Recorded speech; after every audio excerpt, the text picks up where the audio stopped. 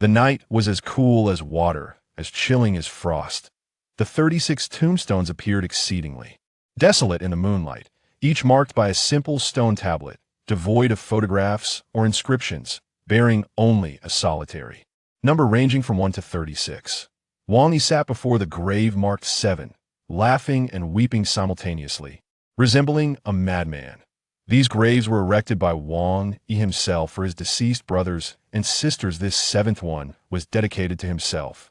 Out of 36 companions dispatched on a mission, he was the sole survivor, not due to their weakness, nor the strength of the enemy, but because the organization they had trusted and fought for abandoned them at the most critical moment. Otherwise, at least half might have returned.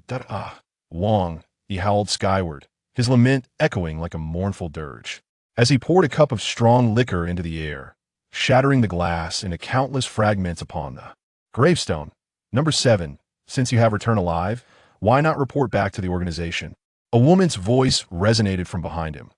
Clad in red, the woman approached Wang Yi, accompanied by 7 or 8 men. Report back? A sardonic smile curled at the corners of Wang Yi's lips. Does the organization require my report? Do they not wish for our demise? I apologize for disappointing them. I am still alive. Wang Yi clenched his teeth, forcing the words through. The situation was urgent. The organization made a meticulous calculation and discussion before ultimately deciding to abandon the rescue, as the costs of such an operation would have far exceeded the lives of those who would perish many times over, the woman replied, her expression darkening yet remaining composed. Indeed, they determined the fate of my 35 brothers and sisters on the battlefield from the comfort of their air-conditioned offices. Wang Yi gazed at her, his eyes filled with a haunting desolation. Tell the organization in my stead I... Number 7. Thank them on behalf of my fallen comrades. Number 7. You need not speak in such a manner. From the moment you accepted this mission, you should have understood that your lives no longer belong to you, but to the nation. Their deaths are indeed tragic, yet they sacrificed themselves for their country. There is no cause for regret. On the contrary, you should feel honored, the woman asserted, gesturing for her companions to step forward, presenting a silver box to Wang Yi. Inside are 500,000 in cash and 35 bank cards, each containing 300,000. The 500,000 is for you, and the remaining 35 cards are for the families of the fallen warriors. Remember, the organization will not allow their sacrifice to be in vain. She placed the box before him. 300,000 per life. Wang Yi chuckled bitterly, rendered momentarily speechless. Number 7. Do not presume you are of great importance. The organization sent me to find you, because they do not wish to abandon you. Do not be so self-important. I have delivered the message. I hope you will act wisely, the woman concluded, turning to leave. Wait, what is it? Have you come to a realization? She turned back to inquire. Gazing at Wang Yi, before the graves of my siblings, you donned a crimson attire, far too resplendent. As the words fell, Wang Yi's figure vanished from the spot, and in the blink of an eye, he stood before the woman, extending his right hand to grasp the collar of her garment at her left shoulder. With a tearing sound, the fabric of her clothing was ripped asunder, revealing her delicate, fair skin beneath the vibrant red blouse. The lace-trimmed garment was exquisite, yet none dared to admire it. You seek death. The woman swiftly covered her bosom, while the men surrounding her finally regained their composure and lunged at Wang Yi. With a thud, the first man to attack was sent flying by a powerful kick from Wang Yi, soaring 3 to 4 meters away. These men, trained to the utmost degree, were each formidable adversaries capable of taking on 10 at once. Yet, even in an 8-0 scenario, Wang Yi managed to bring down 3 or 4 of them, before they ultimately subdued him. Heavily intoxicated, reeking of alcohol, Wang Yi was pinned to the ground by 4 burly men.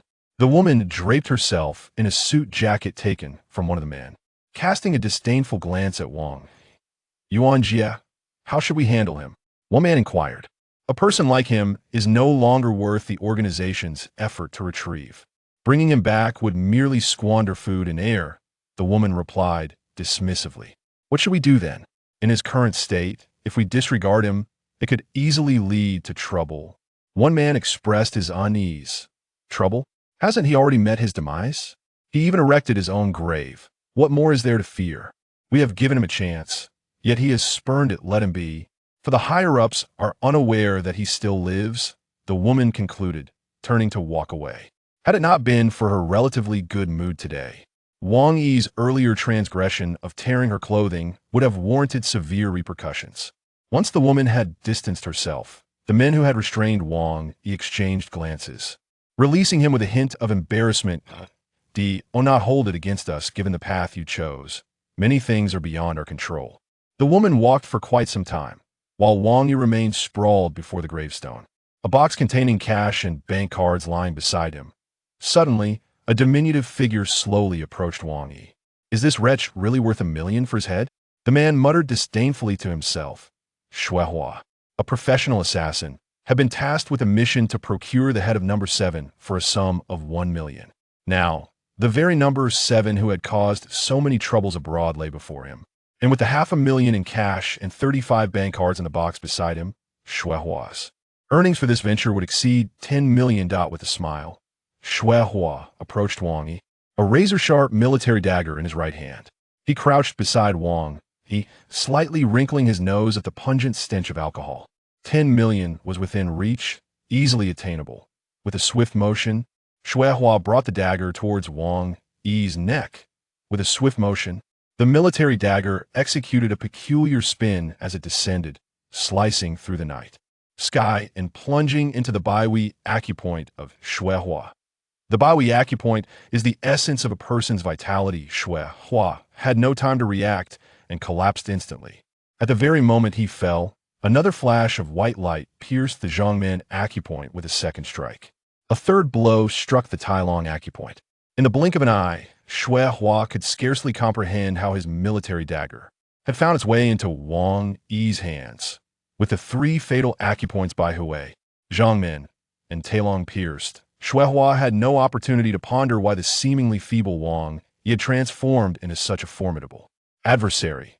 Regret washed over him. Yet at this juncture, regret bore no fruit. Wang Yi rose, gazing at the lifeless Shuehua on the ground, and let out a weary sigh. He removed a ring from his finger and placed it upon Shuehua's finger, then poured several bottles of white liquor over him. Let the former number 7 vanish along with this ring.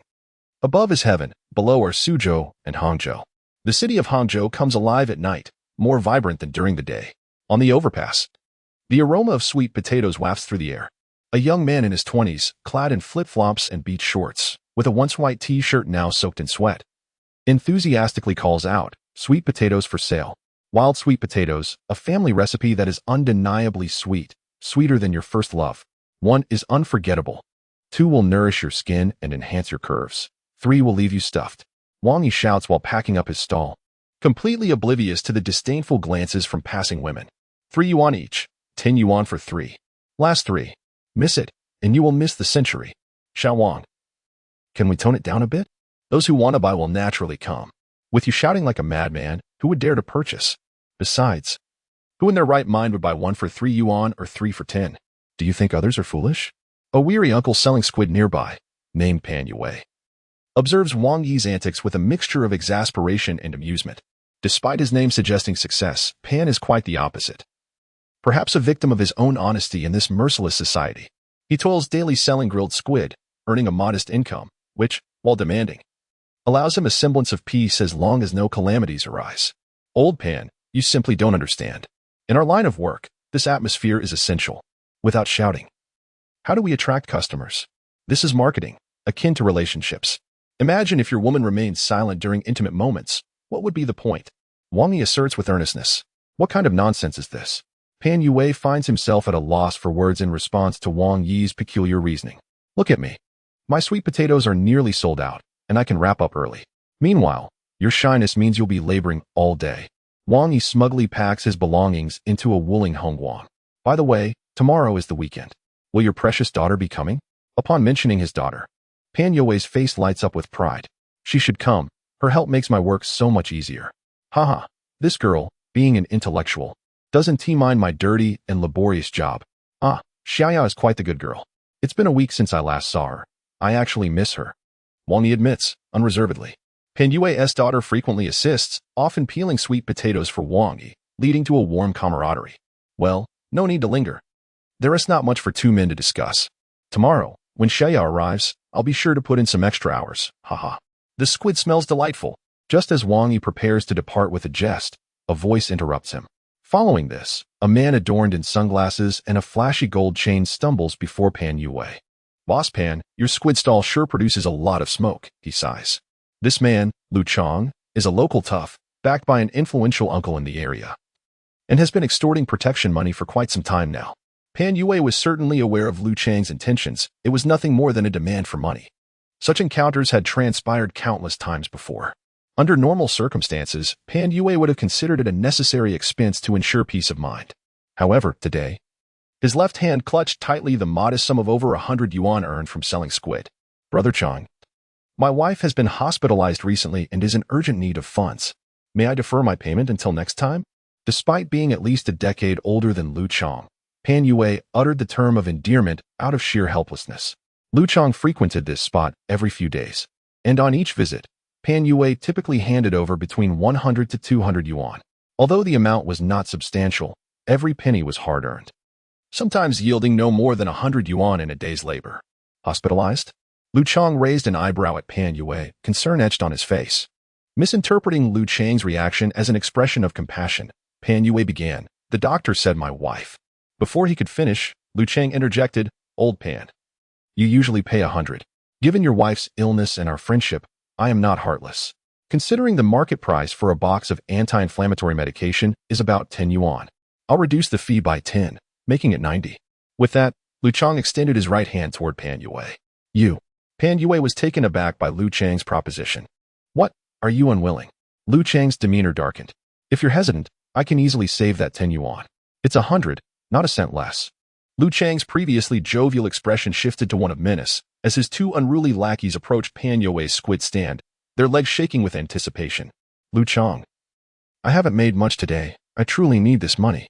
I promise to repay you next time." The bills in Pan Yue's hand were now soaked with sweat. He was determined to hold on to this money at all costs. With a loud crash, Lu Chang kicked over a bucket of oil in front of the squid stand. "Old Pan, have you lost your senses grilling squid? Your stall is quite the hazard. If it weren't for my watchful eye, would you even be allowed to set up here? No worries, if you don't operate, there are plenty who will, ergo and saying good. Lend a hand to move Boss Pan's stall." As Lu Chang's words echoed, his accomplices rolled up their sleeves, ready to confront Pan Yue. "Hey, Brother Chang, let us talk this over calmly." Wang Yi, who had just tidied up his own stall, cheerfully intervened, blocking one of the lackeys' hands reaching for Pan Yue's squid stand. "Old Pan is simply anxious due to his wife's illness. Don't hold it against him. I'll cover his payment." As he spoke, Wang Yi handed Lu Chang a crumpled bill that still bore the scent of sweet potato. "Xiao Wang, this is unacceptable." Pan Yue objected vehemently upon seeing Wang Yi's gesture. "Old Pan, there is no need for formality between us. We are brothers. Your troubles are my troubles, and your wife's illness is akin to my sister-in-law's. It's not much, so don't think poorly of it." Aside from the protection fee of 100, Wang Yi pressed a handful of crumpled bills into Pan Yue's palm. The bills reeking of sweet potato and totaling no more than 100 or 200 yuan. "No, you can't do this to the big brother." Pan Yue adamantly refused the offer. What a profoundly touching scene it is. Lu Chang, standing to the side, snatched the 100 yuan from Wang Yi's hand. Embodying a chivalrous spirit and aspiring to be a hero. "Very well, you shall cover the protection fee for the entire street. I shall grant you a discount." Upon witnessing Lu Chang redirect his ire towards Wang Yi, Pan Yue felt an overwhelming sense of guilt. "Brother Chang, allow me to pay. Wang Yi is young and inexperienced. Please do not take offense." As he prepared to reach for his wallet, Lu Chang interjected with a grin. "Today, I indeed find myself quite offended, young man. If you wish to make a name for yourself, you shall need to part with 2,000. Otherwise, you need not leave." He regarded Wang Yi with a smirk, confident in his dominance over the young man who sold sweet potatoes. "Brother Chang, as for the protection fee, I have none to offer. Of course, even if I did, I would not pay. How about this? I shall generously gift you a few sweet potatoes, no charge at all. What do you say? Quite magnanimous. Wouldn't you agree?" Wang Yi replied with a smile. "How dare you mock me? Do you believe I won't ruin you?" Lu Chang threatened. "Should you wish to lay waste to me, by all means, but only if you can catch up with me first," Wang Yi retorted. With that, he leapt into the driver's seat of the nearby Wuling Hongguang.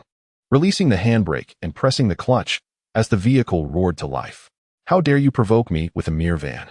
Are you tired of living? Brothers, pursue him and finish him off." Lu Chang, clearly incensed, rushed towards his BMW with a few henchmen in tow. With a roar of the engine, he sped off in pursuit of Wang Yi, convinced that he could easily overtake the humble van with the performance of his luxury car.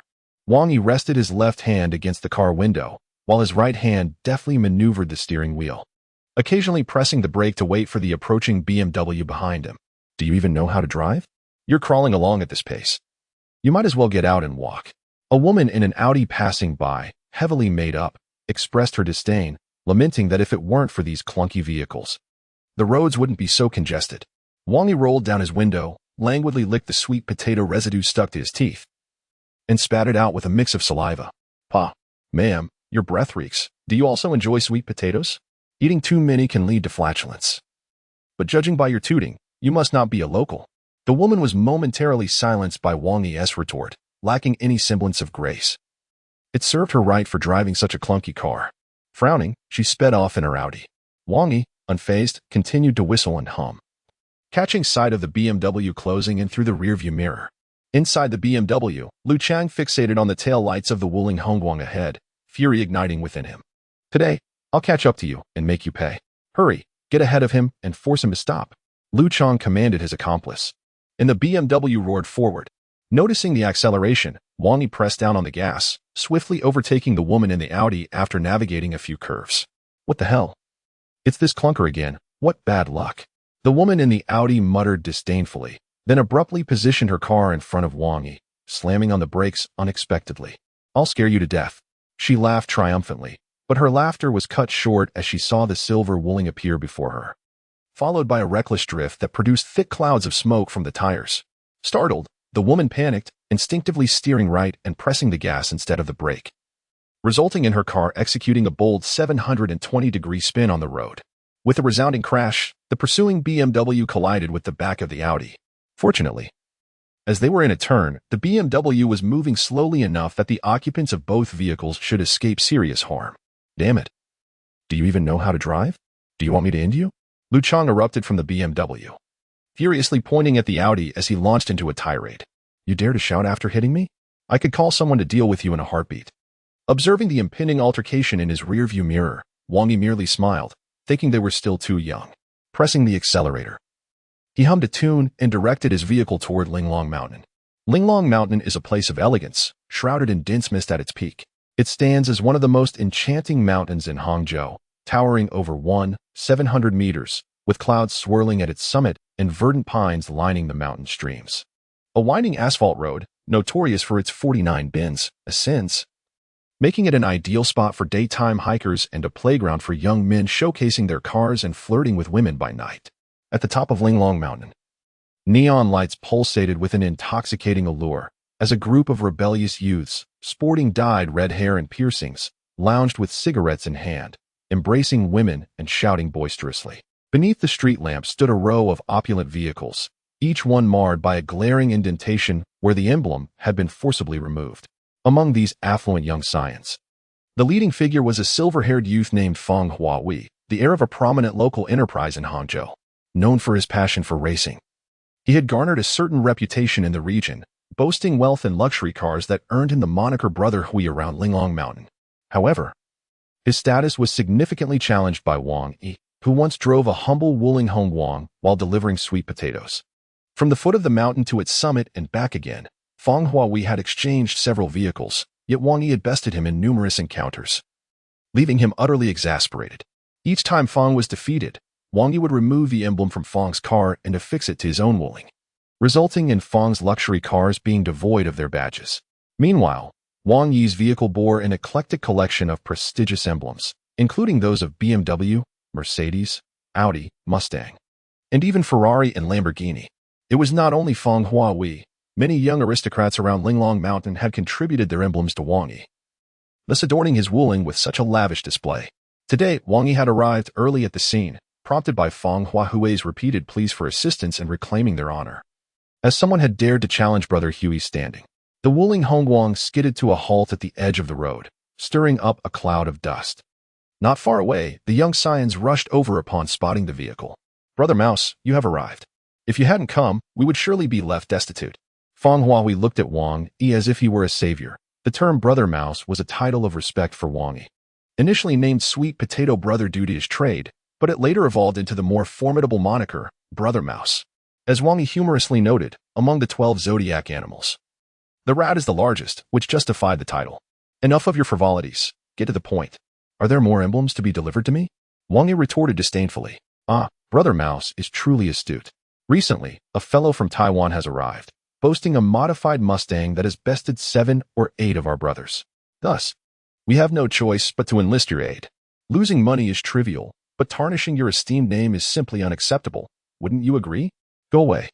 Wang Yi playfully kicked Fang Huahui, who merely chuckled in response, devoid of any irritation. From Taiwan, you say? Besting 7 or 8 of you. Wang Yi gestured for a young man to approach, who promptly offered him a cigarette and assisted in lighting it. Brother Mouse, you have no idea. This fellow is relentless and fearless. The car, a mere Ford Mustang, is ordinary, but he drives it as if reborn, never slowing down on turns and charging ahead like a bull.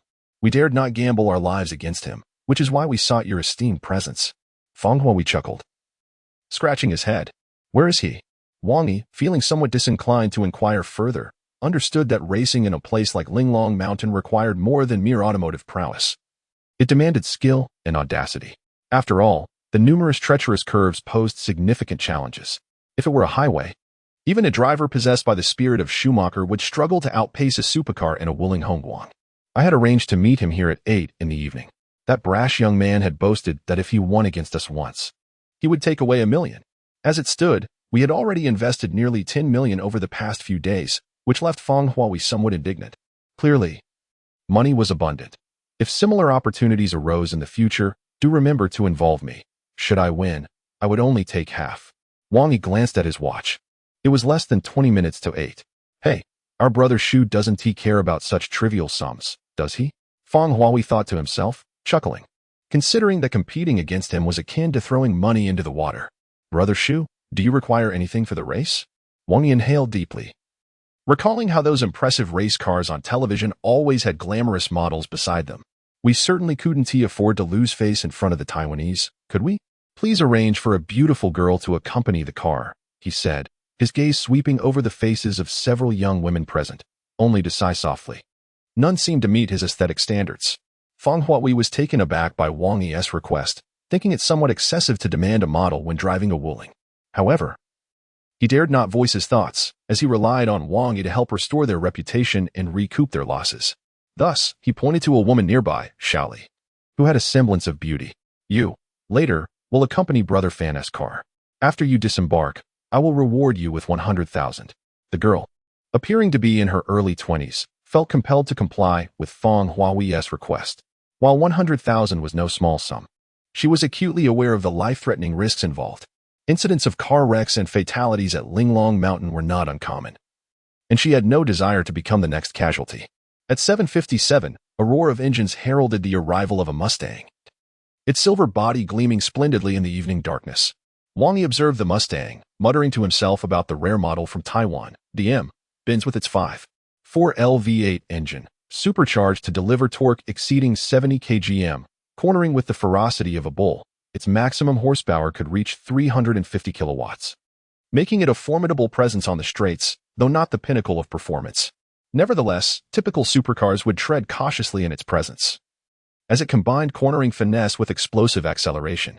It seemed likely that this driver had trained on Akina, so their defeat would be unsurprising. Upon hearing Wang Yi's remarks, Fang Huahui and the others were filled with admiration. To discern the modifications of a vehicle with just a glance was nothing short of extraordinary. See? This is expertise, Fang Huahui said, looking at Wang Yi with awe. How did you discern that? Wang Yi shrugged, wearing a smug expression.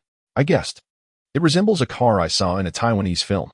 Fang Huahui nearly choked, realizing that Wang Yi's serious demeanor concealed mere bravado.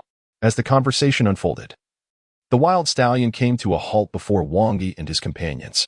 A young man in his 30s, clad in white attire, alighted from the vehicle, while the passenger seat was occupied by a strikingly beautiful young woman, her figure accentuated by her ample bosom and slender waist. What?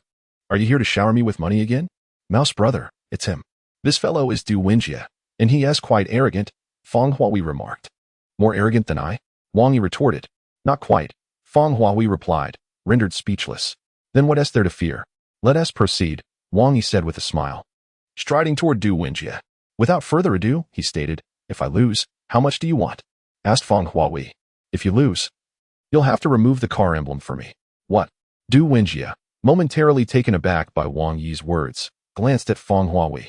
This time, let us raise the stakes. If you win against Sweet Potato Brother, I'll give you 5 million.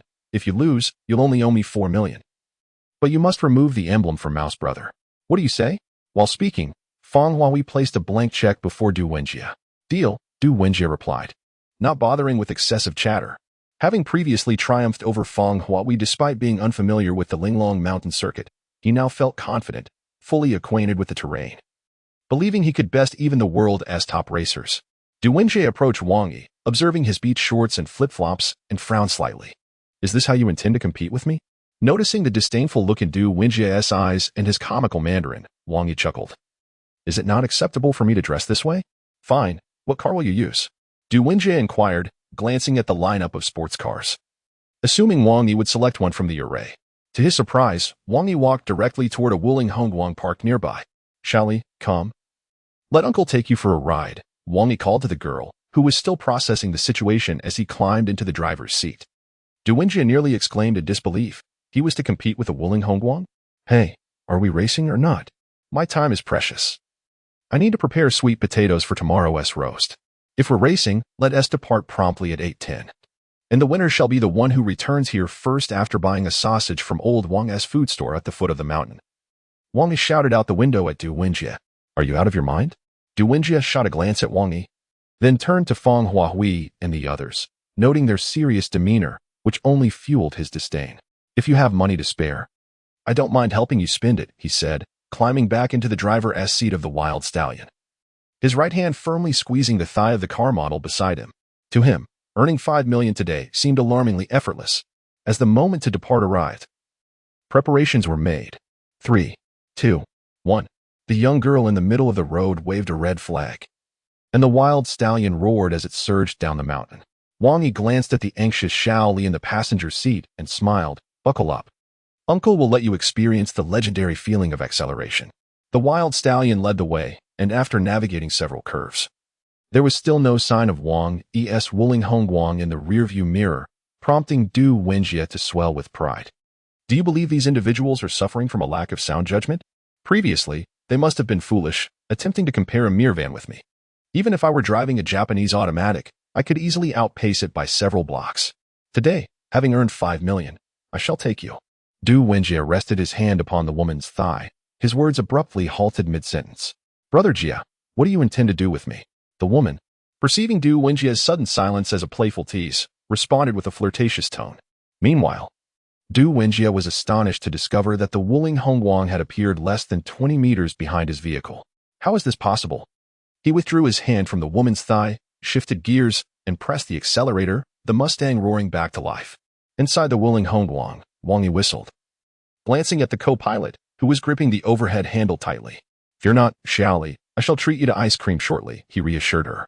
As soon as he spoke, the car surged forward as if invigorated. Ah! Xiao Li's scream pierced the serene night air. Truly, Brother Mouse?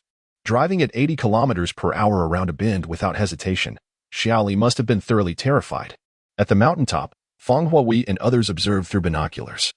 With 49 curves to navigate, Du Wenjie had elegantly conquered over 30, yet the Wuling Hongguang persistently followed, maintaining a distance of about 30 meters. Damn it. I refuse to believe this. After several minutes, the Mustang halted before Old Wang's grocery store at the mountain's base. Du Wenjie quickly exited the car and dashed into the convenience store, tossing 100 yuan to the proprietor and seizing a sausage before racing back. Coincidentally, the Wuling Hongguang also parked at the store's entrance, and as Wang Yi emerged from the driver's seat, he brushed past Du Wenjie. Your sausage is rather small, Wang Yi remarked with a smile. Du Wenjie ignored him, diving into the car and reversing to head back. Wang Yi entered the store, handed the proprietor 10 yuan, and requested the largest sausage available, followed by an ice cream, adding, "Oh, and please give me back $1.50. By the time Wang Yi returned to the car, the Mustang had already set off. He handed the ice cream to the pale-faced Xiao Li. his previously carefree grin replaced by a serious expression, one filled with determination. The Wuling Hongguang charged up the winding path towards Linglong Mountain. On a straight stretch of 160 meters, this was the Wuling Hongguang's limit. Navigating bends at 80 to 120 kilometers per hour was perilous. After traversing 30 sharp turns, they finally spotted the tail lights of the Mustang. "Xiaoli, brace yourself," Wang Yi instructed. His familiarity with Linglong Mountain surpassed that of Du Wenjie. Every curve was vividly etched in his mind, its width, length, the angle of the bends, and the gradient of the slopes. With this data, he identified the 3 most opportune curves for overtaking, the 7th from the bottom, the 18th, and the 39th. Utilizing the preceding 30 curves, Wang Yi had managed to close the gap by at least 300 meters, and now the 39th bend loomed ahead, the most treacherous and acute of them all. With a turning angle exceeding 90 degrees, the road inclined outward, and failing to reduce speed while turning could easily send the vehicle careening off the path. The precipice outside loomed perilously, with mere fragile branches lining the roadside, incapable of hindering the onslaught of a speeding vehicle. Should it lose control, catastrophe would ensue. Faced with such a treacherous curve, Du Wenjie had no choice but to reduce his speed, navigating the bend at 60 kilometers per hour, an endeavor already fraught with danger. His command of the vehicle was nothing short of exemplary. As he maneuvered through the turn, the rear wheels were perilously close to the edge of the road, a mere 10 centimeters separating them from disaster. Had he accelerated by another 10 kilometers and delayed his turn for just 2 seconds, the car would have surely careened off the cliff. Hence, Du Wenjie believed his execution of the turn was flawless. Otherwise, it would have amounted to a death wish. Yet, amid this audacious challenge, there existed someone undeterred by the specter of danger. He witnessed a Wuling vehicle, its front wheels skimming the cliffside, precariously wedged between the precipice and the road, making a swift turn without even illuminating its brake lights, indicating a complete lack of deceleration. Logically, such velocity would have sent both the vehicle and its occupants hurtling into oblivion. Had it not been for the stone wall at the juncture of the roadside and the drainage ditch, which fortuitously obstructed the left front and rear wheels of the Wuling, preventing its flight into the abyss. With a thunderous crash, debris from the Wuling's wheels scattered, and in a moment of disbelief, Du Wenjie watched as the car's tail lights flickered twice before it sped away. Impossible. After navigating the turn, Du Wenjie pressed the accelerator in a desperate attempt to catch up with Wang Yi's Wuling. However, he soon despaired, realizing that even on a straight path, he could only gain a fleeting distance, only to be outpaced once more on the curves. The reckless turning technique employed by Wang Yi was a risk he dared not contemplate, let alone emulate. At 8:27 and 33 seconds, the Wuling Hongguang triumphantly crossed beneath the neon lights of Linglong Mountain, breaking through the red ribbon that marked the finish. Fang Huahui and his entourage erupted in cheers, brandishing champagne and shouting as they rushed toward Wang Yi. The victory Wang Yi had secured for them was not merely financial. It was a matter of pride, an invaluable currency among this group of affluent young men. Wang Yi, with a sausage from Lao Wang's food store clenched between his teeth, stepped out of the car just as Du Wenjie's vehicle came to a lackluster halt. Emerging from his car, Du Wenjie approached Wang Yi, who wore a nonchalant expression. "I am Du Wenjie. The HT Group belongs to my father. Would you be interested in developing your career in Taiwan Island, becoming my brother? I assure you, whatever you desire will be yours." Having witnessed Wang Yi's driving prowess, Du Wenjie was inclined to forge an alliance. Fang Huahui and his companions were taken aback by Du Wenjie's proposition. The HT Group was a formidable entity within the realm of Huaghua, and they had not anticipated that this individual was its heir, possessing more wealth than many among them. "Whatever you desire will be yours." Wang Yi chuckled in response. Indeed, Du Wenjie interpreted Wang Yi's words as a sign of interest. Who could resist such an enticing offer? Fang Huahui and the others observed Wang Yi with bated breath. Should he accept Du Wenjie's proposal, their dominance in the area would become uncertain. Wang Yi gestured towards the emblem on Du Wenjie's sports car and suggested, "Why not pry that off?" The excitement surged among Fang Huahui and his companions as they eagerly rushed forward to remove the emblem. Du Wenjie did not intervene. Instead, producing 2 checks, one, inscribed for 4 million, he tossed to Fang Huahui, while the other, blank, he handed to Wang Yi. "If you come to your senses, feel free to find me on the island. You can fill in the amount yourself." Wang Yi accepted the check and approached Xiaoli, who had just alighted from his car, wiping the check across her face. "How careless of you. You've got ice cream all over your face." Observing Wang Yi's reckless treatment of a check symbolizing immense wealth, Fang Huahui and the others felt a pang of anguish, thinking, if you don't want it, Just give it to us. That essay check from the heir of the HT group. Filling in a mere million wouldn't be an issue. Using it to wipe away ice cream? Du Wenjie watched Wang Yi's antics with a slight smile that concealed his true emotions, then turned and entered his vehicle. Casting a glance back at Wang Yi, we shall meet again. With Du Wenjie gone, Wang Yi paid him no mind and addressed Feng Huawei and the others. To help you win, my car's tires and left side are considerably damaged. Please arrange for repairs tomorrow, perhaps a fresh coat of paint as well.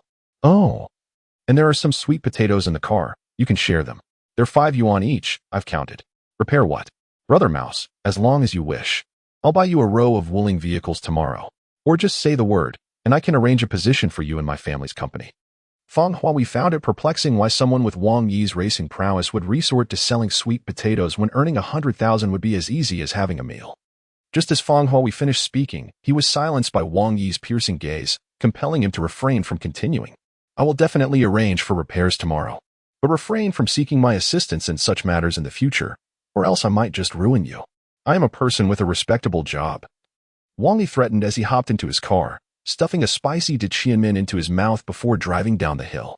As they watched Wang Yi's vehicle disappear, the youthful gentlemen and ladies couldn't help but marvel at his unique character, driving a van, smoking Diqianmen, and keeping a low profile. Racing at Linglong Mountain was merely a pastime for Wang Yi, a way to relax and vent frustrations. Despite their unruly nature, these affluent youths were not inherently bad, and thus he didn't mind mingling with them. Having departed from Linglong Mountain, Wang Yi drove his somewhat dilapidated Wuling Hongguang towards the modest farmer's residence he rented for 700 yuan a month. In a city like Hangzhou, where every inch is precious, such a low rental fee was indeed a rarity. As he cruised along a quiet, secluded road, enjoying the cool breeze and humming a tune, he suddenly noticed something amiss with a nearby La Vida. A white ribbon seemed to flutter from its tail lights. Who would adorn their rear lights with a white ribbon? That's rather ostentatious. Wang Yi mused, and then he spotted a hand behind the ribbon. Indeed, it appeared to be a woman's hand. Kidnapping? Extortion? A plot for robbery and seduction? Ordinary vehicles often have vulnerable positions for their taillights. If a person is confined in the trunk, they might manage to forcefully kick the taillight area a couple of times to create an opening. Wang Yi mused that the kidnapped woman appeared to possess a fair degree of intelligence, realizing that this method could serve as a means of escape. With that thought, he pressed the accelerator of his Wuling Hongguang and surged forward. Inside the driver's cabin of a Longi, a young man felt the rush of the Wuling Hongguang speeding past him, and, unable to contain himself, spat out of the window, cursing the driver as a fool. Little did he know that the Wuling would abruptly brake right in front of him after overtaking. With a sudden crash, Wang Yi could not stop in time and collided head-on. He swayed unsteadily, and had it not been for the seatbelt, he would have surely made intimate contact with the windshield. Oh dear, my apologies, I'm a novice driver, I'm truly sorry, Wang Yi said as he got out of the car, wearing a sheepish smile while approaching the Longi. The owner of the Longi exited his vehicle, infuriated by the rear-end collision. What kind of driver are you? This road is wide enough for just us two, and yet you had to brake suddenly in front of me. Do you want me to put an end to you?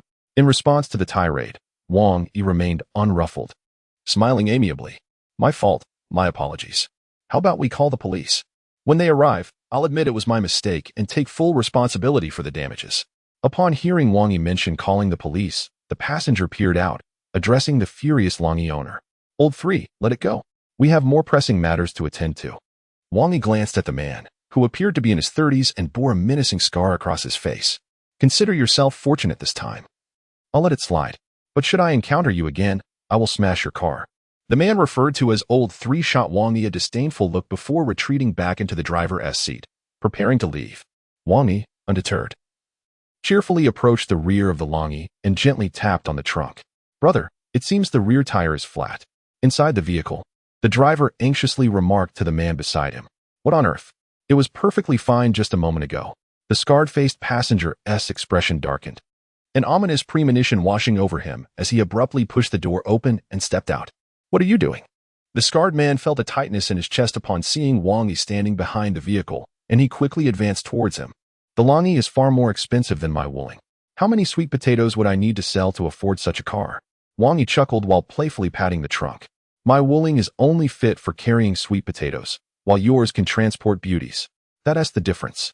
Hearing Wang Yi's words and noticing the damaged taillight, The scarred man realized that the truth might have been exposed, a glint of menace flashing in his eyes. "Old three, get out." The two men positioned themselves to block Wang Yi's path. "Hey, gentlemen, rest assured. I will certainly not disclose that there is a woman in your trunk. Trust me, I'm leaving now. I saw nothing," Wang Yi said with a cheerful demeanor, preparing to step forward. Upon hearing Wang Yi's words, the expressions of the two men turned icy. He was aware that they could not allow him to leave. The scar-faced man glanced around. The location was rather secluded, void of any passers-by, with only a few streetlights flickering dimly.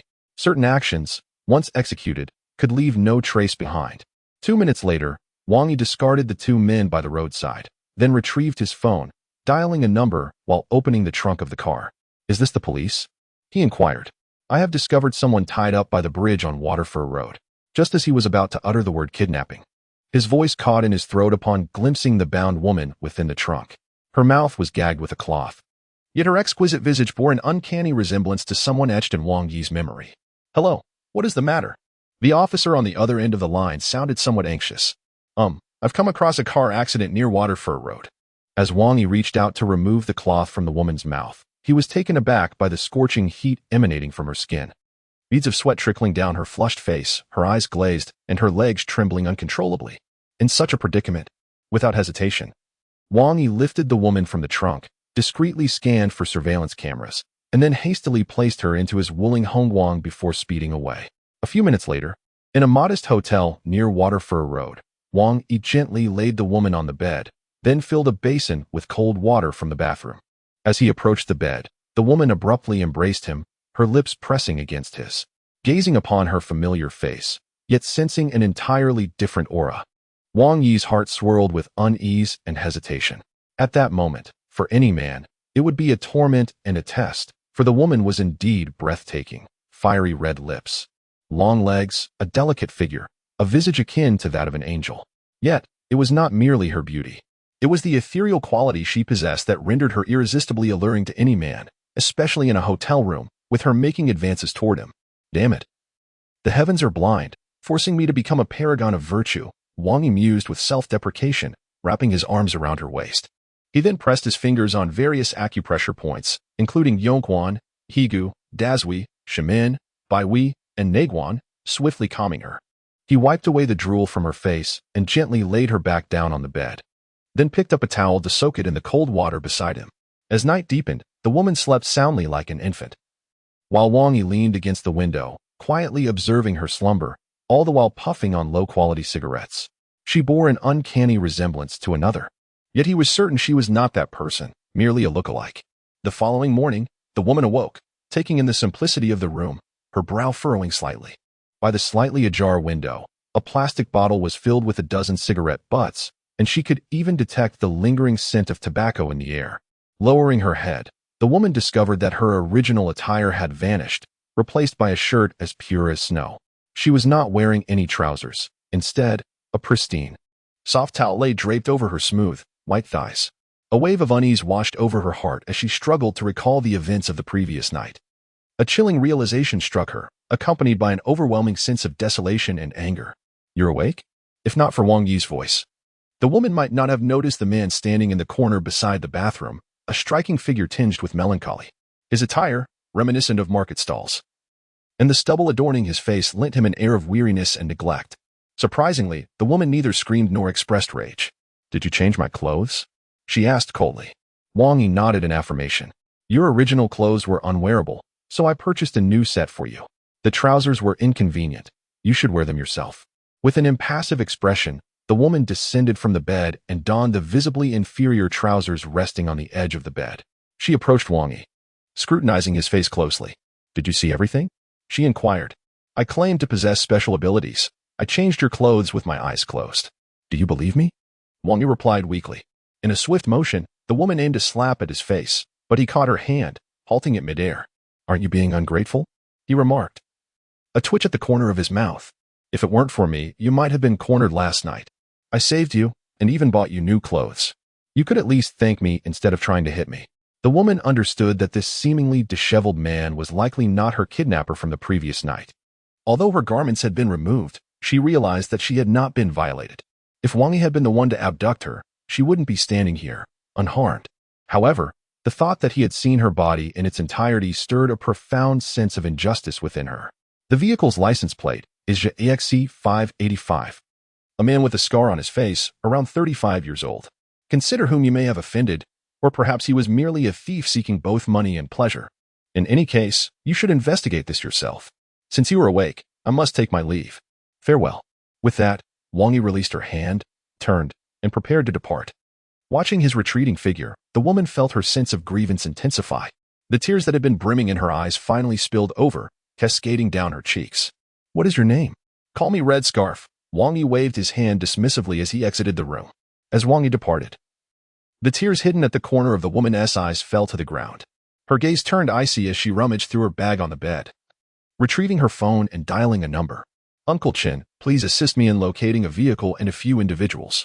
Wang Yi, having departed from the hotel, climbed into his Wuling Hongguang. Although the woman bore a striking resemblance to someone from his past, she was undeniably not the same person. Wang Yi had painstakingly extricated himself from his former life and was reluctant to dwell on the past. Moreover, upon observing that the woman was from an entirely different sphere, he surmised that their paths would likely never cross again. Thus, he resolved to focus on roasting his sweet potatoes, a far more practical endeavor. Upon returning to his rented accommodation with a bag of sweet potatoes, Wang Yi hurried towards the overpass. The overpass was bustling with tourists, and Pan Yue had set up his squid stall early. However, today was Saturday, and beside him was a charming young girl assisting and attending to customers, his daughter, Pan Xiaya. Grateful for the few hundred yuan Wang Yi had provided the previous day to help cover medical expenses at the hospital, the honest and straightforward Pan Yue felt a sense of obligation to return 200 yuan to Wang Yi today. Yet, at this hour, Wang Yi had yet to arrive. Leaving Pan Yue slightly anxious. Had something happened to him at the hands of Lu Chang the day before? Hey, Boss Pan. Up and about so early to set up your stall. And you've brought a secretary today. Your business is booming. Lu Chang, flanked by 2 lackeys, appeared at Pan Yue's squid stall. Having been humiliated by Wang Yi the previous day, which resulted in a car accident, Lu Chang could hardly swallow his resentment and was intent on creating trouble for Wang Yi. However, upon noticing Pan Yue's daughter, he couldn't help but feel a stir of interest at her exquisite appearance. Sensing the lewd gaze of Lu Chang, Pan Yue's heart sank. He had not anticipated Lu Chang's visit so early in the morning and quickly moved to shield Pan Xiaya behind him. This is my daughter, he asserted. Your daughter? Lu Chang chuckled, biting into a couple of squid tentacles at the stall. It's hard to tell with you, Pan Yue, but your daughter is quite a beauty. Your wife must be something special, haha. Lu Chang's laughter was echoed by his lackeys. Here is the management fee. Please do not trouble my daughter. Pan Yue reluctantly withdrew 100 yuan from his hand and offered it to Lu Chang. Without hesitation, Lu Chang snatched the bill from Pan Yue. Yet it was clear that he was not done. Boss Pan, it seems you've come into some money. You're quite affluent now. However, the management fee has increased recently. Your stall is not small, and since you've brought your daughter today, I'll need to charge for 2 people, which is another 100. You can't be serious. This is sheer bullying. My daughter is merely here to help, and I barely make that selling squid in a day. Pan Yue retorted, his tone growing more heated. No money? That's quite all right. Just let your daughter accompany me for a cup of tea, and I'll waive the management fee, not just for today, but as long as she keeps me entertained, Lu Chang said, extending his hand toward Pan Xiaoya's face. Suddenly, Lu Chang's hand was seized in midair. Lu boss, such refined taste so early in the morning. Here for some squid? Would you care for some sweet potatoes? The speaker is none other than Wang Yi. Observing the scene before him, he has already surmised the situation and approaches to mediate. How dare you come here today? I'll have your hands chopped off. Lu Chang, upon seeing Wang Yi, is immediately filled with rage, brandishing a wooden stick and aiming a blow at him. Bystanders, whether merchants or passers-by, witnessed the unfolding drama with indignation. However, they are acutely aware of Lu Chang's connections in the area. In a world where the common man does not confront the wealthy, and the affluent do not challenge the powerful, Lu Chang's brother-in-law wields considerable influence here. Rumored to have ties both legitimate and illicit, engaging in minor businesses. Who would risk offending Lu Chang for the likes of Pan Yue? As the stick in Lu Chang's hand comes within mere inches of Wang Yi, a sudden sensation grips him, followed by the pungent aroma of a roasted sweet potato filling his nostrils. Wang Yi had preemptively slapped the cooked tuber onto Lu Chang's face. Who dares to touch me? Lu Chang bellowed, wiping the sweet potato from his visage, only to discover that it was Wang Yi, the very person who usually groveled and brought him gifts. Brother Chang, sweet potatoes are sustenance. If you want to eat it, at least don't waste it, Wang Yi remarked with a forced smile, suppressing his fury. Are you tired of living? How dare you mock me? Lu Chang seethed, pointing an accusatory finger at Wang Yi. Brother Chang, let us keep it civil. Just collect your protection fee. Old Pan has it hard enough. Don't make it worse for him. Wang Yi's countenance darkened, his restrained anger barely contained. I'll collect from you. Mark my words. I'm set on this woman today, and if you dare provoke me, I'll ruin you. Lu Chang commanded. Gesturing to his henchman, break this kid's legs. I'll take the blame if anything goes awry. Without hesitation, Lu Chang's minions encircled Wang Yi, ready to pounce. In an instant, one thug lunged at Wang Yi, only to be sent flying by a kick. Another was swiftly subdued, his head pressed against Pan Yue's squid stall, rendering him disoriented. Still want to fight back? I'll end you. Lu Chang shouted, seizing a pair of scissors from a nearby stall and lunging at Wang Yi. With swift reflexes, Wang Yi caught Lu Chang's arm, forcing the scissors to the ground, and Lu Chang fell heavily onto the ground. Do you believe I want to kill you? Wang Yi stepped forward, his foot landing on Lu Chang's chest, a dark, sinister glint in his eyes. The sight of the woman had stirred memories he wished to bury, igniting a tempest of emotions within him. For the first time, Lu Chang found himself threatened by Wang Yi, the reality of the situation feeling surreal. This normally timid Wang Yi had found an unexpected reservoir of courage today. Yet the searing pain in his chest confirmed the reality of the moment, and the glance from Wang Yi filled Lu Chang's heart with a chilling dread, akin to facing death itself. You wait. Just you wait. I'll call for help. If I don't ruin you today, I swear I want to be Lu. Lu Chang lamented as he retrieved his phone, ready to summon reinforcements. Suddenly, a whistle pierced the air. Perhaps a kind-hearted passerby had alerted the authorities. What is going on here? Fighting in public? A woman's voice rang out, followed closely by several uniformed police officers who swiftly surrounded them. At the forefront stood a young and beautiful woman, her figure accentuated by the fitted police uniform she wore. Had it not been for the tense atmosphere and the frosty demeanor etched upon her face, one might have found her uniformed presence irresistibly captivating. However, those aware of her identity would likely refrain from indulging in any frivolous thoughts. The woman in question was Officer Jian Ning, a squad leader within the Tianzhou District Police Station, often regarded as the station's flower of law enforcement. Yet, her haughty and icy nature, coupled with her decisive and principled approach to duty, had earned her the moniker of the violent female officer, a title befitting her formidable prowess that even men feared. As Wang Yi cast a cold glance at the 4 or 5 officers before him, it was not fear that gripped him, but rather a reluctance to engage with such individuals. Lu Chang, on the other hand, was taken aback by the arrival of the police. Had it been any other officers, he might have expected some leniency due to his connections. Yet it was precisely this violent female officer who had appeared. Observing the groaning henchman sprawled on the ground and Lu Chang's bloodied right hand, Jian Ning furrowed her brow in inquiry. Officer, we merely came to purchase squid. We did not mean to offend him. He attacked us without provocation. And you must seek justice for us, Lu Chang interjected, seizing the opportunity to leverage the police's presence to his advantage. With his injuries, Pan Yue would undoubtedly hesitate to expose him, and with his connections, he hoped to extricate himself from any repercussions, possibly even imprisoning Wang Yi in the process. Jian Ning surveyed the scene, her gaze landing on the nonchalant Wang Yi, a flicker of disdain crossing her features. She held little respect for men who displayed a lack of ambition and flouted the law. First, take everyone to the police station. Officer, that's not the case. They came to extort protection fees and bully me. It was only because my brother helped that this happened, Pan Xiaoya, who had remained silent until now, panicked at the sight of Wang Yi being apprehended and hurried to clarify. We will ascertain the truth. Everyone is to be taken in, Jian Ning commanded, as her team proceeded to escort the individuals involved away. Aside from those summoned by Lu Chang, who turned to leave, a man not far from the overpass pulled out his phone and made a call. Inside the police station, Jian Ning placed Wang Yi, Lu Chang, and Pan Yue into separate interrogation rooms. Captain Jian, this is merely a trivial street brawl. There's no need for such a show of force. They can handle it themselves, remarked one officer to Jian Ning. If they could handle it, what need would there be for the police? Jian Ning retorted coldly. Furthermore, with such severe injuries, how can this be considered trivial? Go arrange for interrogations and take statements. I will handle the matter with the young lady myself. As Jian Ning entered the interrogation room with Pan Xiaoya and Pan Yue, a phone rang in the office of the police station. Shortly thereafter, an officer emerged. patted the shoulders of two fellow officers, whispered a few words, and then walked away with a grin. Two burly officers then entered Wang Yi's interrogation room, notebook in hand. Wang Yi, with his hands shackled, languidly leaned against the interrogation chair. The moment he discerned the sly smirks on the lips of the two officers who entered, he understood that this so-called interrogation would likely not be straightforward. Speak up. Why did you deliberately inflict harm? Confess for leniency, resist for severity. One of the officers slammed his notebook forcefully onto the table. Deliberate harm? I call it self-defense, Wang Yi replied, gazing at them with a faint smile. In truth, all these superfluous steps were unnecessary. Lu Chong has some connections, doesn't he? The officers were taken aback by Wang Yi's insight, not expecting him to grasp the situation so thoroughly. As long as you understand, let's dispense with the pleasantries. One officer stood and approached Wang Yi.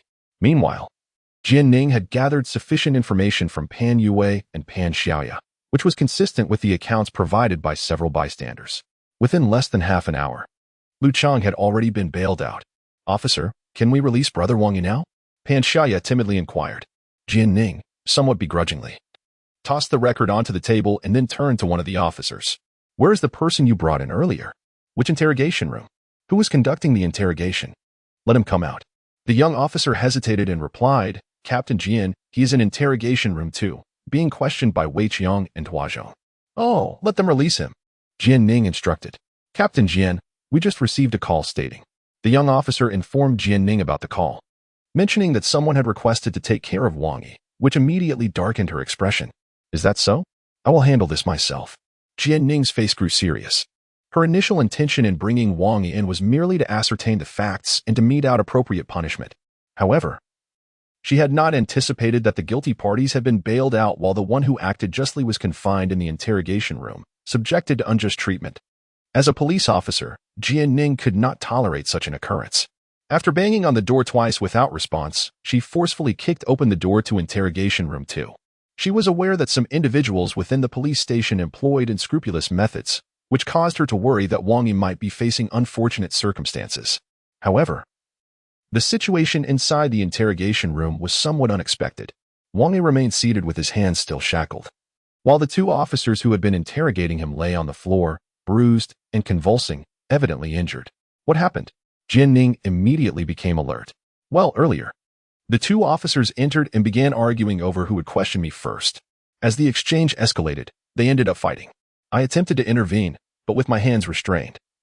I could only watch helplessly as they engaged in their quarrel. Fortunately, officer, you arrived in time. Otherwise, who knows what might have transpired. Captain, this kid is spouting nonsense. One of the officers lamented, his face drawn in despair. Jian Ning glared at Wang Yi, her anger palpable. Sister, one must adhere to reason. My hands are bound, and you are the one who personally placed the handcuffs on me. Wang Yi retorted, if that is truly the case, it can only be said that the quality of the police here is lacking. How can such individuals safeguard the property of the people? Observing Wang Yi's smug demeanor, Jian Ning felt a surge of indignation. Do not be so pleased with yourself. There are surveillance cameras here. Upon hearing the word surveillance cameras, the faces of the two policemen whom Wang Yi had subdued turned an ashen hue. Indeed, the interrogation room is equipped with cameras. I am quite eager to see how the two officers came to blows, Wang Yi remarked. You two, get up and retrieve the footage, Jian Ning commanded, pulling one of them up from the ground. Jian Captain, the surveillance here is broken, the policeman stammered nervously. The knowledge of the malfunctioning cameras, coupled with what she had heard upon entering, allowed Jian Ning to piece together the situation. It appeared these two officers had intended to target Wang Yi, but had inadvertently ensnared themselves instead. Imbeciles, you two step outside. I will handle the interrogation, Jian Ning declared, setting a chair upright. The two officers, as if granted a reprieve, scrambled out of the interrogation room. I am aware it is you, but they brought this upon themselves. However, you assaulted someone on the street. Even if it was in self-defense, it still qualifies as excessive force. I cannot say much else, but I have the authority to detain you for 24 hours.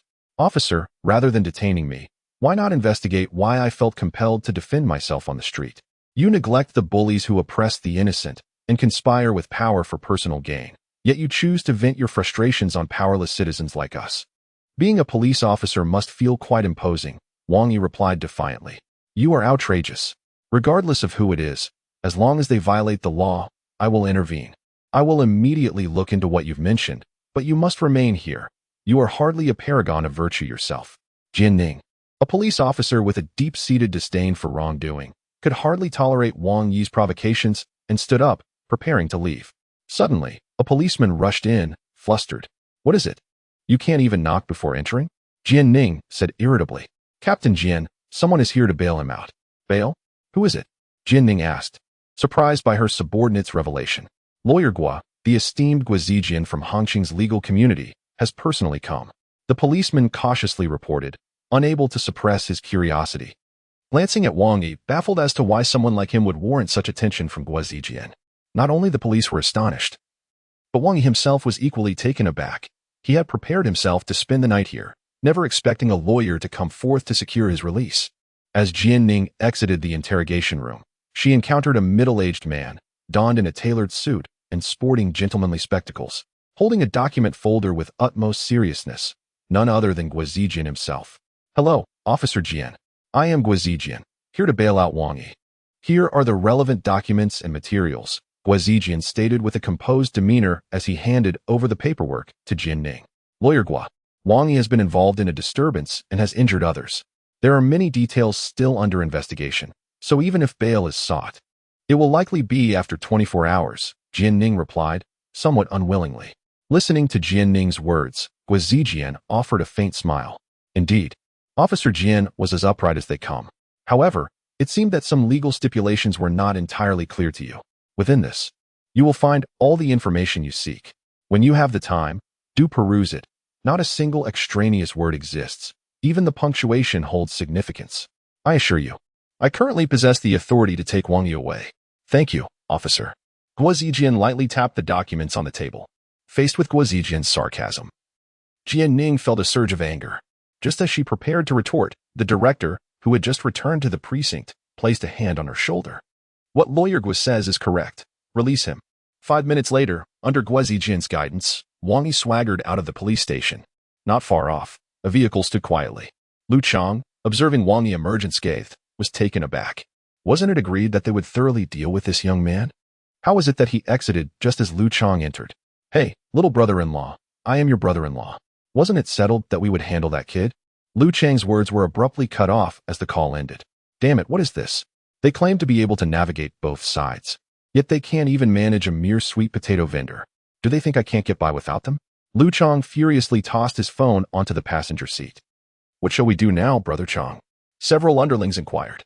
Damn it, let's observe for now. We'll deal with him on the way back. Meanwhile, as Wang Yi stepped out of the police station, he spotted Pan Yue and his daughter, Pan Xiaoya, anxiously awaiting him at the entrance. Brother Wang, are you all right? Pan Xiaoya asked with concern as she approached. It's nothing. Do I look like I'm in trouble? Wang Yi shrugged and smiled. But Officer Jian mentioned that you had assaulted someone and would be detained. Pan Xiaoya still seemed uneasy.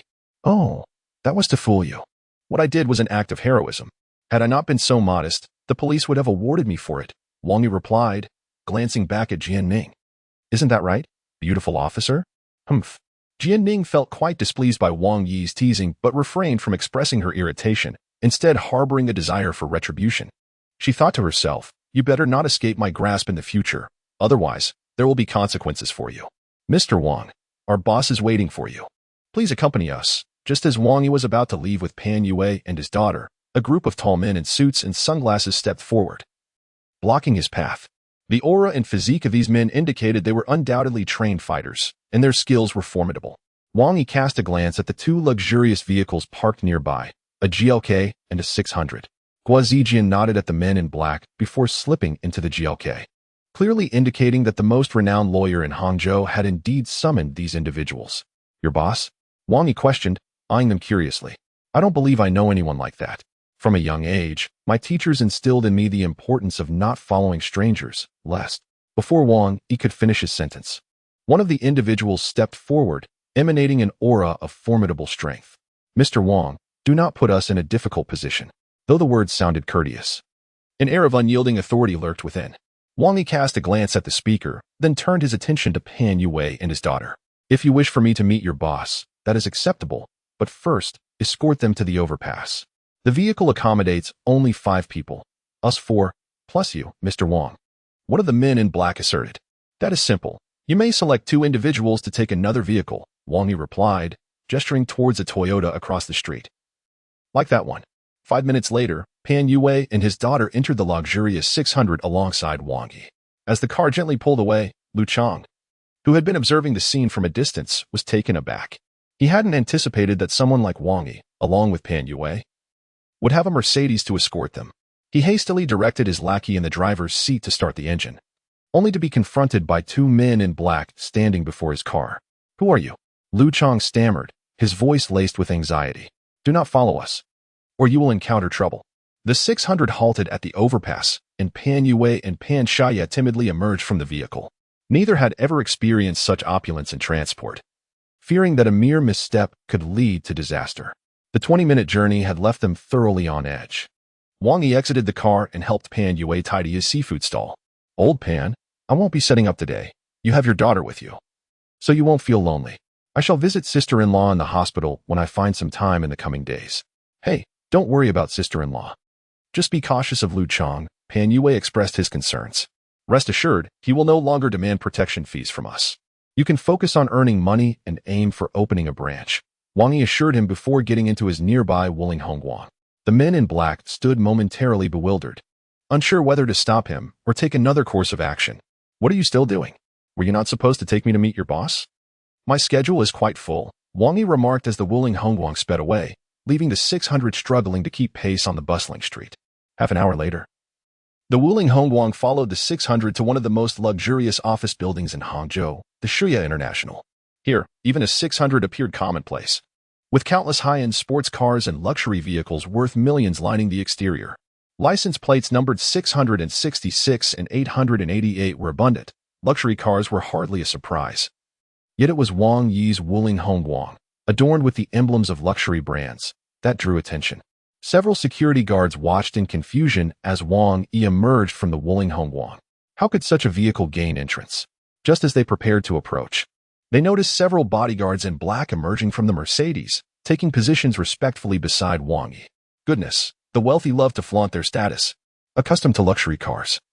Now he opts for a Wuling? The bodyguards assumed he was merely another affluent individual attempting to make a statement.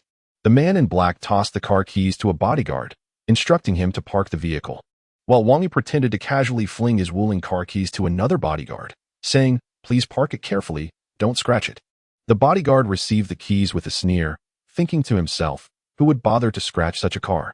A mere touch of paint here could buy several of yours. "Which floor is your boss's company on?" Wang Yi inquired while glancing around. The building was filled with alluring fragrances and an abundance of stunning women, which left Wang Yi momentarily distracted, contemplating how wonderful it would be to sell sweet potatoes here, where there was air conditioning and lovely ladies to admire. "This entire building belongs to our boss. She is waiting for you on the top floor," one of the men in black remarked. Observing Wang Yi's lecherous demeanor, he couldn't help but feel disgusted, unable to fathom why someone as refined and elegant as his boss would associate with such a rogue. On the top floor of Shuai International, Ling Shuiyao sat in her office chair, her expression dark and brooding. The computer screen before her vividly displayed footage of Wang Yi selling sweet potatoes on the overpass and the events unfolding outside the police station. He epitomized an unambitious, aimless commoner, a figure Ling Shuiyao would typically overlook. Yet now, this very commoner had intruded upon her life, not for any trivial reason, but because he had saved her life and seen her in a state of undress. "Boss, this man is named Wang Yi. He appeared in Hangzhou 6 months ago, selling sweet potatoes by day and racing with local rich youths at Linglong Mountain by night. Aside from his driving skills, he possesses little of merit, representing a quintessential figure of complacency and mediocrity. I fail to understand why you are inquiring about him," stated a sharp and efficient assistant beside Ling Shuiyao. "What did he do before coming to Hangzhou?" Ling Shuiyao interrupted her assistant's narrative. "He hails from a remote town in Linen City, an orphan raised in the countryside. Due to his misconduct, he left his hometown seeking adventure but ultimately returned with nothing," the female assistant summarized succinctly, revealing no peculiarities or mysteries surrounding Wang Yi. "All right, I understand. You may leave now." Ling Shuiyao massaged her aching temples as she leaned back in her chair. As the assistant exited, several men in black had just escorted Wang Yi to her office door. The assistant cast a disdainful glance at Wang Yi before strutting away in her high heels. Wang Yi felt a twinge of annoyance at the contemptuous gaze from the unfamiliar woman and turned to the nearby man in black, asking, "Who was that woman? She looked like she was having a bad day." The man in black nearly spat blood. "The boss is inside. You should go in yourself." After ushering Wang Yi into the office, the men in black respectfully closed the door and stood outside. As Wang Yi gazed upon the opulently adorned office, reminiscent of a palace, he was poised to express his astonishment, only to be halted by the sight of a familiar face reclining in the office chair. He found himself momentarily frozen, unable to utter a word. He had presumed that after rescuing her yesterday, he would never see her again. Yet, here they were, reunited so swiftly. "You've arrived," Ling Shuyao said, her eyes fluttering open to meet Wang Yi's gaze, retaining her characteristic nonchalant demeanor. Wang Yi steadied his emotions and took a seat directly opposite her. "So, you miss me already, beautiful? Is it that you feel indebted for my assistance yesterday and wish to repay me with your affection?" Wang Yi intended his words as mere jest, unknowing that this jest would soon take on a reality of its own. Ling Shuyao pushed a folder across the table toward him. "This contains 500,000, along with an agreement. The 500,000 is your reward for saving me yesterday. Should you sign the agreement, I will provide you with an additional 500,000. Upon hearing her words, Wang Yi's curiosity was piqued. He perused the contents of the folder and narrowed his eyes. "My dear lady, I was merely jesting. I am one who performs good deeds without seeking recompense. As for this 500,000, I will accept it, but the agreement, I think I shall pass," he replied with a wry smile. Ling Shuyao appeared taken aback by his refusal. The agreement stipulated that Wang Yi would marry her, however. It would be a union in name only, devoid of any genuine marital essence. Additionally, she would remit 500,000 annually to him as a hush money. As the president of Shuya International, Ling Shuyao's life was not as glamorous as it appeared on the surface, particularly in matters of the heart, where some circumstances were beyond her control. Following the kidnapping incident from the previous day, she had managed to ascertain the identity of those involved based on the license plate number and descriptions Wang Yi had provided. This made her situation all the more pressing. She sought a puppet, someone entirely within her control to act as her husband, thereby quelling the ambitions of certain individuals while retaining her own power. Clearly, Wang Yi was an ideal candidate. Furthermore, Ling Shuyao's choice was influenced by the fact that Wang Yi had seen her in her most vulnerable state, deep within her. She still held the traditional values of a Chinese woman, which made the notion of marrying him, even in pretense, more comforting. "1 million a year," Ling Shuyao reiterated, believing that Wang Yi's refusal stemmed from a desire for greater gain. Wang Yi regarded her countenance and sighed. "You've wasted a day of my business. You could sell but a few sweet potatoes in a day, and even after 10 years, you wouldn't earn 1 million. Ling Shuyao shouted in frustration, unable to comprehend the workings of his mind. "I am quite content," Wang Yi retorted, rolling his eyes as he made his way to the door. Just as he reached for the handle, a tall figure brushed past him, colliding with him unexpectedly. Wang Yi took a couple of steps back, discovering a young man standing before him, tall and elegant, approximately 6 feet in height, adorned with a pair of gentlemanly spectacles. The young man cast a glance at Wang Yi, and upon noticing his shabby attire, could not help but furrow his brow.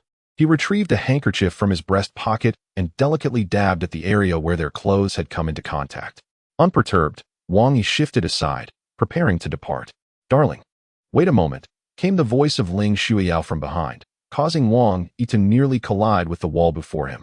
It was not only Wang Yi who was taken aback, the young man beside him appeared utterly astonished. Had he truly heard Ling Shuyao address Wang Yi as her husband? "Bo Wei, you arrived just in time. Allow me to introduce you. This is my boyfriend, Wang Yi, the one I mentioned previously. We are about to obtain our marriage certificate soon," Ling Shuyao stated, stepping forward to entwine her arm with Wang Yi's. Wang Yi inwardly cursed. Was this not a quintessential case of using oneself as a shield? How could he find himself entangled in such a farcical situation? Indeed, upon hearing Ling Shuyao's words, Wang Yi distinctly perceived a flicker of menace in the eyes of the man named Bo Wei, though it was fleeting, quickly replaced by a veneer of calm. "Shuyaao, do you find this amusing?" The young man scoffed. "I understand you might harbor some misconceptions about me, but surely you wouldn't resort to such a clumsy charade to repulse me. Do you genuinely believe that merely claiming a beggar from the street as your husband would convince anyone?" Upon hearing Bo Wei's remarks, Wang Yi, who had hitherto remained silent, could no longer restrain himself. "Sir, you would do well to choose your words with greater respect. Otherwise, despite your handsome appearance, I shall not hesitate to retaliate." Bo Wei glanced at Ling Shuyao with derision, exclaiming, "Listen to this. What is he? A mere street rogue? You expect me to believe he is your husband? Do you consider me a fool, or do you take yourself for one? Ling Shuiyao's expression darkened. Bo Wei was one of her most formidable rivals in the business realm, and he was also a fervent suitor. Her desire to enter into this so-called marriage agreement with Wang Yi was largely motivated by her rivalry with Bo Wei. Yet, in this moment, Wang Yi's demeanor hardly resembled that of a husband. If you seek a shield, at least choose a more suitable one. Rather than such garbage. Before Bo Wei could finish his sentence, he suddenly felt a sharp pain in his abdomen, causing him to involuntarily double over. I warned you. If you continue to be so arrogant, I shall not merely jest, Wang Yi declared, retracting his left foot. Wang Yi audaciously resorted to violence, a course of action that both Qin Boyi and Ling Shuiyao had not anticipated. Shuiyao, is this your intention? Qin Boyi, clutching his abdomen and squatting down, looked up at Ling Shuiyao with a grim expression. Ling Shuiyao, furrowing her brows, felt a hint of embarrassment at the unexpected turn of events and jested. Do I need anyone's permission to strike you? A self-important rich second generation like you will find that I shall strike you every time I see you. Wang Yi assumed a fierce demeanor. I'll remember you, Qin Boyi remarked, casting a glance at Wang Yi. From Qin Boyi's eyes, Wang Yi sensed an ominous threat and contemplated the troubles that might ensue. Are you all right? Ling Shuiyao inquired awkwardly. I'm fine, but I'll remember this kick. You mentioned this lad is your husband. Well then, I expect to see him at the collaboration meeting in 3 days. Qin Boyi declared before turning to leave while still holding his abdomen. Humph, what if he is taller? He still fell to the ground in mere moments. Wang Yi scoffed dismissively. Do you even realize whom you just struck? Ling Shuiyao glared at Wang Yi, her anger flaring. The heir of the Green City Group, Qin Boyi. The Green City Group? Is it really that impressive? Wang Yi retorted nonchalantly. Out of the 10 properties in Jiangbin District, at least 3 are developed by the Green City Group. What do you think? Ling Shuiyao regarded Wang Yi as though he were a fool. Is it truly that remarkable? Wang Yi's expression shifted, but he questioned, what does that have to do with me? I have no plans to purchase a house. Do you honestly believe that after striking him today, he will simply let it go? Wang Yi shrugged. I have nothing to lose, if it comes to it. I can leave Hangzhou and roam freely. Where can I sell sweet potatoes? Hearing Wang Yi's lackadaisical attitude, Ling Shuiyao found it somewhat laughable. Is this truly the man I have chosen to be my husband? Even if her intention was merely to have Wang Yi pose as her spouse. Witnessing his uselessness pained her. You may choose to walk away, but what about others? Others? I have no family ties, no burdens. As long as I am well fed, I have no worries. Why should I care about others? Wang Yi replied. What about the Pan family? You previously struck Lu Chang, and you think a visit to the police station would suffice? Today, you've struck Qin Boyi. With his connections, he could easily uncover your identity within half an hour. If you choose to flee, do you think the Pan family can continue living peacefully here? Ling Shuiyao glared at Wang Yi, her voice rising in anger. Upon hearing Ling Shuiyao's words, Wang Yi's expression dimmed. They are they, and I am I. It was I who struck him. Let them come after me. If they dare to harm the Pan family, I will deal with them. Umph, you think you can? A petty thug like you. One word from Qin Boyi could ruin you forever. Of course, you don't care. You are willing to remain a societal leech, a scum. But do you not feel guilty for dragging the Pan family into this? Wang Yi fell into a brief silence. Sign your name, and you shall receive your payment. Moreover, I can assist in safeguarding the Pan family. Ling Shuiyao once again picked up the marriage agreement and pushed it in front of Wang Yi. Pan Yue was Wang Yi's only friend in Hangzhou. Although both were impoverished, their brotherly bond was characterized by sincerity, and Wang Yi held a fondness for Pan Yue's daughter. Pan Shaya, a spirited young lady. Should anything transpire between them, Wang Yi would undoubtedly feel a pang of guilt. Damn it, old Pan. You better treat me well in the future. I've risked everything for you, Wang Yi thought. After a moment's hesitation, he sighed deeply, picked up a pen from Ling Shuiyao's desk, and swiftly inscribed his name on the agreement. Seeing Wang Yi's signature, a sly smile crept across Ling Shuiyao's lips. He had ultimately acquiesced to her demands. After signing, Wang Yi extended his hand towards Ling Shuiyao. What do you want? She frowned. As previously agreed, 1 million a year. Let us settle the payment first. Asking for money right after signing was quite brazen of Wang Yi. Ling Shuiyao handed him the prepared check, stating, You may take the money, but henceforth, you must adhere strictly to the terms outlined in this agreement. Otherwise, I reserve the right to terminate it at any moment. Wang Yi nonchalantly glanced over the agreement, but his expression darkened considerably as he read the terms. 1. Although Party B, Wang Yi, is nominally the husband of Party A, Ling Shuiyao, Party A shall only pay Party B 1 million annually and shall not fulfill any spousal duties, including but not limited to household chores, family visits, childbirth, or intimate relations. 2. Party B must comply with any requests made by Party A, including but not limited to attending work meetings, press conferences, board meetings, and banquets. 3. Under no circumstances may Party B publicly disclose the relationship with Party A. Unless required by Party A, Party B must maintain a safe distance of 10 meters. 4. Party B must be available at all times. After perusing the series of inequitable clauses, Wang Yi's countenance turned as sour as a bitter melon. "Could you show me the last page?" he inquired. Ling Shuiyao smiled and shook her head, attempting to tear away the signed page. "I'm afraid it's too late. Remember to buy a few decent outfits, as I wouldn't want you to appear so shabby in the future. Come on. It's just a charade of being a husband. Does it really need to be this complicated? I'm not genuinely looking to register our marriage," he retorted. "Who said you don't need to register? Be at the Civil Affairs Bureau tomorrow afternoon at 2 o'clock, and remember to bring your household registration book. Of course, you could opt out, but rest assured, with my connections, I can procure the certificate even if you fail to show up." Upon leaving Shuai International Building, Wang Yi felt a profound affront to his dignity. How could a promising young man like him be thrust into marriage like this? How could he, a proud and virtuous virgin, be subjected to such self-sacrifice?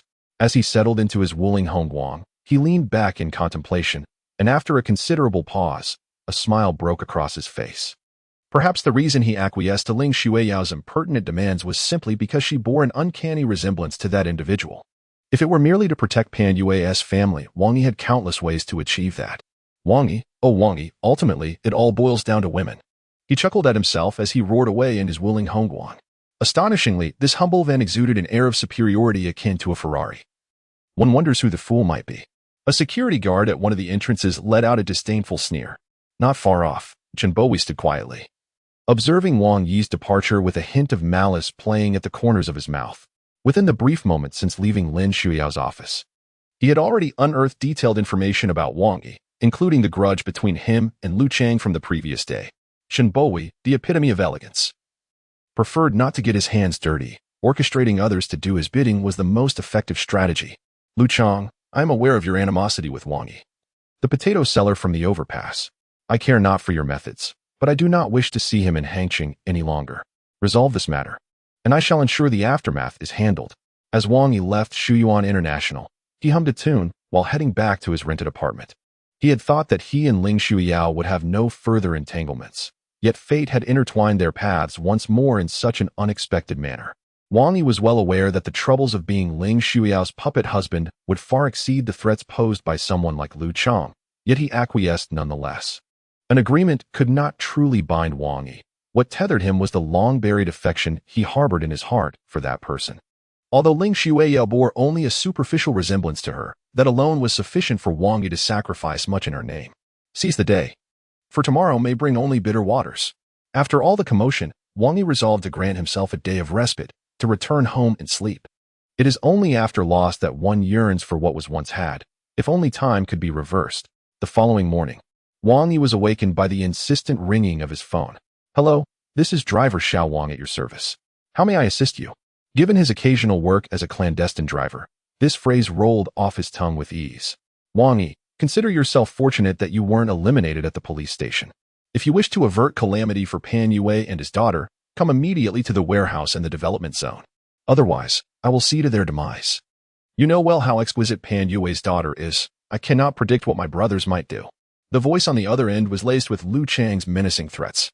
Still groggy, Wang Yi was jolted into awareness. Upon leaving the police station yesterday, he had deliberately sent Ling Xiao as bodyguards to confront Lu Chang, hoping the latter would temper his approach.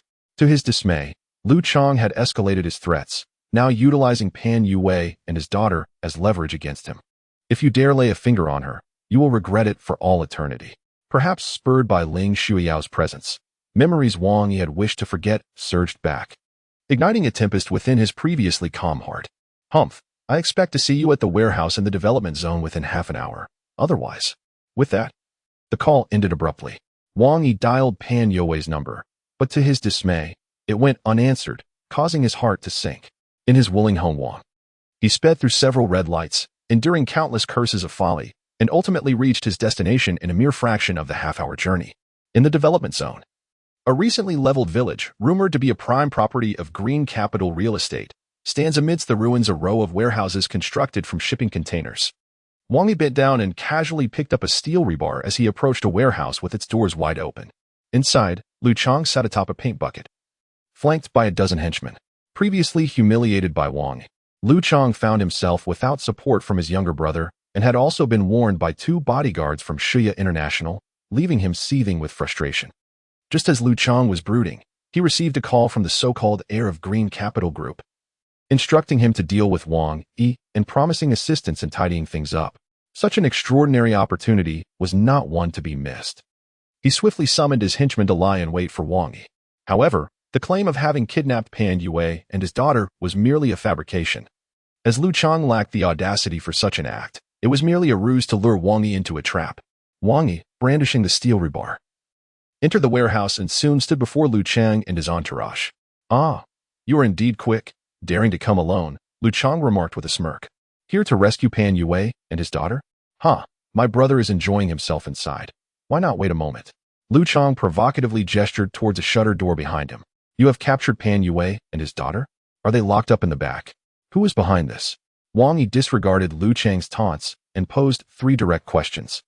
Lu Chang, momentarily taken aback by the inquiries, then erupted into raucous laughter. "You have no right to ask questions here. If you wish to save them, kneel and bow before me, then clean my shoes," he taunted, dipping the toe of his shoe into a nearby paint bucket before extending it towards Wang Yi. Wang Yi had no expectation that Lu Chang would answer his questions. He merely sought to gauge Lu Chang's reaction to ascertain whether Pan Yue and Pan Xiaoyao were truly imprisoned there. From Lu Chang's response, Wang Yi deduced that he had not captured Pan Yue at all. "Brother Chang, I admit my wrongs and apologize. I will cover your medical expenses." Wang Yi feigned submission, suppressing his urge to attack Lu Chang. It was not fear that restrained him, but a profound appreciation for his hard-won peace. Shattering it might lead to irretrievable consequences. Such indignities were trivial to Wang Yi. Enduring them was a means to an end. However, as he stepped forward, the wind shifted, and one of Lu Chang's henchmen, standing nearby, swung a water pipe at Wang Yi's back. The pipe struck solidly against him. Wang Yi did not flinch, not from inability to evade but from disdain. "Brother Chang, I have taken this blow. What further conditions do you seek?" "Conditions?" Lu Chang observed Wang Yi's cowardly demeanor, mistakenly believing that his own domineering presence had intimidated Wang Yi. In an instant, his arrogance surged, and he began to shake his leg, declaring, "I have already stated my demands. Kneel and apologize, then clean the soles of my shoes. Furthermore, you shall personally deliver that old man Pan's daughter to me for a couple of days, and this matter will be considered resolved." Upon hearing these words from Lu Chang once again, Wang Yi's expression darkened ominously. "Brother Chang," he inquired, "is there no room for negotiation?" At that moment, a subordinate charged towards Wang Yi, wielding not a water pipe but a saber, following Qin Bowi's earlier insinuation that this time, the intent was to incapacitate Wang Yi. Wang Yi did not turn. Instead, he raised his left hand and grasped the blade's body, feeling the edge pierce into his palm, crimson blood trickling down the blade, mingling with the dust below. "No room for negotiation?" Wang Yi reiterated. "Do you dare to retaliate? Dispose of him." Lu Chang failed to perceive the flicker of murderous intent in Wang Yi's gaze, convinced that they, a group of over a dozen, had the upper hand. Simultaneously, the group surrounded Wang Yi. He clutched the saber with his left hand, pivoted suddenly, and with a sweeping arc of his right hand, drove a steel rod deep into the shoulder of the thug wielding the saber. "I wish to illuminate my heart under the moon, yet the moon merely illuminated the gutter." Wang Yi sighed deeply, each step leaving a trail of blood. In the blink of an eye, all of Lu Chang's subordinates lay defeated at Wang Yi's feet, leaving Lu Chang dumbfounded and seated in shock. With a bitter smile, Wang Yi noted that while the wound on his left hand had begun to clot, the wound in his heart had just been torn open. What matters cannot be discussed amicably. He approached Lu Chang, gently placing his left hand on the trembling shoulder of Lu Chang, while his right hand, holding the bloodied steel rod, lightly tapped against Lu Chang's face. "Brother Wang, let us speak civilly. I was wrong. I won't dare again." Lu Chang, pale with fear, stammered incoherently. "Speak. Who instigated you to act in such a manner?" Wang Yi's right hand advanced, and the steel rod pierced Lu Chang's shoulder, nailing him to the paint bucket behind. "Let us converse amicably, endure less suffering." "And nobody instructed me." I merely sought revenge after you defeated me last time. Facing Wang Yi, Lu Chang was engulfed in dread. Wang Yi's right hand thrust forward, penetrating Lu Chang's arm. Is that so? In that case, it appears I cannot allow you to live. Otherwise, I will encounter many troubles in the future. Ah! Lu Chang screamed in excruciating pain. No, please don't kill me. I won't dare again. You are my lord. I shall never collect protection fees again. Please spare me. Alas, I find myself quite averse to complications, so I have decided that it is best to end your life. Once and for all. Wang Yi's nails lightly grazed Lu Chang's throat. Initially, I believed you were being manipulated by others.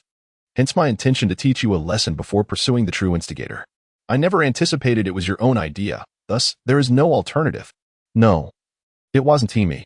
It was Chen Bowie. He instructed me to deal with you, assuring me he would take responsibility if anything went awry. That is why I beg you, do not kill me. Lu Chang cried uncontrollably, snot and tears flowing freely, as a puddle of orange liquid unexpectedly pooled in his trousers. Upon hearing the name Chen Bowie, Wang Yi revealed a peculiar smile. He had initially thought Lu Chang's little uncle was involved, but was taken aback to discover the connection to Chen Bowie. You could have informed me earlier. Why must the youth be so obstinate? Wang Yi remarked, grasping the steel rebar embedded in Lu Chang's arm and yanking it out. My apologies, Changgu, I accidentally pricked you. Do remember to get a tetanus shot when you return. This rebar is quite rusty. Lu Chang cried out in agony, tears mingling with snot. Oh, I did not realize it would hurt so much. My apologies, I'm not very knowledgeable in such matters. After saying this, Wang Yi thrust the steel rebar back into Lu Chang's arm. Lu Chang was left voiceless from the pain. Wang Yi rose, brushed off the dust from his clothes, and surveyed the thugs he had incapacitated. You better not come looking for trouble again, or I will end you, he warned. Waking me up early is a trivial matter, but disrupting my business is a grave concern. Without profits, how shall I pay the management fees? He shot Lu Chang a disdainful glance and swaggered out of the warehouse. Changgu, what should we do? A timid underling approached Lu Chang after Wang Yi departed. What do you think? Take me to the hospital. Meanwhile, Wang Yi drove his beloved Wuling Hongguang, preparing some sweet potatoes to sell at the overpass. Upon arrival, he found Pan Yue had been selling for quite some time, with his daughter Pan Xiaoya assisting. Business was thriving, and both were busily engaged. Wang Yi, why are you so late today? You've missed the prime time for breakfast sales. Pan Yue inquired as he handed 2 skewers of squid to a customer. Ah, what a pity. I had no idea Xiaoya would be here today. Otherwise, I would have rushed over at dawn to wait. Wouldn't you agree, Beauty Xiaoya? Wang Yi smiled at Pan Xiaoya, choosing not to divulge the earlier events. Hee, brother Wang. You tease me again. Pan Xiaoya blushed at Wang Yi's words. I'm merely speaking the truth. How could I not comment on Xiaoya's beauty? Look, since you arrived, your father's business has improved significantly. Indeed, the allure of a beautiful woman is unparalleled. Brother Wang, you are quite handsome as well. Pan Xiaoya felt a surge of happiness at the compliment. Hee, you have good taste and a bright future ahead. You must be nearing graduation. Do you have a boyfriend yet? If so, when will you bring him to meet me for a proper evaluation? At the mention of boyfriends, Pan Xiaoya's previously cheerful demeanor flickered momentarily before she quickly masked it, a subtle shift that Wang Yi keenly noticed. Oh, it's still early. I'm only 23. There's plenty of time, Pan Yue interjected, sensing the awkwardness. Ah, old Pan, are you reluctant to let your daughter marry? Let me tell you, Xiaoya, what are you doing in a place like this? As Wang Yi was about to impart some motivational wisdom to Pan Yue, a group of fashionably dressed young men suddenly approached them. The leader of this group cast a disdainful glance at Wang Yi and Pan Yue before striding towards Pan Xiaoya. Frowning as he said, Xiaoya, how many times have I told you not to come to such places? It's filthy and foul-smelling. Pan Xiaoya, unfazed, continued to help Pan Yue don a squid costume, retorting, if you find it dirty, then don't come here. Did I invite you? Also, feng shui. We are not that close, so don't call me Xiaoya so affectionately. The youth, clearly displeased by Pan Xiaoya's words, restrained his irritation. Xiaoya, what was the name of that handsome guy who said he wanted to pursue you last time? Lu Chang, right? I heard he has a little uncle doing big business around here. He seems promising, Wang Yi remarked with a slight smile. What? At this? The youth's brow furrowed deeply as he stepped closer to Wang Yi, fixing him with a piercing gaze. What did you just say? Wang Yi rolled his eyes. Why wasn't he talking to you? Why are you getting so worked up? Who is Lu Chang? Fang Shenwei asked Pan Xiaoya, indignation evident in his voice. What business is that of yours? Pan Xiaoya replied. You scoundrel, daring to compete with me for a woman. I'll make him understand the consequences. Fang Shui glared at Pan Xiaya, his tone threatening. Oh, the youth of today love to boast without any real capability yet still wish to impress the ladies. Wang Yi interjected aptly. Boasting? Fang Shui turned to glance at Wang Yi before gesturing to his followers to find out where Lu Chang was. I want him to know what happens when he tries to steal my woman. As the zealous young men marched off, Wang Yi, who had just set up his stall, pulled out a cigarette and mused, to survive in this world, one must rely on their intellect. Wadi, you're truly wicked, Pan Xiaya remarked. Fully aware of his intentions. How can that be considered wicked? It's wisdom. Let these two pups go at each other, Wang Yi replied, exhaling a puff of smoke with a smile. Brother, you should smoke less, especially this cheap stuff. It's not good for your health, she cautioned. Do you know why I smoke? Wang Yi feigned profundity with a smile. Because smoking harms the lungs and liver, but not the heart. What kind of nonsense theory is that? Then you should smoke better quality ones. The better ones aren't strong enough. Outside Hangzhou People's Hospital, Lu Chang, freshly bandaged, emerged in a fit of fury. Damn it, Wang Yi even dares to lay a hand on me. If he continues to show up on the overpass. Just wait and see how I deal with him. Indeed, Brother Chang, that Wang Yi is so arrogant. And then there's Pan Yue and his daughter. Once we take care of Wang Yi, we'll definitely capture Pan Xiaoya and let you enjoy her properly, one of his lackeys flattered. Pan Xiaoya? At the mention of her name, Lu Chang's demeanor shifted, his thoughts racing with lustful intentions, desperately wishing to drag her before him and undress her. However, unbeknownst to them, 4 or 5 young men were watching them from behind. Fang Shui clutched a burlap sack tightly as he trailed closely behind Lu Chang and his companions. Just as they turned a couple of corners to enter the underground parking garage, an unexpected darkness enveloped him, as if ensnared by some unseen force. Beat him senseless. How dare he covet my woman? Poor Lu Chang, bewildered by the sudden turn of events, found himself mercilessly assaulted until he lay twitching on the ground, unable to rise. At which point his assailants ceased their attack. Kid, I don't care who you are. If I see you on the overpass again, I will skin you alive. After thoroughly thrashing Lu Chang and his friends, Fang Shui and his group departed with a flourish. It took a considerable time for Lu Chang to tear the sack from his head, his face smeared with blood as he bellowed, Who dares to strike me? I will make you pay dearly. Hey, keep it down. It's broad daylight, and you're howling like a ghost. Maintain some decorum near the hospital. An elderly man riding by on a bicycle shot Lu Chang a scornful glare. On the overpass, Wang Yi, while roasting sweet potatoes. Imagine the scene of Fang Shui confronting Lu Chang, unable to suppress a lewd grin. Wang Yi, what are you thinking about? You seem rather pleased, inquired Pan Xiaya. Her curiosity piqued. I was just thinking of you. The mere thought of your angelic face and devilish figure brings a smile to my lips. Wang Yi replied with a mock seriousness. Go on, Wang Yi, you're teasing me again, Pan Xiaya retorted, feeling a flush of embarrassment. Wang Yi, I noticed you were unusually quiet this morning. What's on your mind? Pan Yue asked. With a sigh, Wang Yi replied, Old Pan, I'm getting married. Pan Xiaya, standing beside him, trembled at the news, nearly stabbing herself with the bamboo skewer she was using for grilling squid. Married? You've never mentioned this before. Who's the lucky girl? Do you have a picture? Pan Yue exclaimed, equally astonished. There's a girl named Ling Shuiyao. Perhaps you have heard of her? Wang Yi inquired nonchalantly. Who in Hangzhou hasn't heard of Ling Shuiyao? She's the stunning president of Shuya International, an idol for countless girls. And the dream goddess of many a homebody, Pan Xiaoya's eyes sparkled at the mention of Ling Shuiyao. Please tell me you aren't saying you're marrying Ling Shuiyao? I am, and she is the one who insisted we marry. Do you believe it? Wang Yi asked, looking at the two. Believe you? If Ling Shuiyao were to marry you, the earth would surely explode, and yet here you are selling sweet potatoes. Pan Yue and his daughter simultaneously shot Wang Yi a disapproving glance. Alas, I knew no one would believe me. Who can comprehend the bitterness within my heart? Who can understand the despair and melancholy of my forced marriage? Is it my fault for being handsome? Why must fate be so cruel? The sound of a coin slapping onto the table interrupted Wang Yi's lament. Boss, I'd like 2 sweet potatoes, please. Certainly. You're in luck. These are the last 2 from this morning. I must head off to my wedding this afternoon, Wang Yi replied while continuing to roast. Wang Yi, if you keep boasting, I might just skewer you with this bamboo stick. Pan Xiaya chuckled, initially believing that Wang Yi was genuinely about to wed. However, upon learning that the bride-to-be was Ling Shuiyao, they realized it was merely Wang Yi's bravado. Half an hour later, as Wang Yi tidied up his stall, he declared, Old Pan, I want to be coming back this afternoon. I'm off to get a marriage certificate with Xiuyao. Go on then, Pan Yue replied, cracking an unusual joke. I have a meeting with Obama this afternoon anyway. Little did he know, Wang Yi's words were indeed the truth. Bound by a signed agreement, Wang Yi would not retract his decision. Driving his flamboyant Wuling Hongguang while humming the latest catchy tune, he headed towards the fabled Civil Affairs Bureau. As he passed through a concealed alley, a faint sound of a scuffle reached his ears. Adhering to the principle of minding his own business to avoid trouble, Wang Yi remained focused on driving.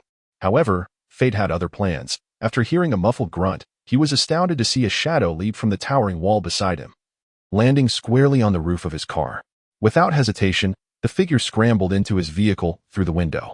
Wow, a stunning woman falling from the sky. What is going on?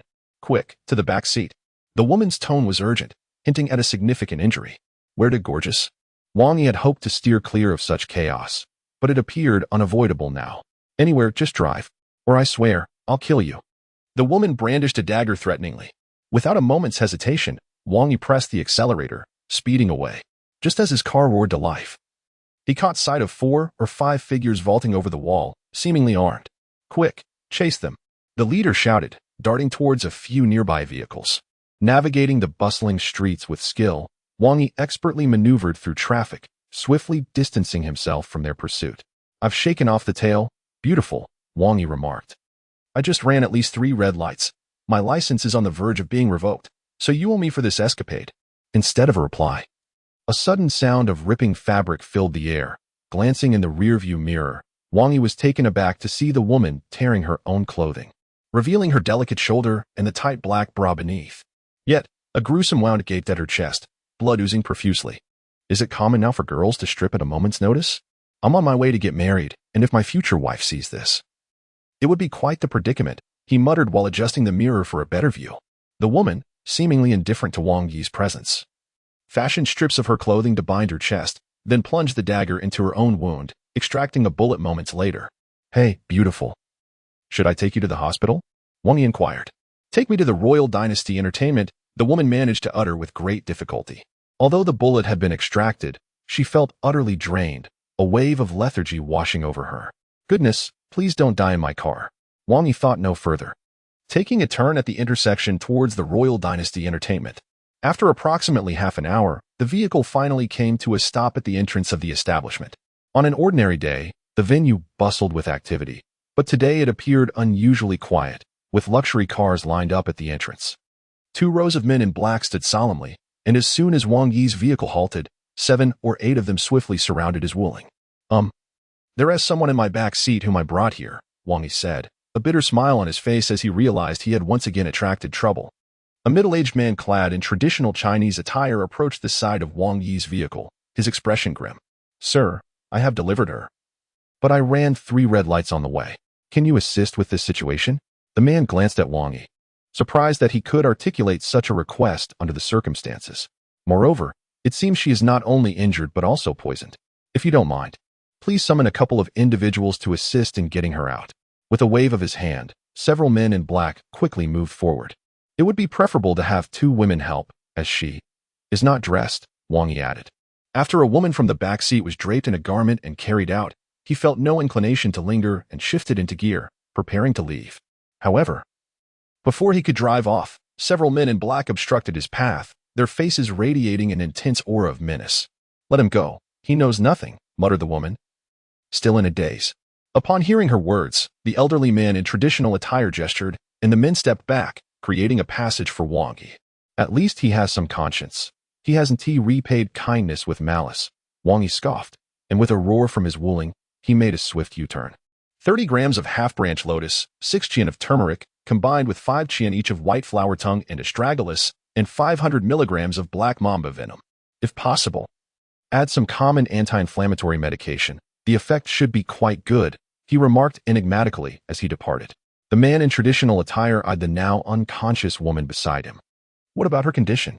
Master Tang, she has a gunshot wound to the chest, but it is not fatal, and the bullet has been removed. However, judging from her condition, she is not only injured but also poisoned. Poisoned? Upon hearing this term, a fierce glint ignited in the elder's eyes. Has the Qifeng group sunk to such depths? Find out who was responsible for this attack on her, and let them pay dearly. And what shall we do about Miss Wuqing? Should we take her to the hospital, or return her to headquarters? Summon the best doctors in Hangzhou. We cannot allow anything to happen to her. Leaving the royal entertainment establishment, Wang Yi drove through the cool breeze, yet a sense of perplexity lingered in his mind. Encountering such absurdity in broad daylight felt like misfortune. However, he could comprehend the unpredictability of society today. What piqued Wang Yi's curiosity was the peculiar poison within that woman. Prior to arriving at the royal entertainment venue, he had conducted a brief examination of her and discovered that the toxin was not a common one, but rather a unique concoction derived from various venomous plants and animals. This implied that, with current medical knowledge, it would be exceedingly challenging to formulate an effective antidote in a short span of time. Given the peculiarities of Wang Yi's own physique, his understanding of medicine had reached an extraordinary level, enabling him to discern rare toxins with remarkable precision and devise the optimal detoxification plan swiftly. Initially, he had no intention of meddling in affairs, yet the woman, in her semi-conscious state, had inadvertently assisted him, stirring a flicker of emotion within him. Thus, before departing, he had shared the simplest antidote recipe with the man in traditional attire. If the man followed his instructions, while complete recovery might be unlikely, at the very least, it could stabilize her condition and prevent deterioration. Simultaneously, in a private room of a hotel that rivaled the royal entertainment establishment in both scale and reputation, a group of men stood somewhat apprehensively before a benevolent-looking middle-aged man seated before them. "Speak," he urged, for self-proclaimed experts ambushed a single woman, employing firearms and poison, yet ultimately allowed her to escape. His tone was calm, but it exerted immense pressure on the four men present. "Sixth Master, if it hadn't been for the unexpected intervention, we would have certainly eliminated Wu Qing and severed Tang Ji's support. Who would have anticipated the sudden appearance of a van in such a remote location?" One of them begrudgingly spoke up. "What I desire is a result. I care not for the process or excuses. Furthermore, what you describe hardly qualifies as an excuse. A mere van was able to whisk her away from right under your noses. What use are you to me?" "Sixth Master, while we did not eliminate Wu Qing on the spot, she has been poisoned with a concoction from the Black Mamba. Unless the Black Mamba intervenes personally, it is impossible for anyone to aid her with the current medical capabilities, rendering her fate akin to death," another man explained. The man referred to as Sixth Master chuckled softly. "You articulate the reasons well, yet the task remains unfulfilled." With a resounding crash, he smashed his wine glass against the coffee table. "No matter the means. If I do not receive news of Wu Qing's demise or witness turmoil within the Tang Palace within 3 days, I shall bury you alive." The robust man, typically imposing and formidable, emerged from Sixth Master's suite drenched in sweat, overwhelmed by the weight of his expectations. "What shall we do now, brother?" one of them inquired, a hint of reluctance in his voice. The man in charge is named Wang Jianqing, one of the more formidable subordinates of Liu Yi. At this moment, a fierce expression crossed his face as he commanded, "Investigate the license plate of that Wuling Hongguang minivan, JA9DS80. I wish to discover who dares to hinder my endeavors. I will ensure they pay the price." Meanwhile, Wang Yi leaned against the car window, reminiscing about the enchanting beauty who had disrobed in the backseat of his vehicle. It is often said that only luxury cars like Mercedes or BMWs can attract women, yet here he was, finding that even a Wuling Hongguang could draw a lady's attention. Clearly, there are still many discerning individuals out there. While Wang Yi indulged in his thoughts, his domestic phone suddenly vibrated and roared, reminding him of the losses one truly appreciates only after they are gone. If only time could turn back, he mused. "Hello, this is your driver, Xiao Wang." "At your service," he answered, not bothering to glance at the screen. "Wang Yi, if you do not arrive within 10 minutes, I guarantee you will regret it." A woman's furious voice echoed from the other end of the line. "What the hell?" Wang Yi raised his hand to check his watch. 2:40 p.m. He recalled that he had arranged with Ling Shuiyao to meet at 2 p.m. to collect their marriage certificate. Now, it was 2:40 p.m., meaning he had kept the CEO of Shuai International waiting at the Civil Affairs Bureau for 40 minutes. A sense of foreboding washed over him as he revved the Wuling Hongguang, which surged forward as if fueled by adrenaline, reaching the bureau in 9 minutes and 50 seconds. "Darling, where are you?" Wang Yi called out as he scanned the hall, failing to spot Ling Shuiyao. Hearing the commotion, Ling Shuiyao, who was sipping tea in the VIP lounge, furrowed her delicate brows. One of her bodyguards promptly exited to confront Wang Yi. "Oh, there you are, my dear. I'm sorry for being late. I was just being a good Samaritan. I hope this hasn't hindered our certificate collection." Wang Yi grinned nonchalantly as he was escorted in by the bodyguard, appearing every bit the rogue. as she listened to Wang Yi's words and observed his attire. Ling Xueyao's displeasure deepened, leading her to question the wisdom of her decision. The staff present, who had come specifically to assist Ling Xueyao, were equally astonished. To them, her husband, even if not a corporate president, should have been an outstanding young talent, not this apparent scoundrel. Yet, they dared not inquire further. After a moment's hesitation, Ling Xueyao waved her hand, indicating he should change his clothes. Why change? This outfit is perfectly fine. All right, I'll change, he relented. 10 minutes later, Wang Yi emerged from the changing room, clad in a suit, tie, and polished shoes. Ling Xueyao, casting a casual glance his way, was momentarily taken aback. His chiseled features, alluring gaze, and impeccable physique, coupled with a hint of a rebellious smile, transformed Wang Yi into a charming gentleman brimming with charisma and allure. Not only was Ling Xueyao taken aback, but the nearby staff members were equally astonished, unable to close their mouths in disbelief. Could this be the same disheveled young man clad in a faded t-shirt and beach shorts, exuding an air of despondency? Perhaps it was my concealed masculinity that left them in awe. This is precisely why I choose to remain low-key. Once I draw attention, I become the focal point of the world, and the weight of such pressure is immense. However, Wang Yi's grin instantly shattered the facade. Upon hearing Wang Yi's shameless remarks, Ling Xueyao shook her head, letting out a bitter laugh. Ultimately, he was merely a street rogue, even clad in a suit worth tens of thousands. He could not disguise his true essence. Obtaining the marriage certificate was simply a matter of taking a photo and signing a document, facilitated by dedicated staff. All completed in a matter of moments. Wife, having just received the certificate, shall we celebrate with a fine dining experience, watch a movie, or perhaps book a room? Wang Yi inquired, trailing behind Ling Xueyao. Ling Xueyao turned around with a hint of disdain, stating, according to our agreement, you cannot let others know of our relationship. So you must refrain from addressing me in that manner. Oh, when others are present, I shall refrain. But when we are alone, how shall I address you? Wife, dear. Xiao Yao Yao, or perhaps Yao Yao darling. Get lost. When Wang Yi and the others emerged, the Civil Affairs Bureau was devoid of any onlookers. A scenario likely orchestrated by Ling Xueyao. Consequently, aside from themselves, no one would know of their marriage, and as for the staff, Ling Xueyao was confident that even with their audacity, they would not dare to speak freely. At the entrance of the Civil Affairs Bureau, a Mercedes-Benz van awaited Ling Xueyao. Hey, wife, shall we find a hotel to host a wedding banquet, share some sweets, and consummate our union? Wang Yi queried as he caught up. Continue with your nonsense. And I shall have someone silence you. Ling Xueyao glared at Wang Yi. Starting tomorrow, you are prohibited from selling sweet potatoes on the overpass. Find yourself a proper and clean job. What's wrong with selling sweet potatoes? I neither steal nor rob. How's that unclean? Besides, I plan to open a branch and go public. Wang Yi retorted, visibly displeased. I have already purchased the overpass. Starting tomorrow, no vendors are allowed. Do not think you can set up elsewhere. I assure you, you will not be able to sell anywhere. Ling Xueyao's voice echoed from the vehicle. And before Wang Yi could respond, the car sped away. Where are my rights? Is it a crime to get married, even if it's a sham? Now she wants to control everything I do. Wang Yi lamented as he hopped into his Wuling Hongguang and sped towards the overpass. On the overpass, Pan Yue was happily tidying up his stall alongside Pan Xiaoya. Hey, old Pan, wrapping up early today? You seem in good spirits. Sold out a squid? Wang Yi inquired. Ah, Xiao Wang, you have no idea. Selling squid here will no longer be possible. It seems a wealthy boss has purchased the overpass, Pan Yue replied. Then why are you so cheerful? With such a prime location, where will you find another? Wang Yi shot Pan Yue a look of disbelief. You may not be aware, but that boss is truly a good man. I was merely setting up my stall here when he asked me to move. How could I refuse? To my surprise, he compensated me with a substantial sum of 100,000 yuan. Would you not agree that he is indeed a good person? Now, my wife's illness finally seems to have a glimmer of hope. Pan Yue chuckled heartily. Not only Pan Yue, but several vendors on the nearby overpass also appeared to be quite content. They must have received their share as well.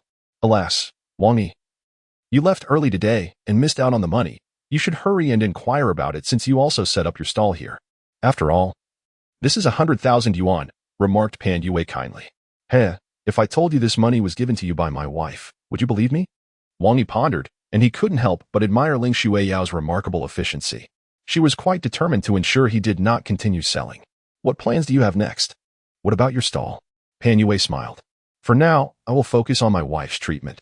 Xiaoya is about to graduate, once my wife is well. And Xiaoya has secured a job. I will find a more suitable place to continue selling squid. At my age, I am not skilled in much else. This outcome is indeed favorable for Pan Yue, and Wang Yi felt happy for him. Xiao Wang, you have helped me immensely over the past 6 months. How about this? Today, let me treat you to a meal. Pan Yue, feeling elated, became quite talkative. Please do not decline. We cannot afford a fancy hotel. But we can go to my home, and I shall have Xiaoya whip up a few dishes. With a beauty like Xiaoya in the kitchen, how could I refuse? Just remember to bring some spirits, not too expensive, but potent. Pan Yue rode his tricycle, with Wang Yi trailing behind, meandering through the streets until they finally arrived at a secluded shantytown, despite knowing each other for over half a year. This was Wang Yi's first visit to Pan Yue's home. He chuckled. The place is simple. Make yourself at home. Pan Yue felt a bit embarrassed. In truth, Pan Yue's home could only be described as bare. Apart from basic household items and an old induction cooker, there were nearly no appliances. The entire dwelling comprised 2 rooms, totaling less than 20 square meters, where Pan Yue's ailing wife sat in one of them. Brother, how is your wife's condition? It's nothing serious. In the past, I failed to take proper care of her and our daughter. However, now that I have some funds, I will take her to the hospital for surgery tomorrow. Pan Yue said with palpable excitement. Pan Yue's wife, Sun Hongmei, is a simple and honest woman. Upon seeing Wang Yi, she beamed with joy, having heard Pan Yue mention him several times, expressing gratitude for the assistance he had provided to their family. Today, with Wang Yi's rare visit, Pan Xiaoya had purchased fish and meat and was already busy in the kitchen. The so-called kitchen was merely a 2 square meter space partitioned with 2 boards, containing an induction cooker. At the dining table, Pan Yue was in high spirits, indulging in a few drinks. Meanwhile, Pan Xiaoya nervously clutched her clothing. Brother Wang Yi, please do not mock my family's poverty and inadequate hospitality. Nonsense, how could I? With a stunning beauty like you at home, a graduate student to boot. You are quite affluent indeed, Wang Yi replied. Ah, I must say, in my eyes, Xiaoya is my greatest treasure, an invaluable gem. Now that my studies are nearly complete and work is secure, all that remains is to find a suitable partner. Unexpectedly, Pan Yue broached this topic. Xiao Wang, my dear brother, today I am in high spirits, so I shall speak candidly. It is evident that you are a commendable person, genuine and kind. In this society, individuals like you are a rarity. Though I, Pan Yue, lack prowess, I am grateful and discerning, understanding the essence of good and evil. I would rather not see Xiaoya entangled with the wealthy and powerful.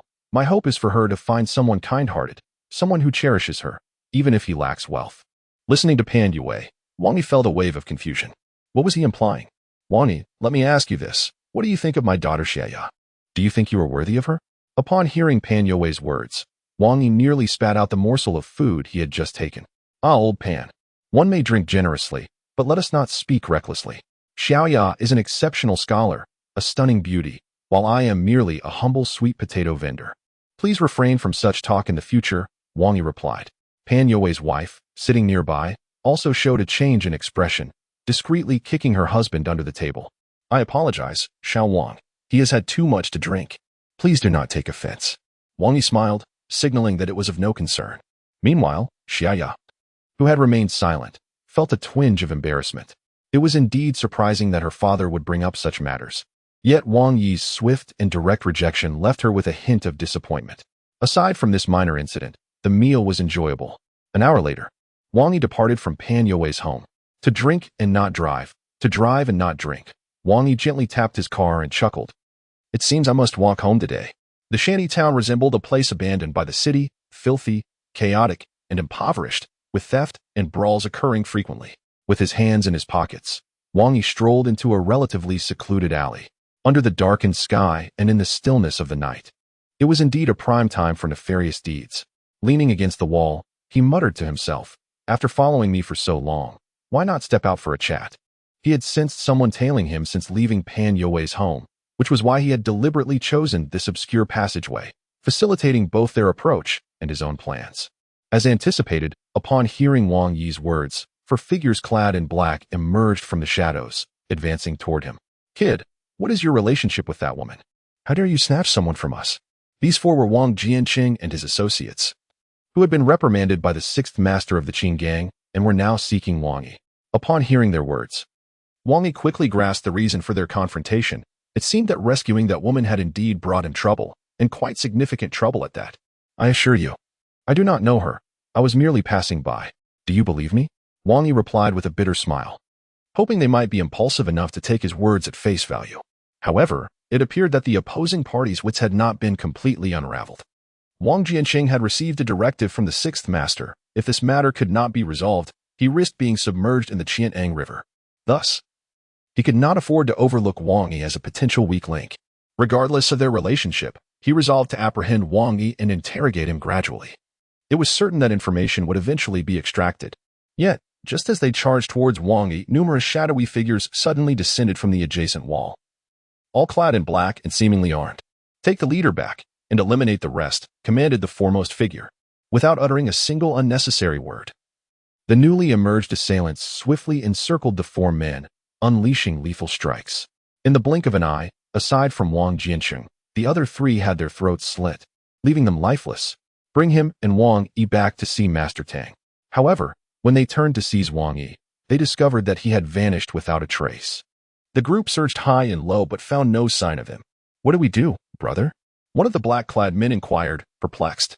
They could not fathom how Wang Yi had slipped away from their vigilant eyes, given that they were all retired special forces known for their heightened alertness and acuity. Bring this individual back. The deceased must be accounted for. Half an hour later, on a narrow path from the slums to Wang Yi's residence, a flamboyant Wuling Hongguang appeared, with Wang Yi humming a tune while enjoying the air conditioning. Fortunately, I made a swift escape. Otherwise, it would have been a heap of trouble. Wang Yi muttered to himself, reflecting on the unexpected rescue of the woman named Wu Qing the day prior. Her identity was evidently extraordinary. As suggested by the subsequent machinations of the Imperial Entertainment, the two factions that had emerged tonight were undoubtedly connected to her.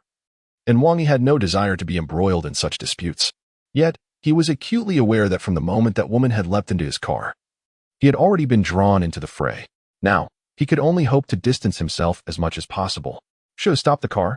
As Wang Yi hummed along, he suddenly spotted police officers signaling for him to pull over. What is going on? Could I be this unfortunate? Wang Yi lamented, feeling overwhelmed by the day's events. Naturally, he had no fear of a vehicle inspection. Rather, it was the sight of a figure he wished to avoid, the notorious officer Jian Ning, the embodiment of the so-called violent woman. To his dismay, it was indeed her who approached his vehicle for inspection. It's you? Jian Ning exclaimed, equally taken aback. Hello. Beautiful officer. Working late, are we? You must be exhausted. Would you like some sweet potatoes? I have some in the car, Wang Yi replied with a cheeky grin. Less chatter. Hand over your license and registration, and step out for inspection. Jian Ning retorted with disdain, her disdain for men like Wang Yi. Unambitious and glib, palpable. Several police officers rushed over to thoroughly examine Wang Yi's vehicle, inspecting it inside and out. But aside from the sweet potatoes, they found nothing amiss. Gentlemen of the law, I am uncertain as to what you are investigating, but rest assured, I am engaged in legitimate business and have no involvement in any unlawful activities. With that said, I shall take my leave if there are no further matters at hand. Please continue your inquiry at your leisure. Observing Wang Yi's arrogant demeanor, Jian Ning felt a surge of irritation. The discovery of 3 corpses in the river at this late hour was already overwhelming enough, and now this peculiar character had emerged. Wait a moment, we're checking for drunk driving. A spurt of blood erupted from Wang Yi's mouth onto the windshield. I inquire, as a criminal investigator, why are you not diligently solving cases but instead pursuing drunk driving? Is this truly your responsibility? Enough chatter. Exit the vehicle for inspection, swiftly, or I shall charge you with obstructing justice. Thus, Wang Yi, who had just settled into his car, was forcibly removed and subjected to a breathalyzer test. As for the outcome, it appeared that Wang Yi had consumed several glasses of liquor at Pan Yue's residence, resulting in his vehicle and driver's license being confiscated. And he was once again escorted to the precinct. Dear sister, even if I admit to drunk driving, is it necessary to incarcerate me? A homicide has occurred in the Qian'an River, and you are one of the few who passed by. You have both the obligation and responsibility to cooperate with our investigation. And you are considered a suspect, Jian Ning stated with indignation. Goodness, sister, let us reason here. I concede to drunk driving, but you cannot falsely accuse me of murder. Is it possible that you are experiencing hormonal imbalances, hence your ferocity? Beware, or you may find yourself undesirable. With a swift kick to Wang Yi's leg, Jian Ning retorted. Who are you calling fierce? Who has hormonal imbalances? Oh, you were lacking in certain attributes, Wang Yi remarked, casting a glance at Jianning's rather prominent figure, internally noting that it was far from lacking. Of course, he dared not voice such thoughts aloud. What did you say? Oh, nothing of consequence. I merely remarked on the commendable efforts of Officer Jian in serving the public. Ah, it has been a while. Do you two officers still recall me? We conversed last time. After Jianning brought Wang Yi to the police station, he behaved as though nothing were amiss, greeting the two officers who had previously interrogated him. In the interrogation room, Wang Yi leaned back nonchalantly while Jianning sat opposite him, her expression grave. Where were you between 6 and 8 this evening? I was at a friend's house drinking, Wang Yi replied candidly. Drinking for 2 entire hours? Jianning asked sternly. Is it a crime to drink for 2 hours? After an extended interrogation, Jianning was internally aware that Wang Yi was likely not involved in the case. However, having found no leads after extensive inquiries, encountering an individual like Wang Yi was an opportunity not to be squandered. The intention was twofold, to reprimand Wang Yi and to extract any potential leads. Though it was evident that little progress was being made. Captain Jian, the autopsy results for the 3 corpses have been released. All were found with their throats slit by a sharp instrument. Based on DNA comparisons and investigations of related individuals, the identities of these 3 individuals have been largely confirmed, and they may be connected to a local criminal organization. A police officer burst into the interrogation room, clutching a stack of documents. Upon hearing that there was a lead, Jianning's spirits lifted instantly. She disregarded Wang Yi and stood up, preparing to leave. Hey, miss, don't just ignore me. Let me go? Is it really necessary to cuff me just for driving under the influence? Wang Yi protested. Humph, this constitutes dangerous driving, which jeopardizes public safety. You will be detained for 48 hours, at the very least, Jianning retorted before exiting the room. Menopausal women can be quite formidable. Wang Yi reclined in his chair, nonchalantly resting his legs on the table, as if he were not an outsider at all. Mere minutes after Jianning's departure, Guo Zijian, the lawyer who had previously come to bail Wang Yi out, reappeared, ready to take him away once again. All necessary documents were neatly arranged on the police station's table, leaving no grounds for refusal. Thus, Wang Yi sauntered out of the police station, following Guo Zijian. Mr. Wang, Miss Ling has sent me twice to secure your release, indicating her considerable concern for you. Given her busy schedule, I hope you will refrain from causing her further trouble, Guo Zijian said earnestly. I've barely been in the station for an hour, and you already have the paperwork ready for my bail. I must commend your efficiency. A lawyer of your caliber must command a substantial fee. How much does Ling Shuiyao pay you for each visit? Wang Yi inquired. 200,000, Guo Zijian replied. Wow, 200,000. What a wasteful woman. It's only a 48-hour stay at the police station. I could easily endure a month here. Please convey to Ling Shuiyao that in future incidents, it would be preferable for me to remain in the station. That way, we can save this money. Just give me half of it, Wang Yi suggested. Guo Zijian was momentarily taken aback. He couldn't quite comprehend Wang Yi's relationship with Ling Shuiyao. He appeared to be a mere rogue, so why would she invest such a considerable sum to bail him out? However, as one of the top lawyers in Hangzhou, Guo Zijian understood the wisdom of not inquiring into matters that were best left unexamined. Lawyer Guo, if you wouldn't mind, could you assist me with one more thing? A van of mine has been impounded by the police. Understood. You can retrieve it tomorrow morning, Guo Zijian replied, finding such matters exceedingly simple to handle. Yet he was puzzled as to why someone like Wang Yi would be so concerned about a van. The amount Ling Shuiyao had spent on his bail could easily purchase a dozen vans. After being chauffeured to Shuai International in a Mercedes-Benz 600, Wang Yi was ushered into an opulent conference room, where he was left waiting for nearly an hour. Finally, the doors swung open, and Ling Shuiyao entered, her expression darkened. Hey, dear, still at the office at this late hour? You're working too hard. As a woman, you should take care of yourself and not overexert. Wang Yi remarked with a smile. Do you think everyone is as idle as you? Constantly in and out of the police station?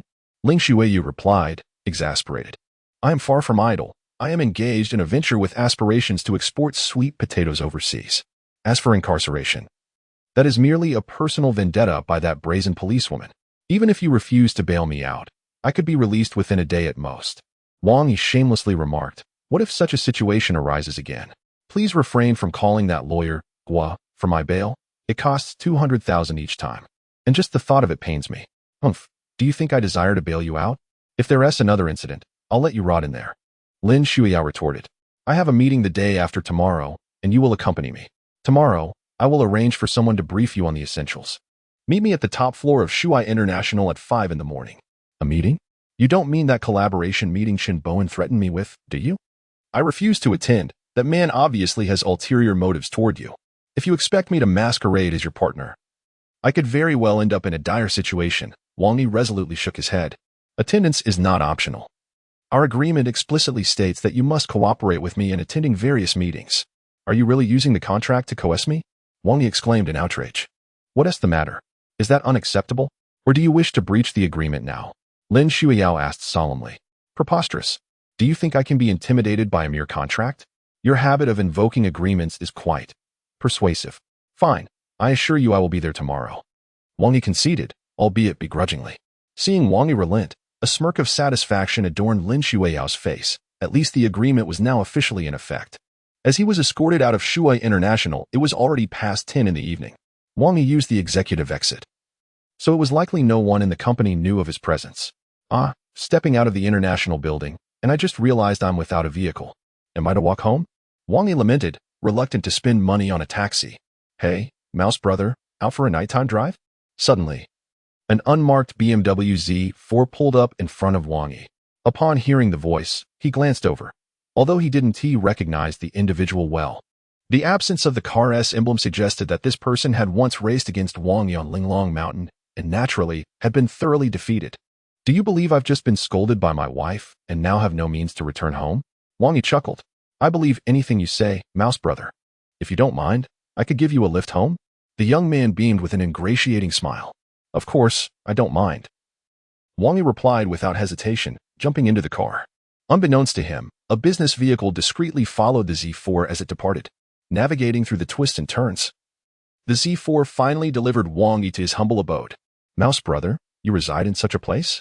The young man looked around at the modest farmer's house. His expression one of disbelief tinged with disdain. What is wrong with it? Wang Yi shot him an incredulous look. Mouse brother, with your prowess. A mere utterance from you could compel Brother Hui to procure you a luxurious mansion, even if he refrains from doing so. I shall learn to drive and secure you an apartment in the city. The young man chuckled. Those who hail from affluent families seldom lack for wealth. Rather, they crave excitement.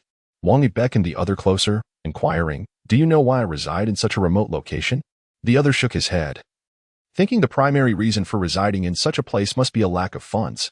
Who wouldn't desire a better living situation if they could afford it?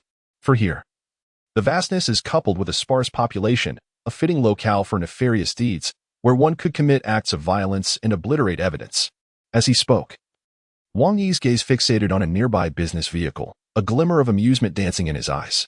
Haha, Mouse brother certainly enjoys jesting. Despite knowing Wang Yi was merely joking, the young man couldn't suppress a shiver that coursed through him. If there is nothing else, I shall take my leave. Wang Yi waved his hand, signaling the other to depart. After the BMW sped away, Wang Yi did not return home directly. Instead, he confidently approached the business vehicle and gently rapped on the window. As the window descended, solemn faces greeted him. You've been following us. What is your purpose? Wang Yi inquired nonchalantly, though his tone betrayed a hint of discontent. You are Wang Yi, correct? Our sixth master requests your presence, the man in the passenger seat commanded. And if I refuse? Wang Yi retorted. The sixth master stated that if you wish to go, you shall walk. If you do not, you may lie down, either to meet the sixth master alive or as a corpse. Which do you prefer? The man regarded Wang Yi with disdain and menace. Individuals like him could be easily dealt with. The last time, Wang Jianqing and his companions were simply unfortunate to encounter those from the Tang Palace, resulting in their demise. Are you threatening me? Wang Yi's smile evaporated, replaced by a lethal countenance, as if he were a blade piercing through the night, striking directly at their hearts. The man in the passenger seat felt a chill creep down his spine at Wang Yi's gaze, his hair standing on end. It was a sensation he hadn't experienced in years, reminiscent of when Sixth Master had subdued him. Yet, who was the Sixth Master? A top-tier expert. Far beyond the capabilities of this young man. Will you board the vehicle willingly, or shall we resort to force? The man asked, steadying his composure. Do you know what I detest most? Wang Yi countered, refraining from answering the question. What? The man blurted out involuntarily. I loathe being threatened. With that, Wang Yi thrust his right hand through the car window, swiftly grasping the man's throat with a vice-like grip. Do you think you can make me lie down? The man was suddenly seized by Wang Yi, gripping his throat, leaving him utterly astonished. In terms of strength, He was trained as a mercenary and could typically handle 7 or 8 opponents without issue. Yet now, he found himself incapable of evading Wang Yi's assault. Simultaneously, 3 individuals burst from the vehicle's cabin and rear seat, attacking Wang Yi from various angles and directions with remarkable swiftness. They paid no heed to the man whose throat Wang Yi had clutched, deeming him a liability that could hinder their own capabilities. With a swift motion, Wang Yi grasped the wrist of the assailant who swung a fist at him and forcefully slammed the opponent's hand against the side of the vehicle. The metal of the car crumpled under the impact, and after 4 or 5 blows, the assailant's hand was left bloodied and mangled, likely with shattered bones. The remaining 2, witnessing Wang Yi's ruthless efficiency, hesitated. Wang Yi then opened the passenger door, hoisted the man seated within as if he were a mere chick, and pressed him forcefully to the ground. "Speak," Wang Yi demanded. "What is the business of the 6th master you mentioned?" Although he had spent 6 months in Hangzhou, he had refrained from investigating the local factions, desiring a tranquil life, even though such knowledge would not have been difficult to acquire. "You dare to lay a hand on my Qing gang members? You will meet a dreadful fate. Once the 6th master learns of this, he will ensure your dismemberment." The man gasped, still unwilling to relent. "How dare you threaten me?" Wang Yi retorted, shifting his grip from the man's throat to the back of his neck, forcefully driving the man's head against the ground. Bang, bang, bang. He struck repeatedly until the man could no longer utter a word, and the stones beneath them were stained crimson. Only then did Wang Yi cease, glancing at the other 2. "If you refuse to speak, I will eliminate you." Not every member of the underworld possesses unyielding courage. One of the remaining 2 quickly divulged everything he knew about the Qing gang and the enmity between them and the Tang Palace. "Damn it. Even picking up a woman on the street leads to such troubles. What misfortune," Wang Yi lamented, retrieving a pack of cigarettes from his pocket and lighting one. Inhaling a few puffs. "Return to your boss and inform him that I have no dealings with Tang Palace, nor do I know a woman named Wuling. Advise her to cease her troubles with me." Among the 4 men, 2 had been soundly beaten, while the other 2, frightened out of their wits, fled in disgrace. However, Wang Yi realized that his tranquil life of selling sweet potatoes was likely to be shattered. After washing his hands, he visited the village store for a late-night snack, nonchalantly returning to his rented room. Tomorrow, he was to attend a collaborative meeting with Ling Xueyao, a setting he loathed, one that demanded pretense and smiles. As night deepened and silence enveloped the surroundings, some found themselves unable to sleep. "Master Tang, the doctor reports that there is currently no serum available for the toxin affecting Miss Wuling in the hospital." A middle-aged man approached Tang Ji with a hint of unease. "Is there no corresponding serum?" Tang Ji, absent-mindedly toying with a walnut, wore a troubled expression. "What other alternatives do we have?" Several experts had examined the situation and found no immediate effective solutions. They could only stabilize Miss Wuqing's condition to prevent the toxins from spreading too rapidly. However, if an antidote could not be found soon, she might not survive beyond 3 days. 3 days? Tang Ji slammed 3 walnuts onto the table with fervor. "If anything happens to Wuqing, I will ensure that the entire Qing gang pays the price." The room fell into a lengthy silence until, suddenly, Tang Ji's eyes sparkled with a glimmer of inspiration. He turned to a servant, commanding, "Go inform the doctors to procure 30 grams of half-branch lotus, 6 tails of curcuma, 3 varieties of herbs, 5 tails each of astragalus and inchun, and 500 milligrams of black mamba venom."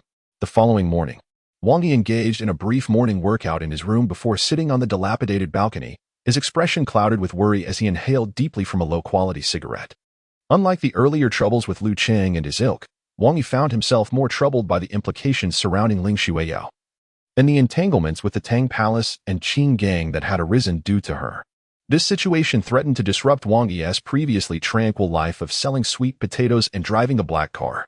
It is always after loss that one truly understands. His phone rang, displaying the contact labeled President's Wife, a moniker Wang Yi had assigned to Ling Xueyao. "Hey, darling, missing me so early? Don't worry. I'll be there soon, kisses." Without waiting for a response, Wang Yi spoke eagerly. "Think again. You need to come over early. There are some important matters I need to discuss with you. And you are not to drive your van today. I've already sent someone to pick you up." With that, Ling Xueyao hung up. He had initially aspired to be a domineering CEO, yet it seemed he had become the one being dominated by a powerful CEO. Wang Yi shook his head in resignation, donning his proud t-shirt and beach shorts, complemented by a pair of traditional Beijing cloth shoes. Surprisingly, the ensemble appeared quite fashionable. As he stepped outside, he noticed a gathering of people along the narrow path, engrossed in animated discussion. Ah, what kind of car is that? It has 2 wings. It looks grand and impressive. I wonder how it compares to a Mercedes or a BMW. One elderly woman pointed at a black vehicle. Not sure. Mercedes and BMW are luxury brands, and although this car is large, the brand seems unfamiliar. It might be some lesser-known make, another person chimed in. That car is a Bentley Mulsanne, and it's fully equipped. The cost of this one could buy 20 of those BMWs owned by the likes of Ergo in the village, a young man with some knowledge of cars remarked. Envy gleaming in his eyes. 20 BMWs? That's exorbitantly expensive. How could such an exquisite car arrive in our village? Is someone of great stature emerging from our community? The elderly women began to murmur excitedly upon hearing the price. Hello, everyone. What are you chatting about so early in the morning? Is there a beautiful lady or a handsome gentleman involved? Wang Yi, with his hands in his pockets, approached with curiosity. Oh, look who it is, Wang Yi. What is this? Not selling sweet potatoes today? A cheerful elderly woman inquired. Alas, selling sweet potatoes requires a laborious effort akin to fishing for 3 days and drying nets for 2. It seems you are not suited for such tasks. Consider my son, who has ascended to the position of manager within his company. Perhaps I could ask him if they are in need of security personnel or drivers. Such a role would surely be more advantageous than selling sweet potatoes. Indeed, it is imperative for the youth to pursue respectable employment. One cannot solely rely on selling sweet potatoes. Sigh, how vast is the chasm between individuals? A middle-aged woman gazed at the man clad in black, seated within the opulent Bentley, then cast her eyes toward Wang Yi, who wore floral shorts and cloth shoes. Shaking her head in dismay, Wang Yi, however, remained unfazed, for he understood that while these women might enjoy gossiping, their hearts were not malicious. Wang Yi, do seek a proper job. In the future, it would suffice to own a modest vehicle worth 100,000 and perhaps marry a good wife. Kindly advised an elderly lady, patting his shoulder. Indeed, thank you, Auntie, Wang Yi replied with a broad smile, his expression radiating innocence and charm. Upon Wang Yi's arrival, the man who had been seated in the Bentley's driver's seat suddenly emerged, his demeanor serious as he approached Wang Yi. With a clean-cut appearance, he bowed slightly and addressed him. Mr. Wang, please step inside the vehicle. What was happening? The onlookers, who had been engrossed in discussion about the Bentley, were utterly astonished, especially the several women who had just imparted wisdom to Wang Yi. Hey, Hongjiao, what did that man in black call Wang Yi? I don't know. Could he possibly be here to pick Wang Yi up? Another bystander mused, still in disbelief. Have you had breakfast? Would you like to join me at the convenience store? Wang Yi awkwardly inquired. Mr. Wang, the boss is awaiting your arrival at the company. Breakfast, attire, and all necessary staff have been prepared for you. Should you have any special requests, please feel free to voice them. Let us proceed to the car. The man in black respectfully opened the door for Wang Yi.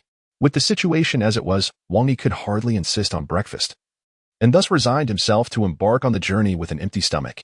As he entered the Bentley, clad in his humble attire, the spectators were momentarily taken aback. The scene felt surreal. Goodness, I had no idea Wang Yi was such a modest individual. He has been renting from me for nearly 6 months, and I was entirely unaware. One lady exclaimed, slapping her thigh. Red Auntie, Wang Yi is renting from you? When will you introduce us? Inside the Bentley, Wang Yi lay back, feeling somewhat disheartened.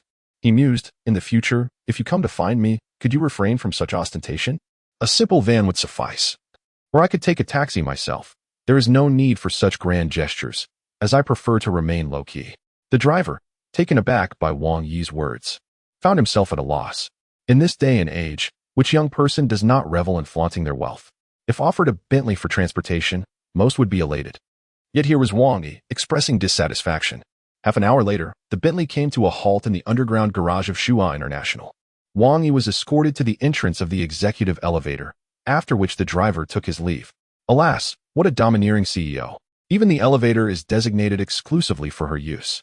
As Wang Yi stepped into the elevator and beheld its opulent interior, he couldn't help but mutter a few words of disdain regarding the extravagance. The elevator chimed as it reached the top floor, and upon exiting, he was met with the astonished and indignant visage of a woman. This woman appeared somewhat familiar. Wang Yi mused that he had encountered her on his initial visit here. It was in Cooker, the personal assistant of Ling Shuiyao. How could you possibly emerge from here? And Cooper gazed at Wang Yi incredulously. This elevator is off-limits unless approved by Ling Shuiyao herself. Even the company directors are prohibited from using it. Perhaps my dashing countenance has taken you by surprise. It is quite a burden to bear, But fear not, one grows accustomed to it, Wang Yi replied, winking at Encoder with a flirtatious air. Rogue, this is our CEO's private elevator, and unauthorized personnel are not permitted. Moreover, this area is designated for the CEO's office. You must exit via another elevator immediately, Encoder retorted sharply. My dear, do you think I desired to come here? It was your CEO who sent someone to fetch me, mind you. Additionally, your CEO has yet to voice any objections, yet here you are, a mere assistant, acting with such arrogance. Are you attempting to usurp authority? Wang Yi countered. Usurp? Spare me your nonsense, and leave at once. Encoder rolled her eyes. Just as she was about to insist on Wang Yi's departure, the voice of Ling Shuiyao resonated from the office. Did you hear that? Wang Yi quipped. Humph. You had better watch your step, Encoder warned.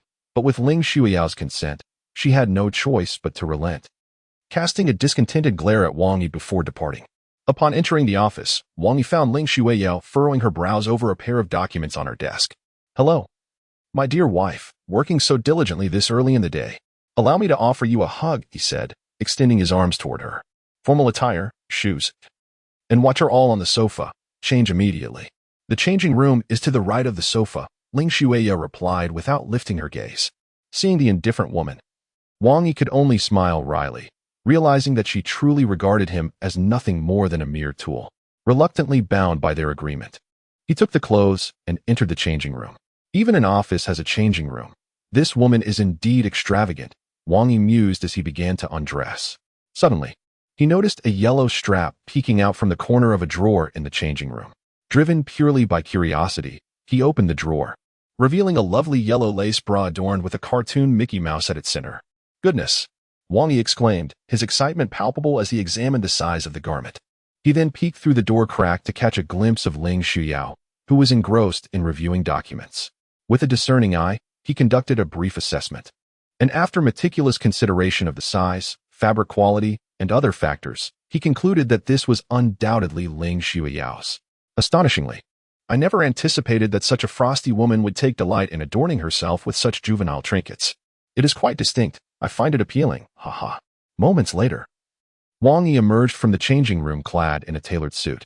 Ling Shuiyao casually glanced up, momentarily captivated, forgetting to divert her gaze.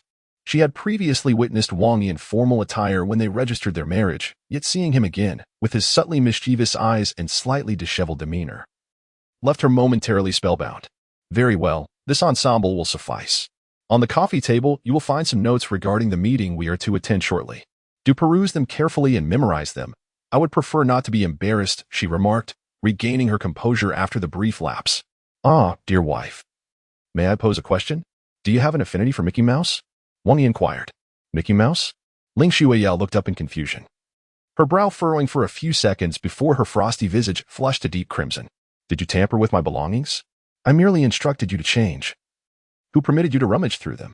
She retorted, feeling both angered and embarrassed, as the changing room was exclusively hers, often containing intimate garments.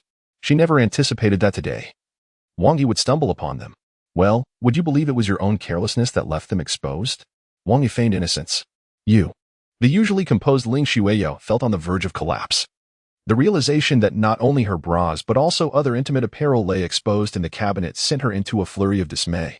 You scoundrel! She exclaimed, seizing a document from the table and hurling it at Wang Yi. He deftly caught the file, glanced at its contents, and then set it down with a smirk, assuring her, fear not, aside from the Mickey Mouse item, I have seen nothing else. Yes, that little Mickey Mouse underwear, the vest, and I have not laid eyes upon them. You're courting disaster. Ling Shuiyao, incited by Wang Yi's teasing, stood and charged toward him. Wang Yi, seizing the opportunity, reclined on the sofa and playfully tugged at the hem of his shirt. As Ling Shuiyao reached him, he grasped her arm and pulled her down, causing her to tumble onto him. No, not in broad daylight. I shall be embarrassed.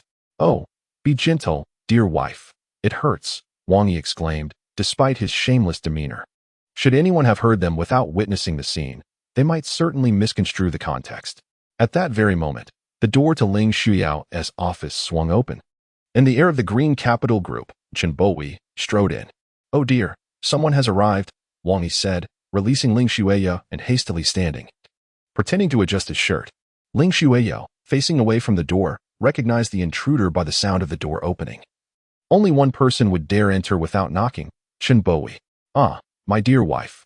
I have told you time and again not to behave this way in broad daylight. Look, outsiders are here. How embarrassing. Wang Yi grumbled as he adjusted his clothing. At that moment, Ling Xueyao's face flushed crimson, her hair in disarray. And her anxious demeanor truly gave away the situation. Chen Bowie, what brings you here? Do you not know to knock before entering? Ling Xueyao managed to compose herself, albeit with a hint of anger. She was reluctant to explain the scene, fully aware that further explanations would only muddle matters. Chen Bowie stood there, observing the grinning Wang Yi, a flicker of intense malice flashing in his eyes. Ling Xueyao was a woman he had claimed for himself. And now she had been compromised by someone as lowly as a street vendor. I merely came to remind you not to forget today's collaboration meeting. Additionally, I neglected to inform you that alongside my Green Capital Group and your Shuai International, several foreign enterprises and HT Group from Taiwan will also be in attendance. The heir of HT Group will be present, and I trust you will not embarrass yourself by bringing subpar individuals. If you do, you will tarnish not only the reputation of Shuai International, but also that of all entrepreneurs in Hangzhou. Unmistakably, the subpar individuals Chen Bowie referred to were none other than Wang Yi.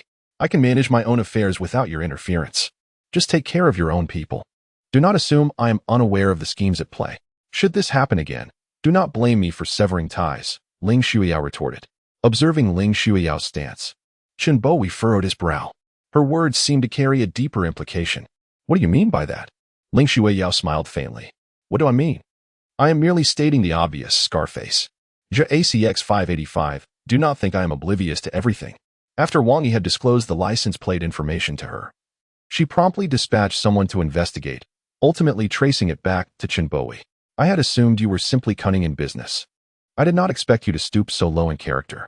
I hope this will be the last instance. Ling Xueyao restored her icy demeanor, reminiscent of a ruthless CEO. Me despicable? Chen Bowie scoffed, a disdainful smile gracing his lips. You are not much different. You present yourself as a virtuous woman. Yet beneath the surface lies a wanton.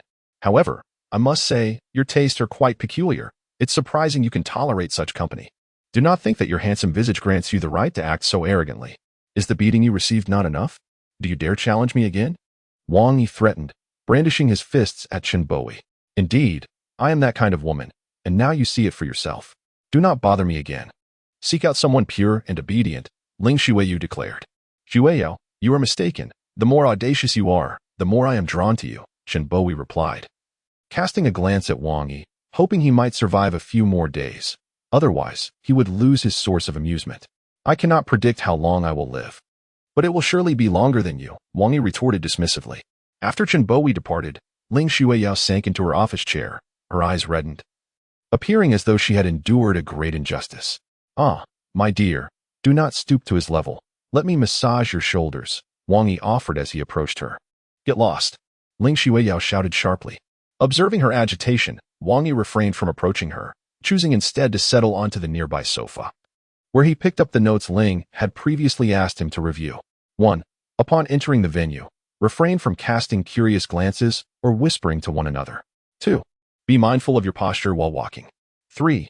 Remain close to Ling Xueyao, speaking as little as possible, and seek her approval before taking any action. Sighing, Wang Yi felt a surge of dissatisfaction. Is this a day out with my wife, or am I simply accompanying a slave? You can choose not to attend if you cannot comply, Ling Xueyao suddenly admonished, her voice raised. You do nothing but create trouble for me. Can't you make things a little easier? As she spoke, her eyes reddened, and it appeared that tears were on the verge of spilling over. Seeing her in such a state, Wang Yi fell silent, pondering how this icy, beautiful CEO could be crying. Yet, he wisely withheld his thoughts, knowing that voicing them would only incite further conflict. 2 hours later, Encoder knocked on Ling Xueyao's office door. Ling had already reverted to her previous frigid demeanor, as if nothing had transpired, leaving Wang Yi to question whether she suffered from a split personality. The meeting was scheduled at one of Green Capital Group's real estate ventures, the Green Capital World Trade Center, located in the heart of Hangzhou, a place where every inch is precious. The imposing Green Capital World Trade Center was bustling with numerous business elites, while a few second-tier celebrities entertained on stage. Though billed as a collaborative meeting, it was, in essence, a gathering where business people indulged in food and drink, and after a few rounds of toasting, engaged in the profitable exchange of ideas. Green Capital Group, being the host of this event, had Shin Bowen, all smiles, conversing with several prominent figures from the business world. Ling Shuiyao had arrived without her assistant and courier. Aside from Wang Yi, only a few bodyguards disguised as ordinary guests accompanied her. Do not speak out of turn. I will handle any matters that arise, she instructed. Though she had initially been reluctant to bring Wang Yi along, Chen Bowen had already mentioned his name, making it necessary for her to include him to maintain the facade of their marriage. Oh, Shuiyao has arrived, Chen Bowen exclaimed with a smile upon seeing her, as if their earlier encounter at Shuai International's office had never occurred. Ladies and gentlemen, allow me to introduce Ms. Ling Shuiyao, the president of Shuai International, the finest cosmetics company in Hangzhou, he courteously announced to the esteemed guest from Taiwan. The moment the business magnates beheld Ling Shuiyao's beauty and figure, their eyes widened in astonishment. Having encountered numerous women of all kinds throughout their lives, they found Ling's allure to be incomparably superior to any they had previously known. Miss Ling is not only a formidable force in the business realm, but also an extraordinary beauty, Chen Bowen declared. To be candid, I, Chen Bowen, am among her admirers. Higi, Chen Xiao is indeed a young man of great talent, charming and handsome, perfectly matched with Miss Ling. They're a natural pair. One prominent businessman immediately flattered. Indeed, they're a match made in heaven. Observing the flattery from those around him, Chen Bowie smiled contentedly. You all flatter me. But I have heard that Miss Ling is already taken. My heart aches at such news. Shuiyao, did you not mention that you already have someone you admire? In such an important occasion, why did you not bring him along, so we could meet him? Surely, there will be many opportunities for interaction in the future.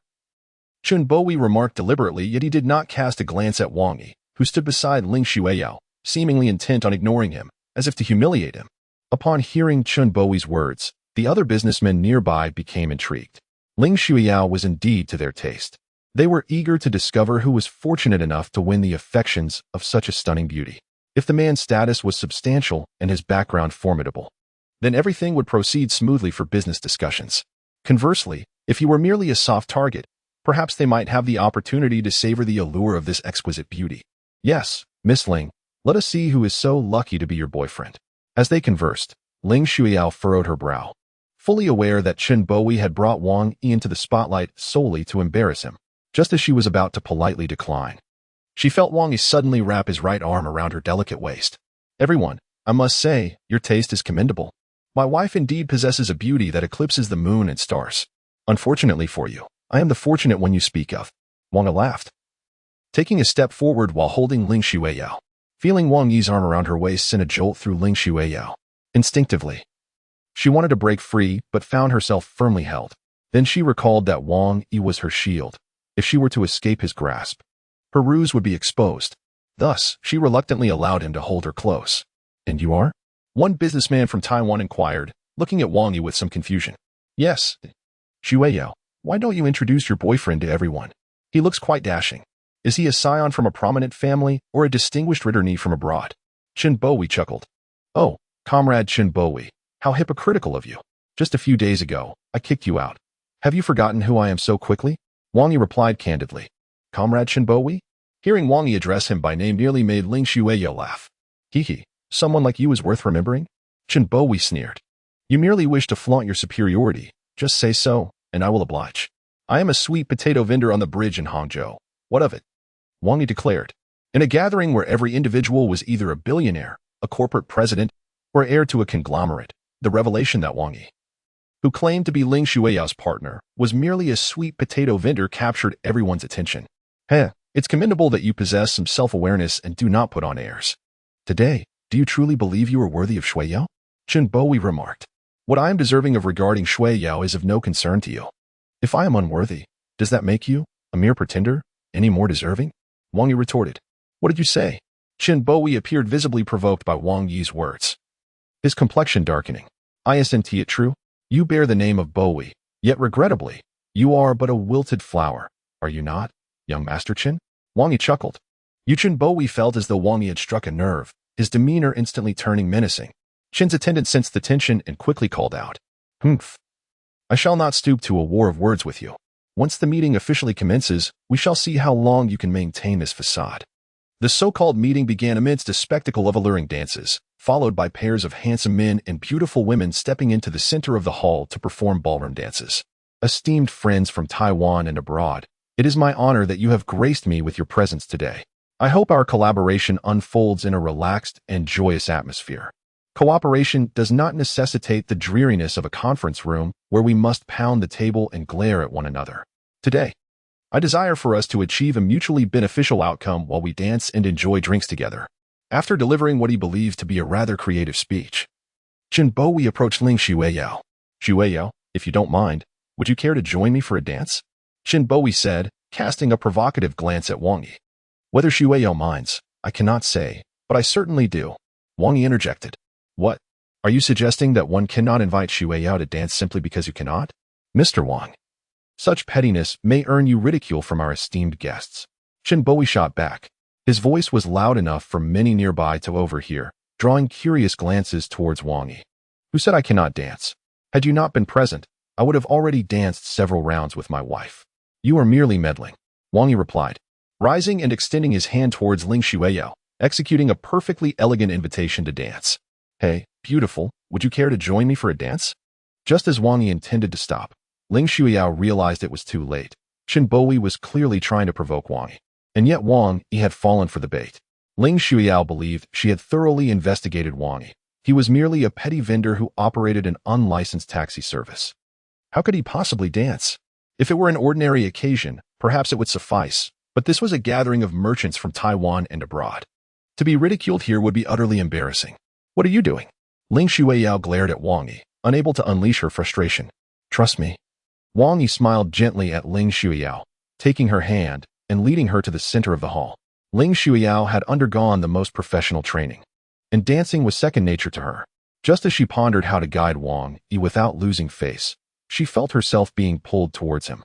Wang Yi seemed to have already entered the rhythm. With a graceful and precise gesture, he initiated a dance that left Ling Xueyao momentarily stunned. Could it be that Wang Yi could dance? Indeed, he not only danced but did so with an elegance that astonished everyone present. Those around them could not help but pause, gazing in disbelief at the duo. Ling Xueyao, caught in Wang Yi's lead, found herself dancing in perfect harmony with him. Every step and movement flawless. Prior to this moment, no one could have anticipated that ballroom dancing could exude such beauty and magic. Yet, Wang Yi and Ling Xueyao's movements transcended traditional ballroom, subtly infused with an ethereal quality reminiscent of martial arts grace. As the performance concluded, many remained in a state of disbelief until Wang Yi, holding Ling Xueyao's hand, bowed to the audience, snapping them from their astonishment into spontaneous applause. I apologize for the show, Wang Yi said, guiding Ling Xueyao back to their seats. Ling Xueyao was still in shock, momentarily forgetting to withdraw her hand from his grasp.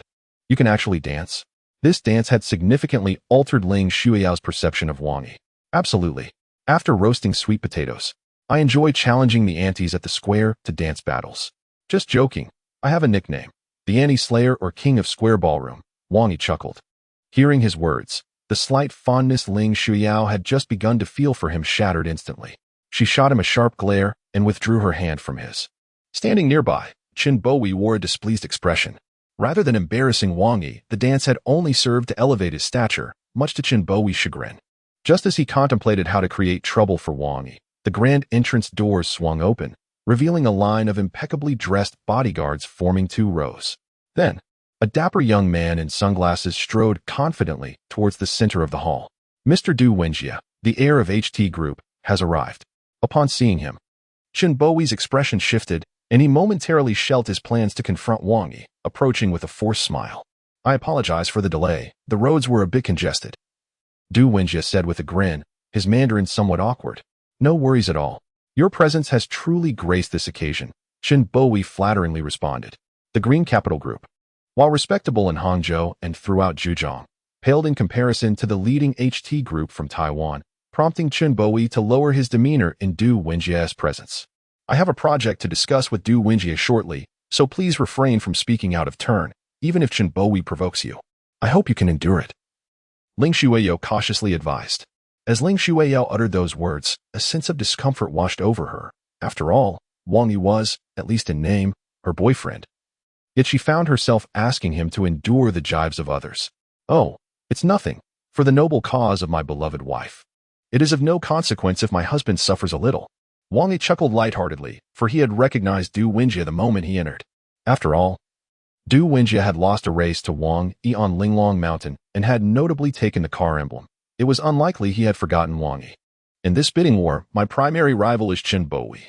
Currently, Qin Boyi enjoys a significant advantage on his home turf. Should Du Wenjie ally himself with Qin Boyi, my situation will become even more precarious. Thus I hope you can understand, Ling Shuiyao conveyed. Upon hearing her words, Wang Yi smiled tenderly, realizing that Ling Shuiyao had indeed considered his feelings. At your service, my esteemed president wife. Meanwhile, Qin Boyi, Du Wenjie, and several other prominent figures from Taiwan were engaged in lively conversation. I've heard that a renowned beauty from Hangzhou has also arrived. I must meet her, right? Du Wenjie inquired with a grin. Indeed, Mr. Du is well informed. Today, there is indeed a stunning beauty who holds the title of president. Although she is not alone, she has come accompanied by her boyfriend, Qin Boyi remarked intentionally. Oh? Du Wenjie's face momentarily displayed a hint of disdain upon hearing Qin Boyi's words. Miss Ling's boyfriend is quite remarkable. He just dazzled the crowd with a single dance. Qin Boyi continued, deliberately elevating Wang Yi's status. Knowing the higher he was lifted, the harder he would fall later. Is Miss Ling here? Qin Boyi led Du Wenjie and his entourage toward Ling Shuiyao. Prepared for their arrival, Ling Shuiyao stood with a smile. Greetings, Mr. Du. She extended her hand first. Haha, Miss Ling is indeed as beautiful as rumored. Du Wenjie beamed without reservation, truly more enchanting than the tale suggests. He grasped Ling Shuiyao's hand firmly. Typically, a handshake between a man and a woman is a brief and polite gesture, yet Du Wenjie deliberately refused to let go. Clearly infatuated with Ling Shuiyao. Observing from the side, Qin Boyi felt a twinge of discomfort. After all, Ling Shuiyao was the woman he desired. Yet his business interests outweighed his personal feelings. Miss Ling, are you free this evening? If so, how about we dine together after the meeting? Du Wenjie asked with a broad smile, his Mandarin noticeably more fluent. Upon hearing Du Wenjie's words, Ling Shuiyao hesitated. She certainly comprehended his intent. From a business perspective, she would agree, as it presented a splendid opportunity for her to engage with Du Wenjie privately. This solitary encounter could potentially enhance their collaboration significantly. However, from another standpoint, she was currently the girlfriend of Wang Yi, who was right beside her. If she were to agree to Du Wenjie without hesitation, it would undoubtedly put Wang Yi in an awkward position. Although Wang Yi served merely as a nominal shield, Ling Shuiyao could not disregard his feelings entirely. Qin Boyi, standing off to the side, was taken aback upon hearing Du Wenjie's proposal, pondering the repercussions should Ling Shuiyao consent. Mr. Du, your candor is truly refreshing. However, your invitation to Ms. Ling might not sit well with her boyfriend, Qin Boyi remarked with a smile, inadvertently directing attention towards Wang Yi. Oh, so Ling Shui is already in a relationship? Why not introduce him? Du Wenjie inquired, glancing over Ling Shuiyao's shoulder. Not far away, a figure was indulging in snacks at the refreshment area, entirely unconcerned with appearances. It was unmistakably Wang Yi. While Ling Shuiyao was engaged in business discussions, Wang Yi, feeling bored, wandered around and, having skipped breakfast, was unabashedly enjoying the treats. Seeing Wang Yi's demeanor, Ling Shuiyao felt a twinge of embarrassment. Indeed, that is Miss Ling's boyfriend. However, I've heard that he merely sells sweet potatoes by day and drives a cab at night, just a small-time hoodlum. I wonder if Miss Ling is genuinely fond of him or merely jesting. Qin Boyi chuckled. Observing Wang Yi's silhouette, Du Wenjie did not laugh. Instead, a flicker of recognition crossed his eyes, as if the figure seemed vaguely familiar. The group proceeded towards Wang Yi. Wang Yi, Ling Shuiyao called, exasperated. Wang Yi turned around, a spicy chicken foot stuffed in his mouth. What is up, my dear? Did you finalize the deal? This is Mr. Du Wenjie from Taiwan, our anticipated partner at Shiyue International. You two should get acquainted. Ling Shuiyao was mortified by Wang Yi's appearance. Had this been at Shiyue International, she would have been tempted to douse him with a cup of water. Ah, young Du, what a pleasure, Wang Yi exclaimed, extending his right hand towards Du Wenjie. Qin Boyi, standing nearby, nearly spat out the sip of red wine he had just taken. Did Wang Yi just refer to Du Wenjie as young Du? He was the scion of the HT group, and few in the business realm would dare to address him so informally. He was eager to witness Du Wenjie's reaction. Du Wenjie glanced at Wang Yi's greasy hand, showing no inclination to shake it, his expression a mix of astonishment. Realizing his faux pas, Wang Yi chuckled self-deprecatingly. Ah, my apologies, I was paying attention. He then wiped his hand on Qin Boyi's shoulder. When Chen Bowie finally registered the situation, he discovered that his custom-made high-end suit had become quite glossy. "Oh, it's you. I thought it was just a tablecloth. My apologies." Wang Yi grinned at Chen Bowie. Just as Chen Bowie was about to lose his temper, he heard Du Wenjie speak up. "Are you Ms. Ling's boyfriend?" Du Wenjie inquired, furrowing his brow. His impression of Wang Yi was quite profound. To be honest, after that exhilarating race at Linglong Mountain, he had been eager to draw Wang Yi into his circle. The race showcased not only Wang Yi's driving prowess but also revealed his audacity, psychological resilience, and, most importantly, his lethal edge. Du Wenjie sensed that Wang Yi was undoubtedly an extraordinary individual. Incorrect. To be precise, I should say husband. "What, Du Xiao, are you interested in my wife?" Wang Yi retorted. With a faint smile, Du Wenjie replied, "Of course, I have an interest in Miss Ling, as Shiya International could potentially become a partner of my HT group. However, beyond business collaboration, I find myself more intrigued by you, Mr. Wang. I have been awaiting your call for days, yet you have kept me waiting." Upon hearing Du Wenjie's words, Ling Xueya and Chen Bowie exchanged surprised glances. Could it be that Wang Yi and Du Wenjie were already acquainted? After all, Wang Yi was merely a street vendor selling sweet potatoes and operating an unlicensed taxi. How could he possibly know someone of Du Wenjie's caliber? In response to Du Wenjie's statement, Wang Yi smiled nonchalantly. "Mr. Du, such matters are better discussed privately. If you say it out loud, I might feel embarrassed. You can see my wife is right here. It's rather annoying." As he spoke, Wang Yi leaned closer and added, "You've seen my wife.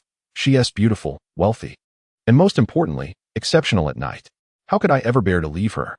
Wang Yi's words left Ling Xueyao and Chen Bowie utterly bewildered. What was going on? They even began to question whether there was something inappropriate between Wang Yi and Du Wenjie. "Ha ha ha, Mr. Wang is indeed a person of temperament. We must have a good drink together at the meeting," Du Wenjie chuckled. "That sounds agreeable. You may continue your business discussion. I am not interested in that. I'd rather converse with my wife," Wang Yi replied indifferently. Originally, Du Wenjie intended to provoke Wang Yi, but the outcome was entirely unexpected. "Mr. Du, do you know Wang Yi?" Ling Xueyao asked, puzzled. "Indeed, Mr. Wang is quite the remarkable individual. I had the pleasure of racing with him last time." Du Wenjie smiled. Unable to reveal that he had lost to Wang Yi and had even been outmaneuvered in a rather humiliating way. "Racing?" Chen Bowie interjected, astonished. What caliber of vehicle did Du Wenjie drive, while Wang Yi, according to his findings, only possessed a humble Wuling Hongguang? "Yes, Mr. Wang is an impressive driver. If you don't mind, perhaps we could have a friendly competition after the meeting," Du Wenjie proposed, eyeing Wang Yi, still feeling a sense of dissatisfaction from their last encounter. "Let us set aside the banter. Just a few days ago, my driving license was revoked due to drunk driving. And moreover, the emblem on the rear of my car is nearly beyond recognition." After Wang Yi finished speaking, he waved dismissively and strode away, leaving a group of people in stunned silence. Du Wenjie was taken aback by Wang Yi's demeanor, but out of respect for the occasion, she refrained from questioning further. They were conducting business, and Wang Yi, seemingly indifferent, merely wandered about, indulging in food and drink, presenting himself as a quintessential rogue, quite out of place amidst the sophisticated and elegant surroundings. Yet, Wang Yi appeared utterly unconcerned. Suddenly, his brow furrowed, as if something unexpected had transpired, clutching a chicken fillet. He hastened towards Ling Xueyao. "What is it?" Ling Xueyao, surprised by the seriousness in his gaze. Wang Yi was typically so disheartened, wondered what could possibly warrant such gravity. "My dear, I abruptly recalled something important that I must discuss with you." Without regard for Du Wenjie and Chen Bowie still standing nearby, he pulled Ling Xueyao aside. "What is so urgent that it cannot wait?" Ling Xueyao expressed her discontent at his behavior. "Hiki, I simply missed you terribly. I was rather anxious." Just as Wang Yi finished speaking, a woman's piercing scream echoed from a distance. Everyone turned in the direction of the sound to witness a well-dressed lady in a long gown, blood staining her chest, collapsed on the ground. "Ah, a murder. Help." A few timid women nearby were thrown into a frenzy, while Chen Bowie, as the owner of the building, naturally assumed a leadership role.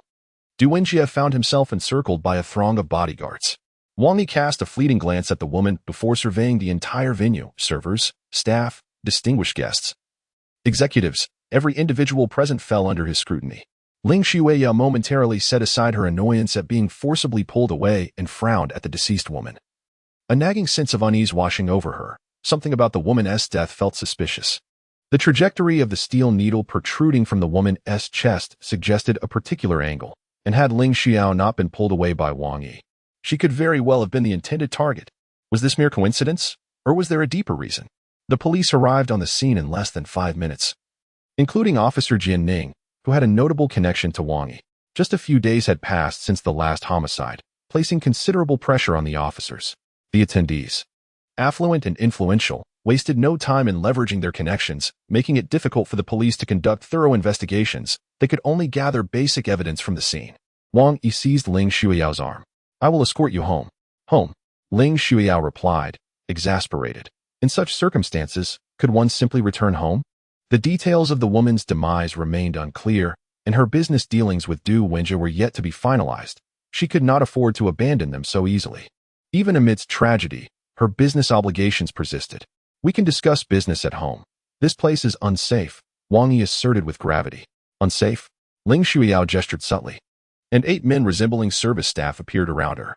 Each was tall and robust, their pronounced temples and calloused hands indicative of formidable combat prowess, at least on par with special forces. "Do you believe I am safer here, or shall I be safer accompanying you home?" Ling Shuyao remarked with a cold smirk. Her demeanor unsettled Wang Yi, yet he found himself powerless to alter her decision. "Very well, let these men protect you without fail," Wang Yi said before departing, making his way toward the bustling crowd. Approximately 10 meters from Ling Shuyao, a server had just reached beneath a table when he suddenly felt a vice-like grip around his wrist. Crack! Wang Yi seized the man's wrist with his left hand while pressing down on the back of his hand with his right, swiftly breaking the bone. As the man attempted to cry out, Wang Yi's right hand darted upwards to press upon a vital point at the nape of his neck, immediately incapacitating him. "I care not who you are. Should you dare touch a single hair on Ling Shuyao, I shall annihilate your entire family." Wang Yi whispered softly in the man's ear before snatching a small crossbow from his grasp and striding away, rendered speechless and weaponless. The man could only watch helplessly as Wang Yi approached another of his companions. In mere moments, Wang Yi had disarmed 3 individuals and silenced them. When one of the bodyguards encircling Ling Shuyao, positioned directly behind her, witnessed the unfolding events, his brow furrowed in concern as he discreetly withdrew a crossbow from his clothing. With the distance between him and Ling Shuyao less than 2 meters, and his position behind her, he believed he had a 99% chance of success. Meanwhile, Wang Yi remained at least 10 meters away, making any attempt at rescue seem futile. "Hey, my dear, your shoelace is undone," Wang Yi suddenly called out to Ling Shuyao from afar. Instinctively, she lowered her head. At that moment, onlookers noticed the bodyguard behind her, poised with a micro crossbow. The arrow already knocked and aimed forward. A gasp erupted from the crowd. The bodyguard, taken aback by the unexpected turn of events, inadvertently released the arrow, which, owing to Ling Shuyao's bent posture, struck none other than Comrade Chen Bowie, standing directly opposite her. The bodyguards flanking Chen Bowie were caught off guard, unable to react in time as the arrow pierced his shoulder. As the bodyguard who had loosed the arrow turned to flee, he was swiftly surrounded by several approaching police officers. After a brief struggle against 4 or 5 officers, he was ultimately subdued. "Quickly, take young Master Chen to the hospital." Chen Bowie was promptly taken away, while Wang Yi skillfully pressed several acupoints on a weaponless assailant beside him. After half an hour, they arrived at the entrance of Shuya International, for otherwise, one might suffer a fate worse than death. Under police supervision, irrelevant personnel were duly registered and escorted away, while Wang Yi accompanied Ling Shuyao back to Shuya International. Ling Shuyao, still shaken, was astonished that an assassin had infiltrated her bodyguard team. Fortunately, when she lowered her head, the assassin went unnoticed, or she might have perished at his hands. The reason she had bowed her head was solely because Wang Yi had called out to her, claiming her shoelace was undone. Could this merely be a coincidence? "Wang Yi, how did you know that person was an assassin?" Ling Shuyao inquired tentatively. Wang Yi paused. "How would I know?" "Then why did you conveniently tell me to tie my shoelace at that moment, prompting me to lower my head?" He pondered for a moment. "Oh, I've always enjoyed watching young Bao Qingtian, which has sharpened my deductive skills. Through my observations of your bodyguard's gaze, movements, facial features, and micro-expressions, I sensed something was amiss. Thus, I cleverly urged you to lower your head, even though you were wearing high-heeled leather shoes with no laces. Are you not moved? Perhaps you wish to express your gratitude in a more intimate manner? Get lost." After careful contemplation, Ling Shuyu dismissed the notion that Wang Yi had prior knowledge of the assassin. It truly seemed to be mere happenstance. As everyone dispersed, Ling Shuyao cooperated with the investigation and provided a brief statement at Shuya International. As for Wang Yi, after escorting Ling Shuiyao there, he mysteriously vanished. In a nearby alley, Wang Yi leaned against the wall, a cigarette dangling from his lips, the smoke curling lazily into the air. Before him stood three men, the very individuals he had disarmed and silenced within the Green Capital Trade Building. It was not that they wished to remain, their mission had failed. And with a companion apprehended by the police, returning could mean certain death. As for fleeing, given their families resided in Hangzhou, absconding could result in dire consequences for their loved ones. After a tumultuous internal struggle, they resolved to seek Wang Yi, hoping for a glimmer of hope. Wang Yi extended his hand, releasing one man's silence. "Speak. Who sent you? What was your target and the motive behind it?" His tone was calm, akin to that of old friends reuniting, which eased the tension of the three men significantly. "If I speak, we will undoubtedly perish," one hesitated. "And what do you think will happen if you remain silent?" Wang Yi exhaled a puff of smoke directly into the man's face, a glint of menace flickering in his otherwise tranquil gaze. "Wang Yi, you should best not meddle in this matter. No matter the circumstances, Ling Shuiyao must die. If you interfere, you too shall meet the same fate. In Hangzhou, no one can obstruct him from his endeavors." The man's tone was unyielding, as if attempting to instill fear in Wang Yi. "That is not the answer I wish to hear." Wang Yi exhaled deeply, raising his right hand to deliver a sharp slap to the opponent's left cheek. Struck by Wang Yi, the man stumbled to the right and crashed violently into the wall, blood splattering as he collapsed to the ground, unconscious and unresponsive.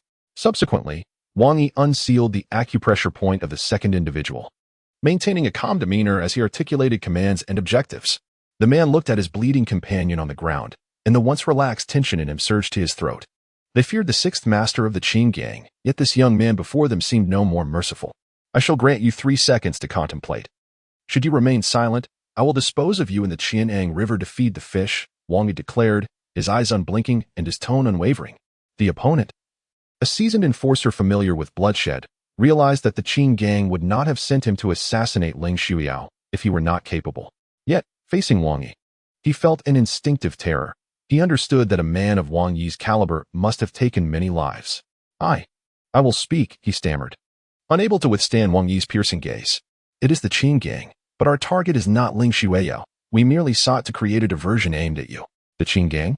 Wang Yi sighed, extinguishing his cigarette. "Return to Chen Lu and inform him that while he may seek to trouble me, he should not lay a hand on women, nor attempt to use them as leverage against me. Otherwise, I shall send him to the Qian'an River to feed the fish." The two men departed, carrying their severely injured companion, perplexed by Wang Yi's audacity to threaten the entire Qin gang. Even Tang Ji from the Tang Palace would likely lack such boldness in Hangzhou. As the trio left, Wang Yi leaned against the wall, calling out, "If you do not emerge, I shall take my leave." A young man slowly approached Wang Yi, his countenance benevolent, adorned with a faint smile. Though his appearance was unremarkable, blending seamlessly with the crowd, Wang Yi sensed that this individual was anything but ordinary. "Are you simply letting them go?" the man inquired. "What else should I do? Invite them to dinner?" Wang Yi retorted with irritation. "I would have killed the remaining 2, leaving one to inform you," he replied, his smile unwavering, as if speaking of murder were as trivial as dining or sleeping. "How barbaric you all are, resorting to violence in this day and age." "We ought to win people over with virtue," Wang Yi scoffed. The fate of those men mattered little to him. As long as someone carried the message, he was indifferent. His years of bloodshed had long since extinguished any semblance of compassion within him. "You possess considerable audacity to threaten Chen Lu of the Qin gang," the man remarked, his tone inscrutable. "What is there to fear? I do not know Chen Lu or Chen Qi. If I can handle it, I shall. If not, I will flee," Wang Yi replied nonchalantly. "To offend the Qin gang, even with your strength, will ultimately lead to your corpse sprawled in the streets. However, there is one who can assist you." "Ha," Wang Yi chuckled, already anticipating the man's intentions. "Tang Ji?" Upon hearing those 2 words, a flicker of surprise finally crossed the otherwise impassive face of the other party, who had not anticipated that Wang Yi had already seen through everything. "Indeed. I am from the Tang Palace. My name is Lu Shan, and I have been sent by Master Tang to find you," the man replied. "Lu Shan. How unfortunate that you are not at all benevolent," Wang Yi chuckled. "I presume Master Tang did not send you to assist me in dealing with the Qin gang, did he?" In truth, Wang Yi had long been prepared for someone from the Tang Palace to seek him out, as the poison afflicting the woman who had once entered his car was exceedingly potent. Present medical practices would likely not suffice to cure it entirely. Even the prescription he had mentioned at the time would merely alleviate the symptoms. Complete detoxification and healing would necessitate his personal intervention. Master Tang wishes for you to visit the Tang Palace. He desires to befriend you, Lu Shan stated. Damn it, if you're just going to ramble, then get lost. I need to go drive a cab to pay my rent. I've already wasted half my day on this pointless meeting, Wang Yi retorted to Lu Shan's utter bewilderment. A person like Wang Yi was still resorting to driving a cab? Master Tang hopes you can assist in saving a life, Lu Shan continued directly. No longer beating around the bush. Why didn't you just say that outright? Why all the circumlocution? Wang Yi expressed his disdain. Then, can Mr. Wang accompany me? I want to go. Why? Lu Shan was somewhat perplexed by Wang Yi's intentions. Because I don't wish to save anyone, Wang Yi replied as he began to depart. However, just as he took a step forward, he felt Lu Shan's palm wind rushing toward him. Wang Yi halted, shifted his body slightly, and countered with an uppercut aimed at Lu Shan. With a resounding thud, their fists met. Wang Yi remained unmoved while Lu Shan staggered back a half-step. Desperately regaining his balance, his eyes betraying a hint of terror, Lu Shan's prowess was likely among the highest in the Tang Palace, if permitted to kill. An average mercenary could easily take down several opponents. Yet now, having taken the initiative, he found himself repelled by Wang Yi's single blow. While Wang Yi appeared completely unfazed, the disparity in their strengths was unmistakable. If you wish for me to assist in saving someone, then you must agree to one condition, Wang Yi declared. You want money, property, or women? Just say the word, and Master Tang will fulfill your desires. At this moment, Lu Shan's perception of Wang Yi had transformed. Though he had previously believed Wang Yi to be formidable, he now recognized that Wang Yi's strength surpassed his own by at least a level. As for Master Tang, I do not care. I need you to agree to my condition. Otherwise, I will not go. What condition? I want you. Wang Yi looked directly at Lu Shan. Do not misunderstand. I have no interest in men. I want you to help me protect someone, Wang Yi clarified. Ling Xueyao? Lu Shan immediately guessed correctly. Indeed, your strength exceeds mine. Wouldn't it be better for you to protect her? Lu Shan questioned, still somewhat confused. In jest, I have my own career to attend to. Besides, if I were to follow her every day, when would I find the time to pursue romantic interests? Enough of the frivolities. Simply state whether you are willing. If so, I shall accompany you to meet Tang Ji. If not, then be on your way. It is indeed the first time Lu Shan has encountered someone who deviates so entirely from the norm.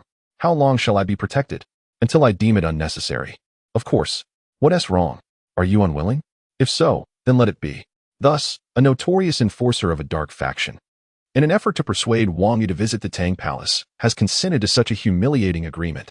It is worth noting that upon his departure, he had sworn an oath to Tang Ji to return Wang Yi, hence his current predicament.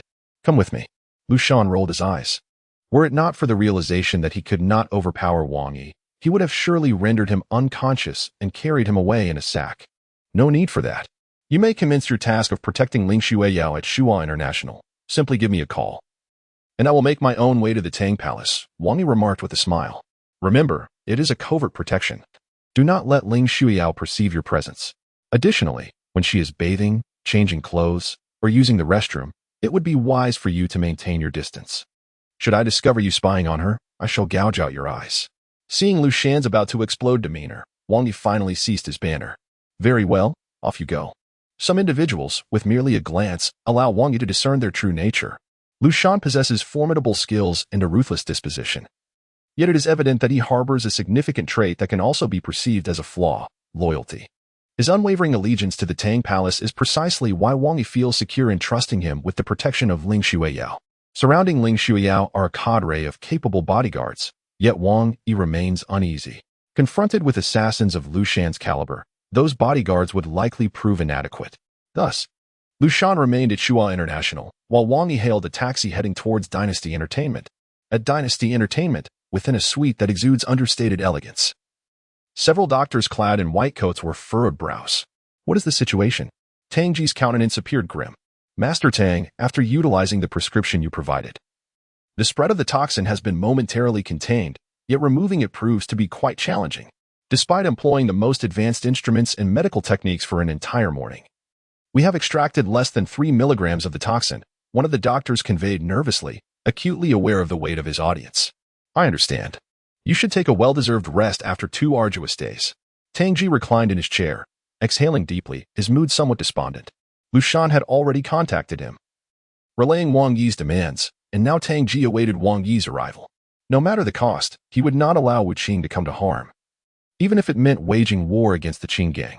Master Tang, a person claiming to be Wang Yi is here to see you, announced the bodyguard at the door. Bring him in immediately. Before long, Wang Yi entered the suite.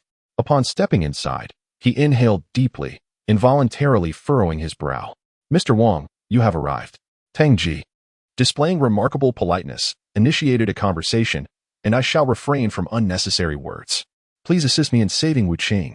I assure you, I will not utter a complaint regarding your demands. Wang Yi smiled, having already voiced his request for Lu Shan to serve as my temporary security guard. Is that all? Tang Ji retorted, noting that if Wang Yi could indeed save Wu Qing, such a minor request was hardly significant. What? Is it too little? By the way, if you find it insufficient, could you assist me with another matter? My driver's license has been revoked, and I have not had the time to retake the exam. Could you help me obtain a new one? Thank you. Upon hearing Wang Yi's words, Tang Ji felt a wave of frustration. Such matters were trivial to him. Very well. I implore Mr. Wang to save a life. Under Tang Ji's guidance, Wang Yi approached Wu Qing's bedside, where 5 or 6 doctors, clad in masks, were intently examining her. Have you employed Gonsong? Wang Yi directly inquired of the physicians. One of the older doctors, Fu Wei, lifted his gaze to meet Wang Yi's. They had previously heard that Tang Ji was seeking a specialist in detoxification to assist with Wu Qing's treatment. Yet they were taken aback by the arrival of such an inexperienced individual. They harbored a sense of displeasure, questioning how this novice could possibly resolve issues that even the finest doctors of Hongguang could not fathom. Who are you? The leading physician, Fu Wei, renowned as one of the finest internists in Zhejiang province and the deputy director of Hangzhou People's Hospital, had come personally to Royal Entertainment to detoxify Wu Qing due to his acquaintance with Tang Ji and the alluring compensation offered. Alas, their efforts had proven fruitless. Wang Yi disregarded Fu Wei's presence, moving directly to the table, casually picking up several medications before lowering his head to sniff a few vials. Expressing his dissatisfaction, he remarked, "You have indeed used Gonsong. Your efforts are more detrimental than beneficial." What did you say? Fu Wei, upon hearing Wang Yi's words, was naturally incensed. After decades of practice and countless lives saved, he had received numerous accolades and now occupied the esteemed position of deputy director. How could he endure being dismissed as ineffectual by this impudent youth? Gonsong is known for its ability to regulate qi, alleviate pain, and awaken the spleen while possessing commendable detoxification properties. However, you have overlooked a crucial detail. The poison she has been afflicted with contains the venom of the black mamba. While Gonsong may aid in eliminating other toxins, it simultaneously facilitates the spread of the snake venom within her body. This black mamba toxin reacts chemically with other poisons, rendering a singular detoxification approach ineffective. Thus, should you persist in this method, while other toxins may be eradicated, she will ultimately succumb to the snake venom, Wang Yi stated, his expression devoid of emotion. Upon hearing Wang Yi's explanation, the surrounding doctors felt a sense of embarrassment, for his assertions were indeed factual. During the blood tests conducted on Wu Qing that day, they had observed a reduction in other toxins, yet the snake venom had proliferated alarmingly. Even the application of black mamba antivenom yielded no results, leaving them utterly perplexed. Fei Wei's expression softened slightly, yet he remained on edge. After all, anyone could engage in empty rhetoric. Had we not exerted utmost control over Miss Wu Qing's physical condition, the toxins would have likely spread throughout her body by now. No. If you simply adhere to my instructions and utilize half a branch of lotus, turmeric, Mitsubishi, white-flowered tongue grass, as well as astragalus, inshun, and black mamba venom to concoct the antidote, she could endure for at least a week. However, the current predicament is dire. If the toxins are not neutralized within 3 days, she shall perish. Upon hearing Wang Yi's words, Fei Wei's demeanor shifted once again. For several of the herbal remedies Wang Yi mentioned were familiar to him, though not as comprehensive as Wang Yi's knowledge. More astonishingly, Wang Yi's prescription included black mamba venom. Was it not absurd to use venom as an antidote when she was already poisoned? Suddenly, enlightenment struck Fei Wei as he slapped his thigh. These herbs could indeed neutralize the toxins. However, even if consumed, they would not disseminate throughout the body like the poison to target the corresponding toxins. In this instance, black mamba venom acted as a carrier. possessing remarkable diffusion properties to spread these antidotes throughout the entire system for detoxification. Yet, what would become of the venom in the end? You have only addressed half of the issue. Black mamba venom serves not only as a carrier but also as a remedy. After delivering the antidote throughout the body, the venom will react with the white-flowered tongue grass, forming a chemical compound capable of counteracting its own toxicity, thereby attacking the remaining unresponsive venom, essentially a mutual destruction. Wang Yi spoke gravely, elucidating that white-flowered tongue grass, also known as white-flowered snake grass, reacts with the toxins of various venomous snakes. Originally furious and displeased, Fei Wei stood there, quietly absorbing Wang Yi's explanation, even appearing somewhat dazed. Truthfully, as a physician who had ascended to his current position, few things could astonish him anymore. Yet, Wang Yi's words left him momentarily speechless. At the very least, in terms of detoxification, he acknowledged that Wang Yi surpassed him. Who doesn't know this? When our director Fu was studying, you were still in ignorance, a younger doctor nearby remarked, feeling irritated on Fei Wei's behalf as he observed Wang Yi speaking eloquently. Enough. Although Wang Yi remained silent, Fei Wei interjected first, saying, "Mr. Wang, please continue. I am all ears." Noticing Fei Wei's change in attitude, Wang Yi smiled faintly. Regardless, it appeared that Fei Wei still possessed a thirst for knowledge regarding medicine. Presently, on the surface, her physical condition appeared to have stabilized, yet in reality, the spread of toxins had intensified, and the venom's adhesion to other toxins had worsened, temporarily diminishing its activity. Once it erupted, there would be no hope.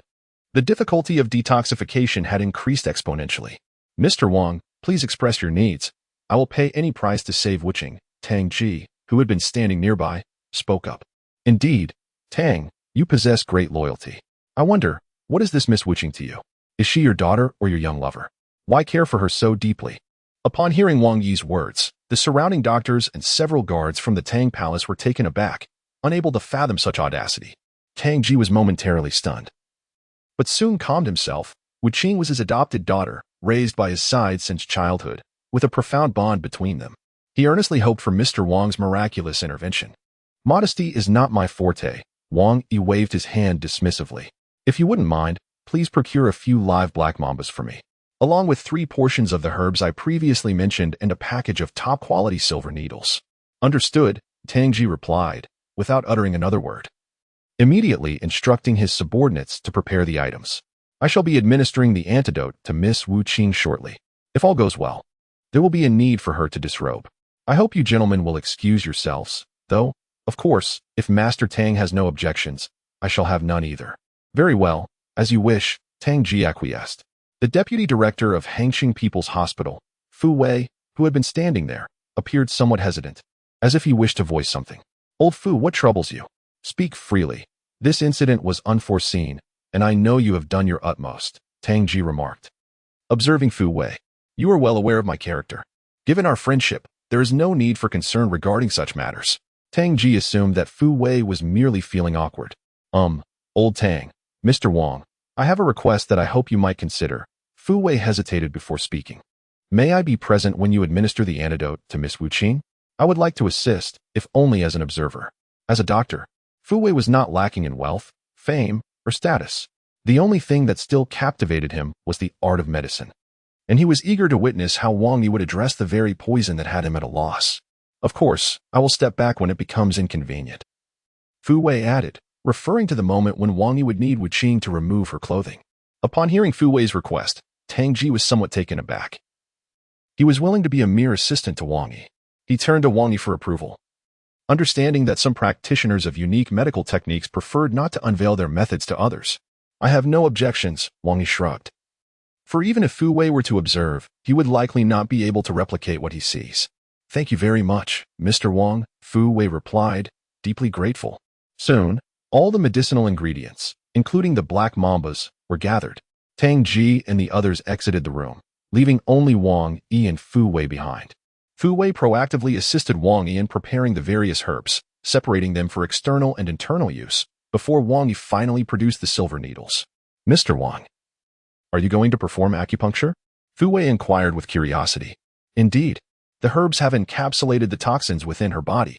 I must, within half an hour, use acupuncture to concentrate these toxins at a specific location before releasing them," Otherwise, the efficacy of the medicine will spiral out of control, worsening the toxicity. Well then, during your acupuncture, Fu Wei hesitated, eager to observe Wang Yi's technique, yet concerned that disrobing might lead Wang Yi to dismiss him from the room. During the acupuncture session, I will discreetly cover her sensitive areas. You are the doctor, and here it is acceptable. However, after the acupuncture is completed, I must cleanse her, lest the toxins rebound, and at that moment, your presence may prove inconvenient. I understand. It's no problem. I shall depart then. Under the eager gaze of Fu Wei, Wang Yi commenced his delicate work with the silver needles. Observing the small silver instruments deftly gliding through Wang Yi's fingers, as if animated by their own will, Fu Wei was left in a state of astonishment, remaining mesmerized until Wang Yi ceased his actions. If you wouldn't mind, could you help me wipe away some sweat? Only when Wang Yi spoke did Fu Wei snap back to reality, noticing that Wang Yi was already drenched in perspiration. His complexion pale, indicating that the intricate art of acupuncture had drained considerable energy from him. Without a moment's hesitation, Fu Wei stepped forward to assist Wang Yi in wiping his brow. It was unlikely that many could earn such a favor from him. I am now going to cleanse her. You may step outside. Wang Yi spoke with the authority of a superior, while Fu Wei, though reluctantly, nodded and exited. Outside the door, Tang Ji furrowed his brow, surrounded by his companions, having already devised a plan in his mind. If Wang Yi succeeded in saving Wu Qing, it would be a joyous occasion. However, should he fail, merely having laid eyes on Wu Qing's condition would warrant his demise. Inside the room, Wang Yi carefully unfastened Wu Qing's garments. In his quest to save her, he harbored no ill intentions, yet he could not shake the discomfort of the situation. For he was indeed a man. Damn it, is this some sort of jest?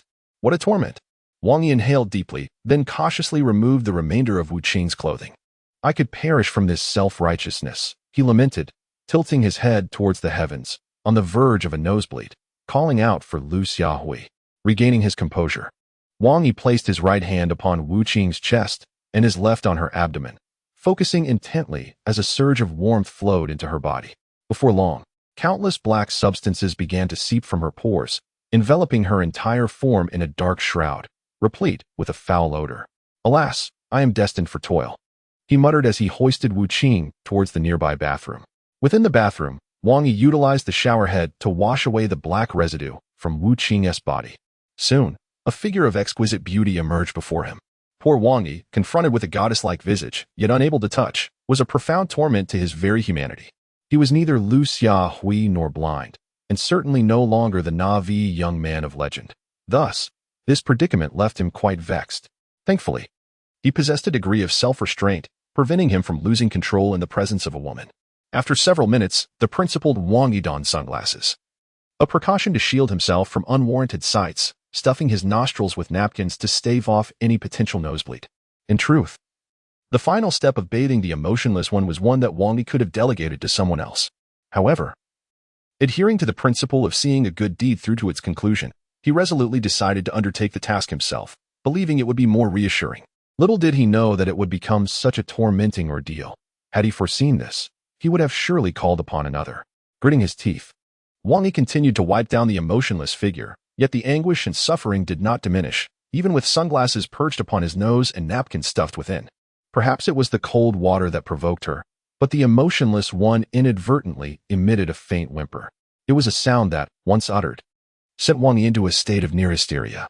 Oh, merciful Buddha, he closed his eyes, reciting calming mantras in his mind, and after a struggle to regain composure, he dared to open his eyes, only to find a pair of round, sparkling eyes fixated upon him.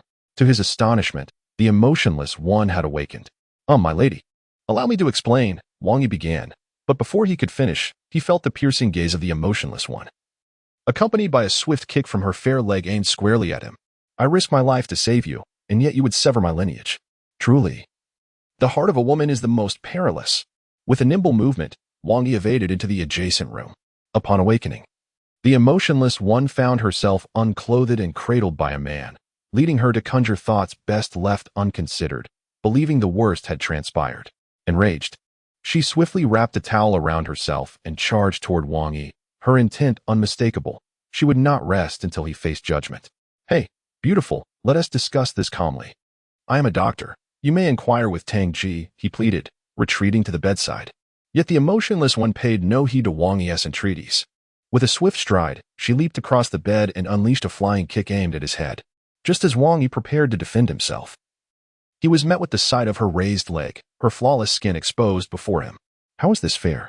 Fighting is one thing, but this is a blatant distraction. In that fleeting moment, he was torn between contemplation and instinct, only to feel her foot nearing his face. With a quick reflex, Wang Yi seized her foot. Do not presume that your femininity intimidates me. I can be quite formidable, he threatened. You seek death. The emotionless one, furious at her captured foot, pushed off the bed with her left hand and executed a spinning kick aimed at Wang Yi's throat. Good heavens, I am merely trying to help you. Yet you are serious about this. As he pulled her foot backward, her left leg veered past his line of sight, droplets of dew cascading through the air and landing on his face. Damn it, Wang Yi exclaimed, the napkin stuffed in his nose flying out in the process. Outside the room, Tang Ji and the others had grown increasingly anxious. Suddenly, the sounds of a struggle echoed from within, prompting Tang Ji to kick open the door with a fierce determination. In the room, the ruthless attacker found his efforts against Wang Yi futile and fell directly onto the bed, his left leg still clutched in Wang Yi's grasp, clad only in a bath towel, desperately attempting to escape from his clutches. Just as he prepared to change his stance for a counterattack, a sudden crash resounded as the door was forcibly kicked open. Startled by the intrusion, he lost his balance mid-air, causing the towel to slip away. Is someone entering? Wang Yi, filled with urgency, lunged forward, enveloping the struggling figure in his arms, and swiftly turned to wrap them both in the bed covers, thus shielding the vulnerable form from the gaze of any onlookers.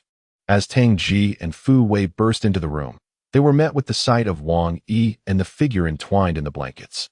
Well, I assure you, this is purely self-defense, Wang Yi said innocently, looking at the onlookers. Father, what brings you here? The figure, now revealed to be Wu Qing, was equally surprised to see Tang Ji. She only remembered being pursued by 4 adept members of the Qing gang, being shot, and then jumping into a van. The events that followed were a blur.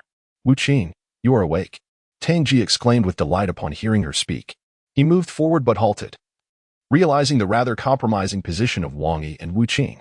Everyone, out, Tang Ji commanded, and the doctors and guards quickly exited the room. Father, who is he? Wu Qing, still recovering and unable to move freely under Wang Yi's control, inquired. He is Dr. Wang. He was the one who drove you back when you were injured, and he is also the one who saved you today. Without him, even the best doctors in the world would have been unable to help you. Tang Ji praised Wang Yi, who felt a sense of satisfaction from the commendation. I will step out to arrange the banquet. Be sure to express your gratitude to Mr. Wang, Tang Ji concluded before leaving the room. Inside the covers, Wu Qing found herself pressed closely against Wang Yi, her round eyes ablaze with fury. Will you not release me? I will let go. But you must promise not to hit me again, Wang Yi replied. Release me at once, or I shall kill you, Wu Qing declared in desperation, a flicker of murderous intent gleaming in her eyes. Promise me first, or I shall not let go, he insisted. Finally, after 10 minutes, Wu Qing emerged dressed and standing before Wang Yi, radiating an aura of menace. At that moment, Wang Yi had just exited a meeting with Ling Shuiyao, clad in a bespoke, top-tier suit, complemented by exquisite limited-edition shoes. With his captivatingly mischievous visage and damp hair, he was undeniably striking. Wu Qing stood there, gazing at Wang Yi, her face marked with fierce anger, yet her thoughts remained a mystery to all. Was it you who saved me? She finally asked. Well, to be honest, I wasn't particularly inclined to rescue you. It was you who leaped into my vehicle and promptly disrobed upon entry. Ahem. Wasn't it I who later brought you to this royal entertainment venue? Yet, who could have foreseen that you had been poisoned? As for that Fu Wei, he was of no assistance in alleviating your affliction. Tang Ji dispatched individuals to trail me for several days, persistently beseeching me to come to your aid. After enduring considerable torment, I finally managed to cure you, and instead of expressing gratitude, you awaken only to commit murder. Truly, it is akin to a dog biting El Dongbin, repaying kindness with malice. Does healing require a bath? Wu Qing retorted coldly. Of course. In the process of extracting the toxins from your body, I also cleansed certain impurities. If you doubt my words, you may assess for yourself. Aside from your current physical weakness, your acuity, sensory perception, and overall prowess should have experienced a significant enhancement, Wang Yi stated. Upon hearing Wang Yi's words, Wu Qing skeptically closed her eyes to gauge her senses, discovering a remarkable difference indeed. Who on earth are you? How could anyone elevate my abilities so drastically in a single day? Wu Qing scrutinized Wang Yi with caution. Are you not in awe of me? Hee. I am a legend in Hangzhou, known as Brother Mouse, Wang Yi chuckled. Observing Wang Yi's nonsensical demeanor, Wu Qing was taken aback. She was aware of Fu Wei, and if he could not remedy the poison, then someone like him was certainly extraordinary, despite his seemingly rogue appearance. Well, now that your poison has been resolved, my task is complete. Please inform Tang Ji to refrain from sending anyone to bother me again. Otherwise, I shall deal with them accordingly. Wang Yi declared as he made to exit. Wait, Wu Qing called out, halting Wang Yi. I trust you regarding the antidote. But you have seen my body and touched me all over. How shall we resolve this matter? What? Wang Yi's eyes widened as he turned back. Sister, that was solely for your salvation. I approached this with a pure heart. Do not tarnish the reputation of an innocent healer. Pure? I see nothing of the sort. Your countenance reveals your true nature, Wu Qing retorted unapologetically. Must a virtuous person bear the label of goodness upon their face? Wang Yi scoffed. It is merely due to my humility and my tendency to perform good deeds anonymously that I often face misunderstandings. But I have grown accustomed to it. Can you not feign modesty? Indeed, I can. Wang Yi shot back. Then I shall grant you that wish. With that, Wu Qing launched another strike toward Wang Yi. By heavens, she's trying to kill me, Wang Yi exclaimed, bolting for the door. Outside, Tang Ji and Fu Wei awaited, their surprise evident as they witnessed Wang Yi's frantic escape. Mr. Wang, what is the matter? Tang Ji inquired hurriedly. That crazy woman is ungrateful and wishes to take my life, Wang Yi exclaimed as he sought refuge behind Tang Ji. Wu Qing, who had charged out fiercely, was met with Tang Ji's intervention. Wu Qing, you must show respect. Mr. Wang is your savior. As Tang Ji remained present, Wu Qing's emotions were somewhat subdued. Yet her gaze remained fervently fixed upon Wang Yi, as if she were deeply concerned about his well-being. Mr. Wang, I have arranged a banquet to express my gratitude for your miraculous healing of my daughter. I truly wish to thank you, Tang Ji articulated with considerable politeness. Indeed, Mr. Wang's skills are truly exceptional. I also hope to cultivate a friendship with you, allowing us to exchange knowledge in the field of medicine, from which I could greatly benefit, added Fu Wei, the deputy director of the People's Hospital and an esteemed expert in the province. His words reflected a sincere dedication to the art of healing. With no reason to decline such hospitality, Wang Yi found himself seated in the most opulent private room on the second floor of the Royal Dynasty Entertainment, accompanied by Tang Ji, Wu Qing, Fu Wei, and several other doctors, as they gathered around a sumptuous array of dishes. Mr. Wang, I have heard you were previously. Tang Ji began, glancing at Wang Yi, who was thoroughly engrossed in his meal, hesitating to continue. Oh, I used to sell sweet potatoes on the overpass. But after it was privatized and selling was prohibited, I now drive a black cab at night, Wang Yi stated candidly. The revelation of his occupation left Wu Qing and the surrounding doctors utterly astonished. Despite the toxicity afflicting Wu Qing, which had baffled these top experts for 2 days, Wang Yi had managed to cure her in just over an hour, highlighting the sheer terror of his medical prowess. Such talent would typically afford him the status of an esteemed scholar in any hospital, yet here he was, selling sweet potatoes and driving a cab? Mr. Wang, you certainly have a knack for humor, Fu Wei chuckled. Humor? If you doubt me, you can ask my acquaintances at the overpass. They all know me. However, times are tough now. Selling sweet potatoes is no longer allowed, and my license has been revoked. Business is challenging. By the way, old Tang, about that driver's license I asked you to help me with, I would greatly appreciate your assistance, Wang Yi said earnestly. With a smile, Tang Ji presented him with a brand new driver's license. Here's your license. Should you require anything in the future, do not hesitate to reach out to me. Well, such efficiency is impressive, Wang Yi remarked as he promptly tucked the license into his pocket. With your abilities, you could easily join my People's Hospital as an expert. If you agree, I can facilitate the arrangements, Fu Wei suggested, envisioning the opportunity to learn from Wang Yi. Let us be realistic. Someone like me becoming a doctor would be a societal hazard. Haha. I only saved this lovely lady here because of her remarkable beauty. Being a doctor is simply out of the question. Wang Yi waved his hand dismissively. Wang Yi's firm refusal left Fu Wei with little recourse but to smile awkwardly and raise his glass in a toast. After a satisfying meal, Tang Ji finally spoke up. Wang Yi, I shall be direct. Would you be willing to work at my Tang Palace?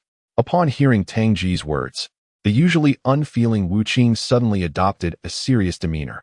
The prospect of having someone like Wang Yi, whose combat prowess and medical skills are unparalleled, join the Tang Palace would undoubtedly serve as a significant advantage and a trump card against the Qing gang. Several doctors present gazed at Wang Yi with anticipation. I am rather accustomed to a laid-back lifestyle and resistant to authority. I think I shall pass, Wang Yi remarked nonchalantly while eating. Refused? It was one thing to turn down Fu Wei's offer to be a doctor, but to decline Tang Ji's invitation in his presence? Many longed for such an opportunity, yet remained unfulfilled. They were aware of Tang Ji's true identity. Although he appeared benevolent, when provoked, he could be merciless. The fate of those who rebuffed him could be dire. Mr. Wang, would you not reconsider? With your talents, no one at the Tang Palace would impose upon you or restrict your freedom. Tang Ji continued to smile calmly. Ah, no one would impose? And what of you? Tang Yi, would you take on that role? Wang Yi replied with a faint smile. In the Tang Palace, the only position free from oversight, in my view, is yours. Would you allow me to occupy it? Silence enveloped the private room, an eerie stillness following Wang Yi's bold assertion, leaving the attendees momentarily dazed, casting uncertain glances at Tang Ji. To aspire for Tang Ji's position was indeed audacious. Ha ha ha, Mr. Wang, you certainly possess courage. As long as you have the capability, my brothers would follow you. I am no longer young. What harm would it be for me to relinquish my position to you?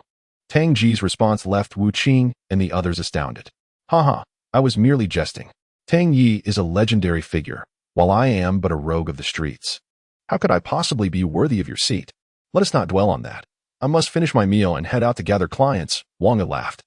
The atmosphere at the banquet grew somewhat peculiar thereafter, yet they managed to finish their meal. Wang Yi clapped his hands and insisted on departing. Mr. Wang, feel free to choose any vehicle you desire from those parked at the entrance of the Royal Dynasty Entertainment. Tang Ji gestured towards the array of luxury cars, Porsches, Land Rovers, Jaguars, and even Lamborghinis. Never mind, I am accustomed to my little Wuling. Farewell, Wang Yi said as he took his leave. The once jovial glint in Tang Ji's eyes turned icy. Shall we send someone to follow him? An attendant inquired. No need. He is an unusual individual. Can you guarantee that you won't be detected while following him? Tang Ji replied. Could he be a spy sent by the Qing gang, employing a strategy of feigned retreat to draw closer to our Tang Palace? Impossible, Tang Ji answered. If the Qing gang had such an extraordinary person, their situation would have long been transformed. Furthermore, if he were indeed one of them, he would have no reason to save Wu Qing. If Wu Qing were to perish, the turmoil in our Tang Palace would far surpass the risk of planting an undercover agent. And do you truly believe that Qin Lu could manage someone like Wang Yi? As Wu Qing coldly observed Wang Yi's carefree silhouette receding into the distance, she could not help but feel a blush creeping onto her typically frosty visage. Recalling how he had thoroughly examined and touched her body from head to toe. Wu Qing, what are your thoughts on this, Wang Yi? Tang Ji inquired, his normally composed demeanor disrupted by her candidness. This man is mine. Anyone who dares to contest me shall face dire consequences. As a woman accustomed to the ruthless nature of a killer, Wu Qing acted according to her heart's desire, unrestrained by the complexities of emotions.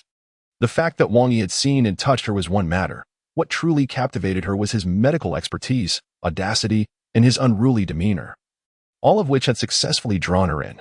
Particularly striking was Wang Yi's assertion to Tang Ji that he only cared for the position Tang Ji held within the Tang family. Women are naturally attracted to strength, and Wu Qing was no exception. After leaving the royal entertainment establishment, Wang Yi hailed a cab, preparing to return to his humble abode when suddenly his phone rang. Hello. This is driver Xiao Wang at your service, Wang Yi answered. Is this brother Wang Yi? It's Xiaoya, came the sobbing voice of Pan Xiaoya on the other end. What's wrong, Xiaoya? Wang Yi became immediately concerned. Well aware of her resilient and independent nature, she would never cry over trivial matters. Brother Wang Yi, could you lend me some money? She asked amidst her tears. Lend you money? What has happened? He pressed. My mother is gravely ill and requires surgery. I need to borrow some money, replied Pan Xiaoya. Wang Yi recalled observing her mother's condition during a previous meal. It was not critically severe, and a hospital procedure should not cost more than several thousand. The 100,000 Pan Shueya had previously received from Ling Shueya should suffice, making it perplexing that she would need to borrow money. Moreover, given Xiaoya's character, she would not have cried if it were merely a financial matter, indicating something deeper must be at play. All right, wait for me at home, Wang Yi instructed before hanging up and immediately directing the driver to turn towards the slum area. Brother, it's quite a distance to the slum, the fare he began. But Wang Yi interrupted, tossing 500 yuan into the front seat. Get us there as swiftly as possible. Half an hour later, frowning, Wang Yi stormed into Pan Xiaoya's home. The dilapidated space was permeated with a strong scent of traditional Chinese medicine. as Pan Xiaoya sobbed while attempting to organize her belongings. "Xiaoya, what is the matter?" he asked. Upon seeing Wang Yi, Pan Xiaoya's tears overflowed, and she rushed into his arms. Surprised by her embrace, Wang Yi gently patted her back, asking, "What has happened? Where are your parents?" "My mother is still in the hospital, and my father has been taken by Lu Chang," she wept. "Taken by Lu Chang?" Wang Yi's expression darkened at her words. "What exactly is going on?" "In the past couple of days, my mother was scheduled for surgery, and my father and I were at the hospital caring for her. Today, my father went home to retrieve some belongings, only to discover that Lu Chang was waiting there with a group of individuals. They assaulted my father and abducted him. Later, they called me, demanding a ransom of 100,000 yuan, or else they threatened that I would have to sleep with Lu Chang or my father would be killed." Pan Xiaoya was weeping uncontrollably on Wang Yi's shoulder, her tears having already soaked his clothing. However, the 100,000 yuan had already been paid for my mother's medical expenses, and I found myself at a loss for that amount. I had no choice but to borrow from you." Upon hearing Pan Xiaoya's words, a glint of fury appeared in Wang Yi's eyes. With recent events weighing heavily on him, he had nearly forgotten about Lu Chang, who had been extorting protection fees, initially dismissing him as a mere street thug unworthy of attention. He hadn't anticipated such drastic actions from him. Evidently, his previous warning had been too lenient. "Xiaoya, rest assured, your father will be safe. I will bring him back." Wang Yi comforted Pan Xiaoya. But Lu Chang's brother-in-law was affiliated with underground forces, and they were numerous. Furthermore, they warned that if I dared to alert the authorities, I would never see my father again. "Do not worry, nothing will happen. You should focus on taking care of your mother at the hospital. I will handle the rest," Wang Yi assured her. But Pan Xiaoya still felt uneasy. "There are no buts. Do you trust me?" Wang Yi asked her earnestly. "Of course I trust you. But you are alone, and I am afraid." "There is no need for fear. I have a plan. I will take you to the hospital," Wang Yi said, escorting Pan Xiaoya to the entrance of Hangzhou People's Hospital. People's Hospital? Wang Yi recalled that Fu Wei was the deputy director there. He remembered that Fu Wei had given him a business card. To ensure the safety of Pan Xiaoya and her mother, Wang Yi retrieved the card and called Fu Wei, requesting him to look after them.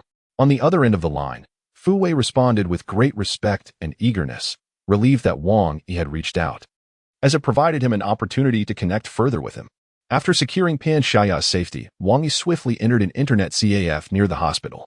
Upon opening a computer, he typed in an exceedingly complex web address. Instantly, the screen turned black, revealing a password input window in the center. After entering a string of intricate passwords, Wang Yi accessed the backend system. Following a series of complicated maneuvers, he entered the monitoring center for street cameras throughout Hangzhou. Starting from the cameras near the shantytown, he quickly located Lu Chang and his associates, ultimately discovering that they had arrived in a business vehicle at a venue known as Hongguang. Cautiously, Wang Yi exited the program step by step, erasing all traces of his browsing history, and left the internet CAF with a solemn expression, hailing a taxi towards Hongguang. Inside a private room at Hongguang, Lu Chang and several of his lackeys lounged on the sofa, embracing the female companions from the establishment, their legs casually draped over the coffee table, embodying the very essence of ruffians. "Brother Chang, do you think Pan Xiaoya will report us for this?" A somewhat anxious follower spoke up. "Call the police?" Setting aside her reluctance to do so, would it matter even if she did?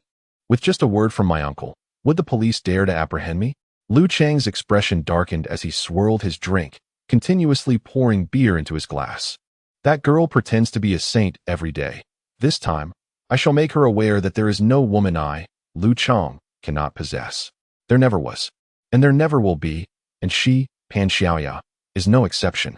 Ha, Brother Chang, whenever you tire of her, would you mind indulging us brothers a little?" One of the subordinates chuckled, pinching the thigh of the woman beside him. "What are you saying, big brother? Who do you think is more beautiful than us? Even if someone is, can they compare to our charm?" The woman feigned displeasure at Lu Chang's remarks. "Of course, your skills are unmatched," she replied with a hint of sarcasm. Just as the group was contemplating how to win over Pan Xiaoya, the locked door was suddenly kicked open, startling the women who had been attentively serving them. "Who the hell dares to kick open my private room?" Lu Chang exclaimed, slamming his fist onto the coffee table, causing the glassware to clatter. Upon recognizing Wang Yi's face, Lu Chang, who had already been slightly intoxicated, suddenly sobered up. The memory of being thoroughly beaten by Wang Yi in the warehouse of the development zone flashed vividly in his mind, inducing a shiver of fear. However, Pride quickly restored his composure. After all, this was his uncle's territory. No matter how strong Wang Yi was in a one-on-one fight, could he possibly overpower the entire security detail of the Hongguang? Are you tired of living? I haven't settled the score from last time, and now you come knocking? Well, let's settle the accounts today, Lu Chang declared, simultaneously signaling his followers to message his uncle for assistance. Lu Chang's uncle, Wang Feng, was a minor leader under the Qingfeng group, managing the high-end establishment, Hongguang. This was precisely why Lu Chang frequented the venue. Typically, even a simple room for karaoke would cost 5,000 to 6,000, not to mention the expenses of drinks and women. Everyone unrelated, get out, Wang Yi commanded. Glancing at the disheveled women, they hesitated, eyeing Lu Chang, but knowing he remained silent, they dared not leave. Lu Chang, having taken a woman close to him, relished the unfolding drama. Why would I let them go? Let's all enjoy the show, he said, prompting the women to smirk sarcastically, aware of Lu Chang's reputation. To them, causing trouble with him at the Hongguang was akin to courting death. Fine. Wang Yi, seeing they would not depart, did not press the matter further. Instead, he moved closer to Lu Chang. Hand over Pan Yue, or you will regret it. Ah, so you were here for that fellow. Did I not mention that his daughter should bring 100,000 yuan or spend a few delightful evenings with me? Before I could finish uttering the words comfortable, Lu Chang felt a jolt to his head, and darkness enveloped him as he was involuntarily propelled outwards. With a resounding crash, his 150 to 60-pound frame slammed against the wall of the private room before landing awkwardly on the floor. Even after just one kick, the pain rendered Lu Chang speechless, forcing him to signal a few subordinates to confront Wang Yi with his eyes. Reluctantly, the group of men complied. Although they knew it was tantamount to seeking their own demise, they had no choice but to obey their leader as silent command. Gritting their teeth, they charged at Wang Yi. Wang Yi, with swift dexterity, seized an ashtray from the coffee table and brought it down with a loud thud onto the head of the first assailant. Blood gushed forth, and the unfortunate soul collapsed to the ground, convulsing. One by one, as 6 or 7 thugs approached Wang Yi, each was met with the ashtray, leaving them gasping for breath. Within mere moments, apart from the terrified hostesses, everyone else lay on the ground, bleeding profusely. Help! Help! Several hostesses, paralyzed by fear, could barely utter a sound.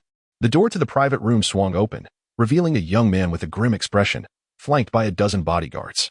Upon witnessing Lu Chang, bloodied and trampled beneath Wang Yi's foot, his brows furrowed in concern. Although this brother-in-law of his was far from admirable, constantly embroiled in trouble, he still bore the title of brother-in-law. To assault Lu Chang in the Red Pavilion would be akin to striking a blow to Wang Feng's reputation. Wang Feng glanced at the women and ordered them to leave. Once they exited, he entered the private room with his entourage of bodyguards. Who are you? Where do you hail from? Wang Feng inquired. Wang Yi disregarded him, pressing his right foot onto Lu Chang's face and crouching down to ask with a voice laced with malice, "Where is Pan Yue?" "In your dreams."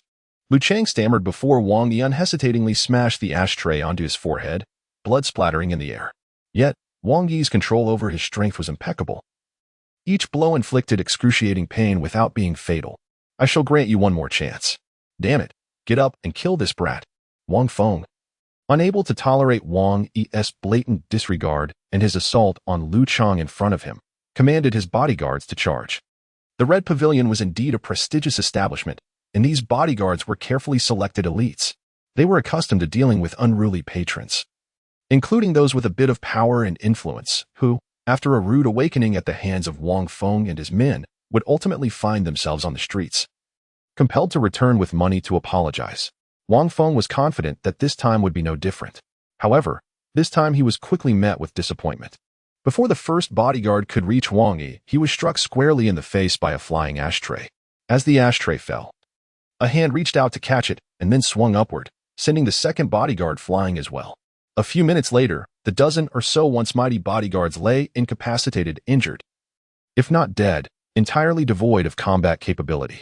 Wang Feng stood there, stunned. How could such a monstrous individual exist? Such fighting prowess he had only witnessed once before in the formidable 6th master of the Qingfeng group. Yet this young man before him was merely a few years into his career. How could he possibly be compared to the 6th master? "I shall offer you one more chance. If you refuse to speak, I will kill you." Wang Yi disregarded the trembling Wang Feng and instead approached Lu Chang, squatting beside him and inquiring calmly, "Where are they?" In the 3-4 VIP room, Lu Chang stammered, fearing for his life. He had initially believed his little uncle would help him out. But now he found himself in just as precarious a situation. You have harmed my people from the Chi Feng group. Do you truly believe you can exit the Red Pavilion unscathed today? Chi Feng group? Wang Yi turned to Wang Feng, a look of disdain crossing his features. You are affiliated with that so-called Qing Feng group? Indeed, Sixth Master is at the Red Pavilion today. Do you think you can harm my people and still walk out of here on your own 2 feet?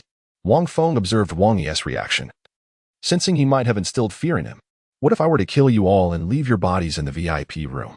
Then no one would know it was I who committed the act, and I could stroll out with impunity, right? Wang Yi's lips curled into a wicked smile, his eyes glinting with murderous intent, as though he truly intended to kill. Do you dare to kill? Upon seeing the glint in Wang Yi's eyes, Wang Feng finally revealed a hint of panic.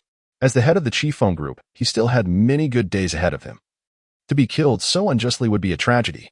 Even if someone were to avenge him later, his own death would render that meaningless. Do you think I would hesitate? Wang Yi approached and lightly patted Wang Feng's face with a grin. Don't move. Everyone, drop your weapons, place your hands on your heads, and crouch down. Just as Wang Feng was being threatened by Wang Yi's taunts, a voice that filled Wang Yi with dread suddenly rang out. The VIP room door was kicked open once more, having already endured 3 kicks that day, and in walked a female officer at the forefront, flanked by a squad of armed police. Damn it! Wang Yi cursed under his breath, reluctantly raising his hands behind his head. He wondered if he were fated to cross paths with this woman. Why did she always appear at the most inconvenient times?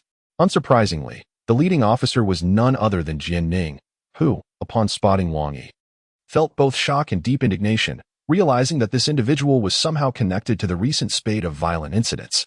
Upon the arrival of the police, Wang Feng was unexpectedly delighted. Perhaps it was the aforementioned hostess who had alerted them after leaving. This time, he truly wished to express his gratitude. For had he been killed by Wang Yi, the loss would have been substantial. What transpired? Just as the officers prepared to approach Wang Yi and his associates to place them in handcuffs, a deep voice resonated, followed by Jian Ning witnessing a group emerging from a distant private room. The titans of Hangzhou's entertainment industry, Chen Lu of Chi Feng Group and Tang Ji, the principal of Tang Palace, were unexpectedly present. Today, Chen Lu had specifically arranged to meet Tang Ji, primarily to observe the reaction of Tang Ji's adopted daughter, who was supposedly afflicted by an incurable poison. Additionally, he sought to probe the boundaries of Tang Palace. Chi Feng Group was increasingly dissatisfied with its current state and began to covet Tang Palace's territory. However, Chen Lu could never have anticipated that not only had Tang Ji arrived, but he also brought along the seemingly imperiled Wu Qing, who appeared remarkably vibrant and even healthier than before, showing no signs of being poisoned. Originally, Chen Lu intended to assert his dominance over Tang Ji, but instead, he found himself outmaneuvered, leaving him in a foul mood. As he stepped outside and encountered the police, his displeasure only deepened. Why are there police here? Chen Lu demanded angrily. We received a report of a brawl occurring here, Jian Ning replied. As you can see, many are injured, and the suspects are present. I must take them into custody. Taking people from my Chi Feng Group's territory? Did you consult me? Chen Lu glared at Jian Ning. Chen Lu, you best understand our position. We are law enforcement. If you dare obstruct my arrest today, I will take you in as well, Jian Ning retorted, her demeanor resolute despite facing Chen Lu. Wang Yi, standing nearby, shook his head. Such a disposition could lead to trouble. It would be acceptable if she possessed sufficient strength, but it was evident her capabilities were still lacking. Meanwhile, Tang Ji and Wu Qing, standing alongside Chen Lu, were astonished to spot Wang Yi among the so-called suspects. Foster father, I have found the man I desire, Wu Qing remarked with a smile. However, it appears he is about to be apprehended as a suspect, Tang Ji responded. With us and Chen Lu present, can the police truly take anyone? Wu Qing scoffed. My Qing Feng Group's employees were merely training and accidentally sustained injuries. Do the police intend to intervene? Chen Lu asserted. Accidentally injured? Jian Ning retorted, observing the bloodied and barely conscious individuals on the ground, fully aware that this was merely Chen Lu's excuse. Does this seem like an accident to you? It indeed was a genuine accident. If you don't believe me, feel free to ask them. Chen Lu stood firm, exuding an air of authority that exerted considerable pressure on the officers. And no, it's true. We just had a bit too much to drink and stumbled into the coffee table. Several injured lackeys gritted their teeth, unwilling to concede. As one person began to speak, others followed suit, including Lu Chong, all claiming they had merely been playfully sparring with acquaintances when injuries occurred. Wang Yi, What brings you here? Wu Qing feigned surprise, stepping forward to link her arm with his. What is going on? Wang Yi looked at Wu Qing, bewildered, given their relationship. He expected her to rush at him with hostility, yet she was displaying unexpected gentleness. Why do you gaze at me so? How dare you sneak off to such a place without my knowledge? You'll be kneeling on a washboard when we return, Wu Qing scolded, resembling a resentful wife lamenting her husband. A torrent of confusion surged through Wang Yi's mind as he glanced at Tang Ji, who shrugged nonchalantly, indicating it was not his concern. Ah, dear Qing, you've wronged me. I came here to fetch a friend. I heard he was invited by Lu Chang, but I accidentally wandered into the wrong room and was startled to see them sparring. Thankfully, you arrived in time. Otherwise, I would have been at a loss, Wang Yi declared, wrapping his arm around Wu Qing's waist. Since she had approached him so willingly, he saw no reason to resist. Is that so? Then let us hurry and retrieve your friend and return home. There are so many people here, and the police. I'm quite frightened. Wu Qing felt Wang Yi's wandering hand at her waist and wished to slap him away, yet she held back, forcing a smile instead. All right. My friend is in room 444. I shall go fetch him, Wang Yi responded with a grin. Wait, you cannot leave, Jian Ning called out to him. What is it? Is Officer Jian inviting me for tea? Wang Yi retorted. You are suspected of engaging in a brawl, and I must take you in for questioning, Jian Ning insisted, her frustration evident. Officer Jian, Boschan has already stated that their employee was merely training and accidentally got hurt. They have acknowledged it themselves. If you persist in complicating matters, it will appear as personal vendetta. If you wish to take Wang Yi, then bring a warrant to my Tang Palace, Tang Ji interjected, who had remained silent until now. Upon hearing Tang Ji's words, Jian Ning realized it was futile to attempt to take Wang Yi away today. However, she was baffled. Wang Yi was merely a street vendor selling sweet potatoes, and even with the best lawyer in Hangzhou securing his bail, now Tang Ji was also defending him. It was utterly perplexing. Inside the private room, Wang Yi discovered Pan Yue, who was bound hand and foot and gagged. Upon seeing Wang Yi, Pan Yue was filled with excitement. Initially, he had been shouting about calling the police, but Wang Yi had stopped him. He was quite satisfied with the outcome. He had rescued Pan Yue, and Lu Chang's group would likely be incapacitated for at least a month. If they remained obstinate afterwards, Wang Yi would show no mercy and would deal with them decisively. Wang Yi, how did you end up here? Pan Yue asked, his heart still racing. Oh, when Xiaoya mentioned that you had been kidnapped, I promptly reported it to the authorities. Fortunately, the police arrived swiftly and ensured your safety. Xiaoya is currently waiting for you at the hospital, so you should hurry back. The criminals have already been apprehended. Wang Yi and Pan Yue exchanged a benevolent lie. Tang Ji dispatched someone to escort Pan Yue to the People's Hospital, while Wang Yi was taken aboard Tang Ji's vehicle. What a small world it is. I thought it was unlikely that we would ever cross paths again. Yet here we are, sharing the same car so soon, Wang Yi remarked with a wry smile. Tang Ji responded with a faint smile. Isn't this fate? It seems that Mr. Wang and I share a special connection. I had intended to be a quiet and charming young man, but it appears that that's quite the challenge. A man of my caliber shines like a firefly in the darkness, forever glowing and impossible to evade, Wang Yi mused as he inhaled a puff of smoke. You are the first person bold enough to smoke in my car, Tang Ji noted. My apologies for stealing your first, Wang Yi replied, taking another drag. The stoic woman beside them frowned, perplexed by the rudeness of this man. Moreover, Wu Qing, your waist is quite supple. However, it would be prudent not to lean in too closely. Should I become overly excited, you might find yourself in a predicament with nowhere to lament. Hearing Wang Yi's words, Wu Qing smiled mischievously as if to challenge him to try. She then deliberately crossed her legs, revealing the delicate, fair skin of her right leg. By the way, did you take down those individuals in the private room? Wu Qing inquired. At that time, nearly 20 individuals lay sprawled on the floor, at least 10 of whom were formidable fighters. Such opponents typically fight tenaciously, yet Wang Yi stood alone. Haven't I already stated that they sustained injuries during training? What does that have to do with me? Wang Yi replied. Everyone knows that's a fabrication. Do you find this amusing? Wu Qing retorted, her irritation evident. All right.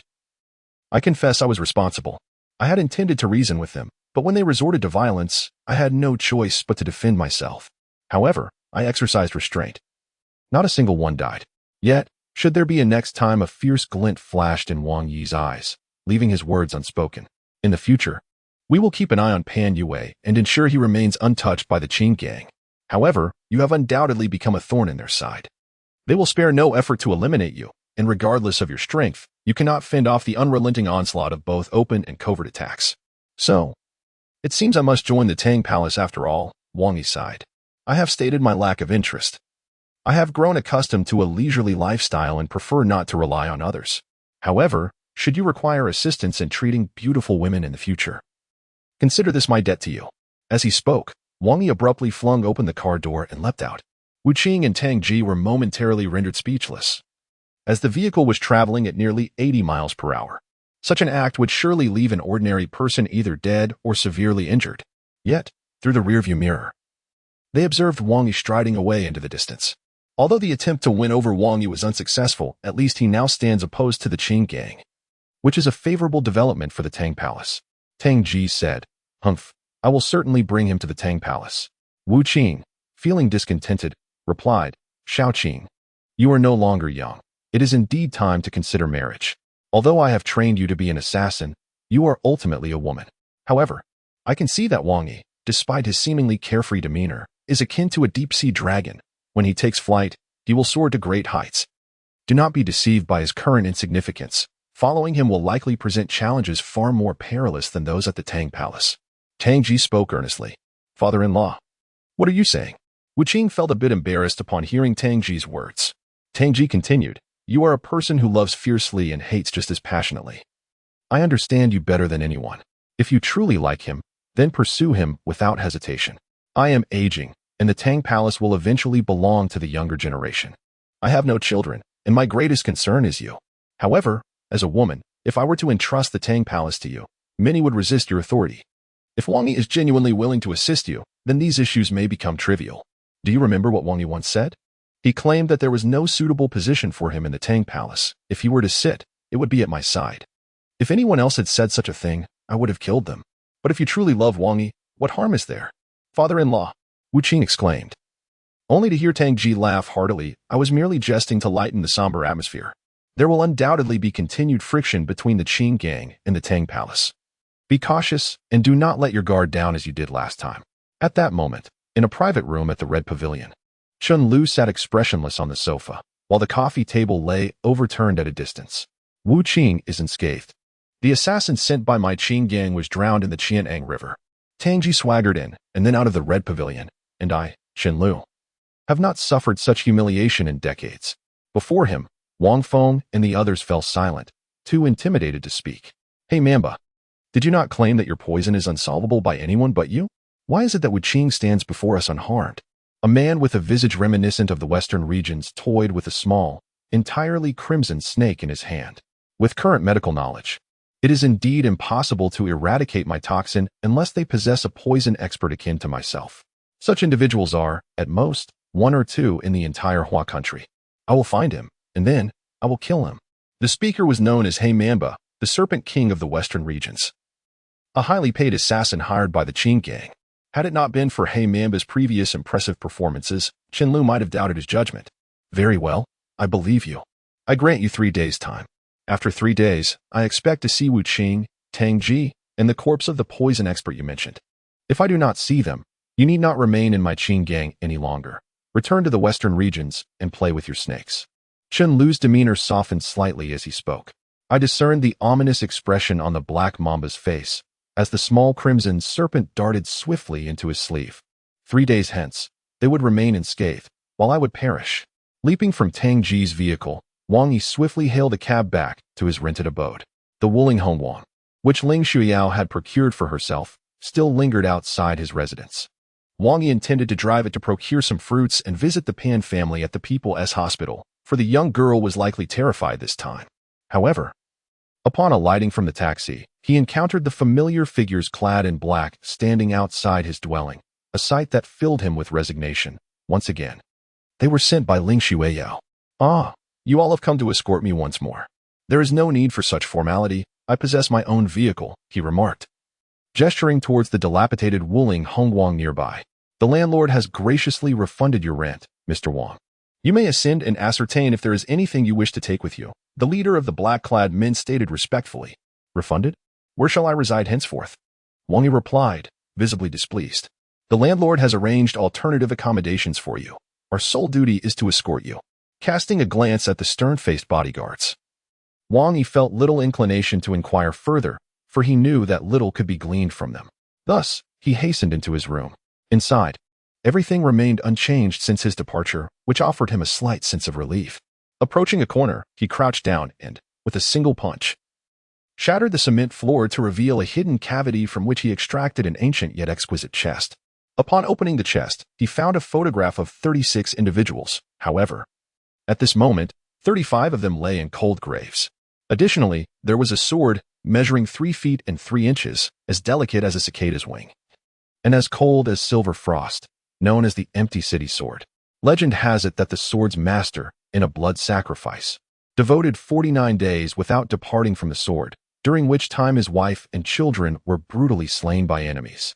Once the sword was forged, the master emerged only to find the remains of his beloved wife and children, their bodies having decayed into mere bones. In a fit of despair and fury, the master, now silver-haired, journeyed 1,000 miles to exact vengeance upon his foes. However, they sought refuge within the Lord's manor of the city, shielded by the Lord himself, inciting the entire populace against the lone swordsman. In utter desperation and wrath, the swordsman, armed solely with his blade, wrought havoc for 7 days and nights, culminating in the annihilation of the city's soldiers and civilians. After extinguishing the lives of all within the city, he impaled his enemy's head upon the city wall and vanished from existence. When later generations discovered this forsaken city, it was but a desolate place, filled with bones and yellowed sands, save for the sword, which continued to glisten with a chilling radiance upon the wall, untouched by the passage of time. Thus, it was named the Empty City Sword. The Empty City Sword, a single blade rendering a city desolate. How terrifying indeed. Wang Yi withdrew from his reverie, replaced the lid on the box, and turned to exit. As Wang Yi settled into his Wuling Hongguang, he cast a lingering glance back at the modest rental apartment he had inhabited for over 6 months. The sudden departure stirred a twinge of reluctance within him. This half-year had been the most tranquil and comfortable period of his 20-plus years. He understood that the serenity of his life would vanish entirely with his departure today. Guided by several bodyguards in their Bentleys, Wang Yi drove to the entrance of a prestigious residential community in Hangzhou, known as Shihu No. 1. This enclave boasted only villas, devoid of high-rise buildings, with the average price of each villa exceeding 40 million yuan. The residents were either celebrated stars or titans of industry, with the vehicles entering and exiting being mostly high-end brands, where even the likes of Mercedes and BMW seemed commonplace, while Bentleys and Rolls-Royces were a frequent sight. Even the security personnel at the entrance exuded an air of superiority, requiring a high level of cultural sophistication, with discerning eyes that missed nothing. Upon seeing the Bentleys being waved through with smiles, they furrowed their brows at Wang Yi's Wuling Hongguang, and one even reached for the intercom. Fortunately, a bodyguard from the Bentley exited to explain the situation, allowing Wang Yi to proceed inside. To his surprise, Wang Yi realized his wife resided here, a testament to her affluence. After a few turns, the Bentley led him into a villa that was at least 400 to 500 square meters in size. Upon emerging from the van in the underground garage, he inhaled sharply, taking in the sight of a mini-car exhibition featuring Maybachs, Ferraris, Porsches, Land Rovers, and Mercedes. "Mr. Wang, the boss is waiting for you at home. We shall not accompany you upstairs," one bodyguard stated respectfully after assisting him with the elevator. The world of the wealthy was indeed perplexing. So many luxury vehicles gathered dust here. Particularly, a stretched Lincoln caught his eye. If it were mine, it could undoubtedly transport more sweet potatoes than my Wuling. As he pondered, he stepped into the elevator. When the elevator doors opened on the 2nd floor, Wang Yi was further astonished by the expansive hall that unfolded before him, measuring over 200 square meters.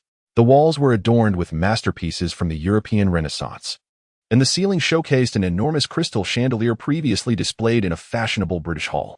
The carpet was Armani, and the handcrafted leather sofas complemented the solid wood coffee tables. The entire hall epitomized opulence, and while Wang Yi was taken aback, it was somewhat within his acceptance, given that Ling Shuiyao was a prominent entrepreneur in Hangzhou. However, aside from Ling Shuiyao, several unfamiliar faces occupied the hall, all regarding Wang Yi with expressions that appeared less than friendly. "Hello, my dear wife. Who are these individuals?" Wang Yi inquired with a smile as he approached Ling Shuiyao, who was lounging on the sofa. Since she had invited them to meet him, they must have been aware of their relationship. Yet Ling Shuiyao seemed to wear a troubled expression. "Shuiyao, is this the boyfriend you mentioned?" Before she could respond, A flamboyantly dressed, voluptuous woman with a round face spoke up first. No, he is my husband. We are officially registered, Wang Yi replied with a faint smile, directing his gaze toward the woman. And may I ask who this lady is? Who is your aunt? Mind your language, you uncultured person. The woman could not tolerate being referred to as aunt by Wang Yi. Who are you cursing with such a lack of upbringing? It is your lack of manners that deserves scorn, she exclaimed. Oh, that's all right, as long as you're happy, Wang Yi replied, choosing to disregard her and moving closer to Ling Shuiyao.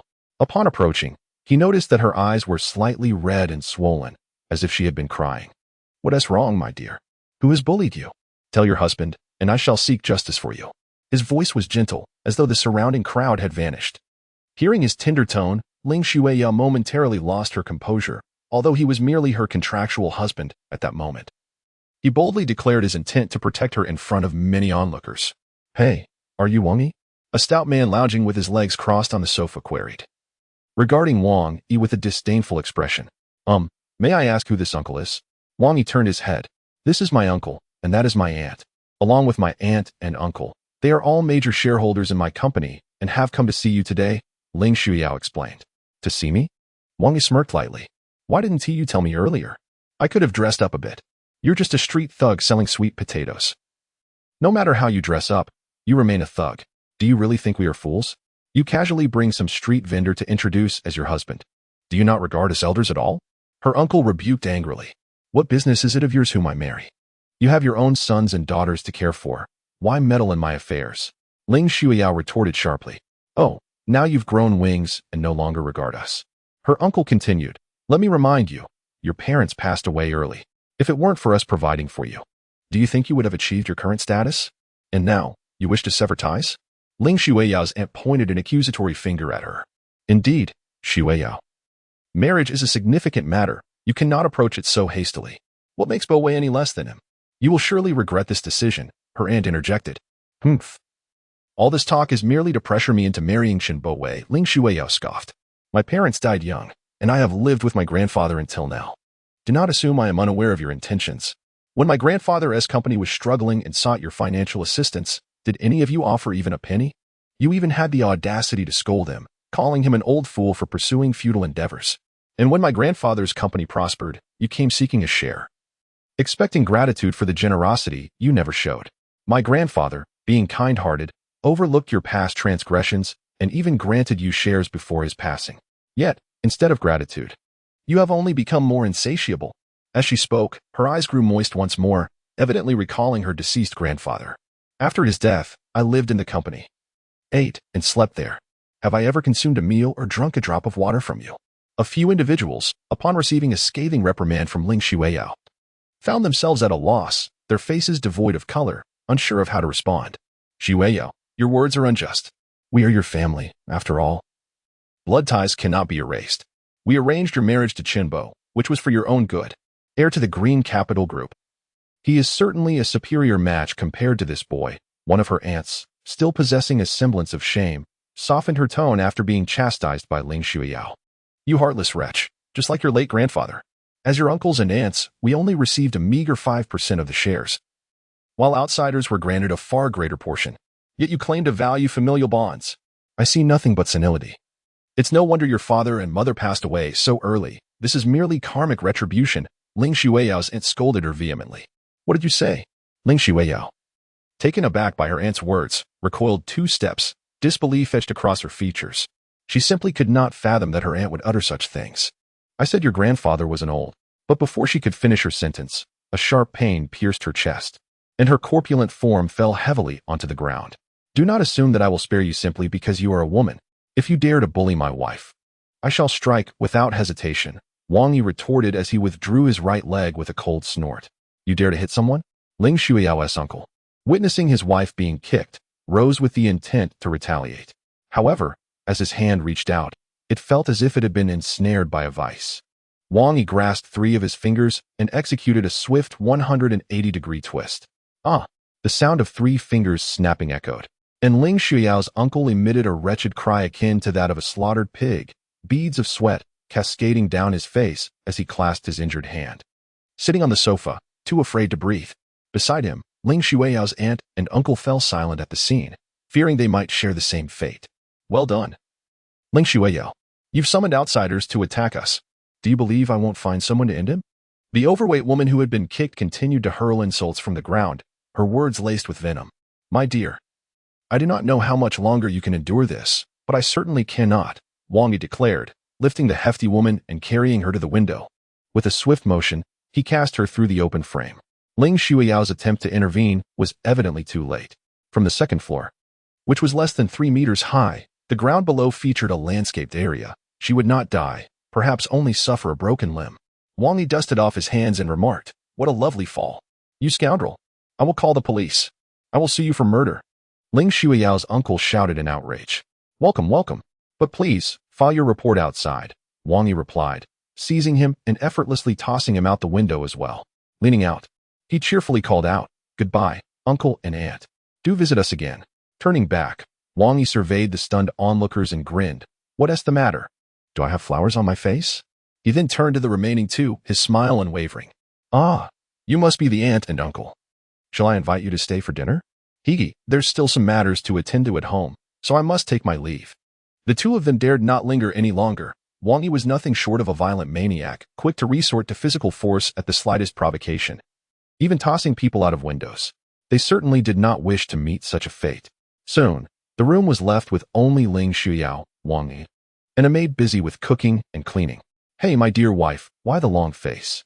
I've chased them all away for you, Wang Yi chuckled. Ling Shuiyao gazed at him, a peculiar emotion stirring within her. You really didn't have to go to such lengths. Doing so will only offend them, and they might seek revenge in the future. Ling Shuiyao's intent was clear. Wang Yi was merely a contractual husband, playing a role, and there was no need for such extremes. Hiki, how could I allow anyone to bully my wife? I wouldn't dream of it, Wang Yi replied shamelessly. But what if they truly call the police?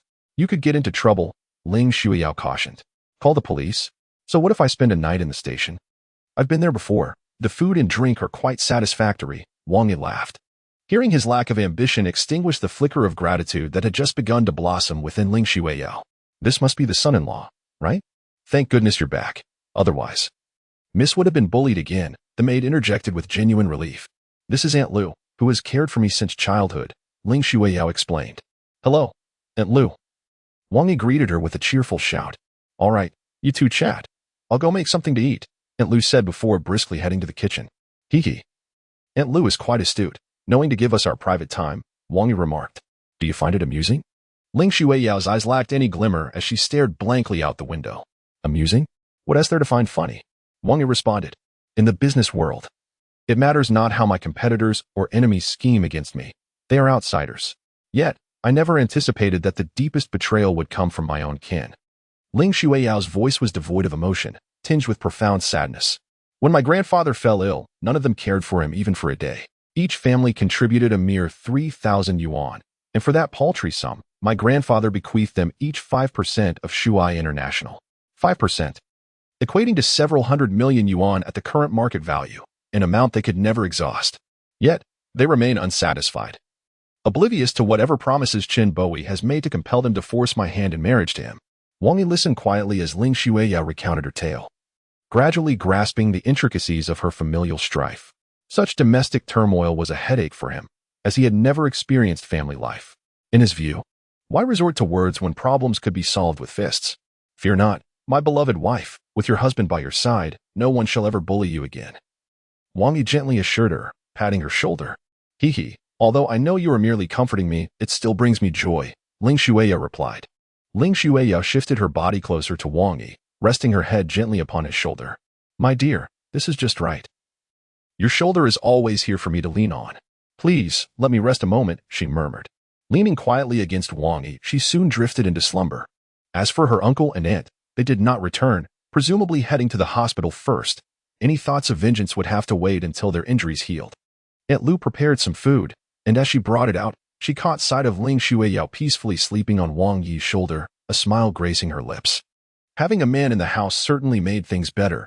The young lady would endure fewer grievances in the future.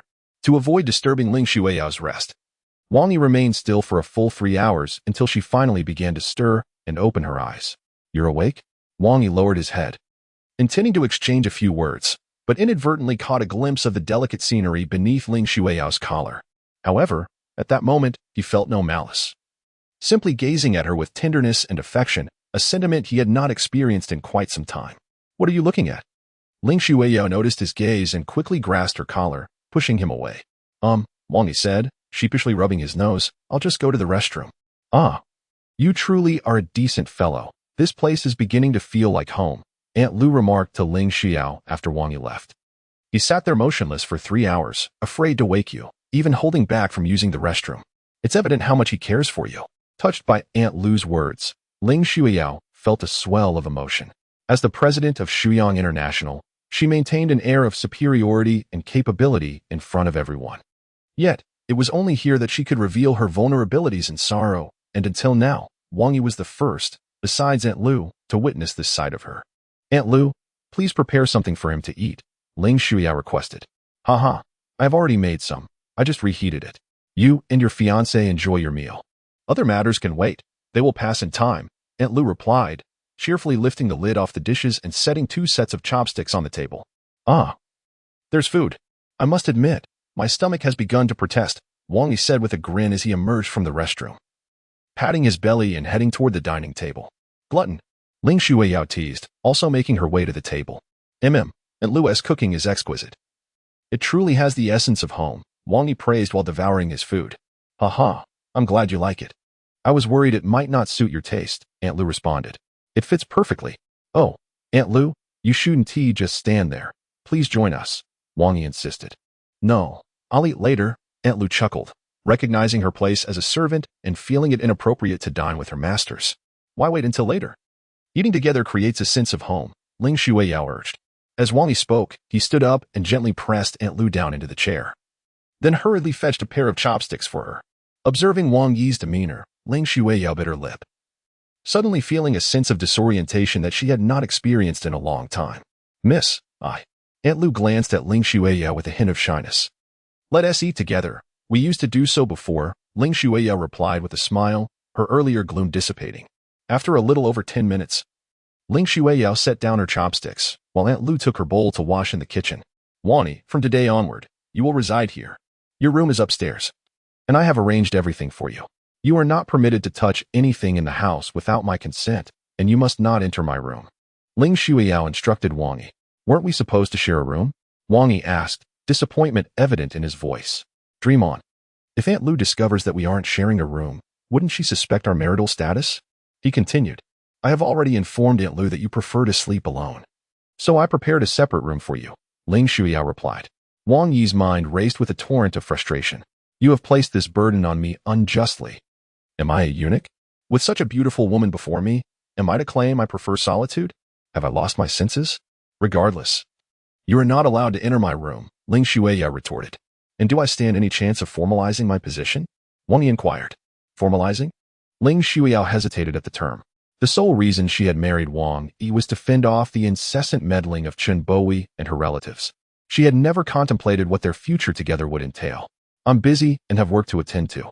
Do not disturb me unless it is of utmost importance," Ling Shuiyao stated, leading the way upstairs into her room without answering Wang Yi's question. Watching her shut the door firmly, Wang Yi shook his head in resignation, realizing that his hopes for formal recognition were still a distant dream. "Miss, you are far too stubborn, keeping everything to yourself. However, with a son-in-law like you here, I trust things will improve. No matter how strong she is still a woman," Aunt Lu remarked, having emerged from the kitchen at some point.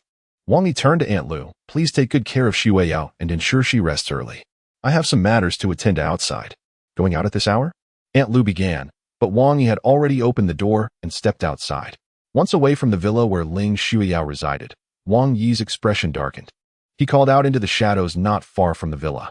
Slowly, Lu Shan, who had previously promised to protect Ling Shuiyao from the shadows, emerged. "In the future, should you encounter her meddling relatives, simply throw them out." Wang Yi's tone was far from amicable. Merely uttering a single word to dismiss those scoundrels was an effortless task for Lu Shan. In truth, Lu Shan had previously been in contact with Tang Ji, who indicated that Lu Shan should remain here. The fact that Wang Yi needed individuals from the Tang Palace suggested there was still a chance for him to enter. Meanwhile, within the luxurious ward of the People's Hospital, Ling Shuiyao's uncle, Yu Shiming, and aunt, Fang Ping, lay in bed, seething with anger. Before them, Qin Bowie sat expressionless in a chair, lightly tapping his fingers on the table. Qin, you have no idea how arrogant Wang Yi is. He came in and directly attacked us. Who would have thought he was a skilled fighter? Just look at what he has done to us.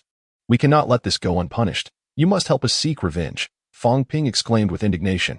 Qin Bowie glanced at the two in the hospital bed, offering a faint smile. Rest assured, Wang Yi will pay for his actions. Sooner or later, Xueyao will be mine.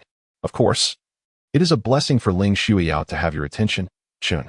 We will fully support you, Fang Ping assured him. Then allow me to express my gratitude to you. Uncle and Aunt, please focus on your recovery. We shall discuss revenge once you are well again. Upon exiting the ward, Qin Bowie's demeanor swiftly transformed. What shall we do now, Qin? Inquired a middle-aged man named He Xiong, a retired mercenary and now Qin Bowie's personal bodyguard. A bunch of useless fools, incapable of handling even a trivial matter.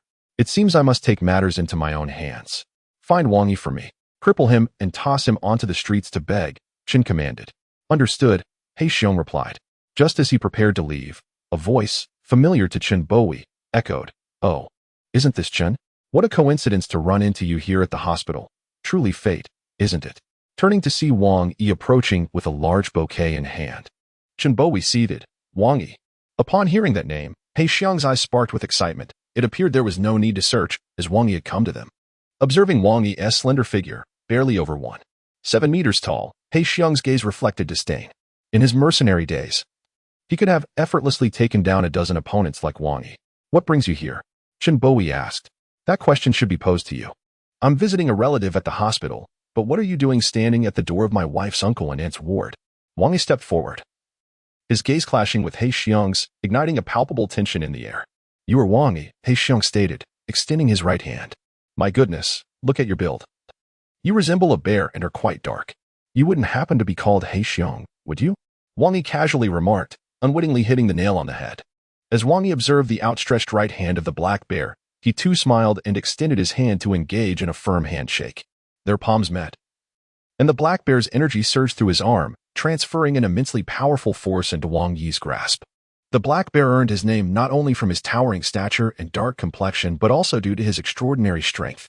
There have been instances where individuals challenged him in a contest of grip strength, only to have their hands crushed. Today marked Wang Yi's first encounter with this formidable figure, who had caused Qin Bowie considerable frustration. Given the black bear's temperament, one might expect him to swiftly incapacitate Wang Yi. However, in the confines of a hospital, discretion was required, and thus he intended to issue Wang Yi a warning first. Feeling the overwhelming power emanating from the black bear's hand, a faint smile graced Wang Yi's lips. Simultaneously, he gradually drew his thumb and fingers together, amplifying the strength in his palm. Although Wang Yi's hand was merely 2/3 the size of the black bear's, he had no real means to resist. Yet, after a full 20 seconds, an expression of disbelief appeared on the black bear's face. He realized that no matter how much he intensified his grip, Wang Yi's fingertips correspondingly strengthened, maintaining an equal footing. Naturally, the black bear, confident in his grip, inhaled deeply and exerted himself once more, doubling his strength sufficient to crush an ordinary person's hand. However, Wang Yi remained unfazed, still smiling, and it seemed that the force in his right hand had surpassed that of the black bear. A jarring pain shot from his palm to the black bear's brain, causing his cheeks to flush crimson. This black bear possesses remarkable strength. He must engage in considerable physical activity, Wang Yi mused, releasing his grip. The black bear exhaled deeply. Had Wang Yi applied any more force, he might not have withstood it. Qin Shao, we should depart. This place is not suitable for conflict, the black bear whispered to Qin Bowie. Qin Bowie glanced at Wang Yi, thinking that soon he would understand the consequences of opposing him.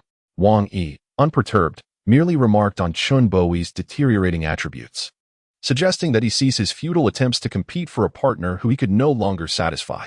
After saying this, Wang Yi pushed open the door to the adjacent hospital room and stepped inside. Upon hearing Wang Yi's words, Qin Bowie's gaze turned even colder, as Wang Yi had indeed struck a nerve. Over the years, he had indulged in numerous romantic escapades, but perhaps due to excess or other reasons, he had recently felt a decline in his own capabilities, almost as if showing signs of atrophy, just as Wang Yi had suggested. Meanwhile, Wang Yi entered the room with a bouquet of flowers, where Fang Ping and Yu Shiming lay on the hospital bed, contemplating how Qin Bowie might assist them in tormenting Wang Yi for revenge. Ah, uncle and aunt, You seem to be in good spirits, Wang Yi remarked, taking a seat in the chair where Chen Boyi had previously sat. What brings you here? Fang Ping's expression turned icy at the sight of Wang Yi. I'm merely here to pay a visit on behalf of Shui Yao, Wang Yi replied, lifting the large bouquet. But don't get me wrong. These are not for you. As Wang Yi withdrew 2 chrysanthemums from the bouquet, he presented them to you, symbolizing tranquility, with the hope that the elderly couple may find peace and serenity. Wang Yi, do not take pride in this, having offended Chen Xiao. You may find yourself in dire straits, Yu Shiming remarked. Chen Xiao, are you referring to Chen Boyi? I saw him just outside moments ago. To be honest, Chen Boyi is quite remarkable. I've heard that he has covered your medical expenses, saving Xueya and me a considerable sum. You have met Chen Xiao? Fang Ping and Yu Shiming expressed surprise, unable to fathom how Wang Yi could still be sitting here unscathed after encountering Chen Boyi. With a faint smile, Wang Yi picked up a ceramic cup from the table, idly toying with it. If you were not Xueyao's uncle and aunt, you might not be lying here, but rather in the morgue. I kindly advise you not to trouble Xueyao again, or else. Wang Yi left the sentence hanging, rising to open the door and exit.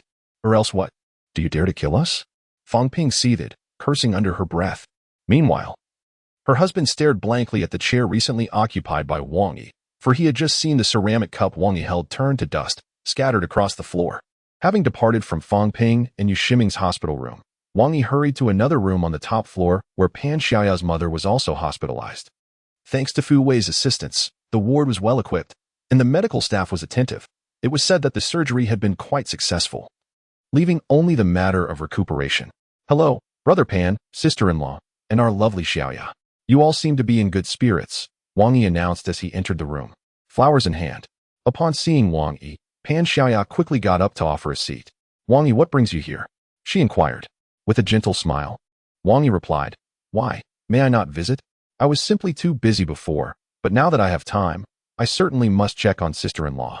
He placed the flowers on the table, assessing Sun Hongmei's condition, which appeared to be stable. Ah, Wang Yi, you are truly thoughtful. However, referring to me as brother and Xiaoya as little sister seems a bit misplaced, Pan Yue chuckled. Oh, what does it matter? We shall call each other as we please. Wang Yi responded with a grin. Wang Yi is right. A good lad like him calling you brother is indeed a mark of respect. Sun Hongmei smiled from her hospital bed. Wang Yi glanced at her. See, sister-in-law does not mind. So why should you, as a man, take offense? Wang Yi, you have always looked after our family well, providing us with much in terms of food and necessities. Both I and Old Pan are grateful. Now that Old Pan has received treatment and has a bit of spare money, your arrival is quite timely. We ought to repay you, Sun Hongmei continued, casting a pointed look at Pan Yue. Repay me? Wang Yi found himself in a state of confusion, while Pan Xiaoya, seated beside him, felt a tinge of awkwardness. She wished to interject, but, upon witnessing Sun Hongmei's resolute gaze, decided to remain silent. Pan Yue, caught in a dilemma, felt it inappropriate to contradict his wife. He opened the cabinet beside the hospital bed and retrieved a waste bag typically used for collecting payments during squid sales. From this bag, he produced a red plastic packet and handed it to Wang Yi. Wang Yi, here are 5,000 yuan for you. Thank you for your previous support of my brother. Pan Yue stated, his tone laced with embarrassment and shame, fully aware that this gesture would significantly mar the bond of friendship between him and Wang Yi. Wang Yi's brow furrowed in slight surprise at Pan Yue's action. You must accept this money, regardless of its modesty. Over the past 6 months, you have been of considerable assistance to us. Now that my health has improved and Xiaoya has graduated and secured a good job, our lives will gradually improve. Nevertheless, it is essential to express gratitude. In the future, Pan should no longer engage in squid sales. Feel free to visit us often. Consider us as your elder brother and sister-in-law, and Xiaoya is like your niece. Please do not treat us as strangers, Sun Hongmei cheerfully conveyed to Wang Yi. Listening to Sun Hongmei's words, Wang Yi understood that this gesture was not merely a matter of repaying a favor. There were deeper implications, especially regarding her last comment about treating Xiaoya as a niece. He noticed that Pan Xiaoya's expression was far from pleasant. Is that so? Xiaoya has found a good job? Then I shall not be polite. Wang Yi responded with a smile as he accepted the 5,000 yuan from Pan Yue.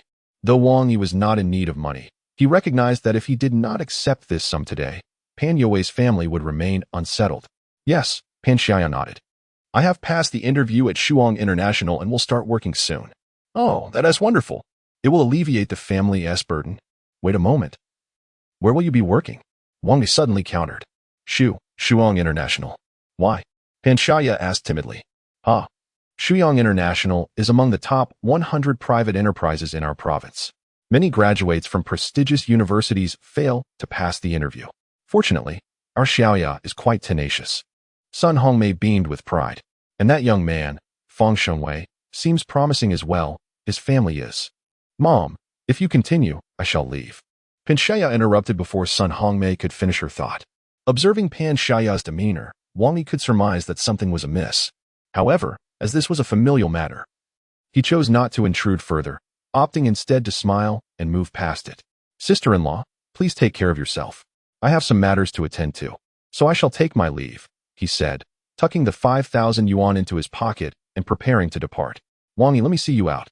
Pan Shaya promptly followed him out of the hospital room. Watching them exit, Pan Yue sighed, aware that his actions were driven by a sense of helplessness. Wang Yi is indeed a commendable young man. However, regardless of the circumstances, he ultimately remains merely a sweet potato vendor, unworthy of our Xiaoya. Over the past 6 months, his contributions to us, including the items he delivered, amount to only a few thousand yuan. Today, we are returning him 5,000, which seems reasonable. Otherwise, this debt of gratitude would linger indefinitely. Sun Hongmei remarked, do you believe that by giving this money, all grievances will vanish? Pan Yue's tone was rather unfriendly. I believe the real grievance lies here. What's wrong with being a vendor? I am one as well, yet I have raised such an exceptional daughter. On what grounds do you look down upon Wang Yi? Upon hearing Pan Yue's words, Sun Hongmei felt somewhat displeased. Am I doing this for myself? I have endured a lifetime of hardship alongside you without complaint. But do you wish for Xiaoya to suffer the same fate as us? To be a lowly person for eternity? Wang Yi is a good man. I have no objections to him being Xiaoya's older brother, but as a husband, that simply will not do. Feng Shengwei's family owns a company and treats Xiaoya well. He has visited me several times during my hospitalization, and I find this quite agreeable. In other matters, I can yield to your wishes, but when it comes to Xiaoya's lifelong happiness, my word must prevail. Sun Hongmei's tone grew more resolute. Having left the hospital room, Wang Yi walked to the end of the corridor, took a cigarette, and was about to light it when he noticed the no smoking sign on the wall. He couldn't help but chuckle bitterly and tossed the cigarette into the trash bin. Brother Wang Yi, Pan Xiaoya caught up to him, standing before him with a hint of guilt. My mother, she is just that kind of person. Please don't take it to heart. How could I be bothered? I am genuinely happy for you, Wang Yi replied, extending his right hand to ruffle Pan Xiaoya's hair, a gesture he often made in the past, which she had never minded. However, this time, halfway through the motion, he halted awkwardly and withdrew his hand. I almost forgot. You are about to enter the workforce. It would be inappropriate to continue this. Watching Wang Yi's actions, Pan Shaya felt a pang of sorrow. If not for his presence, she might have already shed tears. Work diligently and strive to become a leader. Just don't forget your big brother when you do, so I can bask in your glory too, Wang Yi said, turning to leave, leaving Pan Shaya somewhat at a loss. Pan Shaya's feelings for Wang Yi were, in truth, not entirely clear even to herself. However, one thing she understood was that when Wang Yi referred to himself as her big brother, she did not feel joy. Instead, a bittersweet ache filled her heart. For Wang Yi, the sweet potato stand was no longer a viable option. According to Ling Shuiyao's previous assertions, wherever Wang Yi intended to sell, she would purchase the location to drive him away. He had once contemplated selling sweet potatoes at the Broken Bridge in Westlake. Curious if Ling Shuiyao would acquire the Baidi, but ultimately, he abandoned that thought. Moreover, Pan Yue had ceased selling squid, making the prospect of setting up a stand without familiar companions rather dull. Fortunately, the Wuling Hongguang, which had fought alongside Wang Yi countless times, ultimately returned to his side. Leaning against the driver's seat with a cigarette dangling from his lips and his left hand resting casually against the window, Wang Yi presented himself as nothing short of a tasteless rogue. The vehicle aimlessly cruised through the streets of Hangzhou, and Wang Yi felt a sense of ennui. The day was still young, and no one was around to race him to Linglong Mountain, leaving him to languish in idleness. Oh, it seems there's a beautiful woman ahead. I wonder if she needs a ride. Spotting a solitary white figure by the roadside several hundred meters away, Wang Yi perked up, adjusted his t-shirt, checked his hairstyle in the rearview mirror, and executed a charming drift to pull up beside the lady. Hello, beautiful. Do you need a lift? Let me give you a ride, he called out, but his words faltered as he caught sight of her face, which instantly drained the color from his own. Good heavens, this world is just too small. With a disdainful huff, he prepared to drive away. Yet before he could do so, the woman swiftly opened the door and slipped inside. "What is the matter? Do you find me lacking in beauty?" she asked. Her smile enchanting, akin to a red plum blooming in the snow, breathtaking in its allure. "My mood isn't particularly pleasant at the moment. I had hoped to engage a lovely lady in conversation about life and ideals, yet you've jumped in without fear of me being predatory," Wang Yi replied coldly, eyeing the passenger seat. "Hey, if you're eager to indulge, I'm right here. Doesn't tea that touch your heart?" she teased, fastening her seatbelt. "Oh, the formidable sister from Tang Palace. Even a top-notch expert needs to buckle up. Does she fear being thrown out?" Wang Yi chuckled. "Incorrect. I fastened my seatbelt not for safety's sake, but rather to accentuate my figure. Just take a look," she replied, and upon hearing her words, Wang Yi turned to gaze at her. Instantly, his eyes widened. The seatbelt slanted across her right shoulder to her left waist, perfectly framing her chest, accentuating her curves under the pressure of the strap. "What are you staring at?" she asked, feigning innocence with a playful smile. The mandrake flower, also known as the angel's trumpet, is a captivating blossom of striking hues, exuding a musky scent. It is entirely toxic. In fact, the mandrake flower is also referred to as the flower of love, symbolizing unpredictable death and affection. "Women like you bear a certain resemblance to the mandrake," Wang Yi remarked. Upon hearing his description, she smiled slightly. "Indeed, this flower is poisonous, and many who yearn to behold it have perished. You are the first to truly see it." Wang Yi chuckled. "Unfortunately, it's not entirely clear. Would you like a clearer view?" She extended her right hand to her chest and unfastened the 2 buttons of her blouse, revealing the mandrake flower in all its clarity before Wang Yi's eyes. "Damn! A fairy!" he exclaimed, pressing down on the accelerator. The Wuling Hongguang roared as it surged into the distance. Thankfully, the road was devoid of traffic. Otherwise, he would surely have earned the ire of onlookers. Moments later, the Wuling Hongguang came to a graceful halt at the foot of a modest hill. "Damn! You brought these people intentionally, didn't you? Even at this speed, I couldn't evade them. What a nuisance," Wang Yi remarked to Wu Qing. Wu Qing offered a faint smile and patted her chest. "My apologies for allowing these petty minions to disrupt our enjoyment. Once I deal with them, I shall take you to a hotel where you can indulge to your heart's content. How does that sound?" With that, she opened the car door and leaped out, her demeanor shifting from alluring and teasing to one of utter coldness and menace. Not far away, 2 SUVs came to a stop, and 8 men clad in black emerged, each exuding a palpable aura of hostility and brandishing weapons that clearly indicated they were no ordinary foes. The 8 men swiftly encircled Wu Qing. "The last time you escaped was merely due to luck, but fortune does not favor one indefinitely," one of them declared, his eyes fixed on Wu Qing.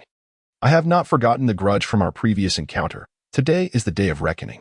As Wu Qing spoke, her right hand flicked, and a flexible whip lashed out, targeting the nearest assailant. He managed to retreat a couple of steps to avoid the whip, but as he regained his footing, he found Wu Qing already in front of him. With a swift crouch, she swept his legs, sending him flying before he could touch the ground. The remaining assailants, reacting rapidly, launched a coordinated attack from various angles aimed at different parts of Wu Qing's body. A man charged a punch toward her chest, only to find his neck ensnared by the whip. With a sharp tug, he was thrown to the ground, and Wu Qing seized the opportunity to place her foot on the back of his neck. A sickening crack echoed as his throat shattered, leaving him incapacitated. The 8 men, each skilled in their own right, found themselves outmatched against Wu Qing. Armed with her whip, she executed her attacks with ruthless efficiency, soon bringing down 5 of them. The remaining 3 retreated several meters, their expressions betraying a growing fear. They could hardly fathom that a woman could possess such ferocity, especially considering that previously, 4 elite members of the Qifeng group had been able to injure her.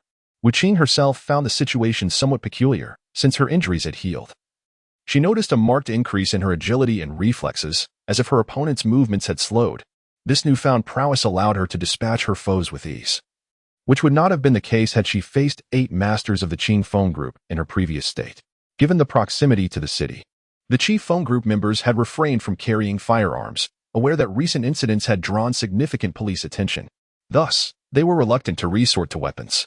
It seems that the Qifeng group lacks foresight, sending merely 8 inept fools to confront me? Wu Qing's tone dripped with disdain. Unless the remaining 3 chose to flee separately, she was confident she could eliminate them within 3 minutes. However, Wang Yi, who had been observing from the sidelines, furrowed his brow. The Chief Phone Group should have a comprehensive understanding of Wu Qing's capabilities. The last time, despite employing firearms and poison, they failed to capture her. Could it be that this time they truly believed that sending merely these 8 individuals would suffice? No, they must have others in reserve. Wang Yi's gaze lingered upon a black SUV not far away. He had sensed from the moment of their arrival that it concealed an extraordinary individual. On Wu Qing's side, she was somewhat surprised by her enhanced prowess. Her agility seemed far more acute than before. Nevertheless, she did not dwell on it. As the remaining 3 adversaries had long since lost their fighting spirit and were effortlessly dispatched by her. Hey, sister has completed her task. We can go check into a hotel now. All 8 assassins from the Chief Phone Group had been rendered incapable of further combat. Though they were not dead, they were significantly injured. Just as Wu Qing turned around, a barely perceptible red shadow suddenly darted out from the black SUV, racing towards her with lightning speed. It seemed she had no time to react. Be careful. Without hesitation, Wang Yi surged forward, his body transforming into a fleeting wisp, appearing before Wu Qing in an instant. Simultaneously, the red figure had already approached her shoulder. With a resounding thud, Wang Yi acted without a moment's pause, delivering a powerful kick to Wu Qing's chest, sending her flying, while he pivoted, extending his right hand to grasp the red shadow. A sharp pain surged through his palm, as if his skin had been seared.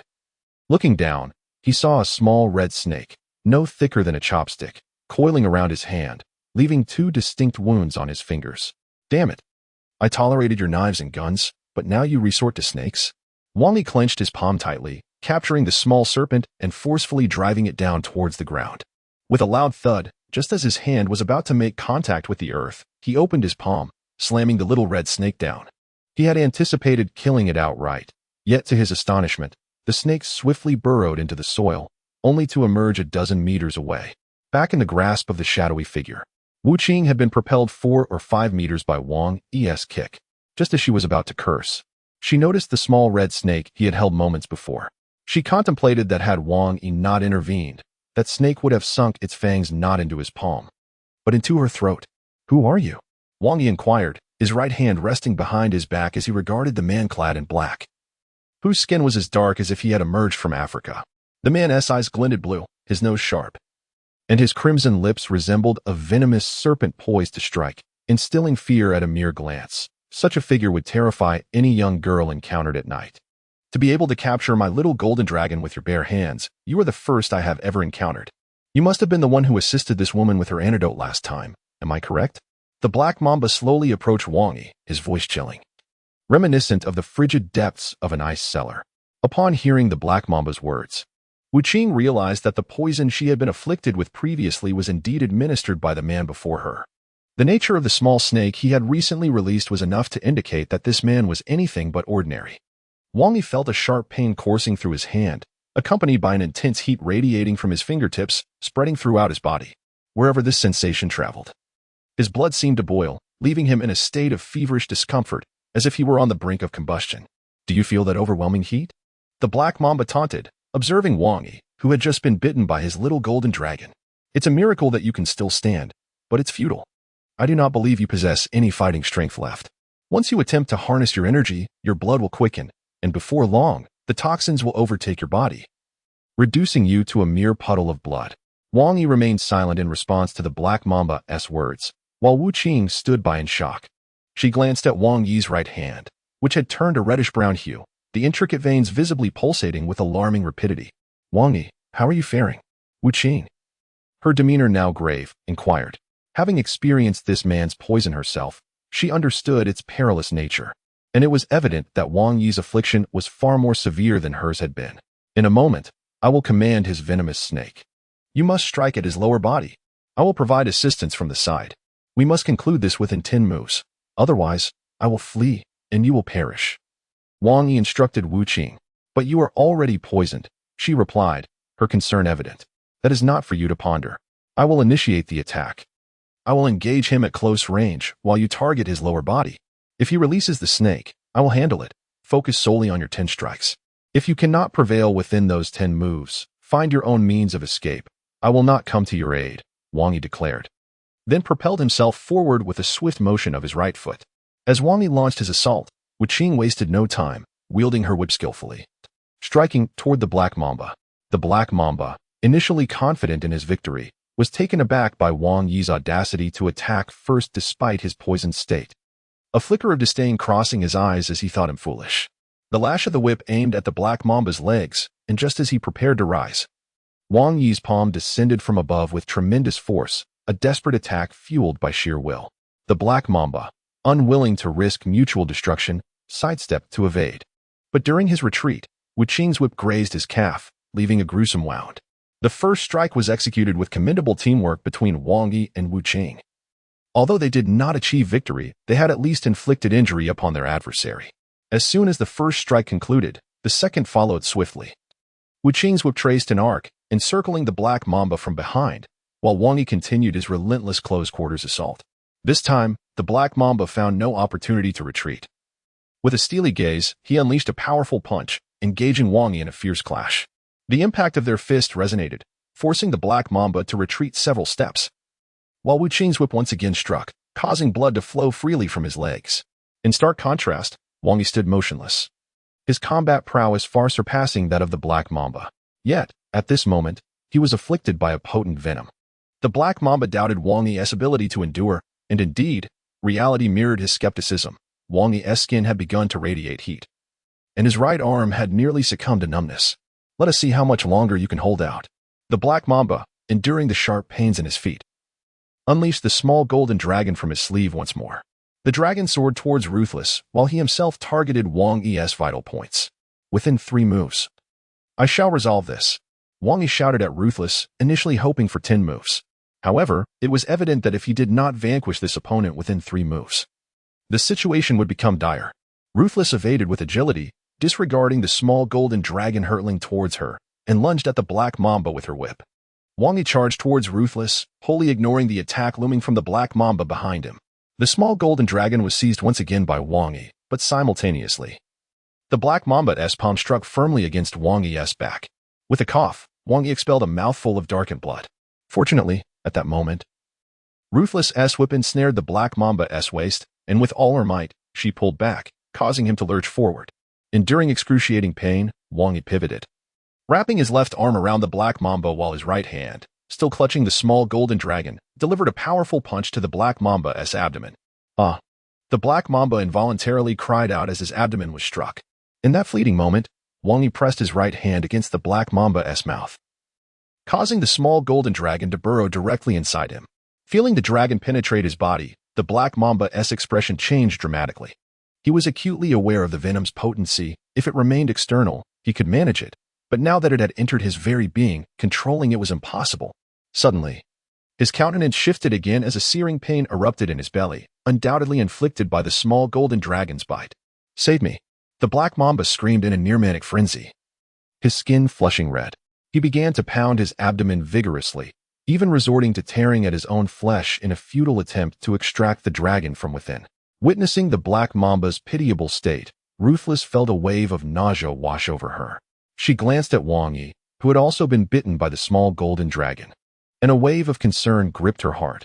Would Wang Yi meet a similar fate? At that moment, Wang Yi stood silently, his body flushed crimson, black liquid dripping from his palm, his eyes tinged with red and a dazed expression clouding his gaze. Wang Yi, are you all right? Unfeeling felt a twinge of concern, accompanied by a sense of guilt. Her primary purpose for venturing out was to draw out those whom the Qing gang intended to target, seeking vengeance for past grievances. Her decision to seek out Wang Yi was motivated by a desire to gauge his strength, as well as to leverage his medical expertise, in case adversaries employed poison. She had never anticipated that this encounter would be so brutal, had it not been for Wang Yi. Unfeeling feared she would have been captured, or worse. She was acutely aware that had Wang Yi not come to her aid, he would not have suffered the consequences of the poison. Nearby, the black mamba's body convulsed on the ground before dissolving into a foul pool of blood. The small golden dragon swiftly emerged from the remains, lunging toward another severely injured member of the Qing gang, who soon succumbed to the dragon's bite, his body turning crimson before losing all vitality. I will capture him. You take me away, Wang Yi managed to utter with great difficulty. Where to? Unfeeling inquired. To a place you deem safe, Wang Yi replied, launching himself at the small golden dragon, which had just burrowed into the abdomen of a Qing gang assassin. Without hesitation, Wang Yi delivered a powerful strike that pierced the man's belly, extracting the dragon with a swift motion before rushing toward the waiting Wuling Hongguang. Unfeeling quickly slipped into the driver's seat. As soon as they entered the vehicle, Wang Yi collapsed onto the back seat, writhing in agony, his eyes bloodshot, breathing heavily like a wild beast. Witnessing Wang Yi endure such excruciating pain brought tears to Unfeeling's eyes, and she pressed the accelerator to the floor. The Wuling Hongguang roaring down the street like a maniac. 20 minutes later, Unfeeling carried the feverish Wang Yi into a villa. To the bathroom, Wang Yi commanded. Unfeeling, not daring to hesitate, carried him into the bathroom and turned on every faucet. The cold water cascading over Wang Yi's body evaporated instantaneously, as if poured onto a red-hot iron skillet, causing the temperature in the room to rise dramatically. What do we do next? Unfeeling asked, feeling somewhat lost while holding Wang Yi. With a sudden motion, Wang Yi seized the fabric of Unfeeling's clothing, yanking it downwards, exposing the left side of her body without any modesty. What are you doing? Unfeeling exclaimed in panic, but Wang Yi's strength was that of a beast, rendering her attempts to escape futile. Wang Yi had lost all consciousness, indifferent to Unfeeling's protests, consumed by a primal instinct that rendered him grotesque and fearsome. His bloodshot eyes regarded Unfeeling not as a man would a woman, but rather as a predator views its prey, instilling a sense of dread within her. Wang Yi, please don't do this. I am frightened, Unfeeling pleaded, exerting all her strength to break free, yet her efforts were in vain. She found herself pinned against the wall. Devoid of any compassion, Wang Yi opened his mouth, a glint of greed flashing in his eyes. For the heartless, this is a tale difficult to articulate. Initially, one believed that the reins of control lay firmly in their grasp, only to discover, with dismay, that they had swiftly ensnared themselves. Within the confines of the bathroom, the splashes of water, amidst an incessant cacophony, gradually transformed into steam. The heartless made attempts to break free and escape, yet all efforts proved futile. The icy droplets relentlessly battered Wang Yi's fervent form, ultimately tempering his raging breath. However, some matters had become irretrievably altered. Time became a nebulous concept as Wang Yi lay in the bathtub, the heat of his body gradually dissipating. He grew increasingly lucid. Whilst the heartless had already succumbed to exhaustion, nestled in his embrace like a helpless little girl, her gentle breaths resonating against his chest, she had, astonishingly, drifted into slumber in the bathtub. Only someone like her, seasoned through years of discipline, could endure such a trial without losing consciousness, unlike an ordinary person. Gazing at the woman in his arms, a flicker of guilt passed through Wang Yi's heart. His body remained somewhat uncontrollable. This time, he had been overly complacent, failing to anticipate the potency of the Western region's little golden dragon's venom. Had it not been for his unique constitution, he might have been reduced to mere blood. Though he was currently unscathed, it appeared he had committed an undeniably awkward act. Wang Yi glanced at his right hand, which remained clenched tightly into a fist, as within it lay the little golden dragon captured from the black mamba. He rose gently from the bathroom, carefully cradling the heartless, and tenderly dried her with a towel before transporting her to the bed in the bedroom. Even so, she showed no signs of awakening, a testament to her profound fatigue. Wang Yi gently laid Wuqing on the bed, covering her with a light blanket before retreating to the living room. He sought a glass jar in which to confine the small golden dragon nestled in his right hand. At this moment, the little creature appeared to lack vitality. Possibly due to being held too long or some other cause, its once vibrant crimson hue now dulled. This was the first time Wang Yi had encountered such a serpent. It certainly was not a species native to Huagua, and the black mamba appeared equally foreign. Wrapping a bath towel around himself, Wang Yi leaned against the windowsill, intending to smoke a cigarette, only to discover that he had none left. Moreover, he could not find a cigarette pack in the living room, and reluctantly, he suppressed his craving. As he gazed at the small golden dragon, memories of events from 6 months prior flooded his mind. At that time, he had been executing a mission with over 30 brothers and sisters, ultimately becoming trapped on a deserted island. Outside, more than 600 adversaries were thwarted from approaching, while they sent a distress signal to their organization. With the organization's swift response, they only needed to endure for another day before help would arrive, promising their salvation. However, a day later, no assistance came. Deprived of ammunition and supplies, they withstood for 3 days and nights, relying on the island's natural resources.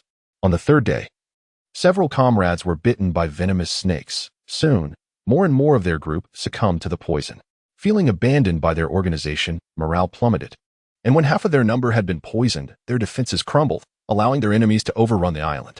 Wang Yi vividly recalled the harrowing scenes of his brothers and sisters being slaughtered before him. Thanks to his unique constitution, he remained unpoisoned and managed to evade capture, ultimately plunging into the sea. Contemplating the small golden dragon, Wang Yi wondered if the venom that afflicted his comrades had originated from such a serpent. Given the prowess of his companions, ordinary venomous creatures would have posed no threat. Time passed, and lost in thought, he was startled by the sound of the door creaking open. Turning, he saw Wuqing emerging from the room, dressed and yet displaying a fatigued expression. It was evident that she had endured considerable strain earlier. Wang Yi hesitated, unsure of how to express his regret. "I'm sorry," Wuqing replied with a faint smile as she approached him. "I was the one who sought you out, intending to indulge in a 5-star experience. Yet it seems I was the one consumed instead. How unfortunate." With that, she perched herself on the windowsill, leaning against Wang Yi's chest. Wang Yi was taken aback by Wuqing's reaction. He had expected her to either weep or brood in silence. Yet, her demeanor suggested that she was in good spirits, seemingly unconcerned about her own well-being. He vaguely recalled that during their earlier encounter in the bathroom, a moment of crimson had marked the occasion, indicating that this was indeed her first experience. A woman, unexpectedly taken by a man she had only met a few times, maintained an astonishing composure, leaving Wang Yi somewhat speechless. Was it a reflection of the world's rapid changes, or his own outdated views? "Aren't you angry?" Wang Yi inquired. "Angry?" Wuqing leaned against Wang Yi's embrace. "Why should I be angry? Since childhood, I have been an orphan, begging on the streets, scavenging for food in trash heaps, and stealing. Had it not been for my adoptive father, I might have perished in some forgotten corner, reduced to a heap of decaying flesh. Or perhaps I would have resorted to degrading transactions in dark alleys for mere 50 yuan. Up until now, apart from my adoptive father, no one has ever regarded me as a person, nor would I consider others as such." Wuqing spoke quietly, and Wang Yi refrained from interrupting her. "My adoptive father once contemplated finding me a man, but I declined, believing I had no need for one. If I were to seek a partner, it would have to be someone stronger than me. Otherwise, it would be I who would protect him, not the other way around. Meeting you was truly serendipitous. I never anticipated that by casually hopping into a van, I would come to know you. You are formidable and distinct. From you, I sense an odd familiarity. Perhaps we belong to the same ilk, do we not?" Wuqing queried. "If we must identify any commonality, I suppose there are a few, like being orphans and once having been humble ants. However, I doubt that would compel you to willingly devote yourself to me," Wang Yi replied. "Certainly, there is more to it than that," Wuqing continued. "I am a killer, yet I am also a woman, capable of vulnerability. The first time I felt helpless was during the last poisoning incident. As I lay in a coma, I sensed death looming, with no one to save me. Yet you appeared, and when I opened my eyes, you were the first thing I saw. In that moment, I felt an inexplicable sense of protection." A faint smile graced Wuqing's lips as she spoke. "Isn't it rather illogical? Yet, the pivotal moment was today, when those from the Qing gang attacked me. You risked your own safety to save me. I was unexpectedly touched." Wang Yi, listening to Wuqing, let out a bitter laugh. "So you have decided to offer yourself to me?" Wuqing turned over, pinning Wang Yi beneath her. "Indeed, I had intended to claim such a splendid man for myself. But before I could act, you had already claimed me. Now I feel quite disgruntled and seek revenge." "Revenge?" Wang Yi gazed at her in astonishment. "What do you intend to do?" Wuqing's lips curled into a mischievous smile. "In kind, I shall repay you with the same treatment you bestowed upon me. Just as you approached me earlier, so shall I approach you now." With that, Wuqing seized the towel wrapped around Wang Yi and yanked it away. "Ah, help. This is an outrage. Is there anyone who can intervene? I'm calling the police." Wang Yi's cries echoed through the living room. The battlefield shifted from the balcony to the living room, and then to the bedroom. Aside from the recent encounter, Wang Yi had not been with a woman for quite some time, though legally wed. Ling Shuyao was akin to a living bodhisattva, an object of admiration that he could only gaze upon but never touch. Thus, he devoted himself fervently to Wuqing, who, it seemed, had completely shed her shyness, becoming unusually wild. The two engaged in their passionate entanglement for over 2 hours, until the sky in the west blushed with dawn. Exhausted, Wuqing collapsed onto the bed, too drained to utter a word. "Wang Yi, from now on, you are my man," she finally murmured after a prolonged silence. Heaving a bitter laugh, Wang Yi replied, "What if I told you I just got married? Would you be angry?" Although his union with Ling Shuyao was merely a contractual marriage, it was still a genuine legal bond, making him, in the eyes of the law, a married man. "Really?" Wuqing turned over with great effort. "I never considered being a mistress, but this is rather quick. I assent it. Who is your wife? Tell me so I can deal with her. Wang Yi nearly choked on his own breath at her words, knowing Wu Qing's temperament. She might just be capable of such a deed. Seeing the dilemma in his eyes, Wu Qing chuckled, I was just teasing you. Why would I want to harm your wife? Just remember me and don't forget to come find me whenever you can. Wang Yi was at a loss for words. Regardless, this incident had undeniably woven a complicated tapestry of romantic entanglement. Earlier, Tang Ji had already warned Wu Qing that a man like Wang Yi would likely not be alone, yet she chose to draw closer to him, indicating her readiness for whatever might come. For Wang Yi, having engaged with Wu Qing, who was the adopted daughter of Tang Ji, thus linked to the Tang clan, meant severing ties with them was now an impossibility. What are your plans moving forward? Wu Qing gazed at him with the innocent eyes of a delicate girl, appearing utterly vulnerable. The Qing gang has provoked my ire, Wang Yi stated. And what of it? She countered. They will pay the price, he replied, his tone unassuming, as if he were discussing a matter of little consequence. Yet, inexplicably, upon hearing his words, Wu Qing envisioned the downfall of the entire Qing gang. By the time Wang Yi departed, the clock had nearly struck 6 in the afternoon. As she watched him enter the Wuling Hongguang, Wu Qing retrieved her phone and dialed a number. Hello, Ninga. On the other end, a woman gasped. Her voice filled with disbelief. What man of exceptional quality have you set your sights on? You haven't resorted to taking him by force, have you? Actually, it was I who was taken by force, and I've ended up with the title of mistress. It's a significant loss for me. If you have time, would you join me for a drink? With her rental apartment reclaimed, Wang Yi had no choice but to return to Ling Shuiyao's villa at No. 1 Westlake. As Wang Yi arrived at the prestigious Shihu No. 1 at precisely 6 o'clock, he found himself at a loss for words when the security guard refused to grant him entry. It was understandable, however, for none but luxury vehicles worth over $1 million were permitted to enter this exclusive enclave. Even mid-tier cars like BMWs and Mercedes-Benz were regarded as mere low-end vehicles within this community. Wang Yi's humble Wuling Hongguang was a rarity here, and it appeared that he lacked an access card, making the refusal to allow him entry quite justifiable. Otherwise, any random individual could saunter in, thereby jeopardizing the community's security and diminishing its prestige. At that moment, a Lamborghini rolled up alongside Wang Yi. Hey, could you help me open the gate? I forgot my access card, called out a young man from the driver's seat as the window descended. Upon sighting the Lamborghini, the security guard's demeanor shifted remarkably, and he respectfully opened the gate. Isn't that Huizi? Wang Yi exclaimed upon recognizing the young man inside the Lamborghini. Who dares to call me so arrogantly? Fang Huahui turned, initially noticing the somewhat weathered exterior of the Wuling Hongguang, his expression betraying disdain. However, upon recognizing Wang Yi inside the vehicle, his demeanor transformed entirely. Mouse brother? Fang Huahui exclaimed with palpable excitement, promptly exiting the car and approaching Wang Yi's window. Mouse brother, what brings you here? Do you believe that I live here? Wang Yi replied with a wry smile. Of course, I believe that someone as unique as you could reside anywhere. I haven't seen you around Linglong Mountain for quite some time. What have you been up to? Fang Huahui expressed his enthusiasm. It's a long story. If you wouldn't mind asking this security guard to let me in, he seems to think my car is too extravagant to enter, Wang Yi lamented. Is that so? Fang Huahui immediately approached the security guard. You lowly eyes, do you not recognize this esteemed gentleman? Open the gate for him at once, or you shall face my wrath. Hey, don't be too arrogant. They are merely following the rules. Wang Yi waved his hand dismissively. The security guards, feeling quite aggrieved, found themselves somewhat grateful towards Wang Yi for his understanding. It was incomprehensible to them that someone living in Shihu No. 1 would arrive in a Wuling Hongguang. It was a tale that no one would believe. Upon returning to Ling Shuiyao's villa, the clock approached 6:30. Wang Yi parked his beloved vehicle among the luxurious cars and strolled leisurely into the villa. To his surprise, the dining table was adorned with 7 or 8 exquisite dishes. While Ling Shuiyao and Aunt Lu sat by the table, the 3 sets of chopsticks untouched. Such a splendid array of dishes. Why are you not eating? Wang Yi inquired. Not in the mood, Ling Shuiyao replied curtly with a sideways glance at Wang Yi. Auntie said we should wait for the son-in-law to return for dinner. But he has come back and isn't answering his phone, so Aunt Lu glanced between Wang Yi and Ling Shuiyao, feeling somewhat embarrassed. Upon hearing Aunt Lu's words, Wang Yi felt a twinge of embarrassment.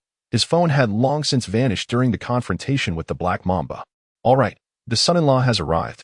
I shall reheat the dishes, and we can commence our meal, Aunt Lu announced as she rose from her seat. Oh, there's no need for that. The food is still warm. And I find myself utterly famished, Wang Yi replied, immediately settling down and shoving a piece of meat into his mouth. After narrowly escaping death in a life-or-death battle with the Black Mamba, followed by an intense struggle with the ruthless foe, he had not realized how ravenous he had become upon seeing such a delectable spread. You glutton, you'll eat yourself to death, Ling Shuya scoffed. Having finally managed to leave work on time, only to wait nearly an hour for Wang Yi's arrival. Delicious, Aunt Lu. Your culinary skills surpass even those of a five-star hotel chef, Wang Yi exclaimed as he continued to indulge. Oh, the son-in-law is quite the flatterer. I merely prepare some rustic dishes. How could I possibly compare to a five-star chef? But as long as you enjoy it, that's what matters. I was worried it might not suit your taste, Aunt Lu replied, her heart warmed by the recognition of her cooking. Not just enjoy, I absolutely adore it. If you don't mind, I would love to eat here often, Wang Yi declared. Oh, I wish you both would dine at home every day. It would make the house feel like a home. The young lady is always busy with work and seldom returns, leaving me alone quite often. Now that you are here, it will surely be different, Aunt Lu chuckled. Of course, once I have a whole brood of children with Xueyao, we will certainly come to call you Grandma, and it will be even livelier, Wang Yi said without a hint of restraint. Ha ha ha, good, good. Aunt Lu laughed heartily. Who wants to have children with you? How shameless, Ling Shuya retorted. Ling Shuyao's villa bore a melodious name, Ling Family Cottage, a title she had chosen herself. Hidden within her room were numerous Mickey Mouse dolls, a secret Wang Yi had discovered inadvertently, initially intending to feign ignorance and slip into her room to sleep together. He found himself promptly rebuffed by Ling Shuyao's sharp reprimand before he could even cross the threshold, leaving him no choice but to return to his own room in defeat. Once back in his chamber, Wang Yi lay on his bed and reached for his cigarettes, only to realize that the pack he always carried had long since disappeared. The previous encounters with Lu Chong and later Chen Bowie could be dismissed as ordinary grievances, resolvable through legitimate means. However, after his encounter with the Black Mamba sent by the Qing gang, Wang Yi understood that some matters could no longer remain at arm's length. Whether the Qing gang was targeting him or the ruthless foe, he could not turn a blind eye. The tranquility he had sought was finally shattered. Oh, let me enjoy one last peaceful slumber.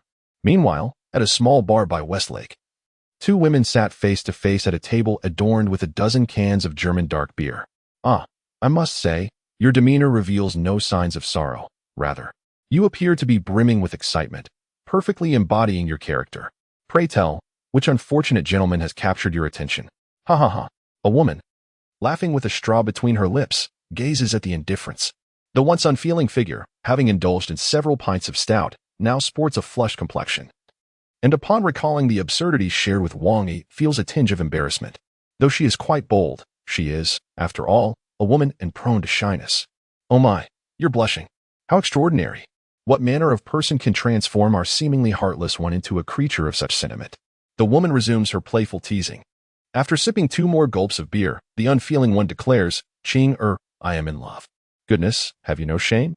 The woman shoots a disparaging glance at her companion. Aren't you the one who claimed no man could conquer you? How swiftly you have succumbed. The unfeeling one, dreamily clutching her beer, insists he is truly remarkable. Remarkable? Are you referring to his prowess or something else? The woman retorts. Both, she replies. Goodness, you're beyond redemption. When will you introduce this man to me? I must see what kind of exceptional being can stir such emotion in a woman devoid of any feminine charm. The woman expresses her skepticism. In the distance, several handsome men, holding bottles of red wine, approach the two. Hello, lovely ladies. Are you not lonely drinking beer? Would you like us to join you for a few drinks? One of the reasonably attractive young men says in a flirtatious tone. In a bar, such advances are commonplace. And these men seem quite appealing, likely affluent heirs. Under normal circumstances, a typical woman might easily succumb. Go away. Without lifting her head, the unfeeling one dismisses them, while her companion boldly states her disdain with a single word. What did you say? The lead man's expression darkens at her remark. Care to repeat that? The woman turns to him, her gaze dripping with disdain. Go away. How dare you act so high and mighty here? Brothers, let them know whose territory this is. The man gestures, and 6 or 7 others encircle the two women, with a swift motion as one man approaches. The unfeeling one seizes a can of stout and brings it down firmly upon his forehead. On the other side, 2 men have already been dispatched by her companion. Hey, you're a police officer. Engaging in a brawl is a clear violation of the law, the unfeeling one exclaims, kicking a man away. The woman turns with a smile. This is self-defense. With one hand gripping a man's wrist and the other reaching for his shoulder, she lowers her body and executes a shoulder throw, sending him flying. In mere moments, aside from the leader, all the others have been taken down. You, what do you intend to do? Do you think I want to call the police? The man, now frightened, resorts to the classic threat of calling for law enforcement. A woman placed her foot upon the coffee table, extracting an identification card from her bosom to alert the authorities. Go ahead and try, for I am indeed a police officer. Today, you have harassed a respectable woman, attempted abduction, and assaulted an officer. If you dare to call for help, I shall see what becomes of you. The man trembled as he glanced at the identification in her hand, revealing her as Jian Ning, the captain of the criminal police in Hangzhou's Westlake district. Is it truly the legendary fierce female officer, Jian Ning? Only then did the man, illuminated by the dim light, recognize her visage. The man stammered, struggling to articulate his thoughts. Leave at once, and do so promptly. I am in a good mood today, but should this occur again, I shall ensure you experience the consequences of your actions. With that, Jian Ning tucked her credentials away and resumed her position on the sofa. I'm going. The man panicked, turning to flee, only to stumble upon a beer bottle and fall to the ground. Now that's obedience. When I say to leave, you should leave. This brief interlude did not dampen the spirits of the two women. Jian Ning took a sip of her drink, her expression shifting to one of grave seriousness. You now have a man in your life. Have you considered leaving Tang Palace to lead a mundane existence? At Jian Ning's words, Wu Qing hesitated momentarily. My adoptive father is my savior, and he needs me now more than ever. I cannot abandon him. But Tang Palace is entangled with underworld forces, Jian Ning replied, her irritation evident. In the past, when you were alone, I could not dissuade you. But now, do you intend to drag your man into this chaos? Even if you do not care for yourself or him, can you not spare a thought for me? I am a police officer. And if you persist in remaining with Tang Palace, it is only a matter of time before we find ourselves at odds. Do you truly wish to witness that day? Jian Ning's tone grew fervent. She understood Wu Qing's background and had repeatedly tried, yet failed, to persuade her to leave Tang Palace. Lingair, some matters cannot be ceased at will. I will maintain my distance from you henceforth, to avoid causing you distress, Wu Qing replied, her voice laced with hesitation and sorrow. She seldom had friends, and Jian Ning was one of them.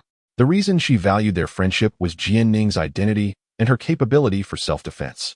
However, having encountered a formidable adversary like Black Mamba the previous day, Wu Qing recognized that Jian Ning's prowess was akin to her own. If faced with someone of Black Mamba's caliber, the outcome would likely be disastrous. This was not an eventuality Wu Qing wished to see. Hence her desire to keep the conflicts between Tang Palace and the Qing gang from entangling Jian Ning. Yet, Jian Ning was oblivious to the depths of Wu Qing's thoughts. What did you say? You wish to keep your distance? Jian Ning slammed her hands on the table, her expression darkening as she fixated on Wu Qing. Wu Qing nodded. I also hope you refrain from involving yourself in the affairs of the Qing gang and Tang Palace, and strive to extricate yourself. Enough of this nonsense. Is this what it means to forsake humanity for a romantic interest? Since you have a man, you've transformed into this? Jian Ning downed a glass of stout, her displeasure evident. Bring your man to me tomorrow. I am curious to see what kind of man has altered you so. Let Wu Qing escort Wang Yi to be reviewed by Jian Ning, which placed Wu Qing in a rather difficult position. However, unable to resist Jian Ning's temperament, Wu Qing reluctantly acquiesced. The whether success would follow remained another matter entirely. The following morning, Wang Yi arose early for some exercise. Subsequently donning a snug t-shirt and fashionable beach shorts, he adjusted his hair, which barely measured 2 centimeters, before descending the stairs. Aunt Lu and Ling Shuiyo were already seated at the dining table, with Ling Shuiyo quietly enjoying her breakfast. Ah, my dear, you look quite lovely while eating, Wang Yi remarked as he approached the dining area, grabbing a fried dough stick from the table and stuffing it into his mouth. Haha, our son-in-law certainly knows how to flatter. No wonder the young lady is fond of you. Come, sit and join us, Aunt Lu chuckled. One cannot expect ivory from a dog's mouth. Ling Shuiyo glanced at Wang Yi, her expression betraying a hint of disdain. Did I not buy you clothes? Why are you not wearing them? Wang Yi, with a mouthful of fried dough, mumbled, the suit and shirt are uncomfortable and hinder my movements. This is much more comfortable. Ling Shuiyo frowned slightly. What do you intend to do dressed like that? You've forbidden me from selling sweet potatoes, and I possess no other skills. I plan to drive an unlicensed taxi. I've recently heard of a rather promising ride-hailing app. I intend to install it, and earn some money by picking up passengers. After all, with such a beautiful wife at home, I cannot afford to be idle, can I? Wang Yi declared with utmost seriousness. Aunt Lu, seated nearby, was momentarily taken aback by Wang Yi's words. She had always believed that a man worthy of Ling Xueyao's affection would be a paragon, yet here he was, expressing a desire to drive an unlicensed cab? What is the matter? Why are you both looking at me like that? Wang Yi asked, noticing the unfriendly glares from the two women. You are not allowed to go, Ling Xueyao asserted vehemently. Why not? There is no reason. You simply cannot go. You are prohibited from selling sweet potatoes or driving an unlicensed taxi, she declared, slamming her chopsticks onto the table with determination. What am I supposed to do then? I have no other skills. Surely, I cannot stay at home doing laundry, cooking, and cleaning wooden tea that amount to being supported by you. Furthermore, if I were to handle all those chores, Aunt Lu would be out of a job, Wang Yi countered, casting a glance at Aunt Lu for validation. Haha. Son-in-law, you do have a point. Such labor should not fall upon your shoulders, Aunt Lu replied with a forced smile. Regardless, it is not allowed. If you wish to drive, you shall be my chauffeur from now on, Ling Xueyao contemplated for a moment, then added, but you cannot wear such attire. Come on. Can I just refuse? Refuse? What if I were to refuse to comply? Then you may as well perish. In the end, Wang Yi succumbed to the overwhelming authority of the female CEO, transforming from an ambitious young man intent on exporting sweet potatoes overseas into the personal chauffeur of the formidable female executive. I have finished eating. I am off to the company. Remember, you must not disclose our relationship to anyone at the office, or you shall face consequences, Ling Xueyao threatened. Humph. Even if I were to divulge it, who would believe me? Wang Yi scoffed. I'm off to drive. Moments later, Ling Xueyao tossed a car key to Wang Yi, instructing him not to drive his van and to change his attire instead. Glancing at the key in his hand, he realized it was for a Porsche Panamera S hybrid, a luxury vehicle priced at a staggering $1.5 million, with an 8-speed automatic transmission and a powerful 3.0 TV6 engine. This car had once been driven by Wang Yi during his missions in Europe, reaching an official top speed of 270 km/h, with Wang Yi having pushed it to an impressive 310 km/h. Can you drive it? Ling Xueyao inquired, noticing Wang Yi lost in thought with the key. Should be able to, right? It's just like a Wuling. After all, they're both cars. Wang Yi chuckled, turning to leave. Before long, a white Porsche parked in front of the Ling family residence. Ling Xueyao opened the back door and took a seat inside. Most wives sit in the front passenger seat. Why are you in the back? It's quite disheartening, Wang Yi remarked. Just drive the car. No need for chatter, Ling Xueyao retorted with an eye roll. My dear wife, how much are you compensating me as your driver? Who was your previous driver? Was he as dashing as I am? Shut up, Ling Xueyao exclaimed, exasperated by Wang Yi's incessant teasing. If you perish, I would be left a widower, he jested. Don't say such things. If you die, I'll be heartbroken. After enduring 20 minutes of playful banter, they arrived at Shuai International. You'll report to the logistics department shortly. I've arranged a desk for you. And your phone must remain on 24/7 to ensure you're always reachable, Ling Xueyao instructed as she exited the vehicle and walked into the building. Wang Yi parked the car and inquired with a few security guards about the logistics department's location, ambling over slowly. Suddenly, a familiar figure caught his eye. It appeared to be Pan Yue's daughter, Pan Xiaoya. Wang Yi, is that you? It was clear that Pan Xiaoya recognized him, though she hesitated to call out upon seeing him impeccably dressed in a suit. Don't tell me you don't recognize me now, Wang Yi replied with a grin. Having already heard from Pan Xiaoya's mother about her employment at Shuai International, he wasn't surprised to encounter her here. What brings you here? Pan Xiaoya asked, somewhat taken aback. Well, upon hearing you were working here, I hurried over as well. By the way, what position do you hold? Wang Yi inquired with curiosity. Oh, I'm currently a reserve staff member in the logistics department. After a 2-month internship, I can be promoted to a supervisor, Pan Xiaoya disclosed candidly. The logistics department? Wang Yi's expression shifted to one of mild embarrassment. Yes, what is wrong? And you, are you truly working here? Pan Xiaoya was well aware of the stringent hiring criteria at Shuai International, knowing even a security guard needed a diploma and specialized skills. So she wondered what position Wang Yi could possibly fill. Well, if all goes as expected, you'll soon be my superior. As I'm to be a driver in the logistics department, I look forward to your guidance, dear Supervisor Pan, Wang Yi said with a broad smile, bowing slightly in a deliberate display of charm. Hee, brother Wang Yi, you are truly amusing. However, the treatment for drivers here is quite satisfactory. And since we are in the same department, I will be able to see you every day from now on, which brings me great joy, smiled Pan Xiaya. Xiaya, what are you up to? A meeting is about to start. Just as Wang Yi was enjoying a pleasant conversation with Pan Xiaya, a woman clad in professional attire and high heels called out to her. Oh, Minister, I'm coming. Pan Xiaya replied, casting a smile at Wang Yi. I must attend the meeting. See you later. The woman referred to as the minister glanced at Wang Yi, her expression revealing a hint of disdain, as she perceived him merely as a new employee attempting to flirt with Pan Xiaya. Initially, Wang Yi had expected the logistics department to comprise a dull assembly of unkempt men and elderly women indulging in square dancing.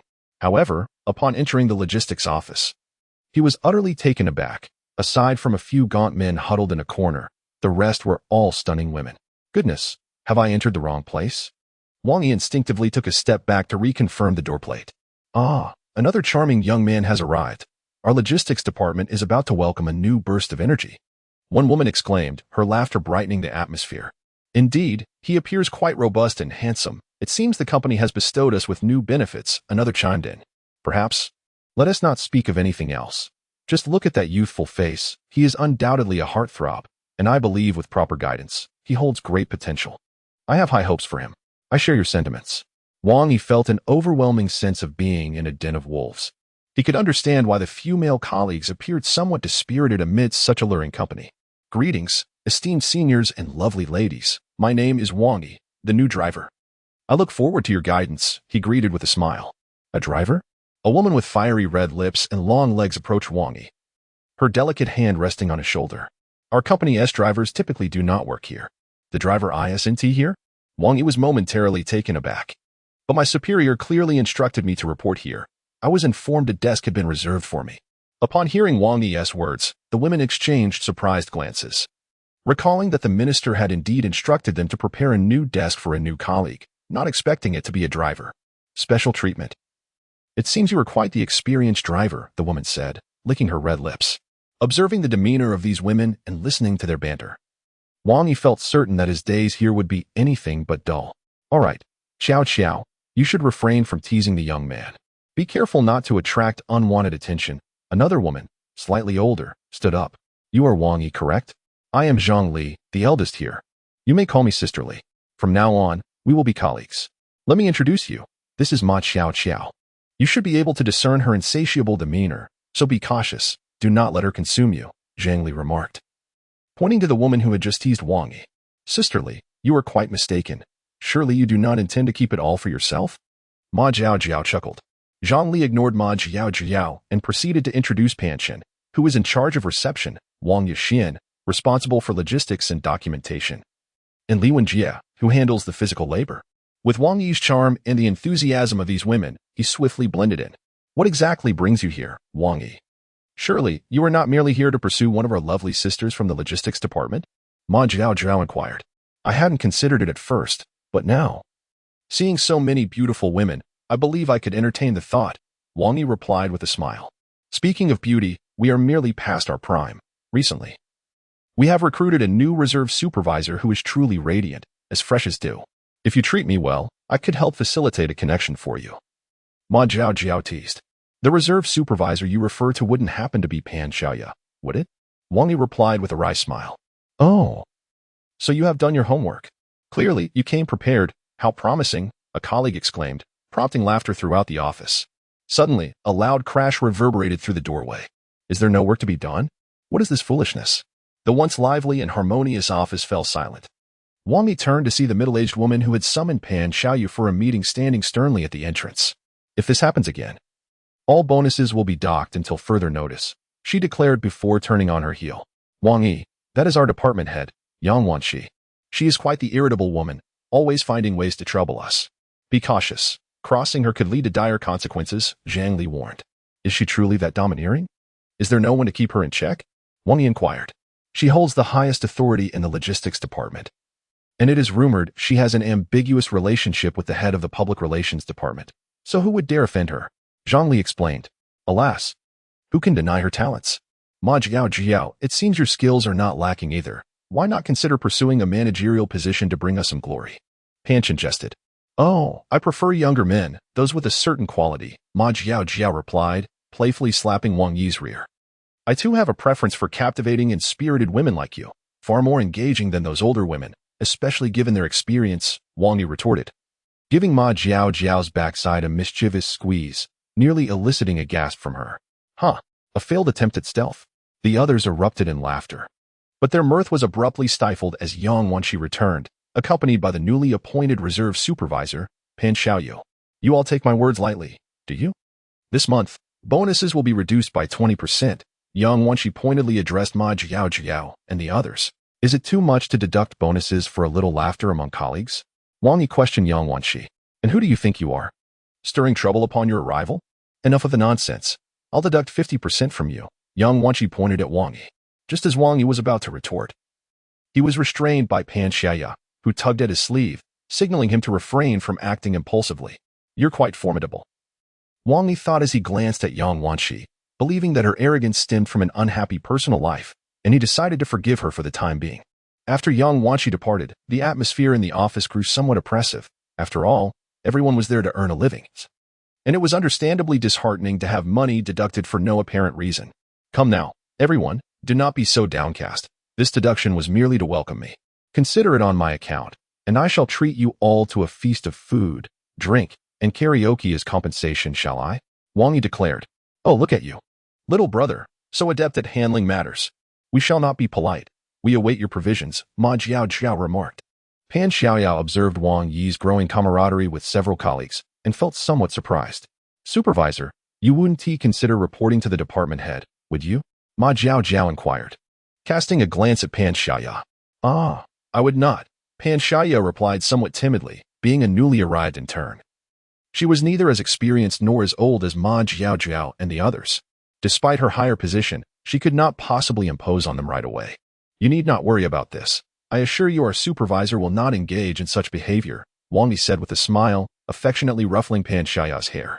Feeling embarrassed by the public display, Pan Xiaoyu found Wang Yi's assertion of being her older brother both endearing and unsettling, for some reason. It did not bring her the joy she anticipated, perhaps because she did not wish for Wang Yi to merely see her as a sibling. Of course, this was merely a fleeting thought that she would keep to herself. I knew your intentions here were not so innocent. It turns out you were drawn to our newly appointed supervisor, Ma Jiao teased, swiftly forgetting Yang Wanqi's warning. Jiao, they've already declared a sibling relationship. Do refrain from teasing them. Look, our supervisor is blushing. Be careful, or you might find yourself in a tighter spot, Wang Yashuan chimed in with a laugh. Calling someone brother does not necessarily imply a sibling bond. After all, Huang Rong calls Gui Jingjinggu as well, Ma Jiao retorted playfully. Moreover, Yashuan, do you not refer to your man as good brother? Jiao, if you persist, I shall have to teach you a lesson. Wang Yashuan feigned anger. Observing the playful banter among the women from the logistics department, Wang Yi felt a warmth rising within him. Indeed, married women could be quite formidable. Meanwhile, Pan Xiaoyu stood there, her face flushed, feeling somewhat at a loss. Having just graduated, she was a Navi girl, unable to withstand such risky humor. Xiaoyu, be cautious not to be led astray by this pack of hungry wolves. It is imperative that you maintain your pure and innocent nature. Wang Yi gently ruffled Pan Xiaoyu's hair once more. Yes, I will, Pan Xiaoyu replied earnestly, eliciting laughter from the group once again.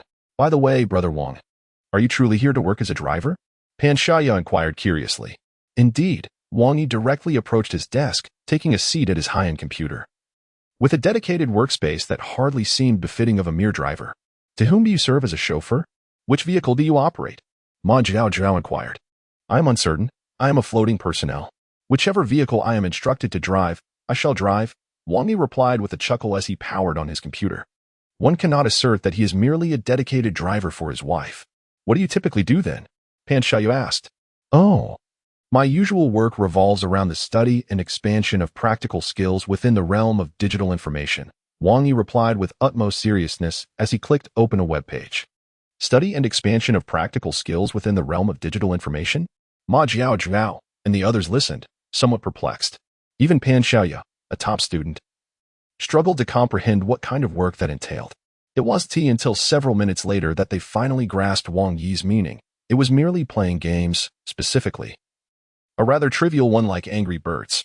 Is this what you refer to as the study and expansion of practical skills within the realm of digital information? Pan Xiaoya chuckled at Wang Yi's grave demeanor, finding his audacity rather amusing. Hey, let us keep it low-key. You all can continue with your work without concern for me. If there is any physical labor in need of assistance, don't hesitate to call upon me. I am at your service, ladies, Wang Yi said, expertly maneuvering the keyboard, sending forth a flock of birds. Being forcibly assigned to be a driver at SHY International was not the life Wang Yi yearned for. Yet he found solace in the presence of beautiful women in the logistics department, including Pan Xiaoya. After a day of aimlessly playing games in the office, he finally awaited the end of the workday. Wang Yi, you're not genuinely here to play games, are you? This is too indulgent. You must have connections. Ma Jiao remarked as they packed their belongings. Absolutely, my wife is your CEO, Wang Yi declared as he shut down his computer. Humph. My husband is still Wu Yinzu, Ma Jiao scoffed. Wang Yi smirked, fully aware that no one would believe his truthful statement. Hey, esteemed minister. Where are you headed after work? Wang Yi approached Pan Xiaoya and asked. Wang Yi go, please don't call me that. It's better if you just call me Xiaoya, Pan Xiaoya replied, slightly embarrassed. How can that be? You are now my superior, Wang Yi grinned. If I call you Xiaoya, people might think we have a special relationship. Upon hearing Wang Yi's words, Pan Xiaoya felt an inexplicable discomfort. Do you care what others think? Seeing her delicate demeanor, Wang Yi was puzzled, wondering what was troubling her. All right then, as long as our minister doesn't mind. I shall call you Xiaoya from now on. Pan Xiaoya smiled knowingly. I need to go to the hospital to take care of my mother after work. My father is overwhelmed on his own. It's quite a distance to Renmin Hospital. Allow me to drive you there, Wang Yi offered. Wang Yi noticed that Ling Shuyao had not called him all day, let alone done anything else. Nevertheless, it was still early, and he intended to take Pan Xiaoya to the hospital to visit her mother. What? That won't he do, Pan Xiaoya protested. Though a flicker of joy danced in her heart. What is wrong with that? Just wait for me at the door. 10 minutes later, Wang Yi drove his Wuling Hongguang, ferrying Pan Xiaoya towards the People's Hospital. Wang Yi go, you're not actually going to drive this car at Shuai International, are you? Pan Xiaoya inquired. Although she had just started working at Shuai International, she was well aware that everyone there was affluent, with luxury cars like Benz and BMWs commonplace. Who would be seen in a Wuling Hongguang? Haha, not at all. This is my special vehicle for our dear Xiaoya. Others cannot enjoy this privilege. He replied with a grin. Their conversation flowed effortlessly as they soon arrived at the hospital. Upon entering Pan Xiaoya's mother's hospital room, Wang Yi was taken aback to see a handsome young man seated by Sun Hongmei's bedside.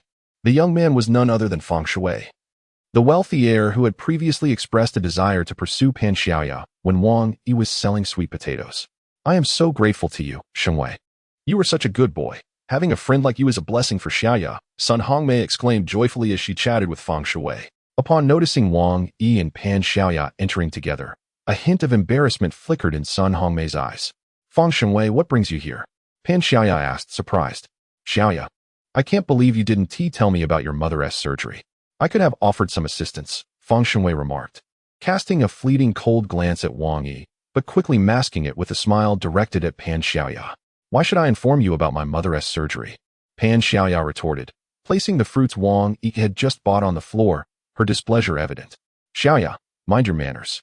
Shenwei came all this way to see me and brought many gifts. We should express our gratitude, Sun Hongmei interjected promptly. Oh, thank you for visiting my mother. Pan Xiaoya said, her gaze toward Feng Shui tinged with irritation. Why say thanks? Our relationship doesn't need formalities. As long as Andy recovers quickly, that's what matters. Feng Shui replied with a smile. I actually have some matters to attend to, so I'll take my leave.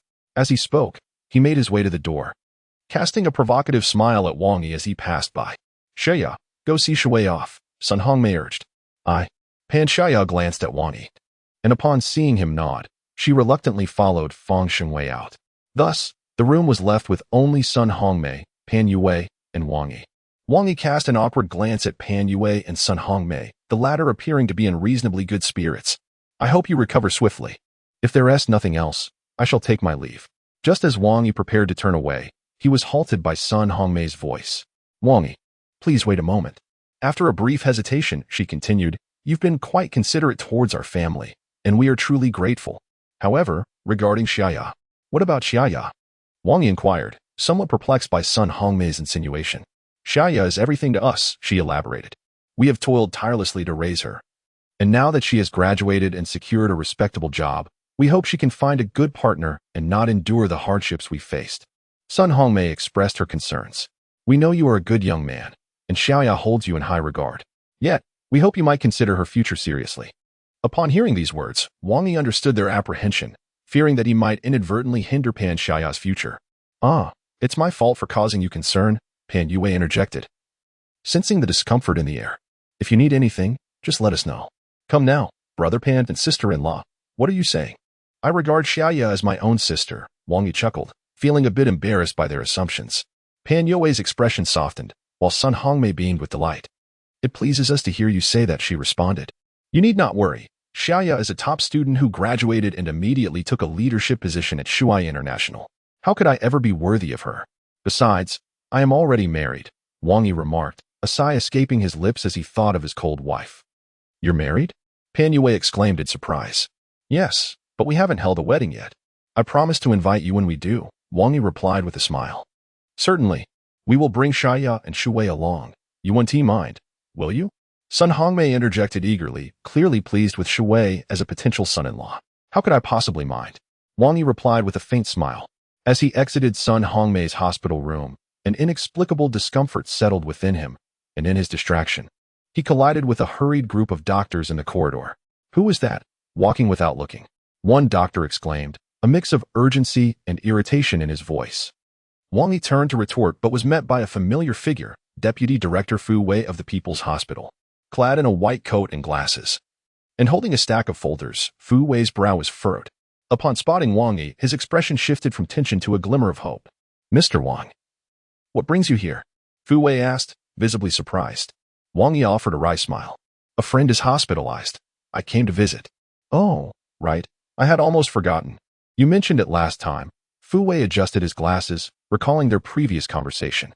The demeanor of Fu Wei towards Wang Yi astonished the accompanying physicians, for they witnessed Fu Wei, a nationally renowned internist, addressing Wang Yi with the respectful title of you. It was known that even the director of the People's Hospital would refer to him as Professor Fu, while Wang Yi, a mere youth in his 20s, seemingly lacked the merit to warrant such deference. Why the rush? Wang Yi inquired with curiosity. Fu Wei did not respond to his question. Instead, he gazed at Wang Yi with gleaming eyes, akin to a man captivated by a striking beauty, which made Wang Yi feel a slight unease. Old Fu, your intense stare is making me a bit anxious, Wang Yi chuckled.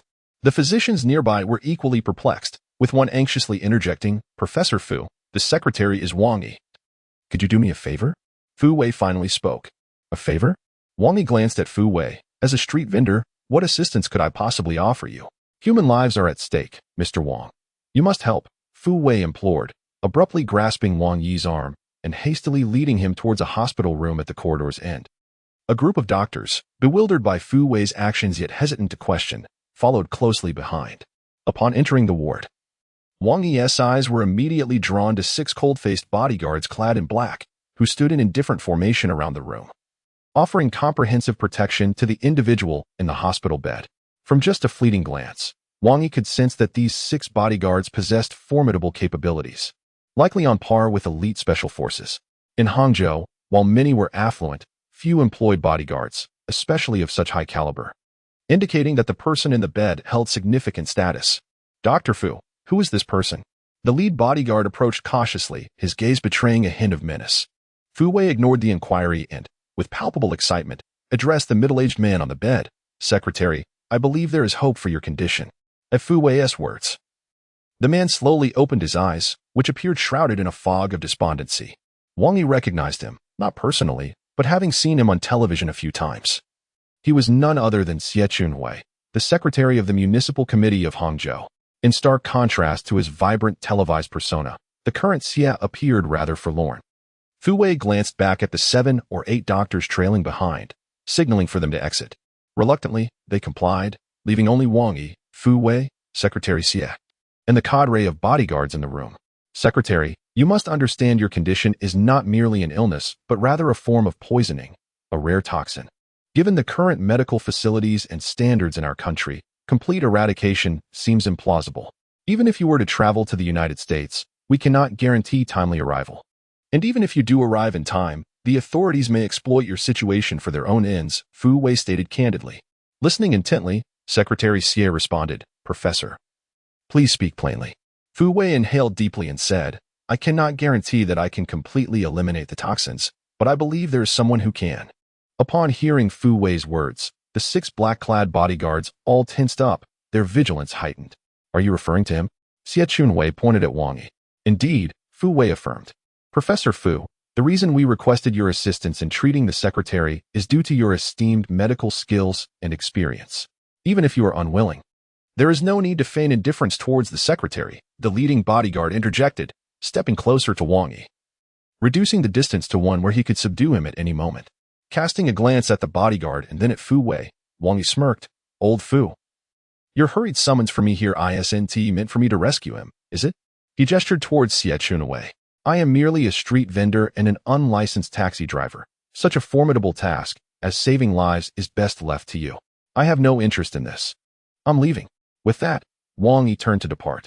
"You cannot leave," the bodyguard declared, stepping forward and raising his right hand to press against Wang Yi's neck. "What are you doing?" Fu Wei exclaimed, visibly agitated. Secretary Xie Chunwei had suddenly fallen gravely ill, and Fu Wei had been appointed as the attending physician. However, he soon realized that this was not an ordinary illness but rather a case of poisoning, and not just any poison. Fu Wei found it challenging to detoxify him swiftly, and if time dragged on, it could significantly impact Xie Chunwei's political career.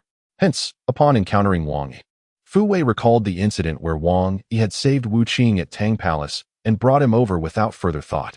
Yet, he failed to consider that his trust in Wang Yi did not extend to others. The leading bodyguard's hand was already on the back of Wang Yi's neck. With a slight twist, he could easily control Wang Yi's throat, rendering him defenseless. At that moment, however, Wang Yi seemed to possess an uncanny awareness. As he casually reached back with his right hand, deftly seizing the bodyguard's wrist, he then stepped left and backward, countering the bodyguard's raised leg, and with a swift pull, sent the bodyguard stumbling forward, crashing heavily to the ground. The impact of the bodyguard's approximately 150-pound body hitting the floor was substantial. Before Fu Wei and Xie Chunwei could fully register their astonishment, the remaining 5 bodyguards charged toward Wang Yi. A glint of ferocity flashed in Wang Yi's eyes as he firmly planted his right foot on the head of the fallen bodyguard. "Anyone who dares to step forward, I will crush their skull," he warned. The 5 bodyguards halted, hesitating as they glanced at Xie Chunwei. At that moment, both Xie Chunwei and Fu Wei were stunned by Wang Yi's display of strength. They had witnessed the prowess of the bodyguard Wang Yi had just downed. He was capable of taking down multiple adversaries with ease. To see him incapacitated in a single move, especially while being the aggressor, was a testament to Wang Yi's formidable abilities. "Who exactly are you? Who sent you?" Xie Chunwei, being a man of experience, managed to stabilize his emotions and regarded Wang Yi with seriousness. Wang Yi gazed at Xie Chunwei and then at the visibly awkward Fu Wei, remarking, "I came to the hospital to visit a friend, only to be forcibly brought here by him. Can you believe that?" Xie Chunwei replied with a faint smile. "What do you think?" Wang Yi shrugged. "I sense your disbelief. However, I am indifferent, for you have been poisoned and have little time left to live." Upon hearing Wang Yi's words, the remaining 5 bodyguards advanced, preparing to take action, but were halted by a gesture from Xie Chunwei. "You know I am poisoned?" he inquired. Wang Yi observed him closely, noting the fog obscuring his vision, the chilling sensation in his lower limbs, the purple spots on his back that, though painless, were slightly suppurating, and the numbness in his sciatic nerve. "This is not poisoning. Could it be a mere cold?" Wang Yi remarked. Xie Chunwei and Fu Wei were taken aback by his insight. Xie Chunwei turned to Fu Wei. "Professor Fu, did you inform him?" Fu Wei shook his head. "I only encountered him a minute ago. I haven't spoken a single word." "No, I have not uttered a word to him," Fu Wei reiterated. "Wang Yi, do you possess any means to antidote the secretary's poison?" Fu Wei inquired eagerly. His impulsive decision to bring Wang Yi over had been made in haste, and he had not anticipated that Wang Yi could discern the symptoms of Xie Chunwei with just a glance, igniting a flicker of hope within Fu Wei. Wang Yi lifted his foot from the bodyguard beneath it, stating, "If there is nothing else, I shall take my leave. My wife is waiting for me at home for dinner." As he spoke, he prepared to depart, but the 5 bodyguards, along with the one who had just risen, instinctively positioned themselves before him to obstruct his exit. A glint of lethal intent flashed in Wang Yi's eyes as he regarded the 6 men. The bodyguards felt a sudden tremor in their hearts upon catching his gaze. It was a chilling, hollow look, devoid of emotion, reminiscent of the darkest abyss. causing their hearts to nearly cease beating. Fortunately, Xie Chunui's voice shattered the tense silence. Otherwise, the bodyguards might have felt that Wang Yi's mere gaze was sufficient to plunge them into despair. Mr. Wang, this was a misunderstanding. Due to my particular status, we had to exercise caution. I hope you will not take offense. Xie Chunui's demeanor shifted rapidly, as he was well acquainted with the intricacies of the political arena, where the stakes could be made clear in an instant. Not at all, Wang Yi replied with a smile, turning to push open the door and stride away. Inside the ward, a brief silence ensued. Ultimately, it was Fu Wei who broke the stillness. Secretary Xie, previously there was a case of poisoning, and I spent 2 days without discovering a remedy. Wang Yi managed to cure the individual in just an hour. To resolve your poisoning, I would require at least a month, whereas Wang Yi might need only 3 days, or even less. Xie Chunui's fingers gently tapped on the bedside. I understand. Wang Yi, already in a foul mood, found his spirits further dampened by this unexpected turn of events. He had intended to return home for dinner, but the thought of facing Ling Xueyao's icy demeanor compelled him to abandon that notion. Instead, he steered his Wuling Hongguang towards a nearby bar. The pulsating music, the uninhibited dancers, and the carefree revelers indulging in drink. This is the allure of the bar. Wang Yi is neither a saint nor a paragon of virtue. As an ordinary man, he possesses his own desires. In the past, while undertaking perilous missions, he often frequented bars or nightclubs to seek the company of women without the entanglements of emotional commitments. However, during his 6 months in Hangzhou, this is his first visit. Alcohol serves as the finest balm for sorrow and the best elixir for forgetfulness. As he sips his drink, his gaze flits across the swirling silhouettes on the dance floor, until it unexpectedly lands on a familiar figure. A woman clad in formal office attire sits at the bar, her legs crossed, and a forlorn expression gracing her features as she drinks. She does not appear to be the type who frequents nightclubs, for her face betrays a hint of anxiety and trepidation.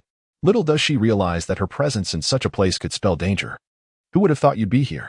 Wang Yi muses, swirling his glass as he approaches her. The woman turns her head, her dazed eyes widening in surprise at the sight of him.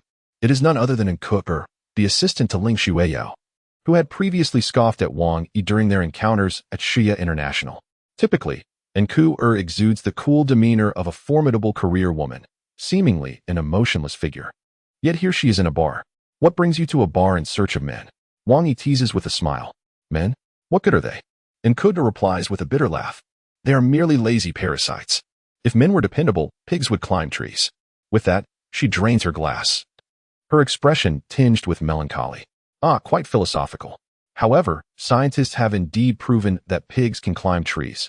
Wang Yi retorts with a chuckle. Humph, are you trying to seduce me? Wishing to share a bed? Enku shoots Wang Yi a sidelong glance, half amused, half challenging. Such directness is rather unexpected, he admits, taken aback by her boldness. Humph, cowardly men, she scoffs, casting a disdainful look in his direction.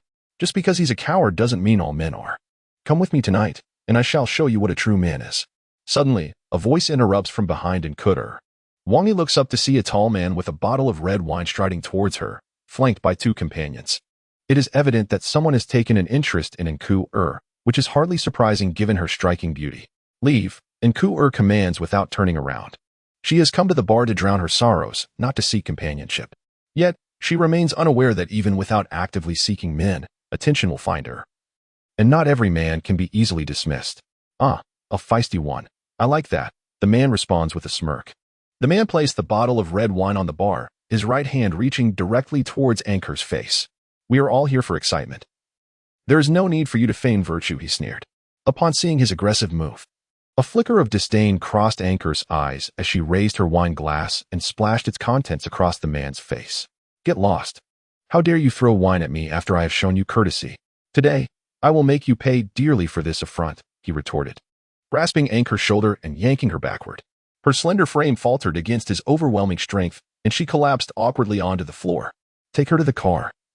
I intend to have my way with her tonight, he commanded his 2 accomplices. The 2 henchmen, excited by their superior's orders, approached Enku from either side. In terms of beauty, she far surpassed the ordinary women in the bar, igniting a sense of impatience within them. As pain shot through her from the impact with the ground, and she beheld the 2 men advancing towards her, panic finally seeped into Enku's demeanor. She realized that this was not Shua International. There, her status as the president's personal assistant shielded her from such advances. But here, her identity meant nothing. To these men, she was merely prey, vulnerable and exposed. Fear enveloped Ankur. If these men were to take her, what would become of her? Even if they faced justice later, what could that possibly do to alleviate the harm she would endure? The men's hands were now upon her skin, and the haze of her inebriation dissipated instantly, replaced by a desperate struggle. Yet, how could a drunken woman possibly escape the grasp of two strong men? The onlookers, along with those swaying in the dance floor, appeared indifferent, accustomed to such scenes of debauchery, occasionally offering cheers of encouragement. Despair washed over Ankur. She could never have imagined that her first venture into a bar for emotional release would lead to such a harrowing situation.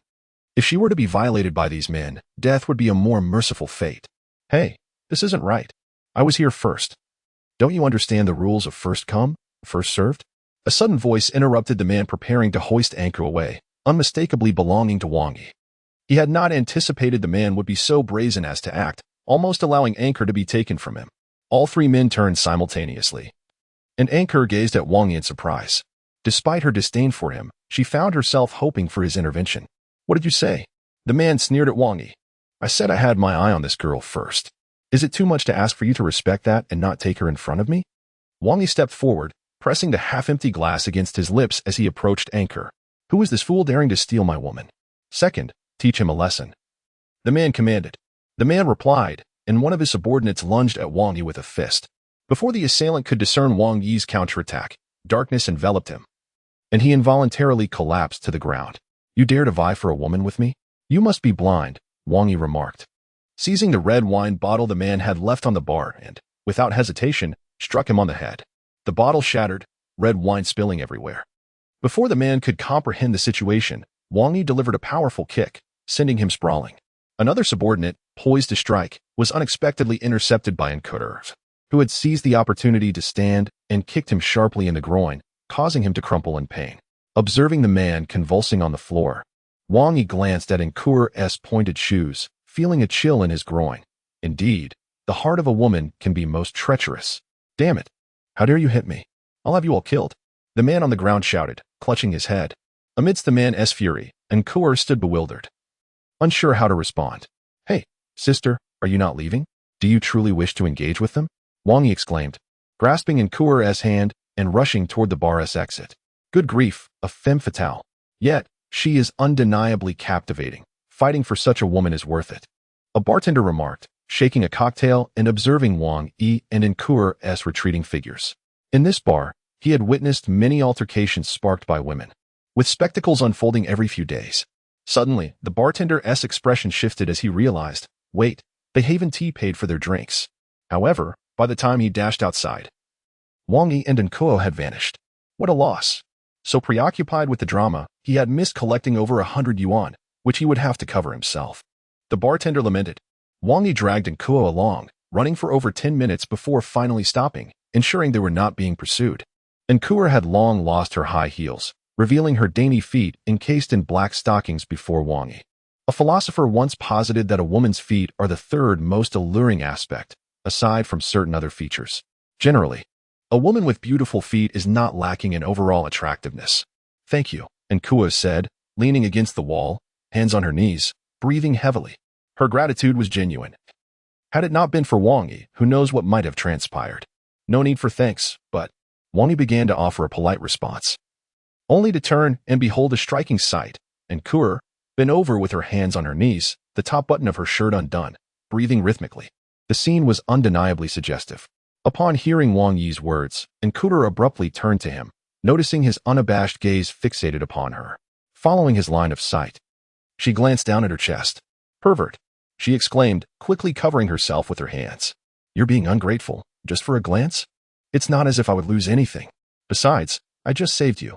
Shouldn't you offer some form of gratitude? Wang Yi, disappointed as the view was obscured, expressed his discontent. How dare you? If it weren't for you, they wouldn't have come to bother me, Ankur said with irritation. Indeed. It is difficult to be a good person. Wang Yi shot Ankur a glance and sighed, given your chaste demeanor. It seems unlikely that I could persuade you to leave with me. I might as well find another bar to pursue my endeavors. As he spoke, he turned to leave. Hey. Ankur called out anxiously upon seeing Wang Yi's intent to depart. What is it? Have you changed your mind? Wang Yi turned his head with a mischievous grin. Don't be ridiculous. Could you possibly give me a ride home? Wang Yi cast a glance at Enkur, observing her disheveled hair and glistening skin. A white shirt drenched in sweat and liquor, faintly revealing her form. Without her high heels, her bare feet rested on the ground, revealing several torn spots on her stockings, exposing her delicate, fair skin. A woman like her, requesting a man to escort her home, would typically elicit no refusals from men. Yet, Wang Yi, unexpectedly, declined her request, asserting that it was a tantalizing temptation he could not indulge in. With that, he turned to leave. However, after taking a few steps, he was suddenly met with the sound of sobbing. Turning back, he found Enkur in tears, her eyes glistening like dewy pear blossoms, looking as if he had wronged her. Please, do not cry. You have neither been robbed nor assaulted, he thought, feeling an unusual trepidation at the sight of her tears. Despite his usual bravado, he found himself drawn back toward her. I will cry if I wish. You are not my keeper, she retorted, sobbing as she playfully struck his chest, resembling a couple in a petty quarrel. All right, you win. Where do you live? I shall take you home, he conceded. Upon hearing his words, a faint smile graced Enkur's lips, and with his support, she hobbled barefoot back to the bar and slipped into a Wuling Hongguang. What's wrong? Have you never ridden in such a splendid and comfortable vehicle? Let me show you what true acceleration feels like. With that, Wang Yi pressed the accelerator, propelling them at a remarkable speed of 100 on the bustling road. By the time they arrived at the entrance of a residential complex, Enkur's complexion had turned pale, devoid of color. At the entrance, 2 men and a woman awaited her. Among them, one pair appeared to be her parents, while another young man seemed to be of similar age to her. Who are those people? Wang Yi inquired. Before Enkur could respond, the trio approached. Why didn't you come home after work? I thought you were out gallivanting with men. You have the money to squander, yet you owe your father a debt. You ungrateful child, it was a mistake to bring you into this world, the middle-aged woman scolded as she approached Enkur. The expressions of the 2 men darkened, one chastising her. I see you have become increasingly shameless. Are you so desperate for male attention? As they hurled their insults, Wang Yi prepared to interject. But Enkur grasped his arm, shaking her head. They are my parents, she clarified. Parents? Wang Yi mused, glancing at the middle-aged couple, noting their resemblance to Enkur. Yet, for parents to speak to their daughter in such a harsh manner left him perplexed. And that young man? Is he your partner? Wang Yi inquired, casting a glance at the young man. Are you jealous? Enkur replied, ignoring her parents' tirade, and offering Wang Yi a wry smile. My apologies, I only partake in observing. Not in jealousy, Wang Yi responded, surveying the trio surrounding him. Higi, rest assured, he is not my man. He is my brother, though I do not acknowledge him. As Enkur spoke these words, her eyes seemed to glisten with unshed tears. Who are you, and why is my sister with you? The young man advanced towards Wang Yi, shoving him aside as he questioned him. And Jia, do not touch him, Enkur exclaimed sharply, noticing her brother's aggression towards Wang Yi. What? Are you upset that I have disturbed your man? You shameless creature, retorted the individual named Jia, casting a glance at Enkur before fixing his gaze on Wang Yi. You have been with my sister, haven't you? Hand over some money. He extended his right hand towards Wang Yi. If you do not give me 2,000 yuan today, you shall not be allowed to leave. I will accuse you of assault. Indeed, today you must pay, or else you shall not escape, Enkur's father added. Wang Yi found himself utterly stunned by this peculiar family dynamic. What in the world was happening? Wang Yi, do not get involved. Just leave quickly, Enkur urged. Her eyes reddened.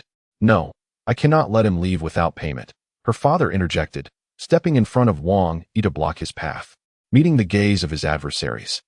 A chill flickered in Wang Yi's eyes, as if a pair of icy daggers from the night had pierced their hearts, leaving Enkur's father momentarily speechless. His intended harsh words swallowed back in silence. Let him go. He is merely my colleague. If you desire money, I shall provide it, Enkur said, her voice tinged with helplessness and despair upon seeing Wang Yi obstructed. Upon hearing that Enkur was willing to pay, smiles broke out across her family's faces. Haha. Who would have thought you would defend your man so fiercely? Very well, let him go this time, Jia chuckled. Wang Yi glanced at Enkur, uncertain of what to say in such a peculiar situation. It was evident that Enkur's family harbored an extraordinary story. The two had no substantial bond. Wang Yi had merely escorted her home out of kindness, and he saw no reason to entangle himself in their familial affairs. Thus, he climbed into his Wuling Hongguang and departed. Left behind, Enkur was encircled by her parents and brother, tears streaming down her face as she retrieved her wallet from her backpack, scattering its contents onto the ground. Take it all for gambling. I truly hope you perish at the gambling table. As the bills fluttered to the ground, and Jie and their father, and Guofu, burst into laughter, scrambling to collect the scattered money. And Kur watched them with a mix of incredulity and disdain, lamenting the injustice of a world that favored sons over daughters, yet feeling powerless to change it. On his way home, Wang Yi drove past several establishments that had previously been bustling with activity, only to find them all shuttered today. Faint sounds of scuffles and cries for help could be heard emanating from within. "Hey, old man, why aren't these places open today?" Wang Yi inquired of an elderly man by the roadside. "Alas, you are unaware that this establishment is purportedly a venture of the Qifeng Group in Hangzhou. However, recent turmoil has engulfed the Qifeng Group, as it appears that the formidable Tang Palace is poised to wage war against it. It is rumored that several venues associated with the Qifeng Group have already been targeted by individuals from the Tang Palace, promising an intriguing spectacle. In the 21st century, witnessing such street confrontations is indeed a rarity, is it not?" With a cigarette perched between his lips, the older man spoke with conviction. The impending conflict between the Tang Palace and the Qifeng Group was a foregone conclusion, and Wang Yi was not the least surprised. He merely pondered whether the recently acquired and emotionally detached Wuqing would become embroiled in this fray. Nevertheless, given Wuqing's current capabilities, it was reasonable to assume that she could at least safeguard herself amidst the skirmish with the Qifeng Group. Thus, Wang Yi dismissed further thoughts and drove back to Shihu No. 1. Since he had not dined at home and was returning so late, he suspected that Ling Xueyu would not welcome him warmly. Hence, he opted to avoid her cold demeanor and retire to bed instead. Before entering the house, Wang Yi leaned against the wall, lit a cigarette, and called into the darkness, "Hello, Lao Lu." No sooner had his words echoed than Lu Shan emerged from the shadows. "How have things been these past few days? Any unusual occurrences?" Wang Yi inquired, specifically referring to any attempts made against Ling Xueyu. The Hongguang has not made an appearance, likely preoccupied with the Tang Palace's assault on several of their strongholds today. However, one Du Wenjie visited once, and another named Qin Bowie came by twice, but neither posed a significant threat to Ling Xueyu, so I did not intervene, Lu Shan replied, his expression devoid of emotion. Wang Yi nodded in understanding. Just as he was about to turn and enter the house, Lu Shan called out to him. "What is it?" "Now that the Tang Palace is engaging with the Hongguang, if I am not by Tang Ye's side, he will be deprived of considerable support," Lu Shan remarked. His intent unmistakable. He wished to return to the Tang Palace to assist. "Stay here and protect Ling Xueyu without concern," Wang Yi asserted, fully comprehending Lu Shan's intentions. To him, Ling Xueyu's safety was paramount. But there is no but about it. "Should the situation necessitate, I will ensure they regret their actions," Wang Yi stated, a glint of ferocity flickering in his eyes. Previously, he would have remained indifferent to the conflicts between the Tang Palace and the Hongguang. But with the Hongguang's repeated provocations against him and his current relationship with Wuqing, he could no longer turn a blind eye. Upon hearing Wang Yi's resolve, Lu Shan ceased further argument. He was aware of Wang Yi's capabilities, which surpassed his own. Wang Yi effortlessly vaulted over the wall and landed on the second floor. Just as he prepared to enter and rest, he noticed the dim light illuminating the living room. 6 exquisite dishes, delicately covered with sheer cloth, adorned the dining table, and 3 sets of chopsticks lay meticulously arranged, untouched. Ling Xueyu, clad in her professional attire, lay asleep on the sofa, clutching 2 folders in her hands. Such a scene inevitably caught Wang Yi by surprise, prompting him to descend from the upper floor. "Cousin, you're back." Aunt Lu's voice softly echoed beside him. "Aunt Lu, why are you still awake?" Wang Yi inquired. "And why is Xueyu asleep in the living room?" Sighing, Aunt Lu replied, "Miss returned quite early today, and specifically asked me to prepare a few extra dishes, saying she was waiting for you to dine together. However, after waiting for a long while with no sign of you, I suggested she call you, but she stubbornly refused. Eventually, when you didn't return, she wouldn't eat either, opting instead to sit on the sofa and peruse documents. I didn't realize she had been at it for 3 or 4 hours and had fallen asleep. Seeing her so fatigued, I chose not to disturb her." Listening to Aunt Lu's words, Wang Yi felt a swell of emotion. It was unexpected that this girl would wait for him to return home for dinner. "Cousin, please don't blame Aunt Lu for being talkative. Miss can be quite stubborn at times, yet her heart is kind. I have cared for her for over 20 years and have never seen her wait for anyone to the point of exhaustion. As a man, if there are any misunderstandings between you two, it is essential to be more accommodating. She truly has it tough." With Aunt Lu's words lingering in his mind and glancing at the peacefully sleeping Ling Xiao on the sofa, Wang Yi smiled faintly, realizing that someone would indeed wait for him to come home for dinner. Such a feeling was both luxurious and wondrous. I understand, he said with a smile to Aunt Lu, gently kneeling before the sofa to carefully place the documents from Ling Xiao's hands onto the coffee table, then draping a blanket over her. Aunt Lu, have you eaten? Would you like me to heat something for you? Seeing Wang Yi's actions, Aunt Lu felt a wave of relief wash over her. Sure, Wang Yi gestured for silence. Aunt Lu, I'm not hungry. You should return to rest. I'll stay here with Xue Yao. Once Aunt Lu departed, Wang Yi sat cross-legged on the floor in front of the sofa, quietly observing the slumbering Ling Xiao, with several Mickey Mouse figurines adorning the spacious couch. In the early hours of the next day, as dawn broke, Ling Xiao stirred, her sleepy eyes widening in surprise upon discovering a man's face before her. It was Wang Yi, seated on the floor. Darling, you're awake? Wang Yi smiled gently. Your sleeping posture is utterly adorable, far more charming than your usual icy demeanor at the office, and you even mumbled sweet nothings in your sleep. What are you doing here? Ling Xiao asked, still disoriented. Last night, I returned late and was concerned about disturbing you. Yet I couldn't bear the thought of you being alone in the living room, so I chose to sit here and keep you company. Aunt Lu explained as she emerged from the kitchen. You sat here all night? Ling Xiao rubbed her eyes in disbelief. To have the privilege of watching my lovely wife sleep and murmur sweet dreams is an honor. Please inform me whenever such an opportunity arises again, Wang Yi replied. Humph. A dog cannot spit out ivory, Ling Xiao retorted playfully as she stood and walked toward the bathroom. My dear, I am grateful for your patience in waiting for me to dine yesterday. In the future, I shall certainly return home to share meals with you. Should any obligations arise, I will inform you, ensuring you are not left waiting until slumber claims you, Wang Yi remarked, observing Ling Xiao's retreating figure. Ling Xiao's brisk pace faltered slightly as she retorted, Who is waiting for you to eat? How presumptuous. It would be best if you remained outside and never returned. With that, she entered the washroom. Chuckling to himself, Wang Yi followed her into the same washroom. Oh, what are you doing? She exclaimed. My dear, as husband and wife, it is perfectly natural for us to brush our teeth, wash our faces, and even share the restroom or shower together. Why such a fuss? Get lost. After breakfast, Wang Yi had intended to drive his Wuling Hongguang to drop Ling Xiao at work, but he was met with an unequivocal refusal. Reluctantly, he settled for the Bentley Mulsanne instead.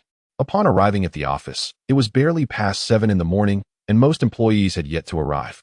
I never imagined the company president would be among the first to arrive. That is quite commendable, Wang Yi remarked as he and Ling Xiao stepped into the exclusive elevator for executives. If one cannot manage oneself, how can one expect others to follow suit? To inspire subordinates, one must set a remarkable example. Ling Xiao had intended to impart some wisdom to Wang Yi, but his nonchalant demeanor extinguished her resolve. Upon exiting the elevator, they were met by the president's assistant, Enkuer, who awaited them at the office door.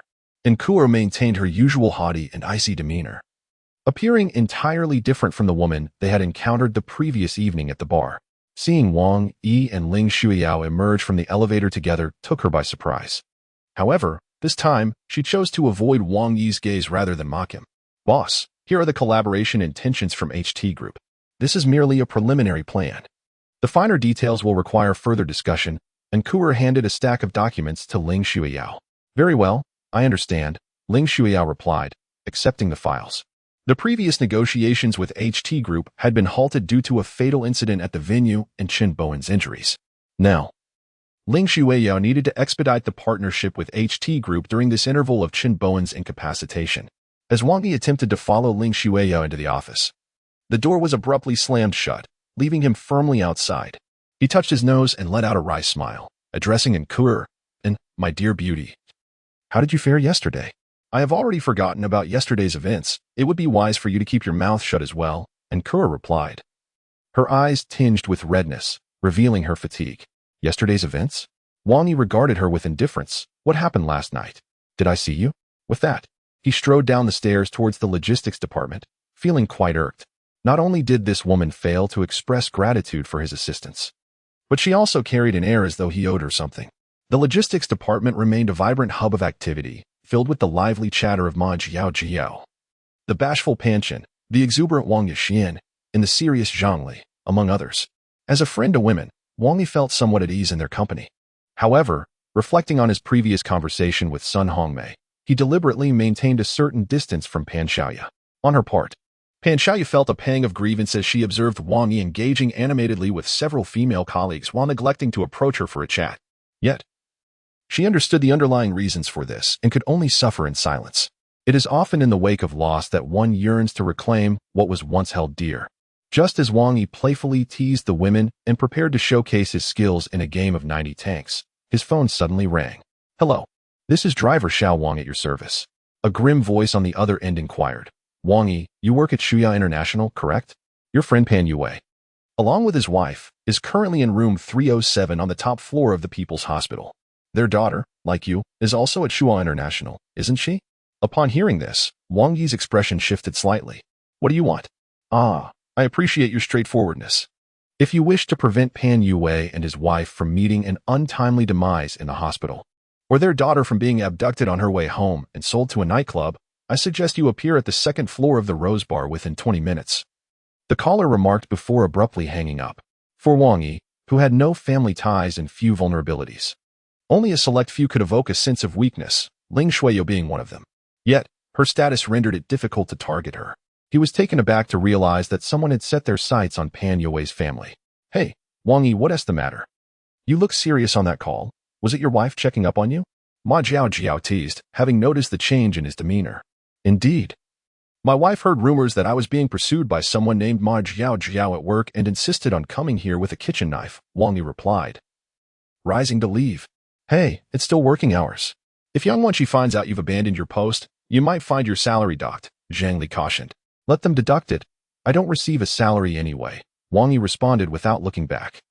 He recalled that Ling Shuiyu had asked him to be her driver, but had not mentioned any payment. Surely, this arrangement could not be for free. He resolved to discuss this matter with her soon. Upon leaving Shuya International, Wang Yi did not drive, as his Wuling was parked at Ling Shuiyu's residence. He held a key to a Bentley, but given the circumstances of the call, he suspected he might encounter trouble and deemed it unwise to drive such a flashy vehicle. It was not in line with his understated style. The Rose Bar was not far away, and he took a taxi, arriving in just over 10 minutes. Upon entering the bar, he made his way directly to the second floor. "Stop. This is no place for you." Two men in black intercepted him. With a swift kick, Wang Yi sent the speaker crashing from the staircase into the hall on the second floor. "You summon me but deny me entry? What madness is this?" he exclaimed, retracting his foot and addressing the other man who hesitated to intervene. "Fear not, I do not strike without cause." With a swift motion, he knocked the opponent unconscious. In the second floor hall, a group of flamboyantly dressed men adorned with ostentatious golden chains were smoking and playing billiards. Upon witnessing a security guard being kicked in, they paused their activities and turned their gaze towards the entrance. Wang Yi swaggered in with his hands tucked into his pockets, exuding an air of arrogance. "Who just called me?" he demanded, his demeanor exuding an audacious confidence. "Haha, who is this fool? This is going to be entertaining," one of them chuckled. They lightly tapped their cues against the billiard table, regarding Wang Yi as nothing more than a joke presented on a platter. "Who just called me? If you have something to say, come out and say it. If not, I'll take my leave. Threaten me again, and I will end you," Wang Yi asserted. Stepping forward and casually picking up a billiard ball, clapping his hands, a middle-aged man emerged from a private room. It was evident he possessed courage, which explained why he had caught the eye of Master Lu. The man, named Eljan, was a notable enforcer of the Qing gang and a trusted confidant of Master Lu. Recently, the Tang Palace had been targeting the Qing gang, and due to the previous assassination of Black Mamba, the Tang was now operating with renewed vigor, inflicting considerable losses on the Qing gang. A significant reason for this turmoil was Wang Yi himself. Thus, Master Lu had dispatched Eljan to either recruit Wang Yi or eliminate him as a potential threat. Wang Yi instantly recognized them as members of the Qing gang. The mention of Master Lu only solidified his suspicions, causing his countenance to darken. "Have I not warned old Lu Chun to cease bothering me?" Wang Yi inquired, his voice laced with irritation. "You disregarded my warning and even resorted to threatening my friends. Wang Yi, who do you think you are? Master Lu holds you in esteem, overlooking your past transgressions and offering you the chance to contribute to the Qing gang. Do not refuse a toast and instead opt for punishment," Eljan retorted. "A toast? The crux of the matter is whether you even offered one," Wang Yi scoffed. And with a flick of his wrist, he sent the billiard ball hurtling past Eljan's ear, crashing heavily against the wall behind him. The crimson walls, coated in lime, fractured with countless cracks as the billiard ball embedded itself deep within. What kind of strength would it take to achieve this? Turning to glance at the ball lodged in the wall, Eljan furrowed his brow, realizing Wang Yi's might exceeded his expectations. However, he knew that brute strength alone would not suffice for murder. I shall grant you one more opportunity. 2 choices. First, join the Qin gang and demonstrate your loyalty by eliminating a few members of the Tang Palace. Second, we will dismember you today and feed you to the dogs. Eljan declared, his tone resolute. The men holding billiard cues advanced with serious expressions, encircling Wang Yi. It seems neither of those options aligns with my desires. Wang Yi replied with a smirk. With a nonchalant smile, Wang Yi shared 2 pieces of information. The first, like you, the Tang Palace also sought my allegiance. Yet I declined, for the position I desire cannot be offered by Tang Ji. If your Qin gang could provide it, I would be inclined to consider. What position? Eljan inquired. At the Tang Palace, I aspire to take Tang Ji's place. In your Qin gang, that would presumably be Chun Lao Lu's position. Are you capable of making that decision? You are courting death. A glint of murderous intent flashed in Eljan's eyes. I anticipated you could not fulfill that request. Thus the first matter is settled. Now, let us move on to the second. As he spoke, Wang Yi removed the Armani suit, which Ling Shuiyao had coerced him into wearing, and placed it upon the nearby billiard table. The second matter is this. I have a profound aversion to being threatened, especially when those close to me are used as leverage. With those words, Wang Yi's figure vanished from sight, his speed and strength surprising Eljan and the Qin gang members. With a swift motion, Wang Yi shattered a billiard cue that obstructed his path with a single punch, driving his fist solidly into the shoulder of the opponent before him. Before a cry could escape, he seized a billiard ball and forcefully stuffed it into the man's mouth, then delivered a kick that sent him flying. I was minding my own business, and yet you dare to call and threaten me. Deducting my salary, who will take responsibility for that? Wang Yi scolded as he fought, his strikes seemingly casual yet strikingly fierce. With each blow, another adversary fell.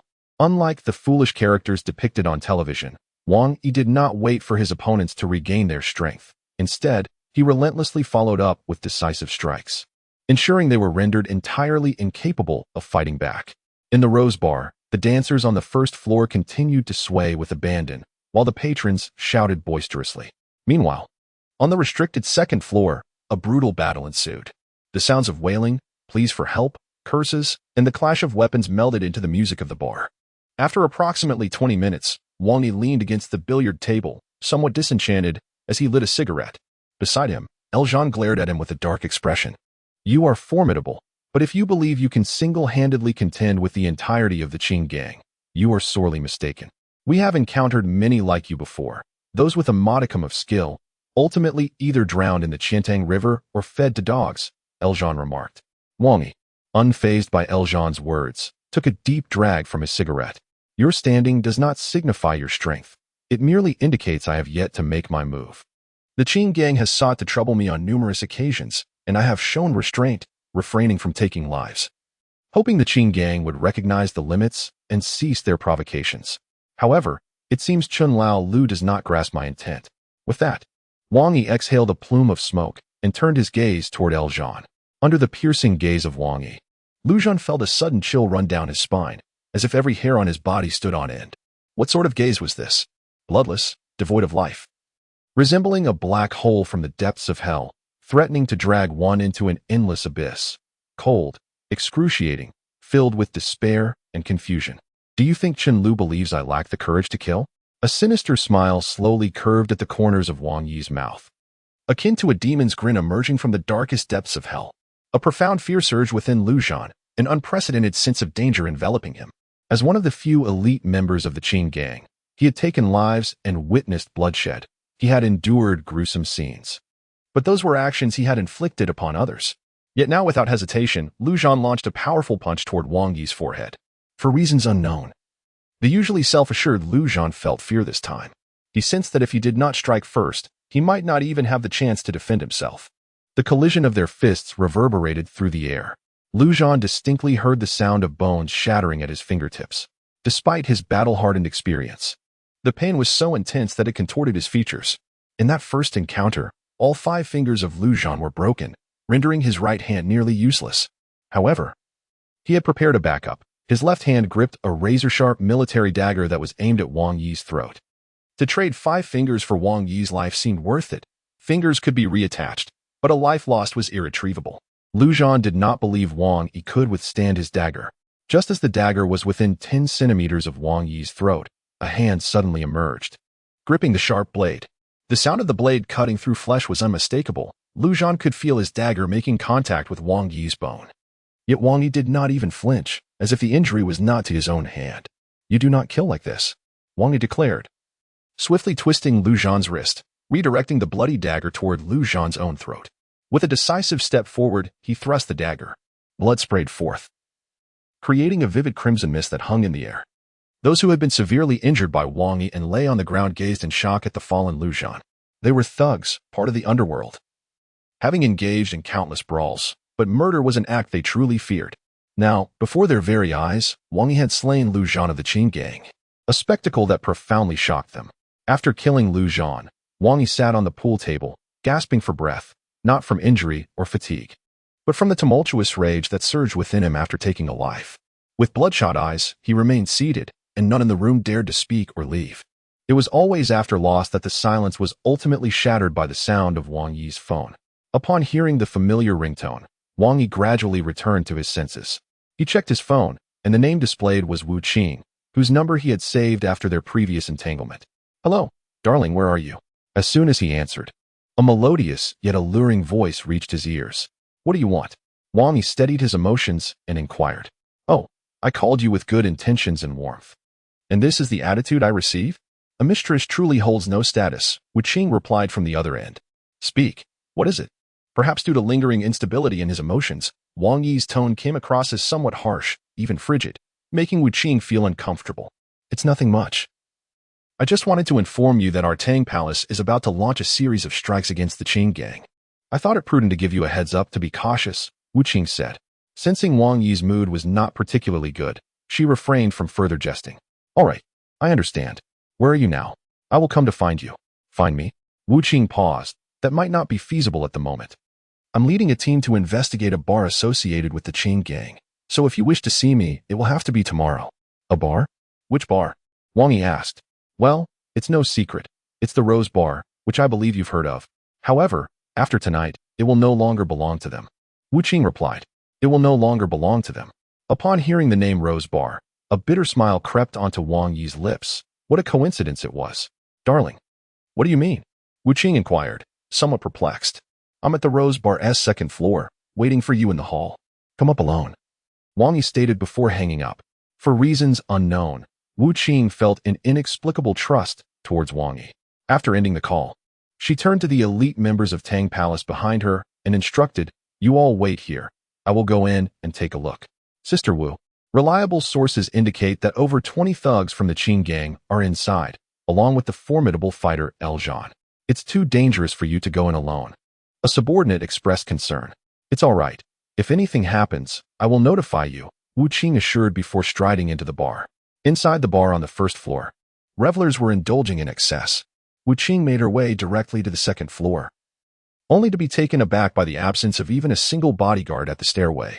As she pushed open the door to the second floor, a pungent scent of blood assaulted her senses. Wu Qing quickly stepped back, drawing a short sword into her hand and heightening her vigilance. Suddenly, an arm lunged towards her abdomen. Startled, Wu Qing thrust the short sword towards the arm without hesitation, but the assailant was remarkably swift. Just as the sword was about to strike, she felt her wrist seized, and the other arm rather roughly circled around her waist, pulling her close. As she prepared to struggle fiercely, she found herself face to face with none other than Wang Yi. "Wang Yi, how did you end up here?" Emotionlessly, Wu Qing was tightly embraced by Wang Yi, who exhaled heavily, the scent of blood mingling with the atmosphere in a rather peculiar manner. "Little girl, your movements have certainly accelerated compared to before, yet they remain insufficiently swift." Wang Yi released his firm grip on Wu Qing's wrist, yet his left arm still naturally encircled her waist. Wu Qing withdrew her short sword, allowing Wang Yi to hold her as she glanced around, her gaze landing on the disheveled figures of the Qifeng group, sprawled in pools of blood, too terrified to utter a cry. Among them was Lu Zhan, his throat pierced by a military dagger. A jolt of shock coursed through her. "Wang Yi, what transpired here?" Wu Qing questioned, bewildered. With over 20 henchmen from the Qifeng group, along with a master like Lu Zhan present, Could it be that Wang Yi single-handedly defeated them all and even killed Lu Zhan? They summoned me, insisting I submit to the Qi Feng group, or they would kill me. You are well aware that my beloved is still at the Tang Palace. How could I possibly ally with the Qi Feng group? Thus, they sought to take my life. And in self-defense, I inadvertently injured them. Had I known you would arrive, I would have been more lenient and left a few for you. Wang Yi replied with a grin. Upon receiving Wang Yi's confession, Wu Qing still found it hard to believe. The gruesome scene before her unsettled her. While Wang Yi appeared entirely unfazed, her perception of him ascended to a new level. It seemed her understanding of Wang Yi was still woefully inadequate. I was initially conflicted about how to deal with these individuals, but now that you are here, it is fortuitous. Have your people come and clean this up. Whether to take them back to the Tang Palace or toss them into the Qiantang River to feed the fish is entirely up to you, Wang Yi suggested. Wang Yi, you are truly a terrifying man. Wu Qing gazed at him earnestly. What's this? Are you frightened? Wang Yi looked at her, a flicker of fear igniting within him. He dreaded the thought that Wu Qing might indeed fear him. Yet, deep down, he understood this was his true self. No, I am merely more curious about you. Wu Qing replied. A woman's curiosity towards a man often indicates affection. I'm not just curious. Wu Qing stepped forward, embracing Wang Yi. I have discovered that I have fallen for you, hopelessly enamored with this demon. With that, she tilted her head back, capturing Wang Yi's lips with her own. Goodness. The icy sensation on his lips left Wang Yi utterly speechless. Had he truly been kissed forcefully, and in such a setting? Dear lady, this is rather inappropriate. Perhaps you should exercise some restraint, he managed to utter through clenched teeth. However, even more speechless than Wang Yi were the severely injured members of the Qi Feng group. Unable to escape, witnessing the affectionate display between the two. With so many eyes upon you, could you not tone it down a bit? Wang Yi remarked, gently raising his right hand to rest on Wu Qing's waist. Anyone who dares to gaze at us shall have their eyes gouged out.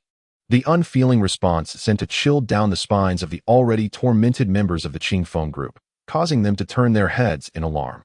They had heard of the notorious reputation of unfeeling, and they believed that he would indeed dare to blind them. Outside the bar, over 40 henchmen from Tang Palace had been waiting for more than 10 minutes without any word from Unfeeling, and the leader could no longer contain his impatience. Brothers, let us charge inside. Under the man's command, the group stormed into the bar, wielding long knives and iron rods, startling the revelers, who were too intimidated to utter a word in protest. To the second floor, find Sister Unfeeling first. If you see anyone from the Qi Feng group, don't hesitate to attack. With a decisive command, the man led the charge up the stairs. They quickly kicked open the door to the second floor, only to be momentarily stunned by the scene before them. Unfeeling, in the midst of a passionate kiss with Wang Yi, reluctantly turned to face the intruders. What are you doing here? Did I permit you to enter? The man, scratching his head, stammered. We were concerned for your safety, Sister Unfeeling. Humph.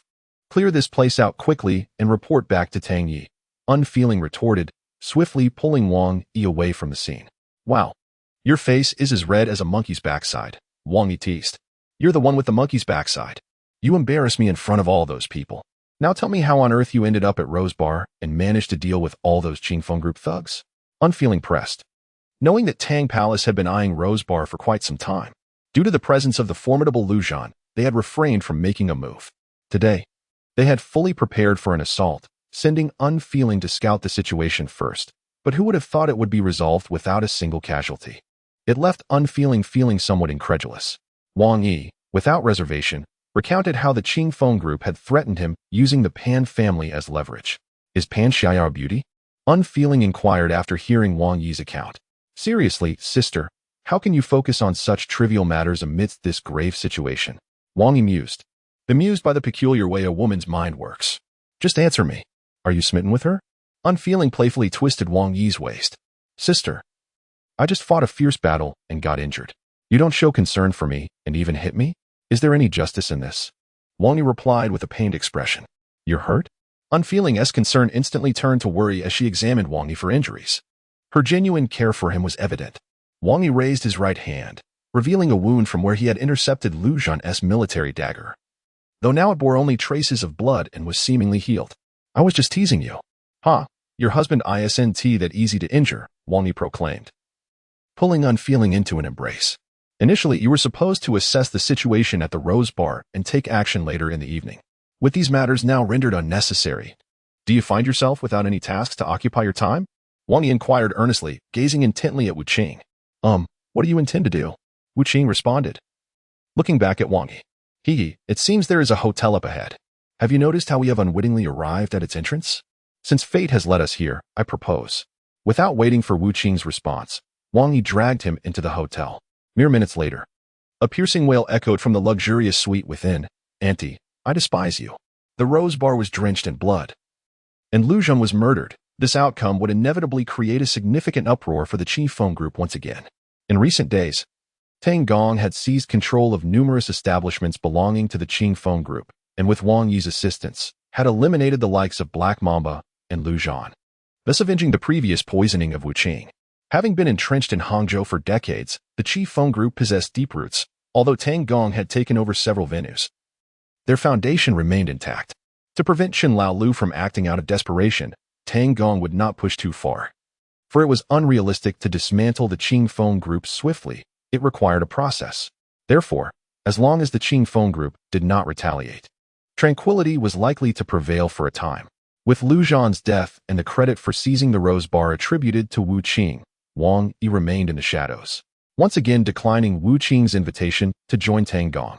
Wang Yi preferred the life of an ordinary citizen, although being a driver was less carefree than his previous occupation of selling sweet potatoes. The abundance of beautiful women and the opportunity to indulge in video games daily were worthwhile compensations. As Wang Yi departed the hotel, intending to return to Shuyue International to continue his gaming and wooing endeavors, an Audi A6 unexpectedly came to a halt beside him. The window slowly descended, revealing a familiar face, the deputy director of the People's Hospital, Fu Wei. Ah, old Fu, why aren't you at the hospital tending to patients during the day? What brings you to the streets? Wang Yi remarked. Fu Wei regarded Wang Yi with a slight smile. Mr. Wang, you are aware of my purpose for coming. I must apologize for my previous rudeness at the hospital. My superior intended to express his regrets in person, but his health no longer permits him to leave his bed. So he entrusted me with this task. Upon seeing Fu Wei, Wang Yi had already surmised that this was related to the matter of Director Xie Chunwei, who had been poisoned. Given the limitations of domestic medical expertise to alleviate such a condition swiftly and the impracticality of sending him abroad, any delay could significantly impact Xie Chunwei's health, making Fu Wei's visit inevitable. An apology is unnecessary. As an ordinary citizen, I find the pretentiousness of the elite rather tiresome. With your medical prowess, I am confident you could cure Director Xie of his poison within a month. Why should I take credit for such a monumental achievement? Wang Yi replied. Fu Wei found this statement to be rather agreeable. However, for Xie Chunwei, a month felt excessively long. At present, the leadership in Hangzhou is undergoing a thorough examination, and the intricate web of relationships involved is quite complex. If he were to languish in the hospital for an entire month, he would likely emerge to a world transformed, potentially reduced to a mere figurehead. Thus, the duration of a month was indeed excessive, which was why Xie Chunwei was willing to set aside his pride and seek Wang Yi's assistance. Mr. Wang, if you are still upset about the previous incident, the leadership has assured me that they will personally call you to apologize, Fu Wei said, preparing to retrieve his phone. Oh, no. Wang Yi waved his hand dismissively, unable to bear the thought, as he began to walk away. The Audi followed him at a leisurely pace, less than 10 miles per hour. Mr. Wang, what would it take for you to assist the leadership in resolving this issue? Please feel free to state your conditions. I am confident the leadership will not refuse. Having frequent dealings with officials brings no benefit. You should be the one to take on that role. Wang Yi reiterated his refusal. I would prefer to return home and spend time with my wife. Mr. Wang, is your wife Lin Shuiyao from Shuyuan International? Fu Wei inquired suddenly. Upon hearing Fu Wei's words, Wang Yi halted, his gaze darkening as a hint of unusual expression crossed his face. Please do not misunderstand. I speak without any malice. I have heard that recently, Shuyuan International and Ildu Group are vying for a collaboration project with HT Group in Taiwan. In terms of financial strength, Shuyuan International is not inferior to Ildu. However, when it comes to connections and tactics, the president of Shuyuan International, Lin Shuiyao, is still merely in her 20s, lacking the decades of foundation that the Qin family of Ildu International possesses. Therefore, under normal circumstances, the probability of collaboration would likely favor Ildu. Wang Yi regarded Fu Wei with a sense of surprise at his knowledge of his relationship with Lin Shuiyao. It was not unexpected, as Xie Chunwei might have informed him. Despite Wang Yi and Lin Shuiyao's discreet marriage, given Xie Chunwei's position, it would not be difficult for him to uncover such details. What are you trying to say? Wang Yi asked, gazing intently at Fu Wei. If we have the support of the leadership. While I cannot guarantee a 100% chance of facilitating the collaboration between Xu Yuan and HT, the odds would certainly improve significantly. Wang Yi was indifferent to wealth and power, yet Fu Wei's proposition intrigued him. Although their marriage was merely contractual, he had come to regard Lin Shuiyao as his wife. Perhaps it was due to a lingering sense of guilt or perhaps genuine feelings for her, despite his seemingly cynical demeanor. If he could discreetly assist Lin Shuiyao and alleviate her burdens, it might indeed be worthwhile. Very well, you have persuaded me. Wang Yi smiled broadly and promptly opened the door to the Audi, slipping inside. In the quietest room on the top floor of the People's Hospital, Xie Chunhui stared blankly out the window. This was a pivotal moment for him. If he succeeded, he would soar to great heights, but failure would lead to his demise. His fate now rested not in his own hands, but in the hands of a young man he had met only once. Xie Chunhui shook his head, finding the situation somewhat absurd, how dramatically the events had unfolded. Leader, Wang Yi has arrived. The ward door swung open, and Fu Wei entered alongside Wang Yi. Mr. Wang, you have arrived. Xie Chunhui inhaled deeply, casting aside his previous biases and suspicions towards Wang Yi, greeting him with a friendly demeanor. The bodyguards remained silent, likely having been instructed by Xie Chunhui in advance. Let us dispense with the formalities. I require 6 qian of cold herbs, 5 qian of angelica, 10 grams each of chuanxiong and licorice, 2 locusts, 2 silkworm pupae, 600 milliliters of medical alcohol, and a pack of silver needles. Please prepare these for me at once. I shall assist you with the detoxification immediately. Very well, I shall dispatch someone to gather these items at once. It will take no more than half an hour.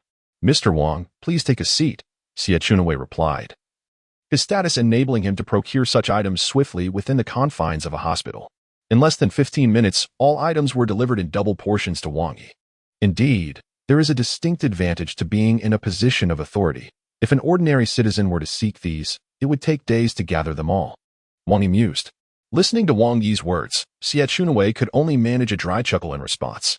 Everyone else, please step outside. I must proceed with the treatment. It is rather inconvenient.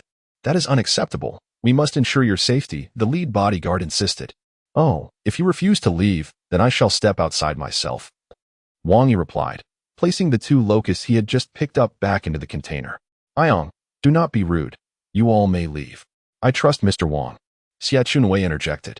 Reluctantly, several bodyguards exited the ward, while Fu Wei watched Wang Yi with keen anticipation, eager to witness the detoxification process.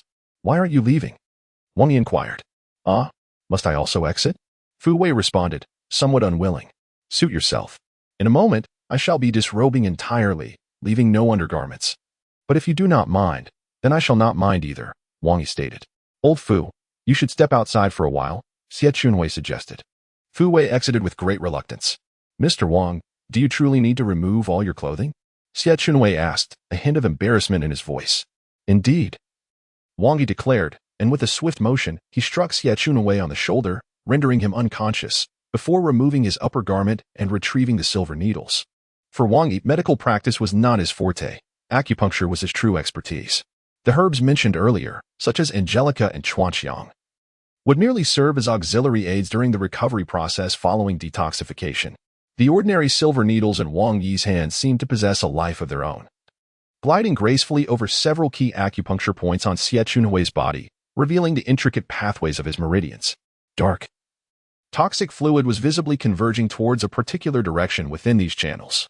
After nearly half an hour, Wang Yi successfully eliminated the majority of the toxins from Xie Chunhui's system, sufficient enough for him to rise from the bed. The remaining task would be entrusted to Fu Wei, granting him an opportunity to apply his medical skills for gradual recovery, ensuring that Xie Chunhui would be restored to health within a week. Wang Yi did not hasten to summon anyone back inside. Instead, he remained seated, quietly observing Xie Chunhui, his eyes slowly scanning, with no one aware of the thoughts traversing his mind.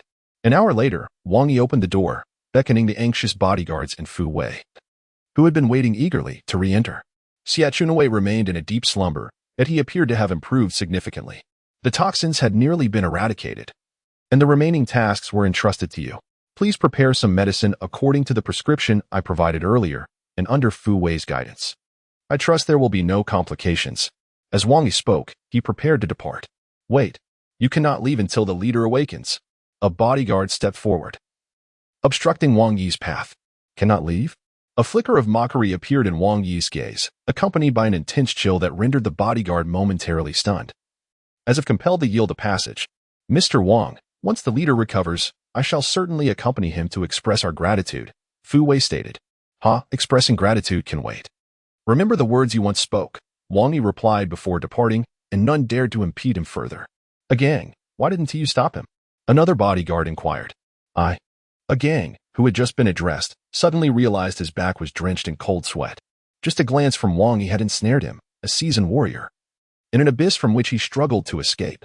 Wang Yi did not inquire further about Xie Chunwei's condition, trusting that with Fu Wei present, his health would be assured. As for Fu Wei's earlier suggestion that Xie Chunwei discreetly assist Shuai International, if it could be accomplished, it would be wonderful. If not, Wang Yi was not overly concerned. At least for the time being, he had secured a favor from the leader, which would prove useful in due course. Glancing at his watch, he noted it was already 5 in the afternoon. Shuai International had closed for the day. Having not returned home for dinner the previous night and having escaped work all day today, Wang Yi felt that failing to return for dinner would likely result in a stern reprimand from Ling Shuiyao, the icy beauty. Upon returning to Shuai International, he found Ling Shuiyao's Bentley Mulsanne still parked in the garage, and there were no missed calls from her on his phone, indicating she was still at the office. Wang Yi took the presidential elevator to the top floor and, without further consideration, pushed open the office door and stepped inside. Inside the office, 2 beautiful women were seated across from each other on the sofa, frowning at a pile of documents. One was naturally Ling Shuiyao, while the other was her assistant, and Kuer. Startled by Wang Yi's sudden entrance, both women looked up, and upon realizing it was him, found themselves at a loss for words. Ling Shuiyao feared that speaking might inadvertently reveal her marriage to him, given his unfiltered nature. Meanwhile, Kuer was puzzled. As Wang Yi was merely a driver, what was he doing barging into the president's office without knocking? Did the president not mind, or was he there for her? Oh, you 2 lovely ladies are still working so late. You must be exhausted, Wang Yi remarked. Idlers cause trouble, Ling Shuiyao huffed, returning her focus to the documents. Alas, why do women exert themselves so? Frowning all day will surely lead to premature aging. Work is an endless endeavor. One must never sacrifice their well-being for it. When the years have passed and youth fades, what merit will your diligence hold? Perhaps your husbands might squander the fruits of your labor on mistresses. Silence. Ling Shuiyao interjected sharply as Wang Yi attempted to continue. Leave at once. I merely offer my concern, yet you misconstrue it as malice. This is akin to a dog biting El Daubin, failing to recognize a good-hearted soul. Sir, look at yourself. You've already developed frown lines. Wang Yi retorted with feigned innocence. I command you to leave. Very well, I shall take my leave, Wang Yi said, retreating from the office with a dejected air. Inside, Ling Shuiyao's eyes glinted with fierce intensity, reminiscent of someone owed millions yet denied repayment. Boss, individuals like Wang Yi tarnish our company's image. I've heard from colleagues in the logistics department that he spends his days either harassing female coworkers or indulging in video games, often absent without reason. This is simply unacceptable. Enough. Ling Shuiyao interrupted and could. You may exit now. I need to contemplate matters alone. But, President, regarding this collaboration, I believe. Leave. You can clock out for the day. I will be working late tonight. Go on. After Kuer departed, Ling Shuiyao retrieved her phone and dialed. Hello, is this Xiaotang? Please procure the finest anti-wrinkle facial mask available. Kuer exited the office with a sense of resignation, only to find Wang Yi leaning against a nearby window, quietly smoking. This is a no-smoking area, Kuer remarked with disdain directed at Wang Yi. Wang Yi ignored her, thinking to himself how ungrateful she was, considering he had saved her just yesterday, only to be reported today. Seeing Wang Yi disregard her, Kuer felt a surge of annoyance and approached him. Are you even listening? Who permitted you to smoke here? The president doesn't mind, so why should you? You're acting as if you're more anxious than the emperor himself. Who are you calling a eunuch? Whoever speaks up is the one I refer to. Struck speechless by Wang Yi's retort, Kuer felt a tinge of embarrassment. The two stood in a tense standoff for a full 10 minutes before Kuer finally broke the silence. Why are you still here? I'm waiting for the president to finish work so we can dine together, Wang Yi replied nonchalantly. Dining with the president? Kuer scoffed, as if she had just heard the most amusing joke. Have you lost your mind? You think you can court the president? That's none of your concern. Is it because I'm not pursuing you that you feel displeased? I want to indulge you in this verbal sparring. The president is currently troubled by the collaboration with HT Group from Taiwan. You'd best not disturb her, or I won't let you off easily. And if you don't let me off easily, what will you do? Bite me? Wang Yi remained steadfast, unwilling to depart, and neither did Nkuer. Thus, the two of them waited at the entrance of the president's office for nearly 2 hours. Nkuer, growing increasingly impatient, noticed Wang Yi's expressionless demeanor as he quietly smoked a low-quality cigarette, devoid of any emotion. At last, at 8:30, the door to the president's office creaked open, revealing Ling Xueyao, who emerged looking somewhat fatigued. She was taken aback to find Nkuer and Wang Yi still standing there. Boss, you finally emerged. This fellow insisted on waiting here to have dinner with you. I suspect he has ulterior motives, which is why I was uneasy, Nkuer remarked. Staying here to accompany me for dinner? Ling Xueyao shot a glance at Wang Yi, a peculiar sensation stirring within her. Wang Yi extinguished his cigarette and fixed his gaze on Ling Xueyao. It was now time to discern her attitude. Nkuer, you've worked hard today. Take a day off tomorrow to rest well and head home early, Ling Xueyao stated, surprising Nkuer with her first order being for her to leave, and even granting her a day off. However, since it was Ling Xueyao who spoke, Nkuer felt it inappropriate to object. Boss, please take care, Nkuer warned, casting a stern look at Wang Yi, as if to caution him against any inappropriate intentions. Wife, you are making progress. You already know how to create a world for just the two of us, Wang Yi remarked to Ling Xueyao. What are you doing here? Ling Xueyao retorted, her tone less than cordial. I'm waiting to dine with you. Look, it's already past 8. One cannot afford to be so irregular with meals. Come, my dear. Let me take you to enjoy some delicious food, Wang Yi said, stepping forward to grasp Ling Xueyao's hand. Ling Xueyao instinctively retreated a step to evade Wang Yi's advance. I'm busy. I still have a lot of documents to review tonight. You should go eat by yourself. That's simply one to do. A person is made of iron, and meals are essential. Business is endless, Wang Yi countered, snatching the 2 folders from Ling Xueyao's grasp. Come with me to eat. I want to go, if you insist. I'll tear them up, she replied defiantly. Dare you? Just watch me, Wang Yi declared, pretending to rip the folders. Fine, I'll go. 20 minutes later, a striking Bentley Mulsanne pulled up outside a bustling food stall. Under Wang Yi's insistence, Ling Xueyao frowned as she took a seat at a small round table. A woman of her stature, a billionaire president, had never dined in such establishments. Her usual meals were either at home or in the most luxurious hotels. Xiang Sa. The usual, please, and add some special dishes, Wang Yi ordered. This was a place he frequented. The food stall exuded a vibrant local flavor, and dining here was exhilarating. One could relax, roll up their sleeves, and enjoy themselves, unlike in those star-rated hotels where every meal felt overly refined. Before long, a middle-aged woman approached with the dishes. Upon glancing at Ling Xueyao, she was visibly surprised. Ling Xueyao's beauty could easily captivate anyone, even women. Wow, Wang Yi. Is this your girlfriend? She is stunning. After knowing you for so long, you finally brought a girlfriend along. Tonight, Xiang Sa is treating, and you mustn't refuse. How could I possibly accept? There is no need for embarrassment. Please wait a moment while Xiang Sa prepares the dishes.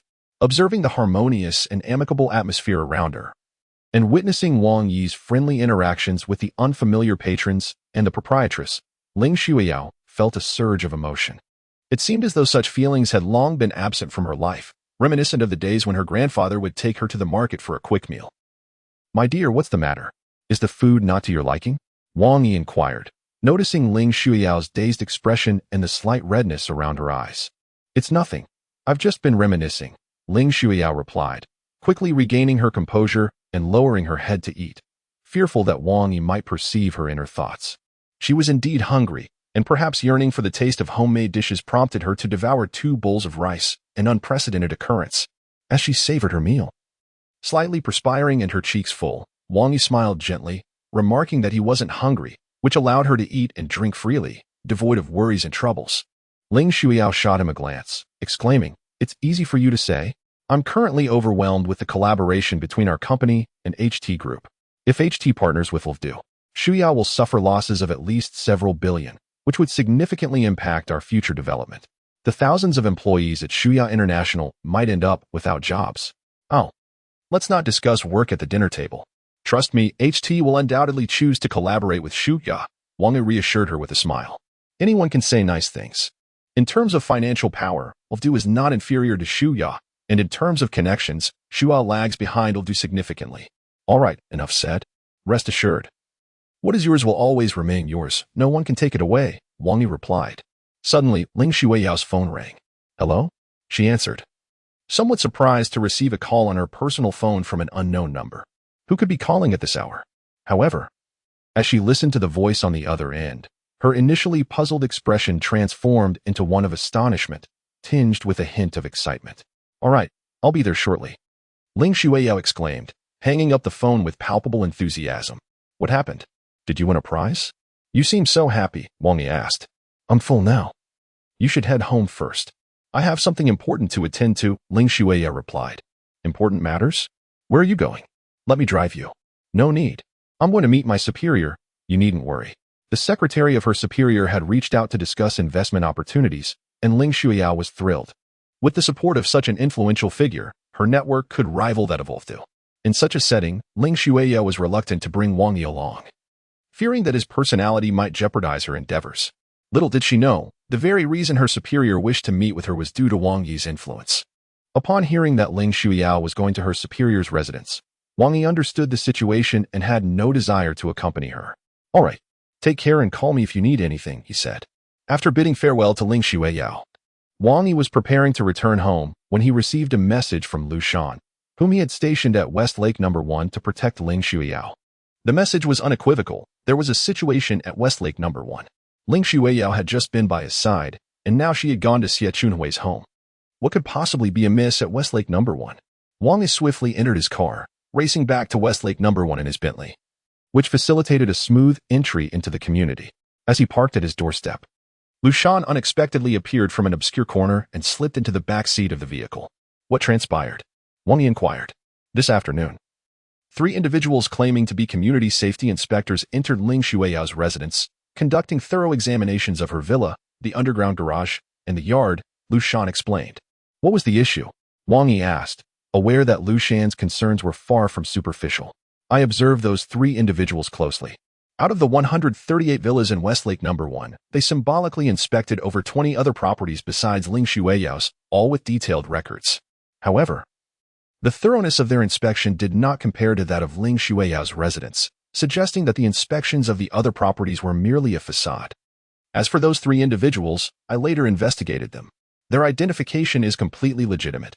There are specific records within the community, property management, and local authorities. Nevertheless, in my judgment, their intentions extend far beyond mere safety inspections, Lu Shan asserted. Wang Yi acknowledged Lu Shan's assessment, recognizing that there was likely something amiss. In fact, I believe you should have a clearer understanding of their identities than I do, Lu Shan remarked.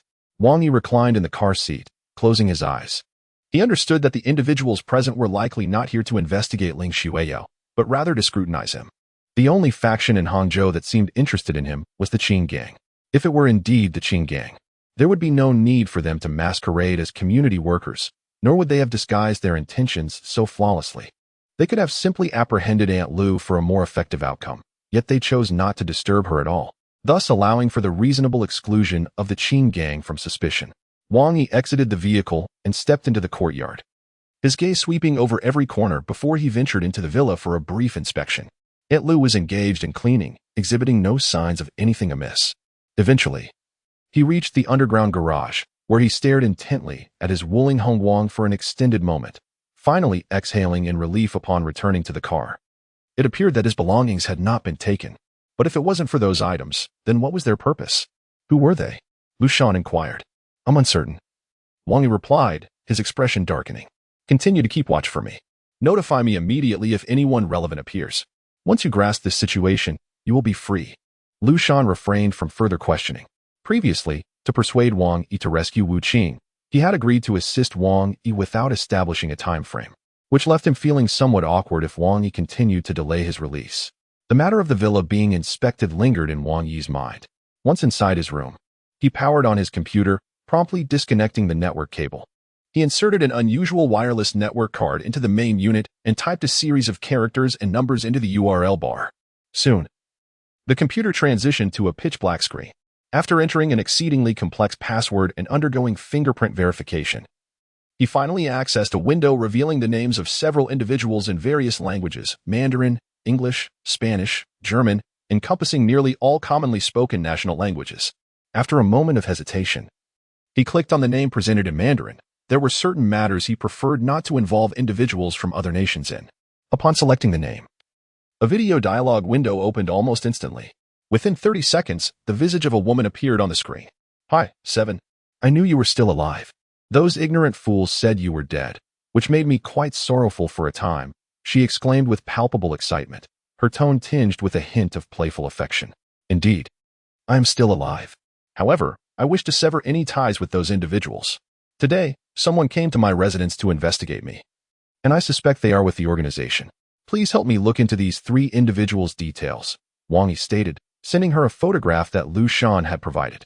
"All right, my dear Seven brother, please hold on a moment," she replied cheerfully, blowing a kiss. On the other side of the video, the stunningly beautiful woman, almost otherworldly in her allure, began rapidly typing on her keyboard. Data on the computer screen whirled and fluctuated, billions of entries dancing before her as they filtered down to mere thousands, then hundreds, and ultimately converging into 3 crucial pieces of information.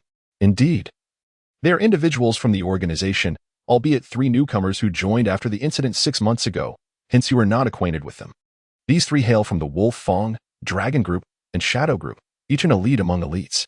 Their current investigation into your affairs is likely merely an internship assignment. Regrettably, it appears they have uncovered no pertinent information.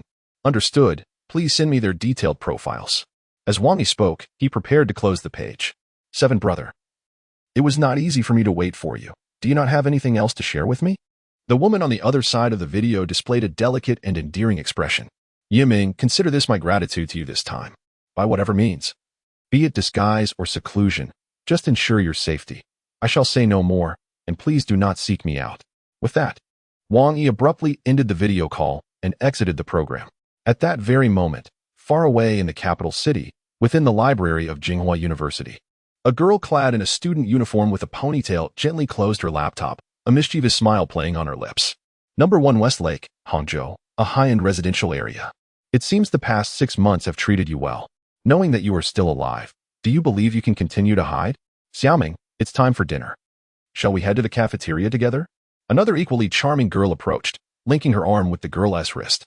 Of course, the 2 young girls cheerfully strolled hand in hand towards the dining hall. It was not until approximately a minute after the girl named Xiaoming had left that several classmates, who had been reading nearby, suddenly shook their heads as if awakening from a stupor, having no recollection of the events that transpired just moments prior. Wang Yi soon received a message from the woman. Dragon Group, Yi Quan, codename Lynx, proficient in strength-based attacks, with a punch exceeding 600 pounds. Shadow Group, Yin, codename Dark Hand, excels in tracking and stealth, with an uncanny agility. Wuling Hongguang, a master of mixed martial arts, previously honored with the title of God of War in Wuling. After a brief glance, Wang Yi promptly deleted the information.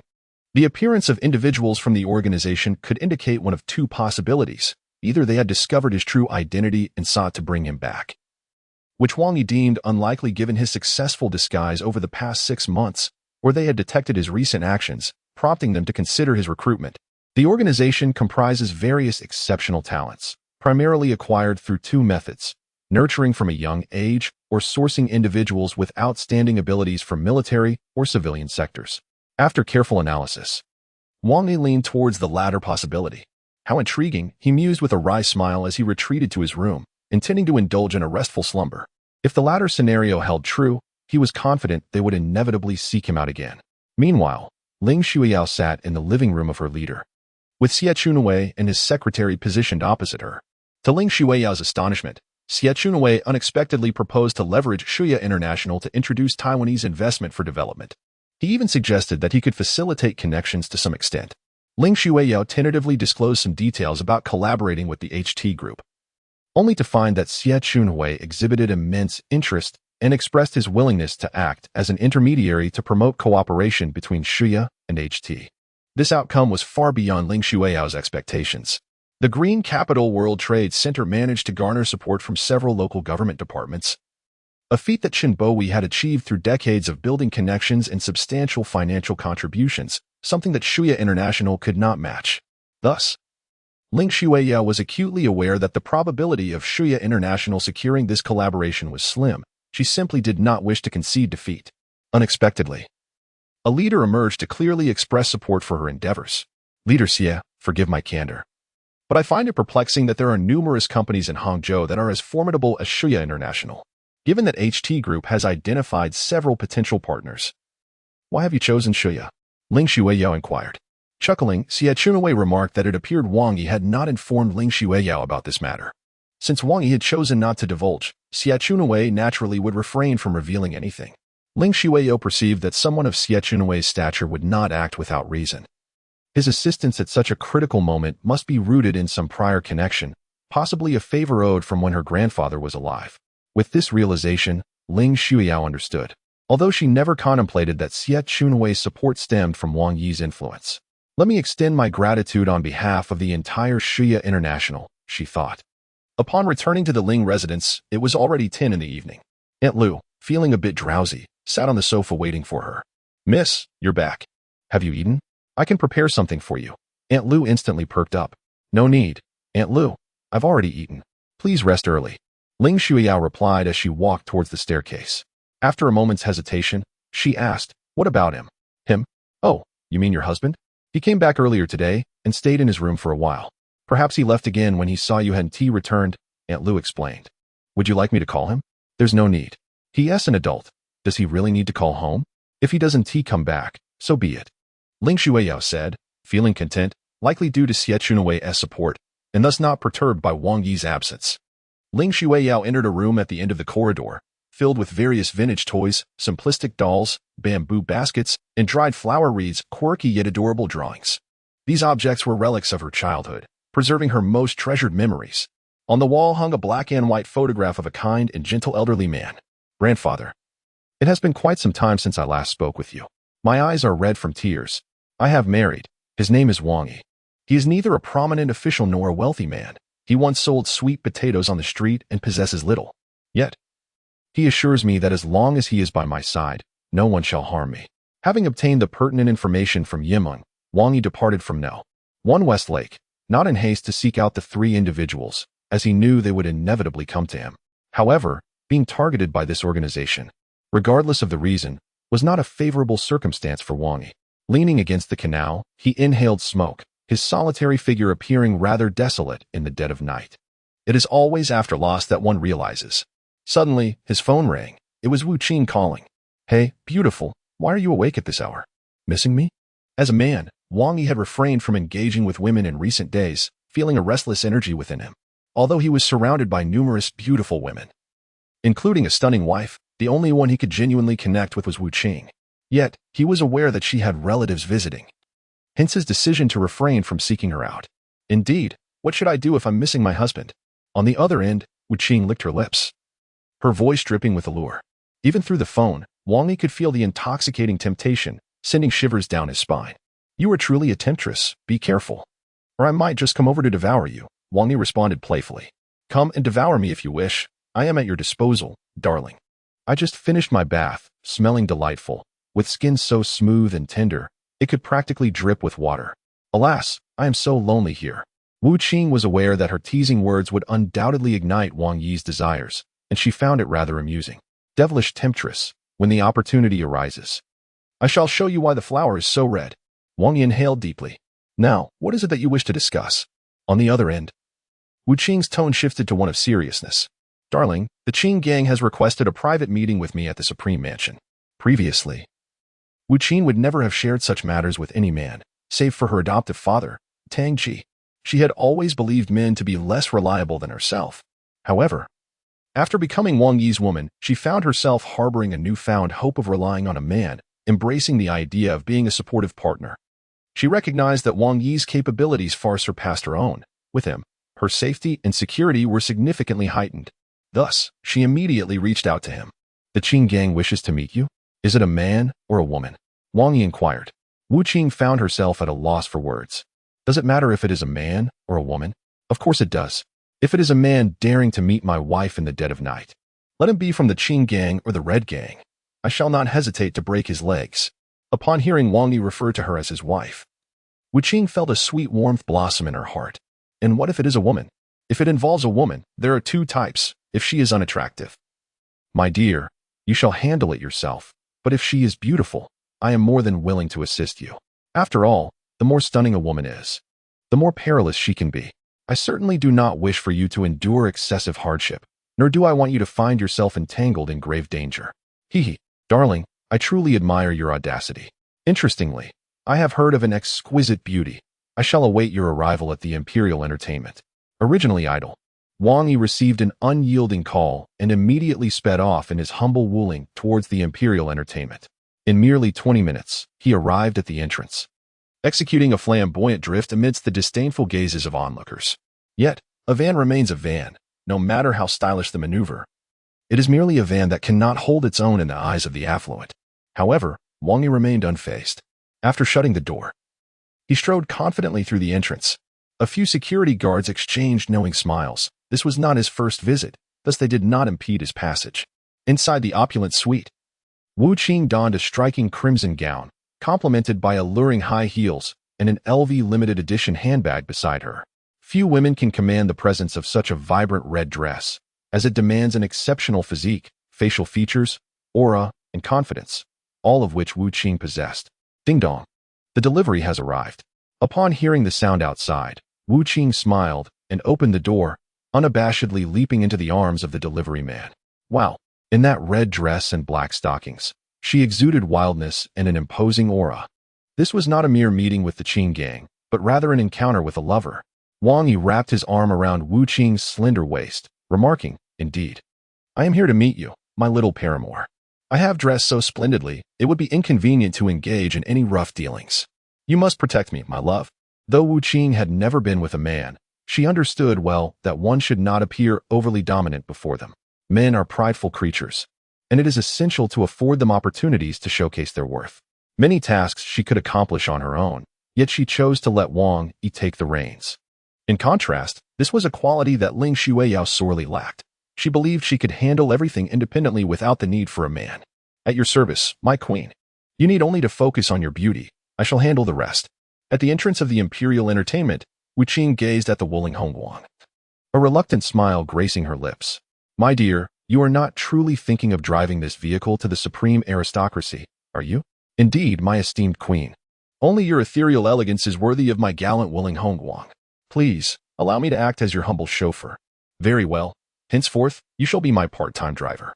Wu Qing glanced at her Audi TT parked nearby, but ultimately climbed into the Wuling Hongguang. Wang Yi was at a loss for words. He had merely jested.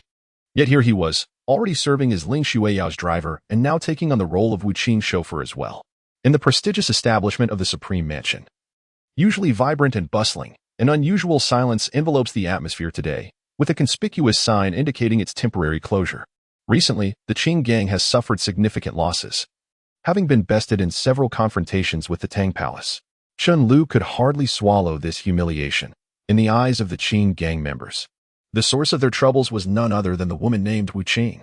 Thus, they captured someone dear to Wu Qing, intending to lure her to the Supreme Mansion. Inside a Wuling Hongguang, Wang Yi, with a cigarette dangling from his lips, leaned one hand against the window while gripping the steering wheel with the other, exuding an air of arrogance. "If it were in the past, any man daring to smoke in my presence would have faced dire consequences," Wu Qing remarked with a smile from the passenger seat. "That was in the past. Young people should temper their tempers, lest they age prematurely," Wang Yi replied playfully. "Smoking is detrimental to health. One should indulge sparingly. If one must smoke, let it be of a finer quality. Cigarettes harm the lungs, not the heart. Everyone knows smoking is harmful, yet they all partake. People proclaim that money is the root of all evil, yet they all strive to earn it. They extol the virtues of paradise, yet none wish to go there. Such is the essence of hypocrisy." Wang Yi exhaled a cloud of smoke, asserting, "I am not a hypocritical man." "Huh, I relish your earnest nonsense," Wu Qing quipped. At a crossroads, Wang Yi halted the vehicle. "The Qing gang has summoned you. You could easily decline, no need to take such risks." "What? Are you afraid?" Wang Yi tilted his head back, memories of his first murder flooding his mind. That time, he had indeed felt fear, unable to eat or sleep for an entire week after taking a life. But now, he had long since forgotten the meaning of fear. A Toyota Highlander screeched to a stop beside him. "Are you blind? The light is green. Can't you see? This junker is on the road." Were it not for my good mood today, I'd run you over. Hearing the taunts from the other driver, Wu Qing felt a twinge of concern. If Wang Yi were provoked, the repercussions could be dire. Fortunately, he appeared unfazed. This time, I must go because they have taken someone. Wu Qing's expression grew serious. Taken someone? In Wang Yi's recollection, Wu Qing seemed to have no family, having been raised by Tang Ji. The only person she truly cared for in the Tang Palace was likely Tang Ji, and it was evident that the Qing gang could not have captured him. Who? My adoptive father's son, Tang Jia. Tang Ji's son? I was unaware he had a son, Wang Yi expressed, curiosity piqued. Tang Jia has long been absent from the Tang Palace due to some heinous acts and has been expelled by my adoptive father, Wu Qing replied, a hint of resignation in her voice. Expelled his own son from the Tang Palace? Wang Yi was taken aback, realizing there must be a convoluted tale behind this. Indeed, the situation is quite intricate and cannot be succinctly articulated at this moment. However, one thing is certain, despite having expelled Tang Jia from the Tang Palace, my adoptive father has always cared for him, as he is his only son. Unbeknownst to him, he has secretly dispatched individuals to follow Tang Jia. Little did he anticipate that the Qing gang would set their sights on Tang Jia, resulting in the demise of those who were covertly safeguarding him, leading to Tang Jia falling into the hands of the Qing gang. Are you not planning to inform Tang Ji? Should my adoptive father become aware? He would undoubtedly disregard Tang Jia and would never permit me to rescue him. Yet, if anything were to happen to Tang Jia, I believe my adoptive father would carry the burden of guilt for the rest of his life. Therefore, I wish to rescue Tang Jia first before disclosing the truth to my adoptive father. You, as a dutiful adoptive daughter, need not take such risks. The likelihood of success is uncertain, and you may endanger your own life. Even if you manage to rescue him, Tang Jia would likely not express gratitude. Moreover, Tang Ji would find himself in a precarious situation. Should you refrain from intervening and Tang Jia perishes, Tang Ji's ire would be directed towards the Qing gang, leaving you unscathed. Furthermore, with Tang Ji's demise, you would become the closest person to Tang Ji. In his later years, should you desire it, the entire Tang Palace could be yours. You owe nothing to anyone. In fact, your actions are justified. For your stewardship of the Tang Palace would far surpass that of Tang Jia. As Wang Yi spoke, his demeanor was neither sorrowful nor joyful, devoid of emotional investment in the Tang Palace. Yet, it was evident that Wu Qing held a keen interest, since his woman was invested. Wang Yi did not mind offering his support. After listening to Wang Yi's words, Wu Qing fell into a prolonged silence. You speak the truth. My adoptive father indeed mentioned handing over the Tang Palace to me. Nevertheless, I cannot bear to witness Tang Jia perish before my eyes. Let this be a means of repaying my adoptive father's years of nurturing. I hope that after this ordeal, Tang Jia may find the opportunity for redemption. Oh, it seems my queen possesses a heart of compassion after all. Very well, since the queen has decreed, I shall naturally comply. Within the opulent confines of the supreme aristocracy, aside from the 4 security guards stationed at the entrance, more than 100 individuals were discreetly positioned throughout the building. In the most lavish private room, the strongest 8 stood stoically behind Chen Lu. Beside Chen Lu sat several middle-aged men from the Qing gang, rendered silent and fearful, all of whom had lost their respective territories. Before Chen Lu knelt a young man, appearing to be in his 30s, trembling in terror, his face and body marred by gruesome wounds. Lu, Master Lu, please do not kill me. I will give you anything you desire. Tang Jia cried out in panic. Who would have thought that Tang Ji, renowned for his wisdom, would father such a disappointing son? What can I say?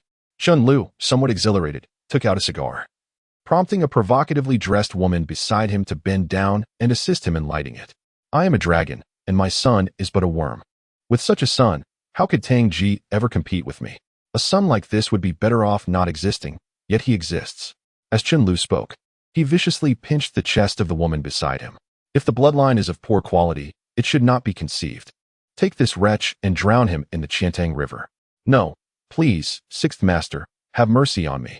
I will do anything you ask, be it as a servant, a beast of burden, or a dog. Just spare my life. Tang Jia was already trembling in terror, for the greatest fear of a coward is death. Anything you say? Chen Lu observed Tang Jia, a sly smile creeping across his lips. At the entrance of the supreme aristocratic house, Wang Yi and Wu Qing stood, gazing at the unusually tranquil nightclub, aware that something was amiss.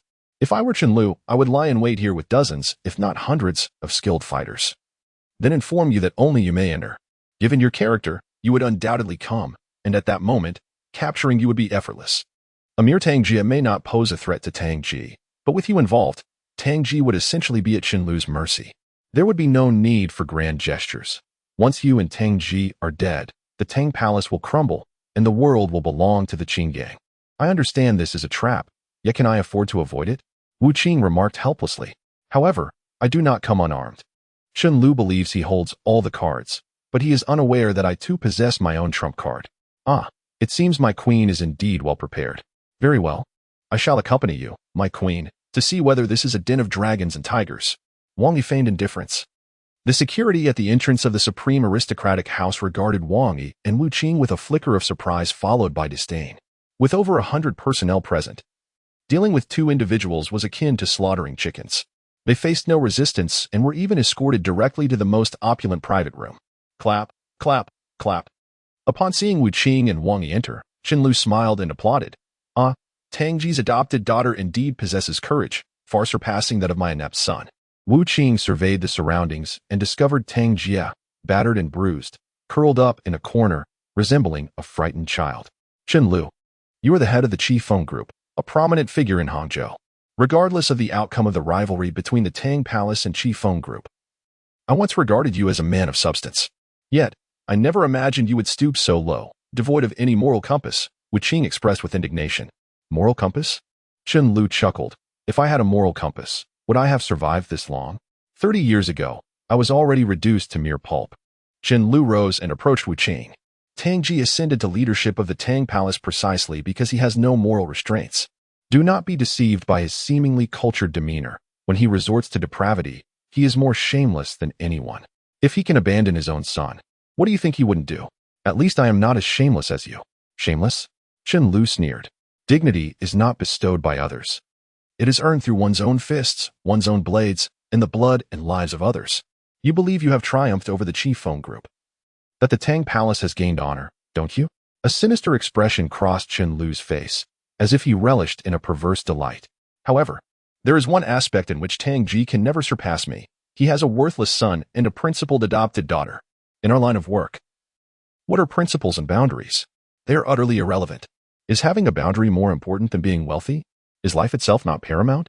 If one day you find yourself devoid of life, who will discuss principles with you? A madman. Wu Qing did not wish to continue the conversation with Qinlu, for he had already succumbed to madness. What will it take for you to release Tang Jie? Release him? Certainly. Compared to this useless wretch, I believe you are the one Tang Ji truly values. If you stay, Tang Jie may leave right now. Really? Wu Qing was taken aback by Qinlu's words. Since both she and Tang Jie were present, as long as Qinlu was pleased, both could serve as his bargaining chips. Was he truly willing to let Tang Jie return? As for Wu Qing, having arrived, she had no intention of leaving unscathed. It was time to utilize her trump card within the Qifeng Group. This time, failure was not an option. The door is right there, and the person is present. No one is stopping you. As long as Miss Wu Qing remains, I care not for anyone else. Qinlu extended his hand. Oh, by the way, it seems this gentleman cannot leave either. Qinlu glanced at Wang Yi. You are Wang Yi, correct? If not for you, our Miss Wu Qing would have long since descended into hell, and I would not have expended such effort. It is fortuitous that you are here today. Why not make it convenient for me to kill you as well? What do you think? Wang Yi smiled faintly. I believe that would be wise. If I were in your position, I would do the same.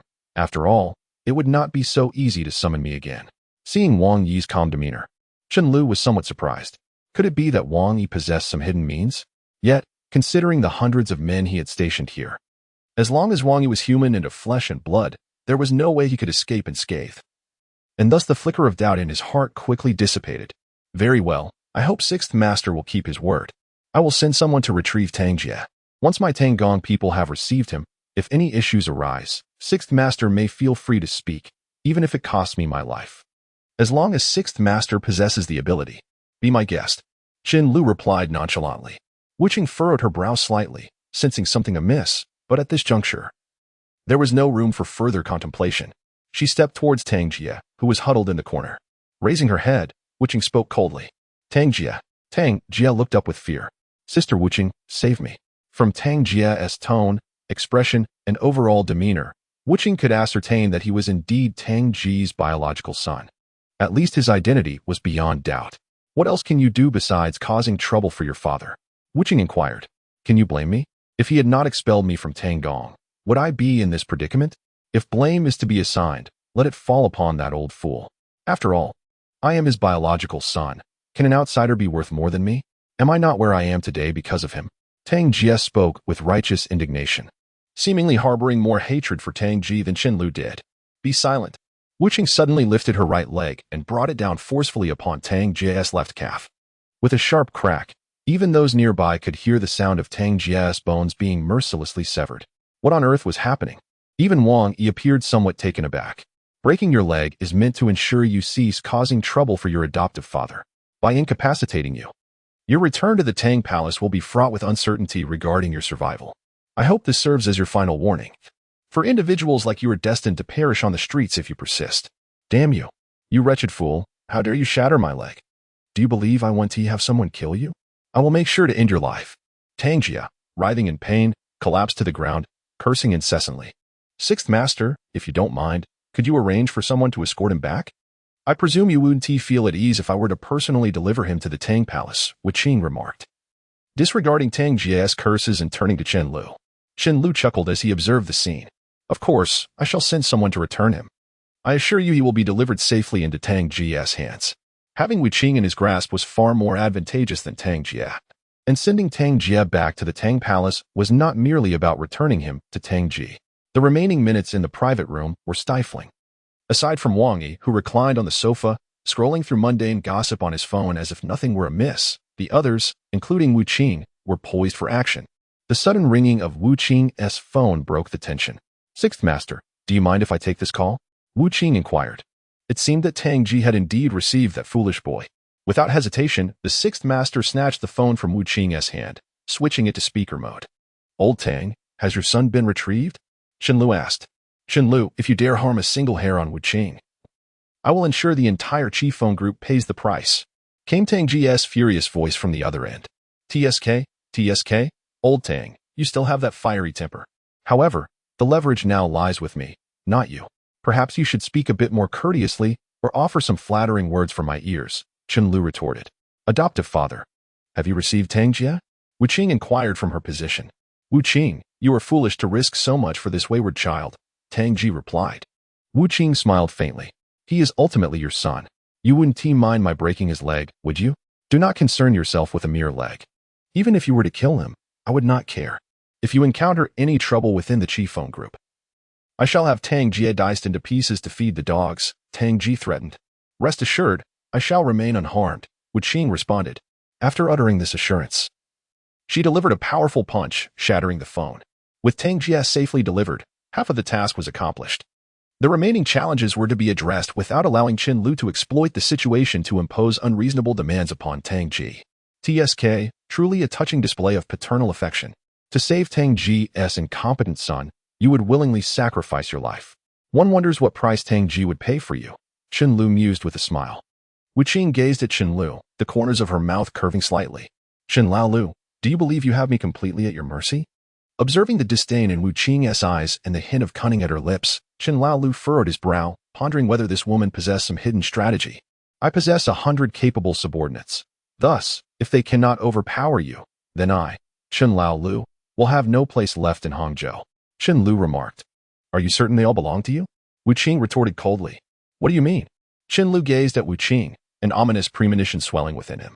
Suddenly, the two bodyguards clad in black, standing behind Chen Lu, raised their right hands, but their aim was not directed at Wuching. Rather, it was at their supposed leader. Chen Lu. Chong, Aaron, what are you doing? You dare to betray the Chi phone group? The remaining 6 swiftly aimed at them as well. Wuching observed that it could hardly be termed betrayal. Chong and Aaron have always been my people from the Tang Palace. However, 3 years ago, I had them infiltrate the Chi phone group. It is unfortunate that you failed to notice this. And even more so that you appointed these 2 brothers as your personal guards due to their formidable prowess. Should I label you as foolish or merely unfortunate? On the sofa, Wang Yi, still engrossed in the news, observed the unfolding scene with a slight smile. Though embarking on this solitary venture into the supreme aristocracy was a considerable risk, it appeared that this woman possessed some intellect.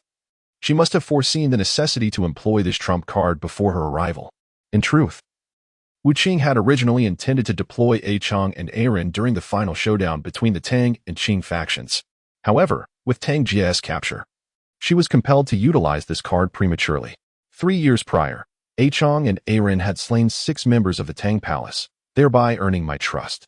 I never anticipated that their actions were merely a ruse, sacrificing 6 lives for 2 infiltrators. I must commend you, Tang Palace, for your audacity. It seems you have no qualms about your moral boundaries. Qin Lu appeared neither flustered nor shocked as one might expect. Instead, his gaze bore a hint of derision. If Tang Ji's son possessed even a fraction of your courage and strength, perhaps the Qifeng group would not be a match for the Tang Palace. Alas, he does not. And you, in the eyes of the entire Tang Palace, remain merely an outsider. Qin Lu looked at Wu Qing. Enough with the idle chatter, prepare a vehicle for us. And you will accompany us. Once we reach a safe location, I shall allow you to return. Let you leave? Qin Lu scoffed. I hold the advantage here. Is that so? You should be well aware of A Chong and Aaron's capabilities. The moment I give the command, I assure you, your head will burst before your men can harm them. Do you wish to perish alongside us? Wu Qing regarded Qin Lu, stating, if I die, the Tang Palace will merely lose an arm, but should you fall, the entire Qifeng group will collapse. If Sixth Master desires a mutual demise, I find it worthwhile. Who said I intend to perish alongside you? Do you truly believe that by placing 2 infiltrators among us, you have secured your victory? Qin Lu cast a scornful glance at Wu Qing. What do you mean? Wu Qing's expression turned icy, sensing an unsettling shift in the atmosphere. Aaron and A Chong, the 2 brothers, hail from a small mountain village named Aozhuang in Shaoqing, Hunan Province. They have an 83-year-old grandmother, still quite vigorous. And A Chong has a wife named Su Xiaohong, who is in her 30s and possesses remarkable beauty. They also have a lively and adorable child who is nearing school age. I presume? Qin Lu spoke softly. Oh, by the way, it seems you have a younger sister named Huang Ying or something. I can't quite recall. Shameless. Upon hearing Qin Lu's words, Huang Qiangren stepped forward and pressed the gun's muzzle harshly against Qin Lu's temple. Shameless? For the past 3 years, you have consumed my resources, taken shelter under my roof, and drunk my provisions. Now, you dare to threaten me with a gun and call me shameless? Qin Lu remained unperturbed, as if he were certain that the 2 men would not dare to pull the trigger. Go ahead, take your shot. Can you truly kill me? Furthermore, once you fire, I assure you that your mother will be fed to the dogs, and your wife will be sold to the most impoverished and wretched brothels abroad. Your sister and children, though young, may attract the attention of those who favor innocence. Who knows if they can endure the torment? I've heard many do not survive. Shut your mouth. Huang Qiangren kicked Qin Lu's leg. Qin Lu stumbled but maintained a derisive grin. You have 2 choices. First, shoot me, and I guarantee my words will manifest into reality. Second, turn your weapons against the heartless woman who has led you to this abyss. I, Qin Lu, shall overlook your actions and permit you to return home to live your lives. At Qin Lu's words, a flicker of panic crossed Wu Qing's eyes.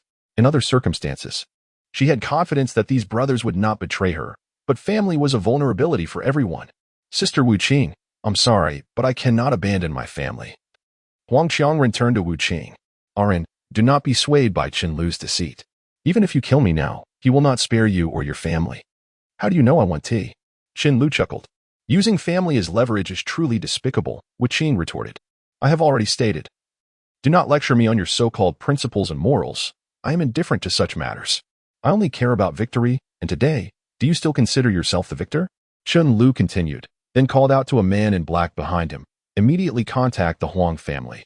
Inform them that Huang Qiangren cares not for their fates. First, eliminate that old woman to feed the dogs. The man in black complied, retrieving his phone. No, Huang Qiangren screeched, turning to Wu Qing. I'm sorry, Sister Wu Qing. And you? Qin Lu fixed his gaze on Huang Qiangren. Indeed, you possess some spirit. Make the call. First, take care of his sister.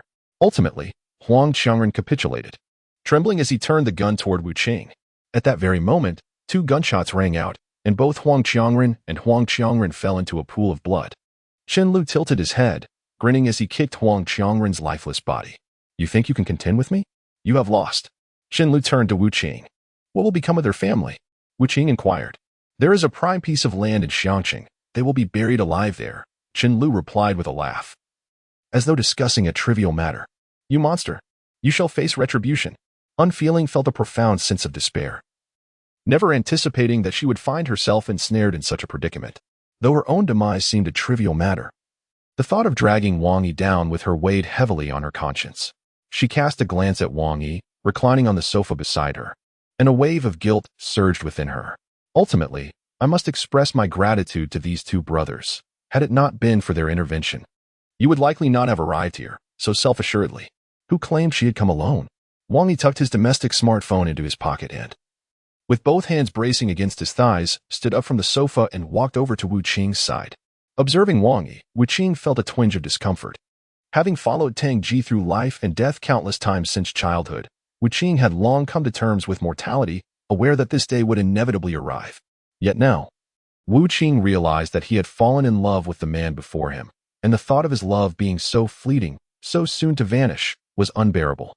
If he were to perish, it would be one thing, but he would also drag Wang Yi down with him. You said you brought the beauties. Yet all I see are a few burly men. I am rather disappointed, Wang Yi remarked with a slight smile directed at Wu Qing. I'm sorry, Wang Yi. It is I who have brought you harm. For the first time, Wu Qing uttered the words of apology to a man while gazing at Wang Yi's nonchalant grin. Fool. Be careful saying sorry again, or I might just spank you, Wang Yi replied casually, playfully giving Wu Qing a light smack on the rear. Will you say it again? Not anymore, Wu Qing obediently nodded, though his heart pondered that even if he wished to speak, there might not be another opportunity to do so. Do you think you have already lost? Wang Yi inquired, looking at Wu Qing. No. Smack. Wang Yi's hand landed heavily on Wu Qing's backside. Ignoring your husband's words leads to this outcome. The sharp sting on his backside nearly made Wu Qing cry out. Being spanked in front of so many people was embarrassing, even for someone as stoic as him. Yet, the thought that both of them might soon face death dulled the embarrassment. Do you remember what I told you? From the moment I stripped you bare, you became my woman. My woman is under my protection. Anyone who dares to bully you will have to answer to me. Such crude yet domineering words hit Wu Qing like an aphrodisiac, flooding his mind. Husband, you are so handsome. Isn't that just nonsense? Are you two done playing around? If you are, it's my turn, Qianlu interjected. He regarded Wang Yi, whom Wu Qing had brought along, with utter disdain. Having ignored him while Wang Yi was seated on the sofa playing with his phone, a mere sweet potato vendor, no amount of skill could alter the day's outcome. When I am speaking to my woman, what right do you have to interrupt? Wang Yi suddenly turned to face Qianlu. His jet black, godlike eyes seemed to tighten around Qianlu's neck like ropes from the depths of hell, cutting off his breath. A sense of desolation and despair enveloped Qianlu, as if he were trapped in unending darkness. Despite the room being warm and filled with over 20 of Qianlu's men, all armed, he felt utterly devoid of safety. He was frightened, terrified by a mere glance from Wang Yi. Kill, kill, kill them. The four words took Qianlu several attempts to utter. And as he spoke, he stumbled backward, knocking over a nearby coffee table. Upon hearing Qianlu's words, one of the henchmen prepared to pull the trigger, but suddenly found his hand immobilized as if caught in a vice. A sharp crack resonated as the bones of his hand shattered alongside the old revolver. To everyone's astonishment, Wang Yi had crushed the henchman's hand while simultaneously rendering the revolver inoperative. In a single motion, Wang Yi pierced through the chest of his opponent. This entire sequence transpired in the blink of an eye, leaving others unable to draw their weapons in time. Hey, there are 7 left. You take 2. And I'll take 5. Wang Yi shouted to Wu Qing, vanishing from sight. By the time Wu Qing reacted, a second adversary had already collapsed in a pool of blood. The remaining henchman finally grasped the situation, yet it was far too late. As she prepared to turn and assist Wang Yi, she was astonished to discover that everyone but him had already fallen. Wang Yi's formidable prowess once again redefined Wu Qing's understanding of his strength. Indeed, his speed had remarkably increased. To achieve such prowess while donning a long dress and high heels was astonishing. Wang Yi remarked, no matter how extraordinary I may be, you surpass me in strangeness. Wu Qing brushed her hair back and, with a flick of her feet, discarded her high heels. Her black stocking-clad feet stepping directly into the bloodied ground without a hint of hesitation. It's a pity Qianlu managed to escape. Otherwise, I could have eliminated him. Leaving the Qin Feng group leaderless and paving the way for a direct assault by the Tang Palace, she lamented. Qianlu won't get away. Should I assist you in taking him down? Wang Yi offered. Let us not rush. There are nearly 100 henchmen outside. We should focus on how to survive first. Wu Qing pondered aloud. Although they faced a large number of foes, it was unlikely that all 100 would strike simultaneously. As long as they avoided prolonged conflict and found an opening, escaping without firearms should pose no problem. Escape? Wang Yi mused, still intent on eradicating them all. What's the matter? Are you concerned? Wu Qing, misinterpreting Wang Yi's expression, suspected he was either frightened or doubtful of her strategy. There is another option. We could remain here while I contact my adoptive father to bring help. I prefer the first option. The police must have been alerted by now. It won't be long before they arrive, and I have no desire to spend more time in a police station. Huh? Are you afraid of the police station, dear? Wu Qing inquired with a teasing smile. I'm not afraid. It's just that if I enter the station again, my wife will likely spend a fortune hiring a lawyer to bail me out, and I can't bear to waste that money. Wang Yi recalled previous visits where, before he could even settle on a bench, Guo Zijian had arrived, charging 20,000 each time. His wife, Ling Shuiyao, truly seemed to regard money as inconsequential. How can you still mention your wife at a time like this? You truly are an ungrateful man. When I find out who she is, I shall certainly take her life, Wu Qing declared. Without a trace of compassion, Wu Qing forcefully pushed open the door to the private room and dashed outside, with Wang Yi closely following. However, the scene that greeted them was quite surprising. Instead of being confronted by dozens of henchmen, they were met by merely a handful of brash young delinquents. In mere moments, these few were swiftly subdued by Wu Qing and Wang Yi. The remaining individuals, along with Chen Lu, had already vanished without a trace. Wu Qing, gun in hand, stood there astonished. He ran away? Good grief, Chen Lu lacks courage, she exclaimed in frustration. It seems my overwhelming aura has intimidated him, Wang Yi jested, though he felt a twinge of helplessness. Chen Lu's flight indicated that troubles were far from over. Those inside, you are encircled. Surrender and lay down your weapons, came a voice from outside, one that both Wang Yi and Wu Qing recognized all too well. Goodness, in such a vast city as Hangzhou, how can we keep running into her? Can't we catch a break? Wang Yi sighed heavily. Under the leadership of Jian Ning, dozens of fully armed SWAT officers, along with several detectives from the Shihu district, had surrounded the supreme aristocracy, leaving no escape route unguarded, including the rooftop and other potential exits. Wang Yi was confident in his ability to evade capture, yet he was uncertain if Wu Qing possessed similar skills. If he were to accompany her, his own escape might not be as straightforward. What are your plans? Are you going to wait to be taken in for a couple of days, or are you going to find a way to flee? Wang Yi inquired. Flee? Do you really believe that Chen Lu has not already transmitted our location to them? He might have even handed over videos or photographs. Even if we manage to escape now, they would still come looking for us, Wu Qing replied, rolling her eyes at Wang Yi. After hearing her words, Wang Yi offered a bitter smile. She had a point. It seems I'm destined for the slammer again. Wu Qing then retrieved a pristine handkerchief from her pocket, wiped her weapon to eliminate any fingerprints, and handed it to one of the Green Gang thugs while exclaiming, "Help! I've been attacked." She then threw herself onto the ground, disregarding the bloodstains that marred her exquisite custom red gown. Wow, women truly are the finest actresses, and Oscar is surely within reach. Wang Yi mused as he observed Wu Qing's innocent facade. The ancient proverb rang true. The more beautiful the woman, the more deceitful she can be. Since fleeing is futile, why not simply accept it? I can't very well leave you here alone, Wang Yi decided, squatting down beside her. He carelessly smeared some blood on his face with his right hand. Help! I've been attacked. I'm so scared, he called out with a straight face. Brother, could you at least put some heart into your cries? With your performance, it's as if you have "I did it" written on your forehead, Wu Qing remarked. Exasperated by Wang Yi's lackadaisical attitude, Wang Yi glanced at her. Oh, you want to feign innocence? Let me show you what true innocence looks like. As she spoke, she extended her right hand to press a few times on her own upper star point, the protective point, and the crown point. Suddenly, Wang Yi collapsed onto the ground. His body began to convulse uncontrollably, his eyes turned white, and foam escaped from his mouth, appearing as if he were on the brink of death. Wang Yi, what has happened to you? Upon witnessing Wang Yi's condition, Wu Qing felt a surge of concern, but then suddenly noticed that Wang Yi had blinked at her, leading her to realize that this was merely an act on his part. Goodness, this is quite the exaggeration.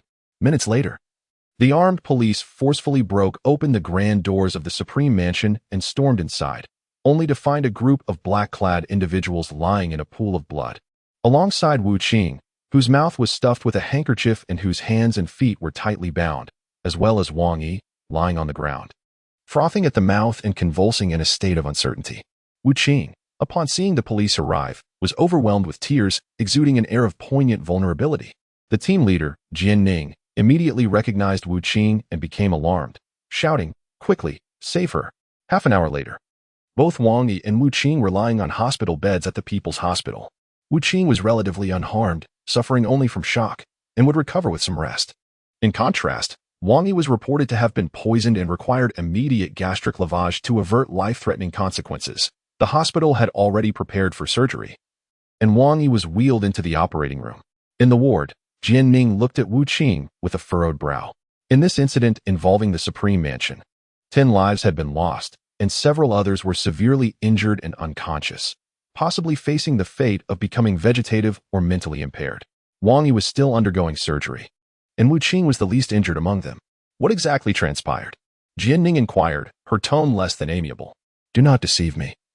I am aware of your affiliation with the Tang Palace.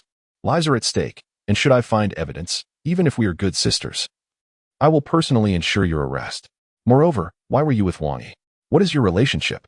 The truth is, I inadvertently hitched a ride in Wang Yi's car, and due to my identity, I was targeted by the Qing gang, leading to both Wang Yi and me being captured at the Supreme Mansion. Chen Lu intended to use me as leverage to compel my guardian to surrender the Tang Palace's assets and submit to him. His true aim, however, was to eliminate my guardian and become the underground overlord of Hang City, Wu Qing recounted, her expression devoid of emotion. And then, to intimidate me, they administered pesticide to Wang Yi, causing him to poison immediately and froth at the mouth. Chen Lu demanded that I call my guardian, but I, of course, refused to comply. Consequently, he had me bound and threatened me, stating that if I did not comply, I would be assaulted.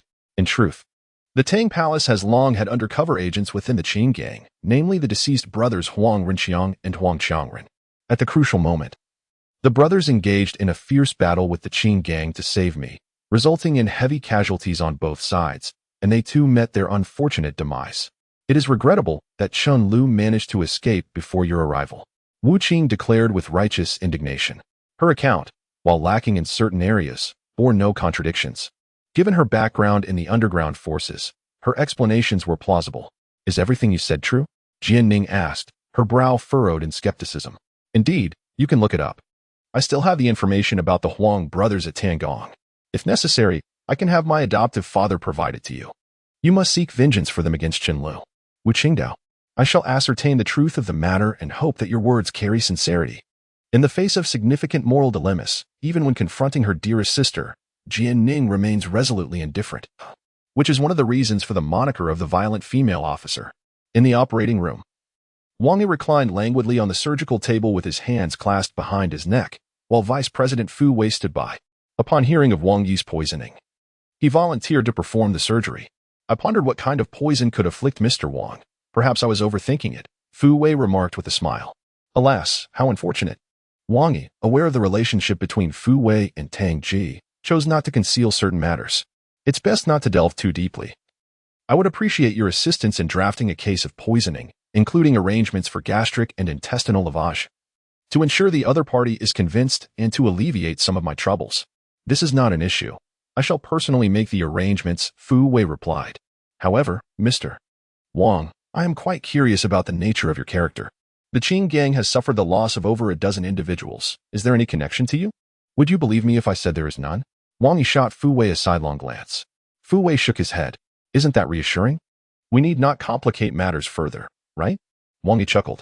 Lacking sufficient evidence and with the finest lawyer arranged by Tang Ji, both Wang Yi and Wu Qing were spared the ordeal of detention, requiring merely a symbolic 2-day stay in the hospital to extricate themselves. Wang Yi lay contentedly on the hospital bed, savoring the fruits sent by Tang Ji, while observing the indignant expression of Officer Jian Ning. Don't just stand there. Join me in enjoying some fruit. Humph. Wang Yi, do not be so self-satisfied. The moment I uncover even a shred of evidence, I will ensure you languish behind bars. Dear sister, we bear no grievances from the past nor enmity in the present. Why pursue such a relentless vendetta? It would be far more pleasant to meet over fruit and tea in the future. Humph. Just wait. I will not let you off easily. Jian Ning retorted, her frustration palpable. Make way, make way. Outside Wang Yi's hospital room, 6 men in dark attire solemnly cleared the path for a woman clad in white, her sunglasses obscuring most of her face as she approached the ward. This woman was Wang Yi's legitimate spouse, Ling Xueyao. Having garnered support from her superiors, she had been preoccupied with business matters for the past few days. Although Xie Chunui's backing greatly aided Shuai International, the ultimate success still hinged on Shuai International's performance. For the strength of Luda Commerce should not be underestimated, and the other companies also posed significant competition. Today, she had finally managed to steal a moment of rest, only to see on the television news reports of a violent clash within the prestigious elite, resulting in numerous casualties. While she was indifferent to who lived or died, she was unfortunately struck by the sight of Wang Yi, frothing at the mouth and convulsing, evidently deeply poisoned. Although there are no profound feelings involved, Wang Yi is nonetheless her legally recognized husband. Upon seeing the news, she immediately inquired about his hospital room and made her way there. The presence of a Bentley at the entrance and 6 bodyguards clearing a path within the hospital attracted considerable attention, piquing the interest of the hospital staff, particularly Fu Wei, who was on his way to Wang Yi's room. Initially, he presumed that members of the Tang Palace had arrived, but upon closer inspection, he recognized the face concealed by sunglasses as none other than the renowned beauty and CEO of Shuya International, Ling Shuiyao. He was taken aback to discover her connection to Wang Yi, leaving him feeling that Wang Yi was becoming increasingly enigmatic. "Wang Yi, are you all right?" Ling Shuiyao pushed the door open and hurried inside, her urgency palpable. In the hospital room, Jian Ning turned in surprise, initially unsure of the identity of the woman wearing sunglasses. Just as she was about to ask her to leave and not interfere with her investigation, she realized that the woman was indeed Ling Shuiyao, the president of Shuya International. Upon noticing the police presence in the room, Ling Shuiyao's expression shifted. "Wang Yi, what happened? How did you get poisoned, and why are there police here?" she inquired. "I am Jian Ning, the captain of the criminal investigation team at the Shihu District Police Department.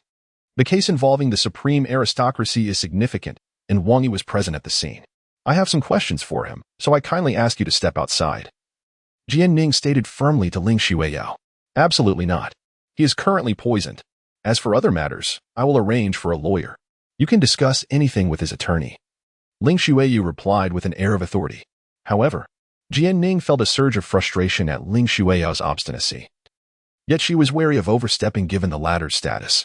After all, Shuya International contributes significantly to Hangzhou's tax revenue. It is a revered entity, and any confrontation could lead to the higher-ups siding with Ling Shuiyao without hesitation. All matters regarding Wang Yi will be handled through his lawyer. If there is nothing further, you may leave, Ling Shuiyao asserted, looking directly at Jian Ning. "Who are you to him?" Jian Ning queried. I am his employer. He is my driver." "What of it?" Ling Shuiyao nearly divulged that he was her husband, but managed to halt herself just in time. Acknowledging Ling Shuiyao's stature, Jian Ning had no choice but to exit. Shortly after her departure, Wu Qing, unable to bear the silence any longer, decided to seek out Wang Yi in his room. As she walked down the corridor, Wu Qing was taken aback to see a row of bodyguards clad in black standing at the entrance to Wang Yi's room. Could they be bodyguards arranged by my adoptive father? She wondered, though they appeared unfamiliar. "What do you want?" Wu Qing asked warily, but her inquiry went unanswered. "Husband, are you in there?" she called out, aware that they were likely still under police surveillance, which prevented her from confronting the bodyguards directly. Listening to her calls, all 6 bodyguards were left dumbfounded and astonished. Certainly, the most astonishing moment occurred within the hospital room, where Wang Yi, upon hearing the cold voice, felt as if 1,000 wild horses galloped through his mind. He thought, "Why did you have to come at this moment? Are you trying to ruin me? Darling, are you in there?" The voice continued to call. Suddenly, the door swung open, revealing a woman clad in a flowing white dress, her expression as frosty as ice. "Who are you looking for?" she inquired. "I'm looking for my husband." "And who might you be?" Wu Qing replied, her tone laced with a hint of hostility as she regarded Ling Shuiyao. Wang Yi, lying on the hospital bed, nearly choked on his own blood at the unfolding drama. It was as if a meteor had collided with Earth. Ling Shuiyao scrutinized Wu Qing, her gaze glinting with a peculiar light, while Wu Qing, sensing the oddity in Ling Shuiyao's eyes, glanced at Wang Yi's pallor and began to realize she might have misspoken. There exists an inexplicable rivalry between women, particularly among those deemed beautiful. In matters of appearance, temperament, or stature, there often lies an unconscious urge to compare.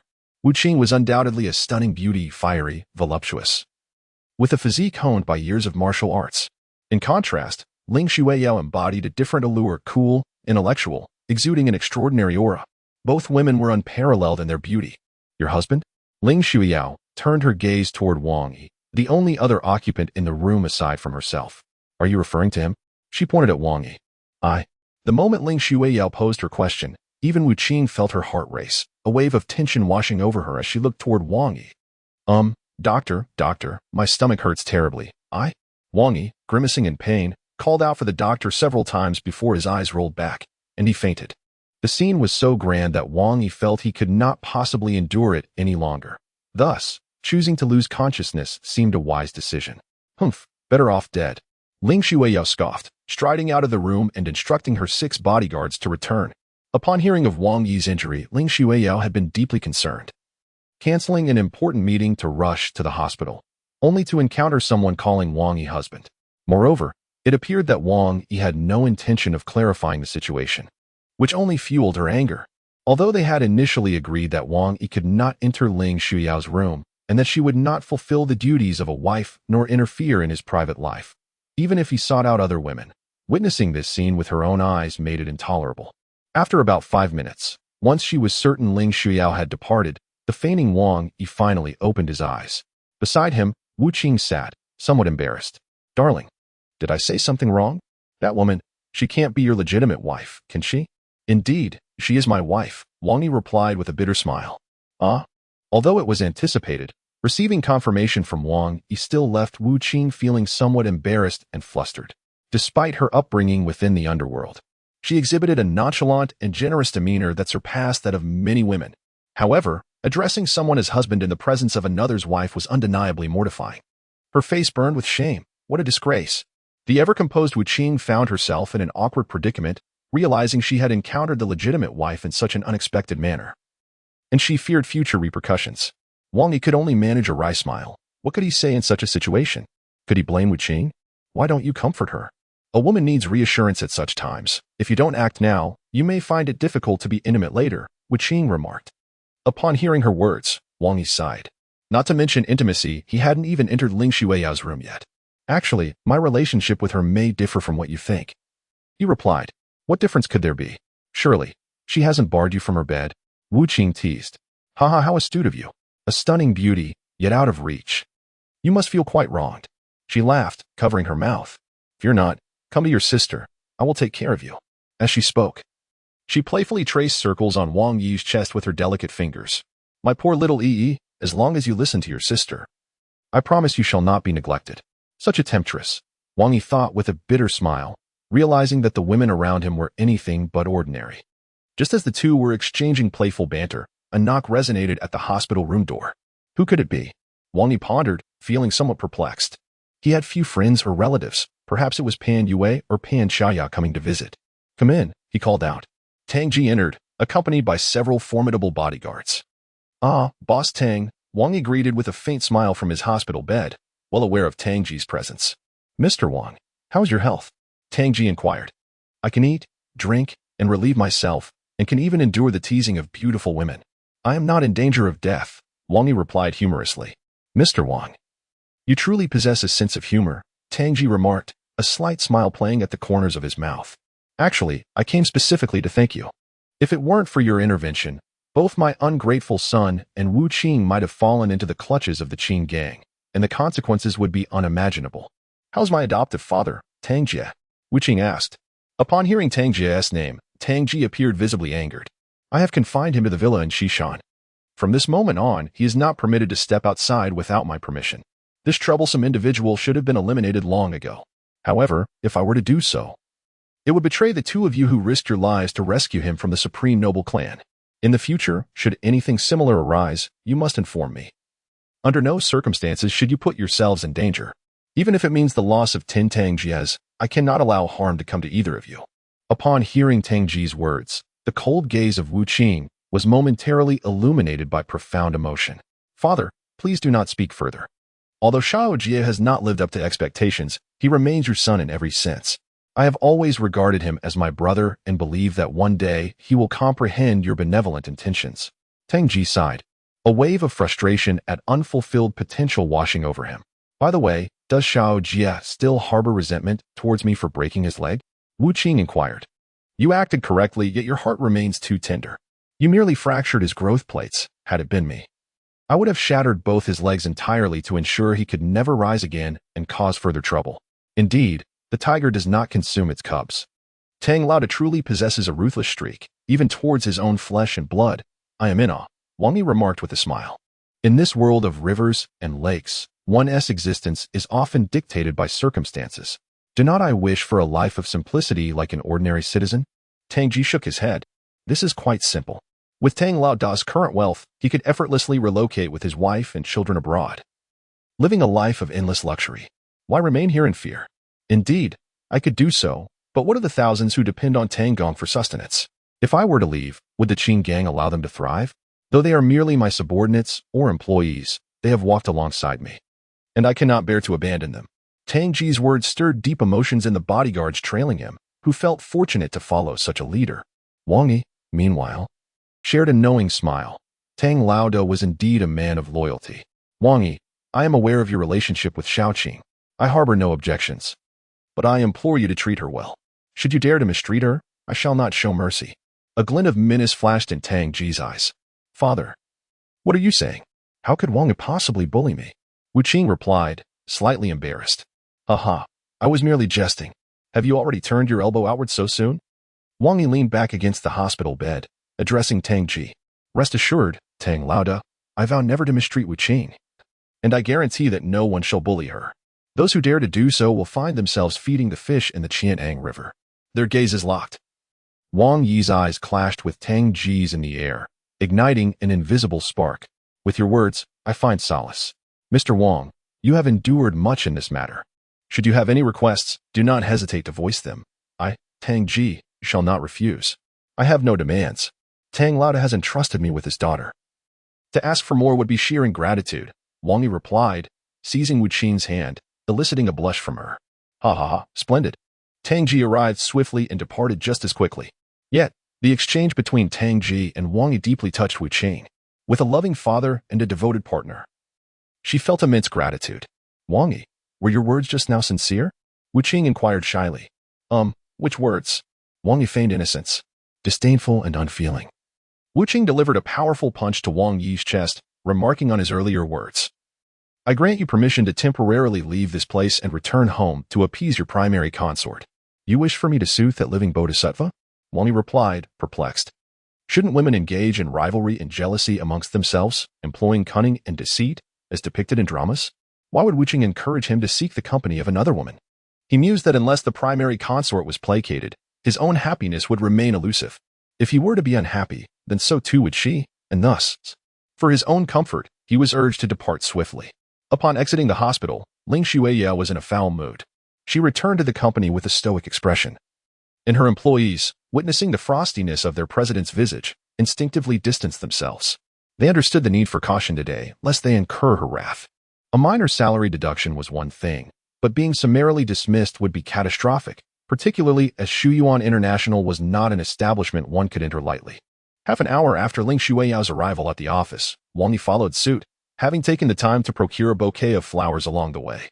Knowing well her preferences, he gathered an assortment of roses, lilies, and carnations, creating a somewhat mismatched arrangement.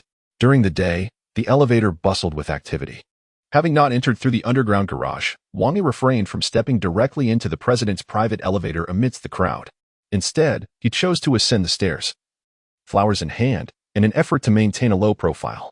Shuyuan International boasted 48 floors, with Ling Xueya's office situated at the very top. The notion of climbing the stairs instead of taking the elevator was utterly absurd. Yet, for Wang Yi, this posed no challenge during previous missions. Crawling for thousands of meters was trivial compared to ascending a mere staircase. With the flowers cradled in his arms, he ambled leisurely up the stairs. In such office buildings, it was common for individuals to utilize the stairs below the 5th floor, but above that, it was mostly deserted, with many doors locked. As he approached the 30th floor, Wang Yi suddenly discerned an unusual sound. Leader Ma, you are so wicked. If someone hears us in the corridor, it would be utterly embarrassing. The voice grew gradually clearer. Intrigued, Wang Yi honed in on its source, feeling an intoxicating wave of pheromones permeating the air, accompanied by vulgarities. He discovered 2 disheveled figures. The man, sporting a protruding belly and legs as thick as barrels, seemed barely capable of sustaining his hefty frame, his chest laden with an unsightly mass of flesh, lacking the smoothness and allure characteristic of a woman's form. How could one sink so low? Wang Yi lamented, taken aback by the woman's harshness towards herself. Upon closer inspection of the woman, while not extraordinarily beautiful, her professional attire accentuated her curvaceous figure. The torn stockings barely concealed her legs, which could be deemed long enough. And though she was not strikingly attractive, she could be classified as a typical beauty. It was perplexing how she ended up with such a man. Ah? Wang Yi squinted. This woman appeared somewhat familiar. Could it be? Yes, it was the renowned Yang Wanqi, head of the logistics department at Shuyuan International. Wang Yi recalled a time when he had been reprimanded by Yang Wanqi while chatting with Ma Zhao and others. According to their accounts, Yang was described as a cantankerous old hag suffering from hormonal imbalances, who often sought to create trouble for them. They even suggested that she had an affair with the manager of the public relations department. Wang Yi had dismissed those tales at the time, never expecting to encounter her in this manner. Such a spectacle was too good to miss. With that thought, Wang Yi produced his domestic smartphone, equipped with a 2-million-pixel camera. Believing one should always be prepared like Chen Guanqi, carrying a camera at all times. Adjusting his phone to video mode, he set it down beside him and distanced himself. Lighting a cigarette, quietly relishing the scene before him.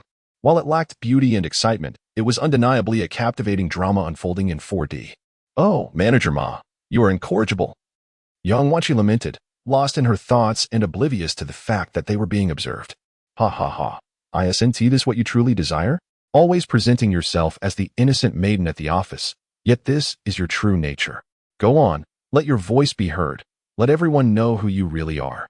It was pitiable indeed, observing Yang Wanqi in such a predatory state. One could hardly imagine how the plump Ma Yuan could satisfy her. Wang Yi extinguished his cigarette and glanced at his phone. 3 minutes and 22 seconds had passed, hardly a significant investment of time. Have you finished? If so, could you kindly clear the way? I need to continue upstairs. Wang Yi casually remarked, pocketing his phone as he noted that the two were finally adjusting their attire. Who is that? Ma Yuan and Yang Wanqi turned in shock simultaneously. The door leading from the 30th floor to the lobby had been locked, making it nearly impossible for anyone to wander in. They had engaged in their clandestine rendezvous here on multiple occasions without ever encountering anyone. Ah, esteemed ministers. What a refined engagement. Discussing work in the stairwell. How diligent of you. Wang Yi feigned ignorance, inquiring nonchalantly. Yang Wanqi stammered, adjusting her dress, at a loss for words. Indeed, I require some assistance from the logistics department and sought Minister Yang for a discussion. The office was too noisy, so we chose this location instead, Ma Yuan responded, exhibiting far more composure than Yang Wanqi, regarding Wang Yi with a serious demeanor. Oh, I see. Thank you, ministers, for your hard work. It is indeed quiet here for a discussion. I shall not interrupt you further. Please continue. Wang Yi said, preparing to ascend the stairs. Wang Yi, Yang Wanqi called out. Is there anything you need, Minister Yang? Yang Wanqi inquired timidly, her heart racing at the thought of being seen by Wang Yi. If word got out, her reputation would be utterly ruined. What did you see? Wang Yi mused, stroking his chin. Ah, indeed, I did see something. What? Yang Wanqi asked, both anxious and excited. While I was on the 5th floor, I caught a glimpse of a remarkably beautiful girl, but alas, it was just a fleeting moment. Wang Yi replied with a hint of regret. Well, I hope to encounter her again. Was there anything else? Anything else?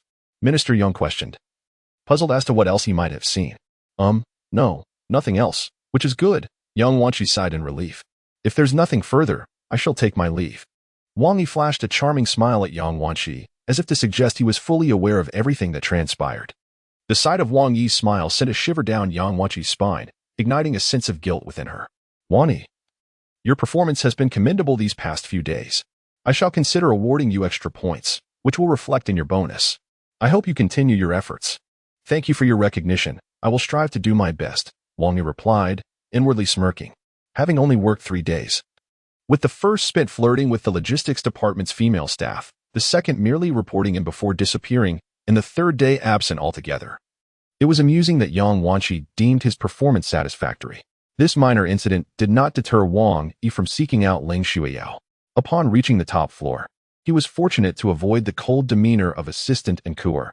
He boldly entered the office, where Ling Shuiyao was engrossed in paperwork. Hi, my dear wife. Working hard already? Have you eaten? Wang Yi said, shamelessly presenting a bouquet of assorted flowers. Isn't your wife in the hospital? What are you doing here?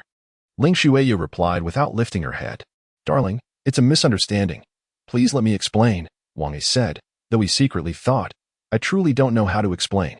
What is there to explain? We are in a contractual marriage. Your affairs outside do not concern me, and I am indifferent. Do you need something from me? If not, you may leave. Are you angry, my love? No. You say no, yet your face is flushed. You are undoubtedly upset. Anger signifies you care for me. And caring may lead to love. Ah, Xiaoyao, do not hide your feelings. It is perfectly normal for someone as remarkable as I to inspire affection. Do not keep it bottled up. Speak it aloud, come on. Leave. All right, I shall take my leave, Wang Yi said, rolling his eyes. I wasn't sure what flowers you liked, so I bought a selection. Thank you for visiting me at the hospital this morning. I did not go to see you. I merely checked to see if you were still alive. Ling Shuiao abruptly pushed open the door to Wang Yi's office, urging him not to disturb her work. If you miss me, feel free to call, Wang Yi replied as he exited her office and made his way to the logistics department, where several enthusiastic women awaited his return.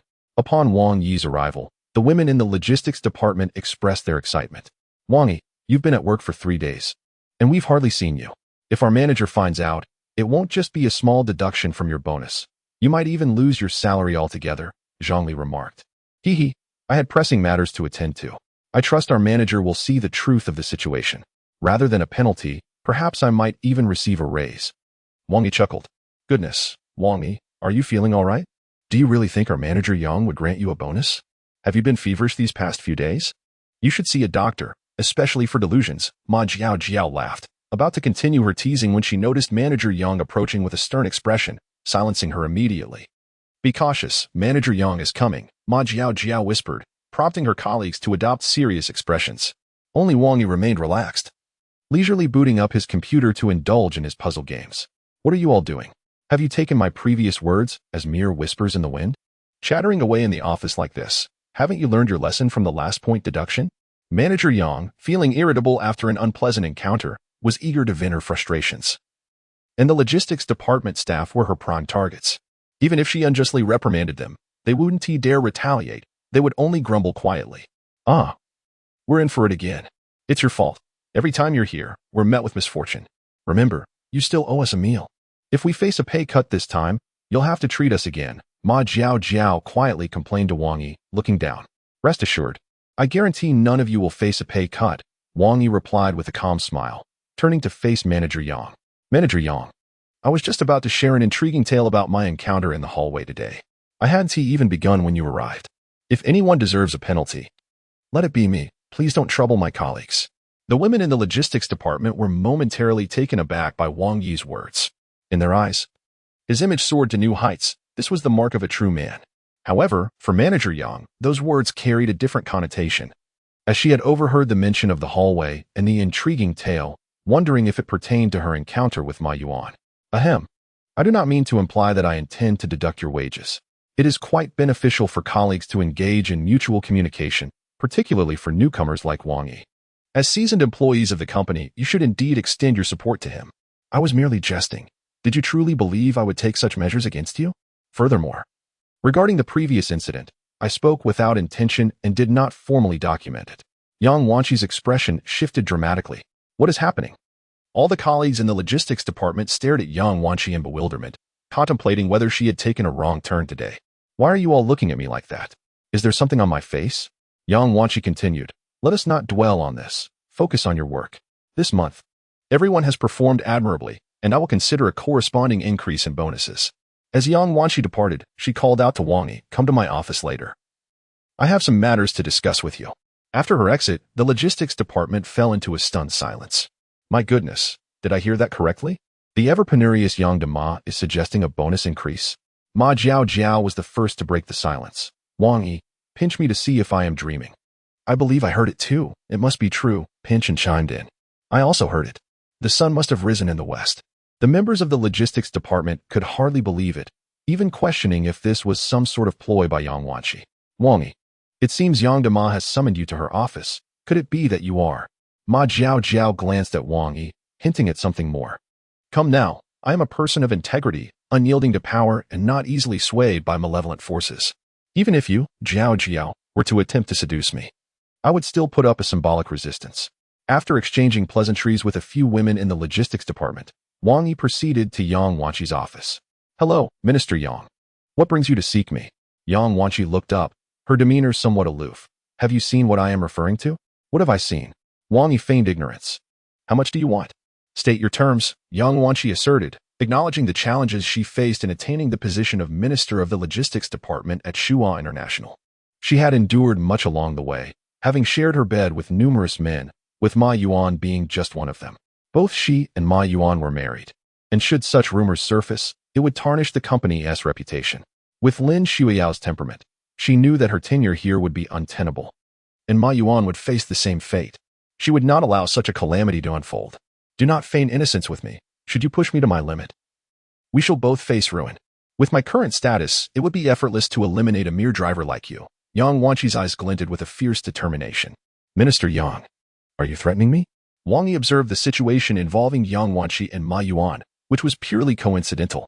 Recording the video was merely an attempt to intimidate them, under the hope that Yang Wanqi would cease to trouble him and create difficulties for the logistics department. He believed that such incidents would soon fade from his memory.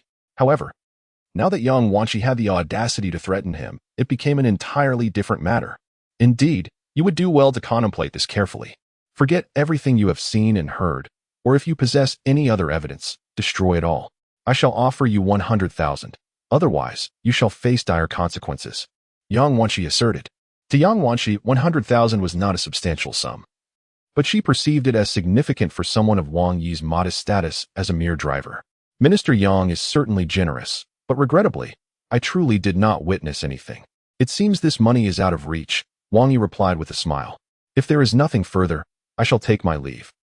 I hope Minister Ma continues to treat our public relations department as favorably as he has today. That would bring about a harmonious atmosphere." Although Wang Yi's words were not overtly direct, the implication of a peaceful resolution was likely understood by Yang Wanqi. "Wang Yi, you will come to regret your decision. Regardless of who it may be, I shall not allow anyone to ruin my life," Yang Wanqi warned, her gaze dark and menacing as she watched Wang Yi depart. Wang Yi regarded Yang Wanqi's threats with indifference. As for the video of her and Ma Yuan, he had no intention of disseminating it or using it for extortion. His sole desire was to ensure that she would not disturb him during his moments of leisure in the logistics department. Of course, Wang Yi's perspective might not align with that of others. After a day of tedious games at Shuyuan International, Wang Yi felt somewhat disheartened, given Ling Shuyao's temperament. Returning to Ling's family cottage under the current circumstances would likely yield unfavorable results. Thus, for the sake of safety and a good night's rest, he decided against returning home, opting instead to wait until Ling Shuyo fell asleep before doing so. Under the cloak of night, with a gentle breeze in the air, Wang Yi navigated his modest Wuling vehicle along the winding mountain roads of Linglong Mountain. Since meeting Ling Shuyo, many events had transpired, and he had not indulged in racing with the wealthy elite in quite some time. Today, however, he found an opportunity to unwind. Typically, a journey that would take him mere minutes was drawn out this time as he drove slowly, gazing contemplatively at the night sky, resting against the window. A Buick Excel gradually trailed behind him, an unremarkable vehicle, with occupants entirely unremarkable as well, failing to capture anyone's attention. Inside the car were two individuals, the driver, a man in his 30s dressed in a rather ostentatious manner, exuding an air reminiscent of the affluent racers he had encountered previously. The passenger sat quietly in the front seat, his chiseled features and prominent veins indicating that he was undoubtedly a formidable character. "Hey, my friend, why are you driving so slowly?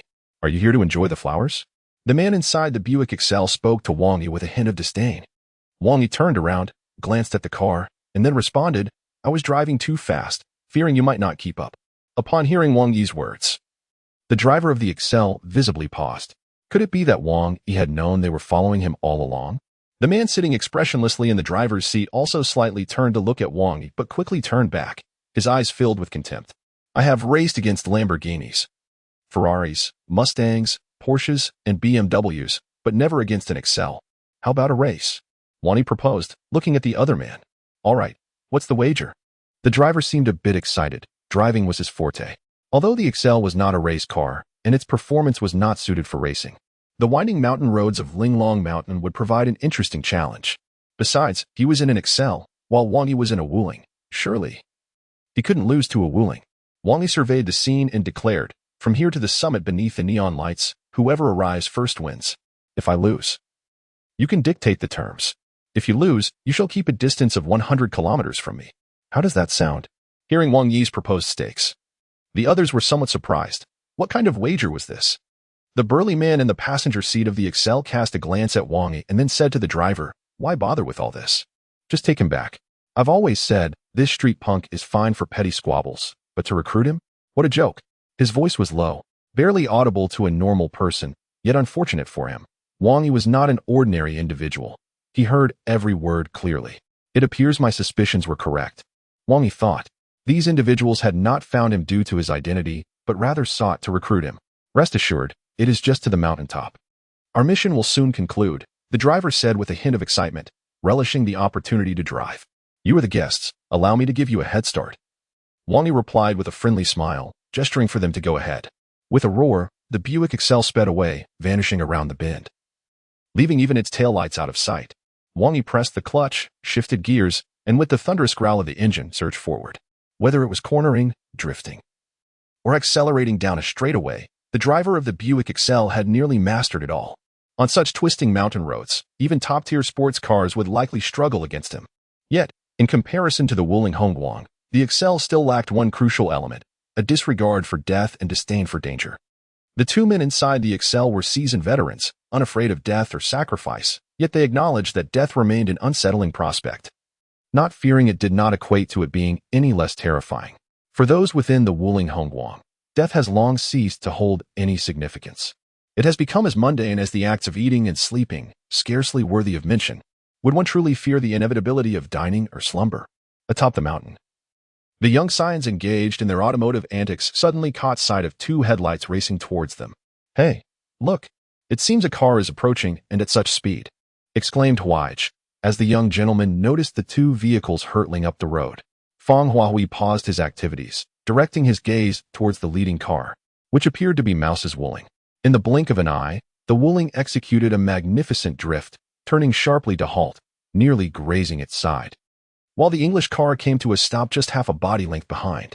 "You've lost. From now on, you shall keep 100 kilometers distance from me," declared Wang Yi as he alighted from his vehicle, his tone laced with an air of arrogance. "Come with us, or you shall regret it," warned the robust man who had emerged from the passenger seat of the English car, fixing his gaze on Wang Yi. "What? Unable to accept defeat?" Wang Yi retorted, his voice tinged with hostility. The driver remained silent, seemingly unable to reconcile his loss to Wang Yi, incredulous that he could possibly be bested by a Wuling Hongguang. "Spare me the meaningless chatter. I am not the one you agreed to meet, but today, I am here to take you away. You will come, whether you wish to or not," the burly man asserted as he approached Wang Yi. "Hey, what are you up to?" Just as the man neared Wang Yi, Fang Huahui and a dozen others swiftly encircled them, effectively trapping the two. "Mouse, you finally arrived. It's been ages since you've graced us with your presence here," Fang Huahui exclaimed with enthusiasm. Wang Yi, having little desire to elaborate on prior matters, inquired, "How shall we deal with these two?" In this realm, they were the local tyrants, while Wang Yi stood as their idol. A mere word from him could prompt them to smash the English car or cast the two men over the cliff without hesitation. Meanwhile, the encircled robust man clenched his fists tightly, his eyes radiating an intense fighting spirit, as though ready to strike at the slightest provocation. "Let it be. We do not resort to bullying the outnumbered. We adhere to our old customs. Oh, fetch the wrenches and screwdrivers." As the two men looked on in shock, the emblem of the English car was pried off. Wang Yi approached the pair. "Who are you?" In truth, Wang Yi was already well aware of their identities. The driver was codenamed Lynx, hailing from the Dragon Squad, while the burly man was named Xiang Zhuang, from the Wolf Fang. Additionally, the dossier provided by Yi Meng included a figure from the Shadow Squad named Yin. However, to obscure his own identity, Wang Yi feigned ignorance. "You are not yet worthy to know," the robust man scoffed. "Is that so?" Wang Yi tilted his head, casting a glance at the other party. His gaze, sharp as twin blades, pierced through the heart and mind of Xiang Zhuang, who had always prided himself on his unwavering resolve, compelling him to take a step back. "What is the matter?" the lynx inquired, observing Xiang Zhuang. "There is something peculiar about this Wang Yi." Naturally, Xiang Zhuang would never admit that the so-called god of war could be intimidated into retreat by a mere glance from Wang Yi. "Leave me be. Do not trouble me again, or I shall not be courteous." Wang Yi waved his hand dismissively, turning his attention away from them. "Brother Mouse, what shall we do about the emblem? Where should it be affixed?" Fang Huawei brandished the robust emblem in his hand. Anywhere it fits, today. Brother Mouse is in a good mood, so I shall teach you how to drive. A chorus of cheers erupted as a group of people quickly gathered around. Hey, are you still here? Are you waiting for a late-night snack? The crowd taunted Xiang Zhuang and the lynx, casting a disdainful glance at those pampered youths, and then at Wang Yi. Xiang Zhuang's eyes brimmed with combat spirit. You, who are unlearned and wasteful of national resources, are a blight upon existence. What did you say? I dare you to repeat that. Upon hearing Xiang Zhuang's derision, Fang Huawei and his affluent companions could hardly contain their outrage, brandishing wrenches and pliers, ready to retaliate. Enough, enough. There is no need to stoop to the level of those who cannot bear to lose. Wang Yi interjected, genuinely concerned that a confrontation might ensue. If a fight broke out, it was likely these privileged youths would not even warm up the two combatants, and he would find himself unable to assist anyone. Under the lynx's persuasion, Xiang Zhuang reluctantly climbed into the sturdy vehicle. Their first formal encounter with Wang Yi not only failed to instill fear in him, but also left them humiliated, having lost their emblem. For the first time, these elites felt a profound sense of defeat and boundless fury. Wang Yi accompanied Fang Huawei and the others on several laps around Linglong Mountain, while Xiang Zhuang and the lynx stood in a shadowy corner, silently observing him. Is he merely a scoundrel? What right does he have to join us? Xiang Zhuang scoffed, believing that only the most exceptional talents could gain entry into their organization. The lynx, skilled in driving and agile in body, proficient with various firearms, and Xiang Zhuang, endowed with innate strength and unparalleled prowess in mixed martial arts, were formidable fighters. Yet, what did Wang Yi possess? On a mountain road exceeding 20 kilometers, he outpaced me by half a parking space in a Wuling. Is that not impressive? He remains unfazed by your imposing presence, jesting casually, and even dares to remove our emblem. Is that not formidable? A man who once sold sweet potatoes has risen to become the president of Shuya International. Is that not remarkable? The lynx exhibited a more mature outlook, taking a more comprehensive view of matters. Since the organization has dispatched us to find him, there must be a reason behind it. This is our first official mission, we must not botch it. After stating this, the lynx fell silent, watching the Wuling Hongguang descend the mountain alone, a faint smile gracing his lips. Wang Yi hummed a tune, maneuvering his vehicle alongside the precipice, but soon furrowed his brow. Unable to bear defeat? Wang Yi mused, stepping out of the car to face the encroaching darkness. Indeed, extraordinary as ever. We believed we had concealed ourselves well. Yet you discerned our presence with such ease. What nonsense! In the dead of night, you don a white garment without so much as a branch to shield yourself. Do you assume I am blind, or do you think yourselves foolish? Wang Yi nearly burst into laughter. Upon hearing Wang Yi's remark, the lynx turned in astonishment, only to discover that Xiang Zhuang had shed his outer coat, revealing a colorful vest. The lynx was at a loss for words. Xiang Zhuang was simply too arrogant, relying on his formidable combat prowess, likely dismissing Wang Yi altogether. As previously stated, we conceded defeat. Beginning tomorrow, we shall maintain a distance of no less than 100 kilometers from you. However, with 2.5 hours remaining until midnight, covering that distance in half an hour suffices. Thus, we have 2 hours left to stand before you. This hardly constitutes an inability to accept defeat, the lynx remarked. Damn. This works too. Had I known, I would have suggested starting from yesterday. So, what do you intend to do? Wang Yi replied with a bemused smile. Accompany us to a certain location, Xiang Zhuang interjected, simultaneously cracking his knuckles, adopting a posture that suggested he was ready to strike at any moment. What if I refuse? Wang Yi was well aware of their destination, a place he wished to avoid more than any other in his lifetime. You better understand this. We are merely here to inform you, not to negotiate. Whether you agree or not, you must come with us. The only distinction lies in whether you accompany us willingly or I render you unconscious and carry you in a sack. Are you threatening me? Upon hearing Xiang Zhuang's words, the smile that had adorned Wang Yi's face transformed into a chilling expression. And what of it? Xiang Zhuang had endured Wang Yi's insolence for far too long, and he unleashed a punch directed at Wang Yi. Seeing Xiang Zhuang's assault, the lynx realized it was futile to intervene, while Wang Yi stood still, seemingly unprepared for the abrupt attack, appearing not to make any evasive maneuvers. This is bad, the lynx muttered to himself. He understood Xiang Zhuang's strength. Even if he were to confront him head-on, he would suffer, let alone someone as slender as Wang Yi. Should Wang Yi sustain a serious injury at Xiang Zhuang's hands, it would be a troublesome matter to explain. Bang! Meeting fist with fist, Wang Yi stood his ground, not flinching as he met Xiang Zhuang's punch with his left hand. His feet remained firmly planted, unmoving. Xiangzhuang stood there, astonished. The reverberation from his fingers revealed the sheer force behind the blow, 7 parts strength, devoid of exaggeration. Such a punch could easily send an average person flying 4 to 5 meters. Even if the lynx were to engage him with full force, he would likely stagger back 2 steps. Yet here stood Wang Yi, unwavering and steadfast, utilizing his left hand even in a defensive posture. You have provoked me. Wang Yi glared at Xiangzhuang, and with a swift motion, he raised his right hand, transforming his palm into a fist, striking directly at Xiangzhuang's shoulder. Xiangzhuang quickly reacted, thrusting his left hand backward, raising his palm to envelop Wang Yi's fist.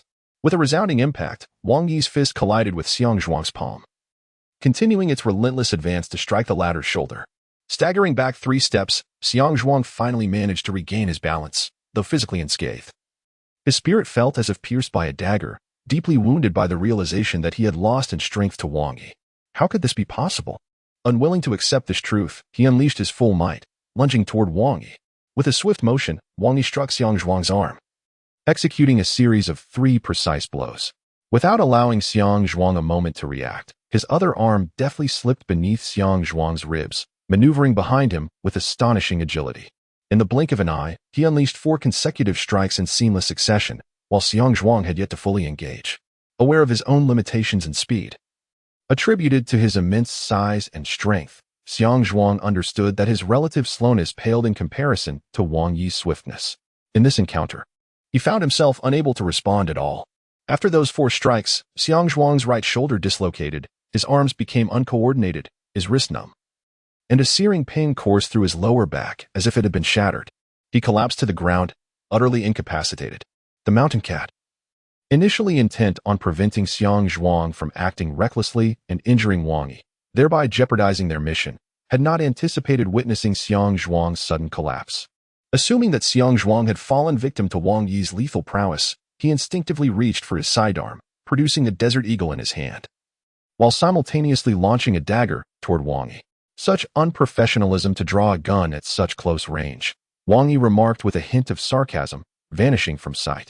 In an instant, he reappeared before the mountain cat. The dagger is commendable, and the gun is too, but your mistake lies in your sluggishness. As his voice echoed in the mountain cat's ears, he felt as though his left hand were ensnared in an iron vice, rendering it immobile. Suddenly, a tremendous force struck him in the abdomen, propelling him backward. Unfortunately for him, Wang Yi still held onto his hand, releasing his grip. Wang Yi seized the mountain cat's wrist, and with a movement as swift as a shadow, he struck precisely at the mountain cat's wrist. The desert eagle slipped effortlessly from the mountain cat's grasp, landing directly in Wang Yi's possession. With both the mountain cat and Xiangzhuang subdued, Wang Yi did not relent. He released the mountain cat and abruptly turned to deliver a powerful punch into the darkness behind him. An indistinct figure emitted a muffled grunt, staggering backward until colliding with a towering tree, barely managing to steady himself. This figure, concealed in the shadows, was Yining, a skilled operative assigned alongside the mountain cat to recruit Wang Yi. Known by the moniker Dark Hand, Yining specialized in stealth and ambush. However, it was evident that he had failed to remain concealed and had been discovered by Wang Yi, suffering the consequences of a surprise attack that backfired. Armed with the intelligence from Yiming's files, Wang Yi had already been on guard against Yining. The bobcat intended to advance and strike again, only to find that the barrel of the Desert Eagle, which had once been his own, was now unwaveringly aimed at his head. "Do you dare to kill me?" The bobcat inquired, a hint of anxiety creeping into his gaze as he regarded Wang Yi. In the brief span of less than 2 minutes since their confrontation began, both he and his companions had come to a profound new understanding of Wang Yi and themselves. Despite their own formidable strength, they realized they were not as invincible as they had imagined. Even in their areas of expertise, they felt woefully inadequate in the face of Wang Yi's prowess. "Who exactly are you?" the bobcat asked, unable to fathom the existence of such a terrifying individual in the world.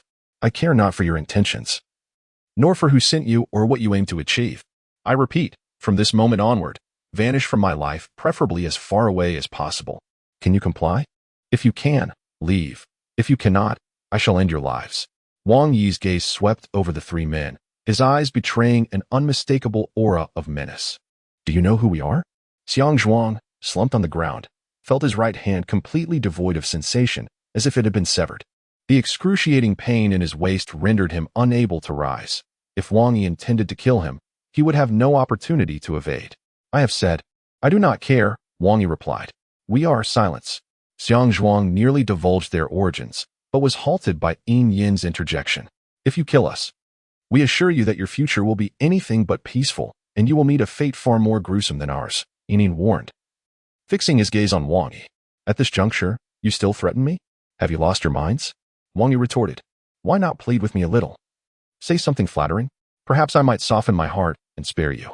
The three men were left speechless by Wang Yi's words.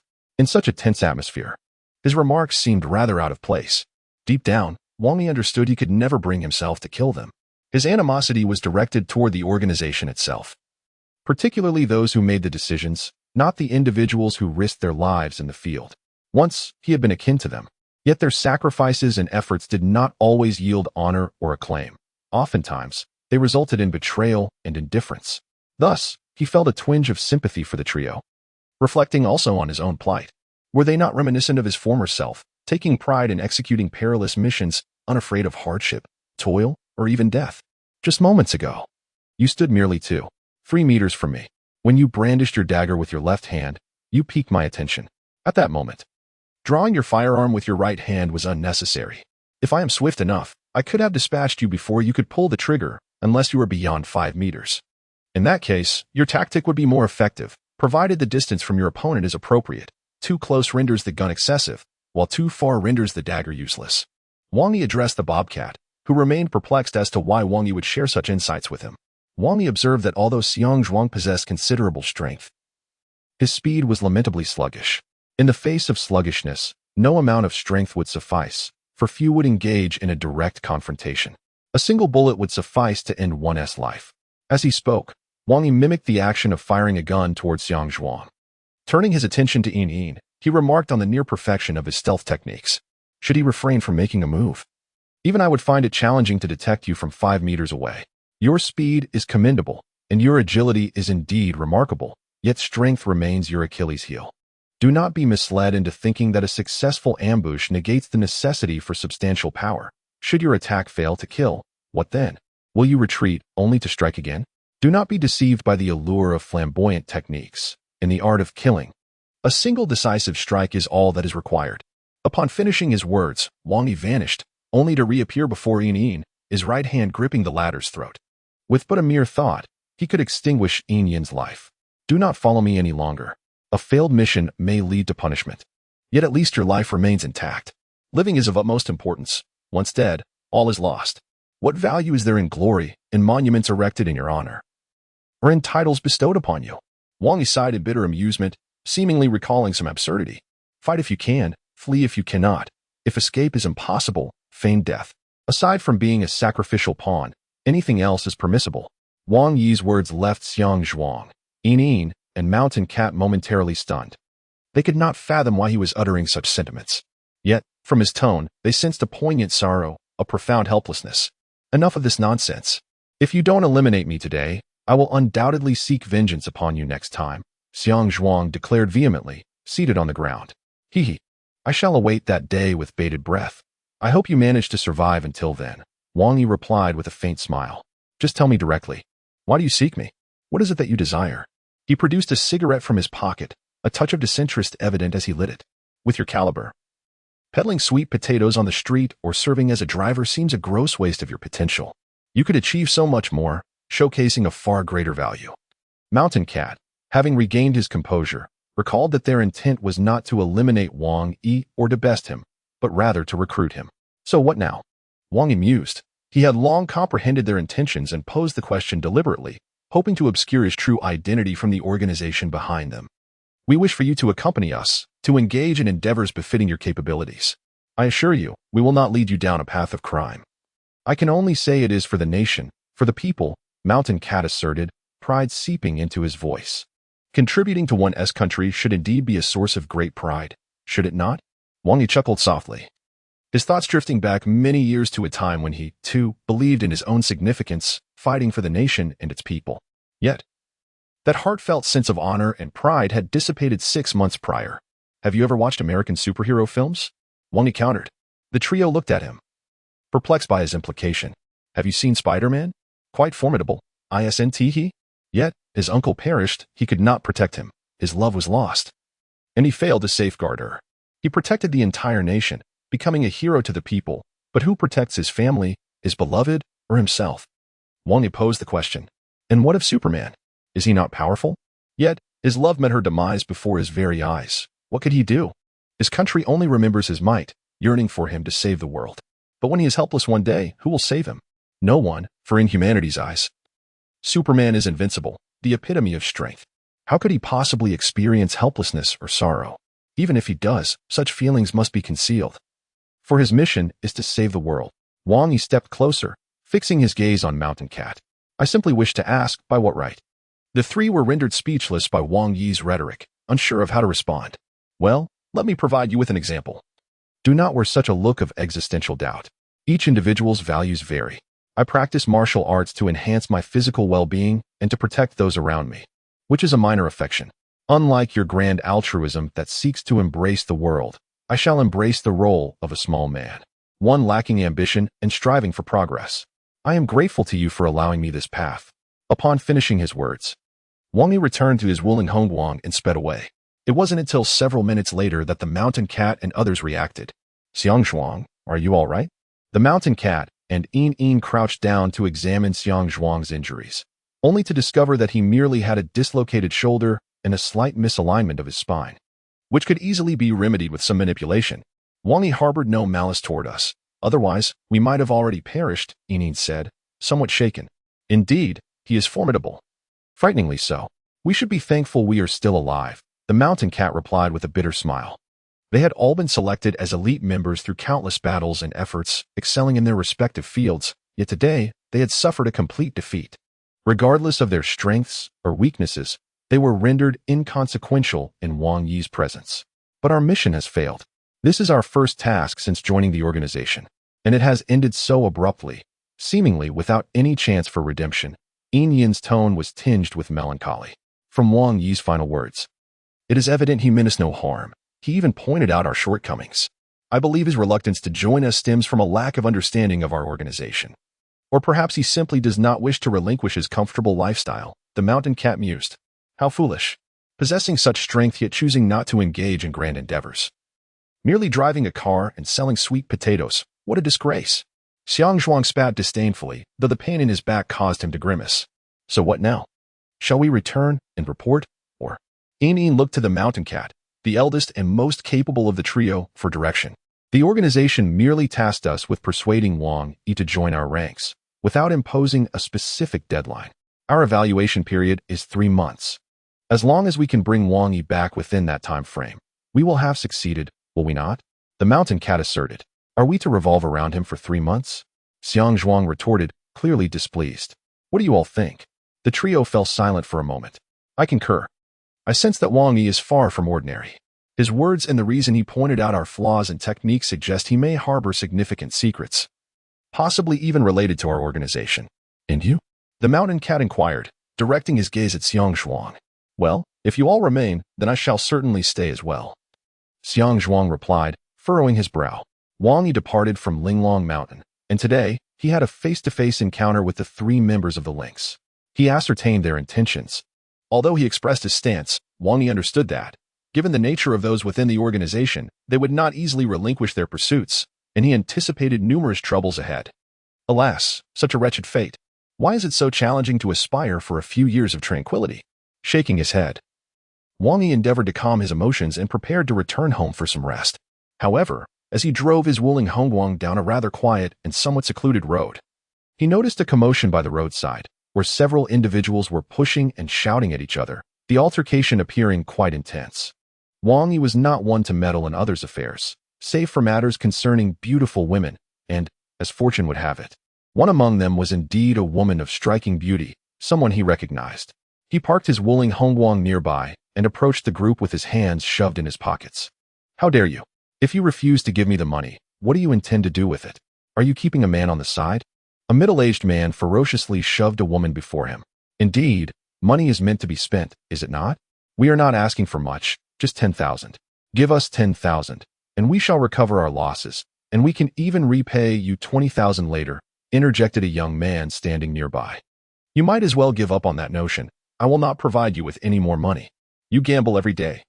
Do you think money just falls from the sky? What else can you do besides gambling? That statement is quite unkind. What is wrong with our gambling? Have we never won before? I, and Guofu, raised you with the money I won. Now, when I ask you for a little, you refuse? How can you be such an unfilial daughter? And Kur, upon hearing her father's words, was left speechless. Raised me? How amusing. I cannot deny that I am your biological child, but I have been working since I was 13. Since I was 14. All household expenses have been covered by me. Your gambling debts, your son's gambling debts, and even the family's daily necessities. I am a human being too. My money is not found on the street. Why do you treat me this way? And Kuo was already in tears, having grown up in poverty. She had never complained about the hardships. She had tirelessly worked to improve her family's circumstances. Yet her father and brother had succumbed to gambling, squandering all their money and even mortgaging their property and land. In recent years, it was almost entirely Nkuo who sustained the family's expenses. What of it? You are my daughter. What is wrong with using your money? Nguofu questioned vehemently. Father, if you, Shaojie, and mother needed money for food, clothing, or other legitimate matters, I would not hesitate to give you anything, as long as I have it. I could even borrow if necessary. But you squander it on gambling. Do you not realize how many times I have had to bail you and my brother out of jail over the years? Do you not feel any remorse? Gambling often leads to loss, and if this continues, not only will you lose money, but you may even risk your lives. While Nkuo was entangled in a dispute with her father and brother, several men approached from a distance. Nguofu, it seems that as the head of your household, you hold little authority. Your daughter refuses to lend you money.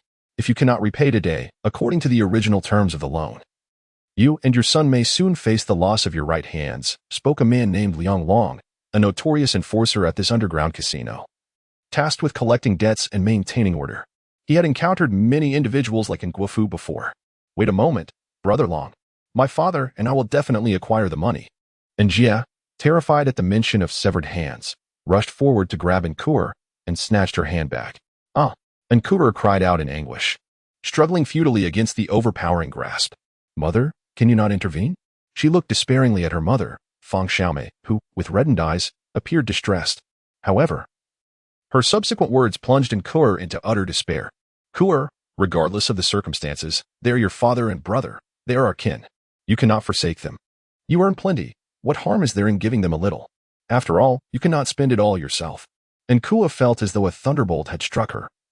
She could hardly believe these words came from her own mother. I have plenty of money? She retorted, looking incredulously at Fang Xiaomei. I work at Shuai International, where I consistently volunteer for overtime, and after work, I take on online gigs, all to earn a little extra to support this family. 90% of my earnings go to you, yet what I make in a month hardly covers an hour at the gambling table. Do you truly wish to drive me to despair? Mother, I am your flesh and blood. Why are your husband and son considered human, while I am not? Hearing her daughter's anguished words, Fang Xiaomei felt a twinge of discomfort. Nevertheless, if forced to choose between her daughter and her husband and son, she would unhesitatingly side with the latter. Kuo, your words are rather disheartening. It is only natural for you to provide for us. You will eventually marry. Will you save your money for someone else? And Jia interjected. Indeed. Kuo, do you have a boyfriend? If so, have him bring some money. If he wishes to court my daughter, he must contribute financially. And Guofu added, seemingly excited by the prospect of new funds. Yes, sister. The last man you were with, was he your partner? Quickly call him and ask him to bring 20,000 yuan. Otherwise, you should reconsider your relationship with him.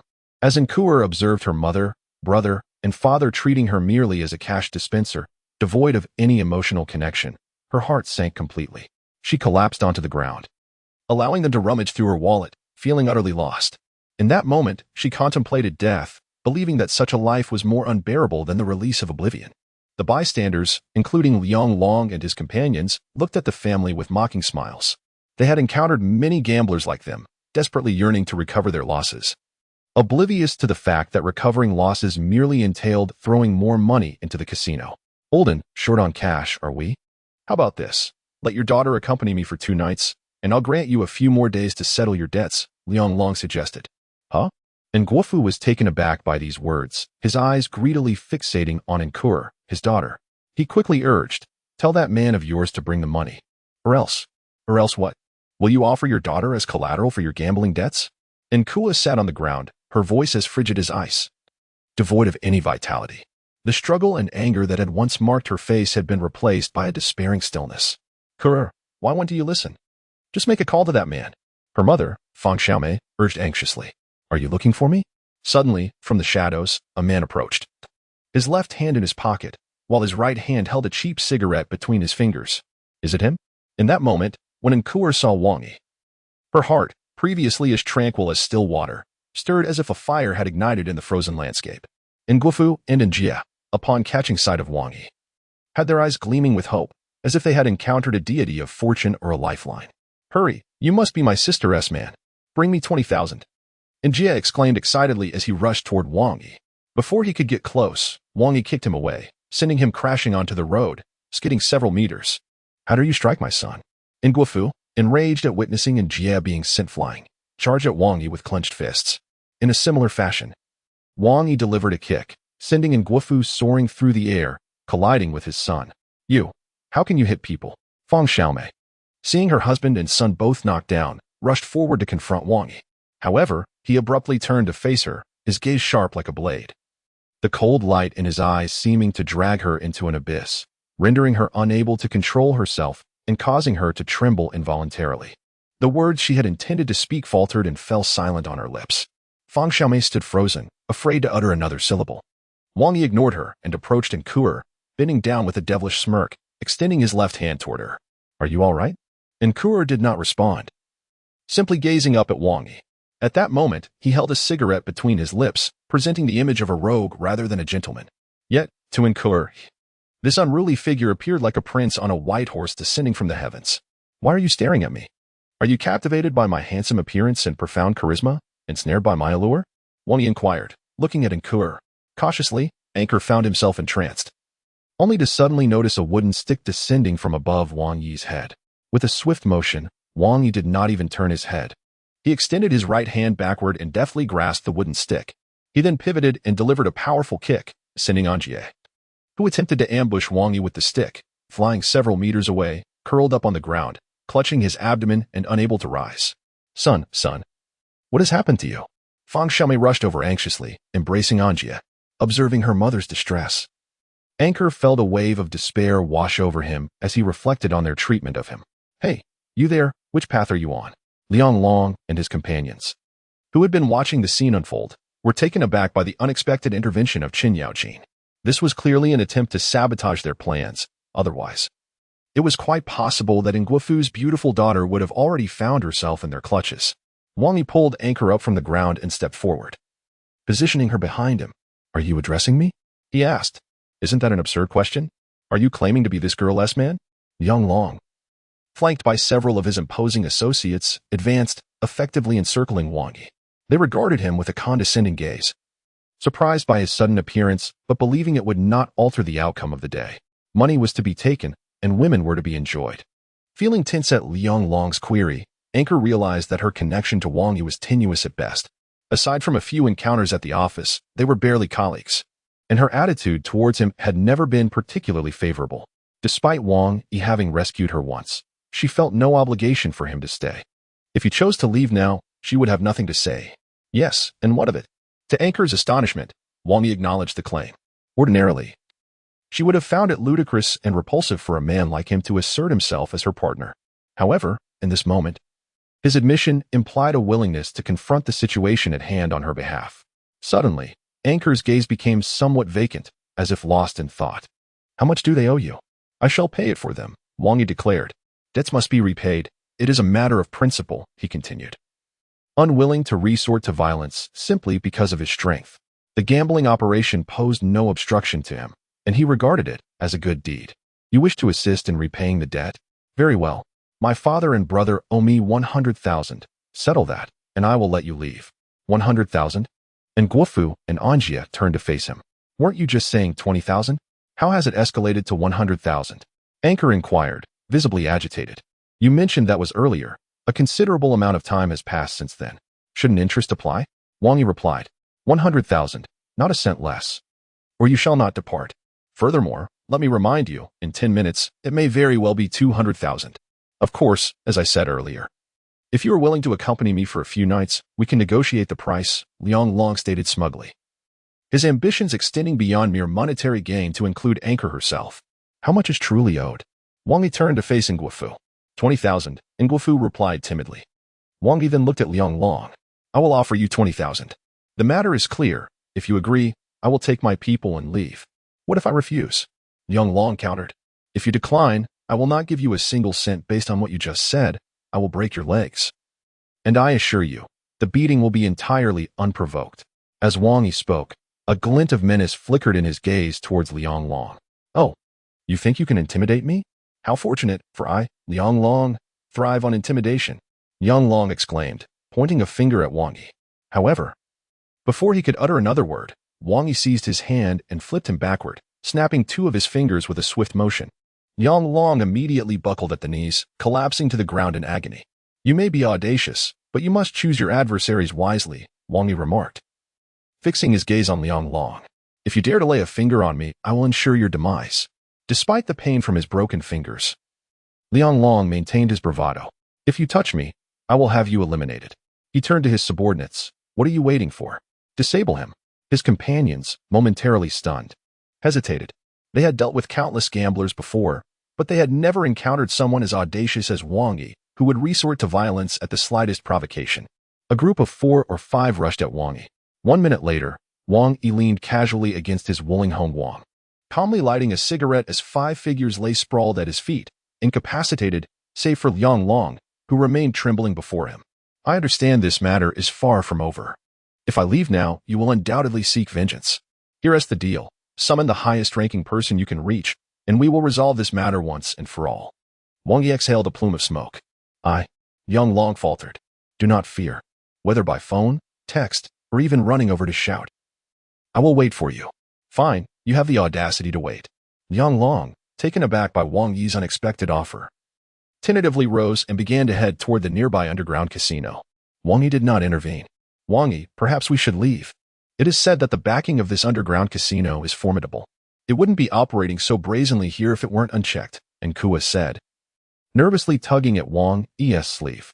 It's fine, Wang Yi replied, glancing at Nkua.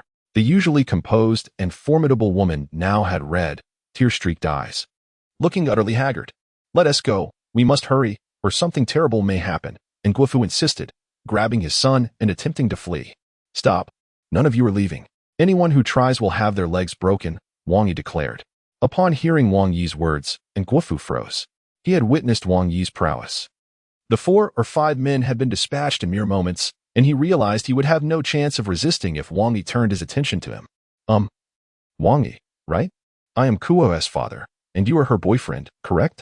Nguofu stammered, attempting to leverage his relationship with Nkua to create some semblance of rapport, hoping to avoid inciting Wang Yi's wrath. Silence. I have no father like you. Nkua retorted with some irritation. Ha. You see, my daughter simply enjoys jesting. She can be a bit temperamental, so please be more understanding in the future. Nguofu feigned a cheerful demeanor, making it appear to the uninformed that he genuinely cared for Nkua. Close your mouth if you don't wish to have your legs broken, Wang Yi said as he extinguished his cigarette, having noticed a group emerging from an underground parking lot. At the forefront was a young man appearing to be in his 30s, closely followed by Linglong, who seemed somewhat apprehensive, lagging 2 paces behind. The 30-some individuals immediately surrounded Wang Yi and Nguofu. Wang Yi scrutinized the leading youth, feeling a sense of familiarity as if he had encountered him before. Though the recollection eluded him. Xian, brother Xian, that's him.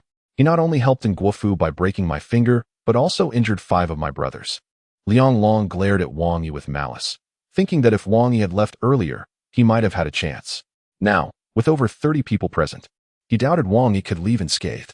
Upon hearing Linglong's words, the young man regarded Wang Yi with a peculiar expression, as if he were recalling something, yet uncertain. Wang Yi regarded both the youth and Linglong with amusement. To him, 5 or 30 made little difference. The outcome hinged on their decision, whether they would be lying down or standing up. Do you regret calling for help? It's too late now. You had your chance to leave, but your foolishness brought you to oppose us, leading to your inevitable demise, Linglong glared at Wang Yi. Slap. Just as Linglong finished speaking, a resounding slap echoed through the night as the young man struck Linglong with a swift backhand, causing him to stagger backward. Momentarily stunned. Xian, brother Xian, why did you hit me? Linglong asked, bewildered. The young man, referred to as Brother Xian, ignored Linglong and turned to Wang Yi with a serious expression, inquiring respectfully, "Are you Wang Yi?" Taken aback by the recognition, Wang Yi replied, "You know me?" Previously, Wang Yi had felt a flicker of familiarity as if they had crossed paths before. Perhaps the young man had purchased sweet potatoes from him or had ridden in his unlicensed taxi. If that were the case, Wang Yi might consider showing some leniency. Indeed. What of it? Wang Yi affirmed.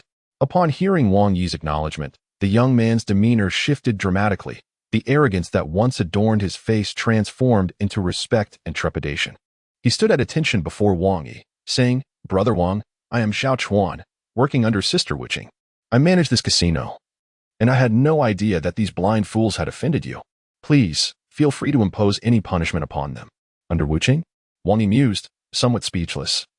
Contemplating the smallness of the world, how could it be that in a vast city like Hangzhou, with hundreds of thousands of inhabitants, such intersections could still occur? In contrast to Wang Yi, individuals like Linglong evoke a profound sense of bewilderment. What is the reason for Zhao Chuan's deference towards Wang Yi? Despite having summoned him for assistance, this situation is not entirely their fault. While I shall refrain from commenting extensively on the gambling activities at Hangzhou, there are certain matters that require stringent oversight of your subordinates. Actions must adhere to ethical boundaries. Wang Yi specifically referred to Linglong's request for Enkuer to spend the night with him. Wang Gu admonished, "Linglong, elucidate the situation to me in detail. Word for word. Should you misstate even a single word, I shall take drastic measures." Zhao Chuan glanced at the bewildered Linglong beside him. Linglong, realizing he could not conceal the truth, recounted the events in their entirety, including his request for Enkuer. With a forceful kick, Zhao Chuan struck Linglong's thigh, exclaiming, "How audacious of you to exploit the name of Hangzhou for such deeds. I shall ensure that Wang Gu takes care of your leg."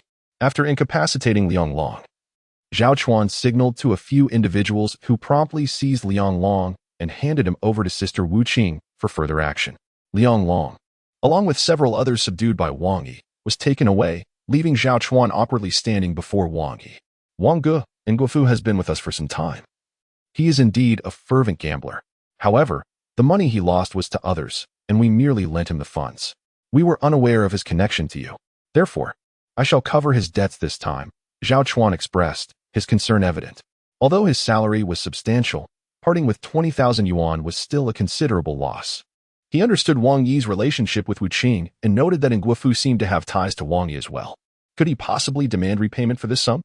Upon hearing this, Ngufu was overwhelmed with excitement, realizing that the man in Kuo had taken a liking to was indeed someone of significant stature, commanding respect even from the head of the gambling den.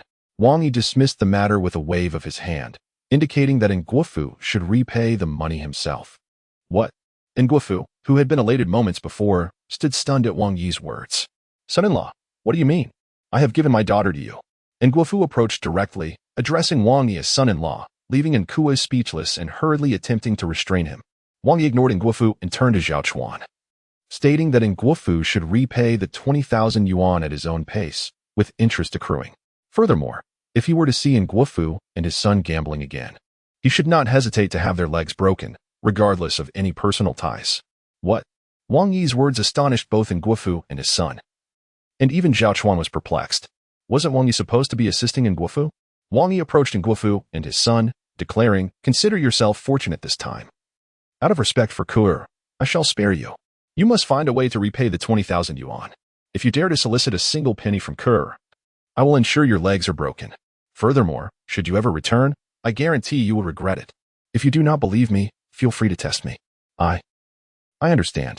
Gazing into Wang Yi's eyes, Ngufu found himself at a loss for words, left with no recourse but to acquiesce. "All right. If there is nothing else, I shall take my leave," Wang Yi said, glancing at Zhao Chuan. Naturally, Zhao Chuan would not, nor dare to, impede Wang Yi. Wang Yi stepped forward, grasping Ngufu's hand, and led her towards his Wuling Hongguang. "Brother will take you out for a late-night snack to ease your nerves." Ngufu had long lost her sense of agency and could only allow Wang Yi to pull her into the car. "Brother Wang, Wuqingjie will be here in a couple of days. Will you come by?"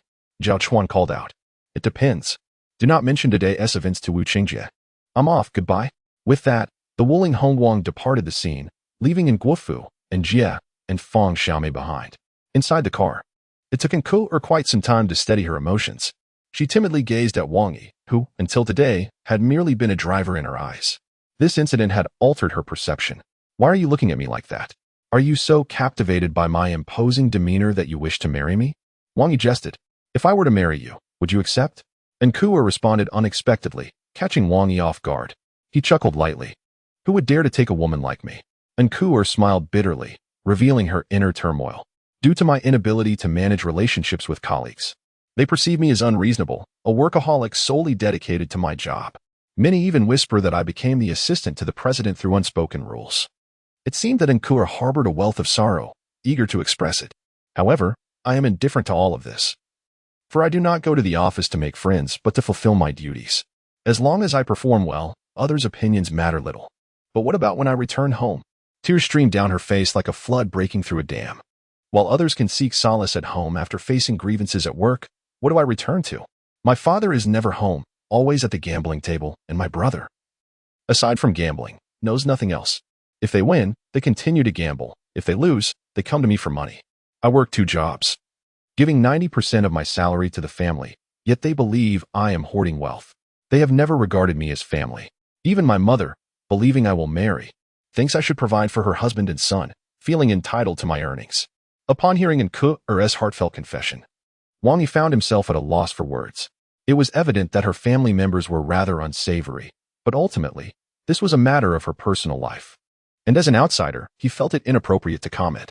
In truth, I see no issue in providing for them. They raised me. It is only right that I support them. If they are fed and clothed, I feel no regret. But why must they gamble? Why? Nkur wept like a child, her sobs echoing in the air. The image of the strong woman she usually embodied completely dissipated, leaving her as a vulnerable little girl in need of protection and comfort. You are right. What man would dare to want someone like me? If I were a man, I certainly would not seek such a burden. Wang Yi wore an expression of innocence, puzzled by her assertion. What did I say that was so right? He queried. Boss, I have no tissues in my car. If you truly wish to cry, you may lean on my shoulder. Just remember to return the favor afterwards. On a quiet street in Hangzhou, a Wuling Hongguang sat quietly by the roadside. After crying for quite some time, Nkur had gradually quieted down, resting her head on Wang Yi's shoulder. Wang Yi's phone vibrated incessantly in his pocket, the ringtone shattering the tranquility within the car. The call was from Wuqing, likely to inform him that Zhao Chuan had divulged the happenings at the gambling den. Zhao Chuan certainly has a loose tongue. Wang Yi thought to himself with a self-deprecating smile, realizing this matter could not remain concealed from Wuqing. Are you busy with the girl? Wuqing's tone conveyed a hint of displeasure. I would be, but the lady in question is not keen. Otherwise, I would come to find you. But your aunt is not agreeable either.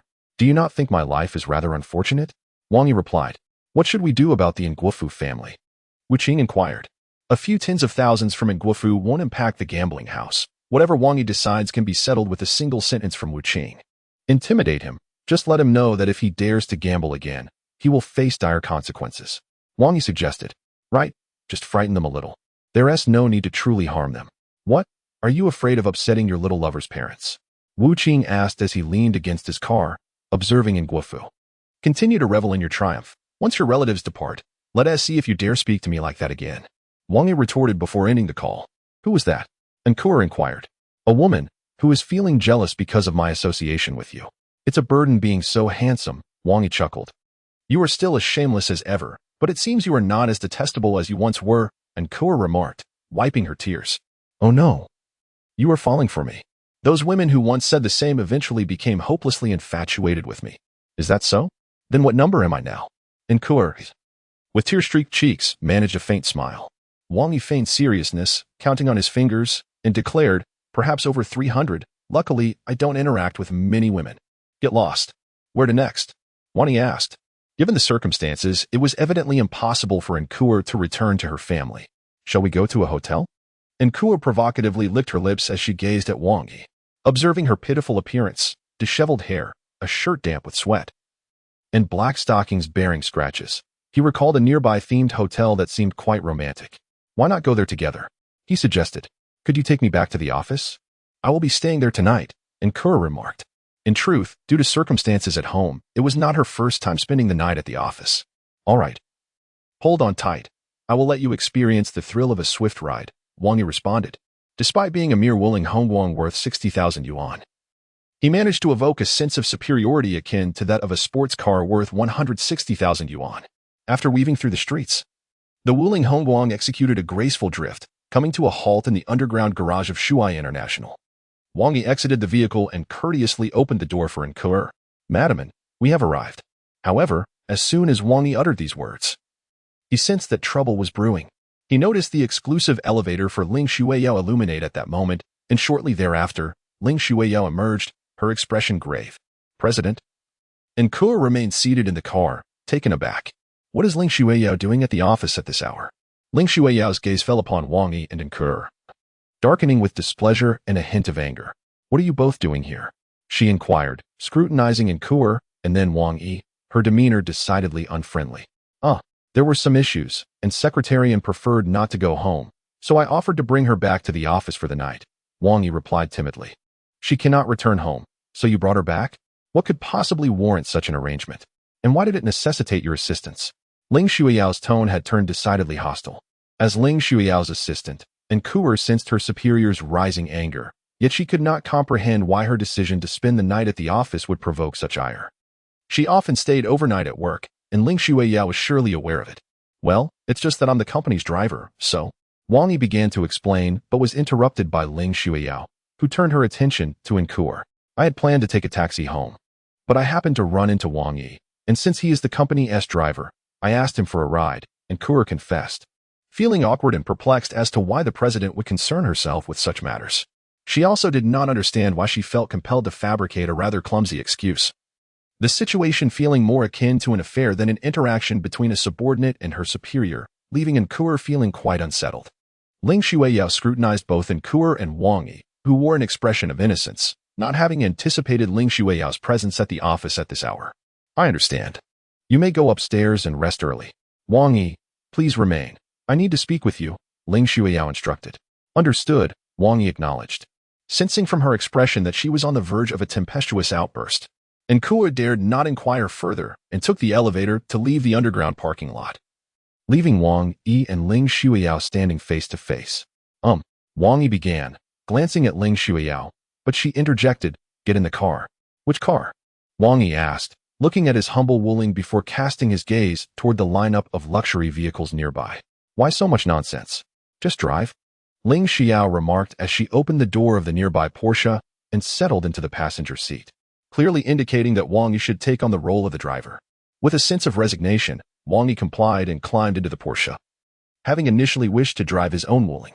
Yet, it was evident that someone like Ling Shuiyao would not deign to ride in a Wuling. The Porsche soon departed from Shuyuan International, and a palpable silence enveloped the interior. Darling, why are you working so late? It's not good for you to overexert yourself. Wang Yi ventured, expressing concern about the toll of sleepless nights accelerating the aging process. What does it matter to you? Ling Shuiyao shot him a withering glance. But you are my wife. Your aging certainly concerns me, Wang Yi countered. Is that something you should be worried about? You have so many women to manage. Can you truly keep track of them all?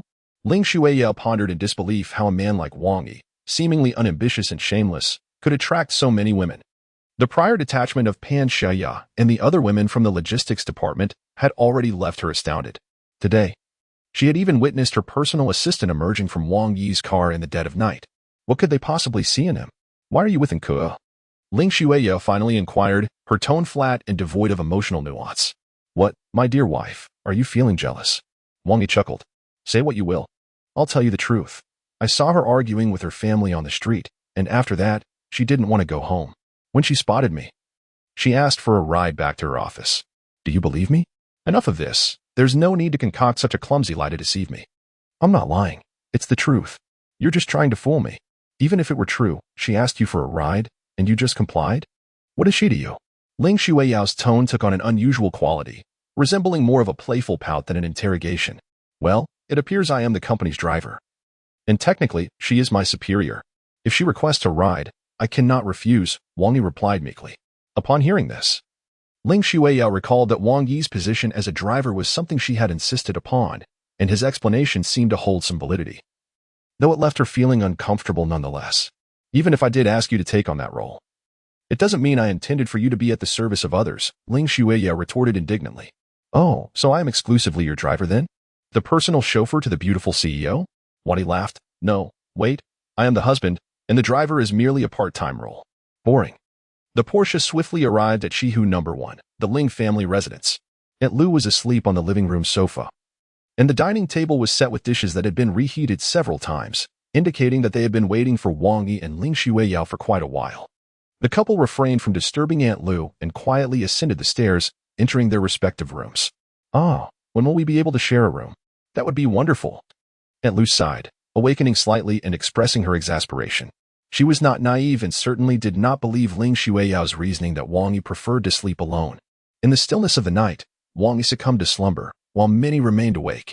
Ling Xueyao lay in bed, quietly gazing at the ceiling, pondering why an unsettling feeling washed over her upon witnessing Wang Yi with Enkuer in the underground parking lot. He was merely her contractual husband, a mere faade. What did his interactions with other women have to do with her?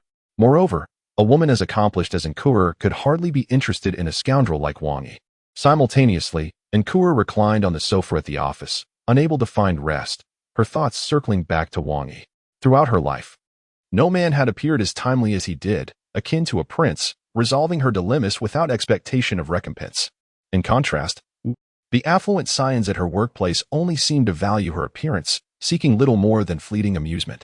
Though Wang Yi was less affluent, he possessed a handsome visage, a commendable character, and a spirit of courage and determination. Meanwhile, in a modest room situated far from the bustling city, another woman sat before an invitation card, her heart wavering. The invitation, bestowed by Feng Shui, beckoned Pan Xiaya to meet his family and friends at his residence. Over the past few days, Feng Shui had shown considerable care towards Sun Hongmei and Pan Yue, who both held a fondness for him, particularly Sun Hongmei, who had repeatedly expressed a desire to visit his home. Eventually, Feng Shui could no longer withstand Sun Hongmei's persistent coaxing and acquiesced, preparing several invitation cards. From any perspective, Feng Shui surpassed Wang Yi in numerous aspects: heritage, wealth, connections, and more. The only attribute in which Wang Yi might not be overshadowed by Feng Shui was perhaps his looks. On the table lay luxurious cosmetics, a custom-made evening gown, and jewelry worth thousands, all specially prepared by Feng Shui for her. For a typical girl, such gifts might induce overwhelming joy, yet for some inexplicable reason, Pan Xiaya found herself devoid of happiness. Why? Pan Xiaya questioned herself. A charming young gentleman, a wealthy heir, who treated her and her parents with kindness. Wasn't he precisely the man she sought? Yet, as she prepared to meet his family the next day, she felt no elation. Feng Shui had expressed his intentions to Pan Xiaya on multiple occasions and sought deeper connections, but aside from a reluctant hand-holding in front of Sun Hongmei, they had not shared any intimate moments. In this vibrant city filled with lights and revelry, people were awake for myriad reasons. The clock on the table struck midnight, yet Pan Xiaya, perched on the edge of her bed, remained wide awake. She picked up her phone several times, only to set it down again. Finally, she retrieved that person's number and dialed. "Wang Yi, are you awake?" A simple message, yet one she had rehearsed countless times in her mind, was ultimately sent. "It is not yet the case. Why is our supervisor, Miss Pan, still occupied at this late hour?" The message was promptly replied to, maintaining that playful and carefree tone. Pan Xiaya reminisced about the times during her graduate studies when sleepless nights were often spent grappling with experimental challenges. During those moments, she would frequently engage in conversations with Wang Yi on WeChat. Wang Yi was like a confidant, always present, regardless of the hour. And he seemed to possess an understanding of all her concerns, able to converse with her at length. Perhaps it was during that period of innocence that Pan Xiaya began to harbor feelings for Wang Yi. "Wang Yi, I wish to see you." "Sure. Tomorrow I shall treat our esteemed supervisor to dinner. I will need to butter you up for future favors." "No, not tomorrow. I have taken leave from the office. Let us meet tonight, right now, if possible." Reclining on his bed, Wang Yi glanced at Pan Xiaya's message, his brow furrowing slightly. It was already midnight. What could Pan Xiaya possibly want? What urgency could compel her to reach out at this hour? Furthermore, with her taking leave the following day, could it be related to this matter? Location, Wang Yi replied succinctly. Pan Xiaya was no ordinary girl. Reaching out to him at this hour surely indicated something significant. Approximately half an hour later, at a late-night food stall not far from the development zone, Wang Yi found Pan Xiaya already seated. "Out so late? Seeking a handsome companion for supper? When did our little girl turn a bit mischievous?" Wang Yi chuckled as he settled down opposite her. Pan Xiaya raised her gaze to Wang Yi, who wore that same irreverent expression. For some reason, she felt a pang in her heart. She feared that if she did not share a meal with Wang Yi tonight, there might not be another opportunity. If she were truly to be with Feng Shui, given her understanding of him, it would be impossible for her to maintain any contact with Wang Yi, let alone share a meal together. Wang Yi seemed to sense something in Pan Xiaoya's words. What's wrong? You look as if you are about to face execution. As long as our supervisor is willing, there will be plenty of opportunities for us to share late-night meals in the future. I certainly wouldn't pass up the chance to spend time with a beautiful superior. Pan Xiaoya lowered her head, nervously tugging at her clothing. Her cheeks flushed as if she was on the verge of revealing something monumental. Xiaoya, what's the matter? Are you unwell? Wang Yi inquired with curiosity. Wang Yi, do you like me? Pan Xiaoya suddenly lifted her head, her eyes glimmering with a hint of hope as she looked at him. Wang Yi was momentarily taken aback by her question. In truth, he had always been aware of certain feelings, although he had known Pan Xiaoya for less than a year. Their interactions over the past 6 months had undeniably fostered an emotional connection, one he would not deny. Wang Yi was a man of desire, a fact he openly acknowledged. The contractual arrangement with Ling Shuiyao could not confine his heart, or else he would not have engaged in such callous actions. If a beautiful woman were to approach, Wang Yi might not necessarily refuse. However, Pan Xiaoya is unlike any other woman. Regardless of the truth, Wang Yi is already married, and even if he were not, it is inconceivable that he would have only one woman by his side. He cannot offer Pan Xiaoya the status she seeks, given her background and identity. What she truly yearns for is a stable family and a devoted partner, and clearly, Wang Yi does not fit that mold. Of course, as my sister, I cannot express any preference regarding whom you like. This seemingly casual response was, in fact, a product of Wang Yi's careful consideration. Sister? At the mention of this word, Pan Xiaoya visibly stiffened, fully aware of Wang Yi's implication. Indeed, what a foolish question, she murmured to herself. The two engaged in a somewhat lackluster conversation, with Wang Yi listlessly munching on peanuts, creating an atmosphere tinged with awkwardness. Wang Yi, my mother wants me to marry Feng Shui. Tomorrow, I will go to his home to meet his relatives and friends, Pan Xiaoya said, her gaze lowered, her tone remarkably calm. She had shifted from addressing him as Brother Wang Yi to simply Wang Yi, obscuring her expression and emotions. Marry Feng Shui? Wang Yi was taken aback upon hearing this. He had some recollection of Feng Shui. He had seen him several times when selling sweet potatoes at the overpass, always in search of Pan Xiaoya. Yet, she had never shown any fondness for him. Why the change now? Wang Yi tossed a peanut into his mouth. What do you mean by that? Pan Xiaoya glanced at Wang Yi's placid demeanor, feeling a pang of hurt inside. I think it's quite good. Feng Shui has treated me well during this time. His family is well off, and my parents like him. And what about you? Do you have feelings for him? Wang Yi inquired. Pan Xiaoya hesitated slightly. Feelings can always be nurtured, right? No one is born to like someone else, after all. Her voice dwindled to nearly a whisper. Observing Pan Xiaoya, who was now engrossed in her thoughts, Wang Yi found himself at a loss for words. For some reason, his mood darkened in an instant. Wang Yi, will you bless me? Pan Xiaoya looked at him, her eyes glistening with unshed tears. Of course, what brother would not wish for his sister's happiness? Wang Yi took a deep breath, steadying his emotions, and replied with a smile.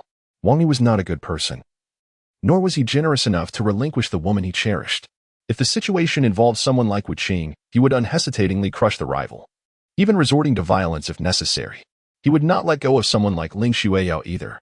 Yet, when it came to Pan Xiaoya, the girl he liked but could not offer a title, he found it impossible to inflict pain upon her. Ultimately, the late-night snack turned awkward, their silence deepening Wang Yi's gloom. I'll drive you home. It's getting late, Wang Yi remarked, glancing at his watch, which read 2 a.m. They had little left to say. All right, Pan Xiaoya nodded, settling into the passenger seat of the Wuling Hongguang. At this very moment, approximately 100 meters away from where Wang Yi and Pan Xiaoya had just dined, 2 men stood silently, one of whom was Feng Shui. That woman. How dare she venture out seeking other men today when she is to visit my home tomorrow? Once I have her, I shall ensure she experiences a level of pleasure that will leave her utterly spent. Does she not revel in her promiscuity? By then, I shall make her regret her choices. Feng Shui's countenance was dark and twisted. A mere sparrow aspires to join the ranks of my esteemed family, wishing to ascend to the status of a phoenix. I will make her understand the true meaning of a life worse than death. Indeed, Feng Xiao, it is evident that Pan Xiaoya is indeed a woman of loose morals. However, I believe that Wang Yi is even more deserving of disdain. He is fully aware that Pan Xiaoya is the woman you desire, yet he dares to entertain thoughts of her. Such a person cannot be overlooked, remarked the man standing beside Feng Shui with a sinister grin. Of course, I have connections in the underworld. He must be made to suffer. Let us ensure he loses a hand, a foot, and that which lies between his legs, for daring to compete for a woman with me. I will ensure he is forever barred from the company of women. Wang Yi escorted Pan Xiaoya to her residence. Upon their arrival, he was taken aback to find Pan Yue seated on a staircase, silently smoking a cigarette. "Dad, what are you doing here?" Pan Xiaoya inquired, a mixture of surprise and concern evident in her tone. Upon hearing her voice, Pan Yue lifted his gaze, assessing both Pan Xiaoya and Wang Yi, his expression darkening. He extinguished the cigarette but forcefully on the ground and stood up. "Xiaoya, you should head inside first," Pan Yue instructed. "Your mother is still asleep. Be careful not to disturb her." But Pan Xiaoya hesitated, knowing that returning home at such an hour with Wang Yi would undoubtedly raise questions. She felt uneasy about her father's reaction, particularly concerning Wang Yi. "Hurry up and get some rest, Xiaoya. You need to rise early tomorrow," Wang Yi suggested with a smile. Resigned, Pan Xiaoya lowered her head and entered the house. "Wang Yi, my old brother has a few words that I'm uncertain how to convey," Pan Yue said, offering Wang Yi a cigarette. In truth, Pan Yue preferred Wang Yi as a son-in-law over Feng Shui. The only aspect in which Wang Yi fell short compared to Feng Shui was financial stability, a crucial factor in today's society. "Old Pan, I understand your concern. Why should a grown man be coy? Are you worried I might harm your daughter?" Wang Yi chuckled, sitting down on the steps while lighting the cigarette. Pan Yue turned to face him. "Honestly, I do think quite highly of you. Wealth is not paramount. What matters is one's character. I want my daughter to be treated well. My own struggles are inconsequential after all these years, but all right, enough with the sentimentality." Wang Yi interrupted. "I know what you're implying. I do have feelings for Xiaoya, but I want to allow you to elevate your status to my father-in-law. I've mentioned before that I am already married." "You're truly married?" Pan Yue recalled Wang Yi mentioning this previously but had doubted its veracity, thinking he was merely jesting. "Do you think I would deceive you? Am I to produce my marriage certificate for your inspection?" Wang Yi laughed, pondering that if he were to reveal his marriage certificate with Ling Xueyao, it might only deepen disbelief. "Very well, if Xiaoya can find a good match, I will be pleased. Should that scoundrel Feng Shui mistreat her, do let me know. I will take care of him." "Of course, I will. I shall treat you to drinks another day. It's too late now. You should return and rest," Pan Yue said with palpable excitement. "All right, goodbye," Wang Yi replied, slipping into the Wuling Hongguang, deliberately overlooking the tear-filled eyes peering from a small window above. By the time he arrived at the Ling family's modest abode, it was past 2 in the morning. Wang Yi paused at the entrance, refraining from entering. He retrieved his phone and dialed a number. Shortly thereafter, Lu Shan, who had been stationed nearby, opened the car door and slid into the seat. "Wow, you're surprisingly quick. Do you not need sleep?" Wang Yi remarked, observing Lu Shan. "Let us skip the pleasantries and get to the point," Lu Shan replied curtly. Lu Shan cast an irritated glance at Wang Yi. After finally managing to close his eyes for a brief moment in the dead of night, he was abruptly awakened by the blaring ringtone of Wang Yi's phone. Could he not be angry? "I need your assistance in investigating someone," Wang Yi stated. "Who?" Lu Shan inquired. "Feng Shui. I want to know everything about him, including his family background and any information related to him." "Very well, I shall look into it tomorrow." "No, I require the information before dawn." "Brother, it's already 2 in the morning. There are still 4 hours until sunrise. Do you expect me to perform miracles? To thoroughly investigate someone, I must utilize the resources of Tang Palace. The brothers there are human beings too. They are currently resting," Lu Shan replied. "Whoever you need, go ahead and find them. For 4 hours of work, I'll compensate each of them 50,000. Wang Yi's expression darkened. While 50,000 was not a significant sum for Lu Shan, it held considerable allure for others within Tang Palace. After all, for merely 4 hours of effort to gather someone's information, it was quite an enticing offer. "All right, since you've gone this far," Lu Shan conceded, stepping out of the car after a brief nod of agreement. For hours, neither too fast nor too slow, dawn arrived punctually. Without even a minute's delay, Ling Xueyao remained in a foul mood, ignoring Wang Yi, likely still upset over the incident involving Enkur from the previous day. Wang Yi, preoccupied with his own thoughts, chose not to press further. Thus, an awkward atmosphere enveloped the three of them during breakfast. He then drove Ling Xueyao to Shuai International in his Bentley. In the office of the logistics department, Wang Yi sat quietly in a chair, perusing a stack of documents that Lu Shan had provided him that morning, detailed information about Fang Shui, including an exhaustive inquiry into his relatives. Additionally, he had the bank account numbers of 20 individuals participating in this investigation. 20 people, 50,000 each. That's $1 million. Truly outrageous, Wang Yi mused. He turned on his computer and accessed an account using a rather complex program, subsequently transferring 1 million. Ah, our handsome Wang, why the silence today? Missing your wife? Ma Jiao teased. I was quietly admiring your exquisite beauty until you disrupted my thoughts. Such a pity, Wang Yi retorted, adopting a flirtatious demeanor as he gazed at Ma Jiao.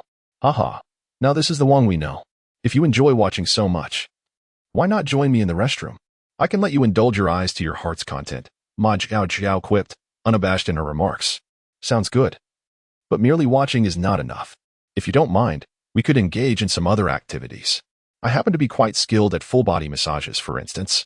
Would you be interested in experiencing that? All right then, let us go. I'll be waiting for you in the restroom, Ma Jiao replied, swaying her hips as she headed toward the restroom.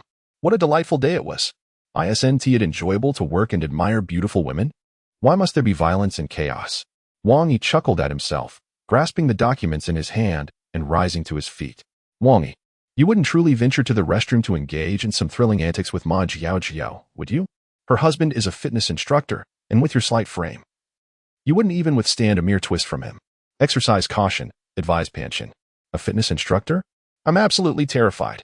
Wang Yi feigned fear, promptly pushing the door open and stepping outside.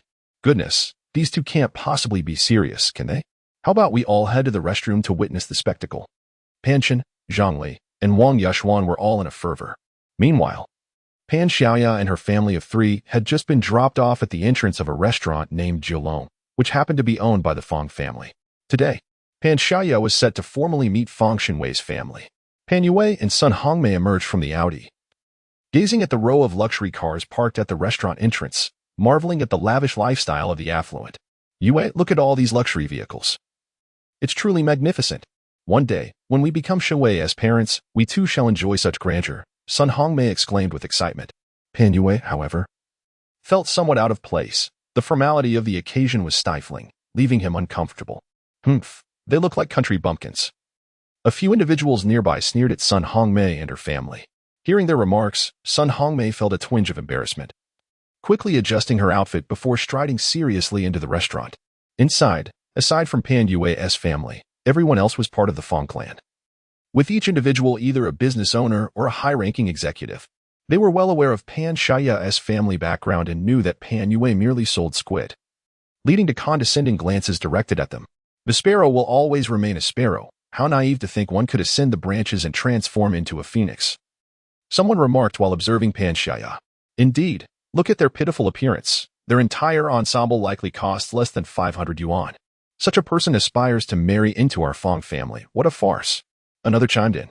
Yet, one could argue that perhaps they possess other admirable qualities that might appeal to our esteemed young master Fang as they walked on. The air was thick with derision and mockery, with not a single word of blessing or goodwill uttered. The vitriol reached Pan Xiaoya's family, weighing heavily on their spirits. Pan Xiaoya silently clutched her clothing as she walked. Pan Yue, noticing the pallor on his daughter's face, felt a wave of discontent. Although selling squid was arduous, at least they earned their living through hard work without resorting to thievery or needing to endure the disdain of the wealthy. Rest assured, one day we shall rise to their stature, or even surpass them. The humiliation we endure today will undoubtedly be repaid in full, Sun Hongmei said, biting her lip in defiance. Once Xiaoya is engaged to Xinwei, these individuals will surely regard her with newfound respect. Xiaoya, you've arrived. At last, within the grand hall, Fang Xinwei was spotted, elegantly cradling a glass of red wine as he sauntered towards Pan Xiaoya and her family. Xinwei, you have finally arrived, exclaimed Sun Hongmei, her excitement palpable. Regardless of others' opinions, as long as her son-in-law was commendable, all was well in her eyes. Fang Shui merely nodded in a symbolic gesture, lacking the respectful address of uncle or aunt that he had previously employed. In fact, his countenance was shrouded in indifference. Xinwei, with so many relatives and friends present, why not introduce us? It would be nice to make their acquaintance, Sun Hongmei continued. There's no rush. Today is not solely about introducing Xiaoya to them. It is, in fact, a family gathering, replied Feng Shengwei. Pan Xiaoya remained silent, her gaze cast downward. She understood Feng Shengwei's intentions. The gathering was primarily for his family, and their presence was merely incidental. Oh, I see. That's quite all right. We shall meander on our own for now, Sun Hongmei remarked, a hint of embarrassment in her tone. Yet she managed to smile. Xiaoya, come with me, Feng Shengwei said, his expression darkening as he headed towards a secluded private room. Pan Xiaoya was uncertain of Feng Shengwei's motives, yet the circumstances left her little choice but to follow. What is it? She inquired as she entered the room. Her curiosity piqued. Where were you last night? Feng Shengwei questioned, his gaze fixed on her. Last night. Pan Xiaoya was momentarily taken aback, uncertain why he would inquire about that. She had been out with Wang Yi. If Feng Shengwei discovered this, he would surely be incensed. I was at home, she stammered, her voice barely above a whisper, almost inaudible to her own ears. Regrettably, Pan Xiaoya was not adept at deception. Her demeanor betrayed her untruth. At home the entire time? Feng Shengwei scoffed. I'll give you one more chance. If you do not speak the truth, you will regret it. Confronted by his frigid gaze and skeptical tone, a sense of panic welled within Pan Xiaoya. Though she had indeed gone out with Wang Yi, she had done nothing inappropriate. She could hold her head high on that account. If she had crossed a line, she would not have shown up here today. I went out for a late-night snack with my brother Wang Yi, and I mentioned to him that I would be here today. Wang Yi, is it? How affectionate. He retorted. At midnight, you venture out with a man for a late-night snack. What do you take me for? I truly went out for a snack. But we did nothing wrong, even if, before she could finish, Feng Shengwei raised his right hand and delivered a sharp slap across Pan Xiaoya's face. It is indeed a stroke of fortune for you that Feng Shengwei has taken an interest in you. Have you paused to consider your own worth? And then to reflect upon the humble origins of your parents, who resemble nothing more than rustic bumpkins. Were it not for my presence, you would scarcely have the privilege to enter this place today. Yet, here you are, without even having graced my bed, already scheming to betray me. How audacious. Pan Xiaoya, somewhat bewildered, covered her face, casting a fearful glance at Feng Shengwei. What do you intend to do? I have never had any affection for you. Were it not for your incessant flattery towards my parents, they would never have compelled me to come here. Do you think I hold you in high regard? Indeed. I am as unrefined as you perceive. So spare me, continue your life as a wealthy heir while I return to my humble existence. Is that agreeable? Think it's that simple to leave? The women I, Feng Shengwei, desire have never escaped my grasp, and you shall be no exception. You flaunt your allure. But I will ensnare you and utterly destroy you, Feng Shengwei declared as he advanced towards Pan Xiaoya, cornering her against the wall of the room. What do you want? She stammered. What do I want? You've already come here, so what do you think? Of course, I desire you. He reached out towards her chest. No. Please don't. Pan Xiaoya's fear began to surface. She had not anticipated such behavior from Feng Shengwei in this setting. Don't? I believe you secretly crave this. You wanton creature. I will have my way with you before turning my attention to Wang Yi, Feng Shengwei sneered. Suddenly, a loud crash echoed from outside the private room, followed by a commotion. Damn it. Feng Shengwei slapped Pan Xiaoya's face twice. You better silence yourself. If you dare to speak out of turn, I will not only deal with you but your parents as well. He then turned towards the door, for as the host, it was his duty to investigate the disturbance. Upon exiting the room, he found a crowd gathered in the center of the hall, among them Pan Xiaoya's parents, Pan Yue and Sun Hongmei. Are you blind? How could you not see me on such a wide path? Was it intentional? A formidable woman in a striking red gown glared angrily at Sun Hongmei. How dare you speak to me like that? It was you who bumped into me. I stepped aside for you. Your wine glass collided with my shoulder, spilling red wine all over me. I have refrained from demanding compensation for my dress, yet you dare to blame me? Is there no sense of justice? Sun Hongmei retorted, indignation rising within her. This dress, purchased specifically for meeting Feng Shengwei's family, had cost her several hundred yuan, and now it was ruined. Oh, you country bumpkin. Do not speak recklessly. With so many witnesses present, why would I intentionally collide with you? And you expect me to compensate you for your dress? What a joke. My buttons are worth more than your entire outfit, the woman scoffed. Your words are unbecoming. What if your attire is costly? I'm not spending your money. The truth remains that you collided with me, and everyone saw it. Yet you dare to play the victim, believing us to be easy prey? In the past, Sun Hongmei might have felt intimidated in the presence of affluent individuals. However, now that Feng Shengwei has taken an interest in her daughter, her own status has naturally risen, thereby instilling her with newfound confidence. Have you all observed this? Who can you ask? The women cast disdainful glances at Sun Hongmei. What's the matter? Just then, Fang Shenwei approached them. Ah, Shenwei, you've arrived just in time to settle this dispute. She bumped into me, splattering red wine all over me, and then claims that I was the one who collided with her. Truly unreasonable. Upon seeing Fang Shui, Sun Hongmei felt a surge of reassurance. Hearing her words, the woman in the red dress merely curled her lips in a faint, contemptuous smile. Are you all right, Aunt? Fang Shui disregarded Sun Hongmei entirely and took a few steps forward to the woman in red, expressing concern. It dawned on Sun Hongmei that the Aunt Fang Shui referred to was not her, but rather the woman in the red dress. This woman, named Xinyu, was Fang Shenwei's aunt and a major shareholder of the Fang family business, deserving of respect even from Fang Shui himself. Where did this woman come from? I have never seen her before. It's one thing to be unsophisticated, but she carries herself with such a lack of decorum, Xinyu remarked, looking at Sun Hongmei with disdain. Who lacks decorum? It is clearly you who is slandering first, Sun Hongmei retorted. Silence. Fang Shui interjected sharply, cutting her off. You just bumped into her. Apologize to my aunt. Sun Hongmei was taken aback, momentarily speechless. What did you say, Shui? She was the one who collided with me and insulted me. Now you want me to apologize to her? She's your aunt, and what about me? I am to be your mother-in-law. Sun Hongmei exclaimed indignantly. Mother-in-law? Xinyu's eyes widened in surprise as she turned to Fang Shui. You are marrying your daughter? How come I was not informed? Shenwei, as the young master of the Fang family, choosing a spouse is a significant matter. Do not act foolishly and choose someone unworthy. Fang Shui cast a look of disdain at Sun Hongmei. Nothing of the sort. I am merely toying with the idea. They presume they can ascend to great heights by associating with our family. What? Sun Hongmei and Pan Yue were both taken aback by Fang Shenwei's words. Particularly Pan Yue, who had remained silent until now, could no longer contain himself. Fang Shui, what did you just say? Fang Shui glanced at Pan Yue. I said I am just playing around. Do you really think I would marry your daughter? What makes you believe you are worthy of the Fang family? An unashamed daughter and her oblivious parents, have I been too lenient, allowing you to think you were destined for greatness? You.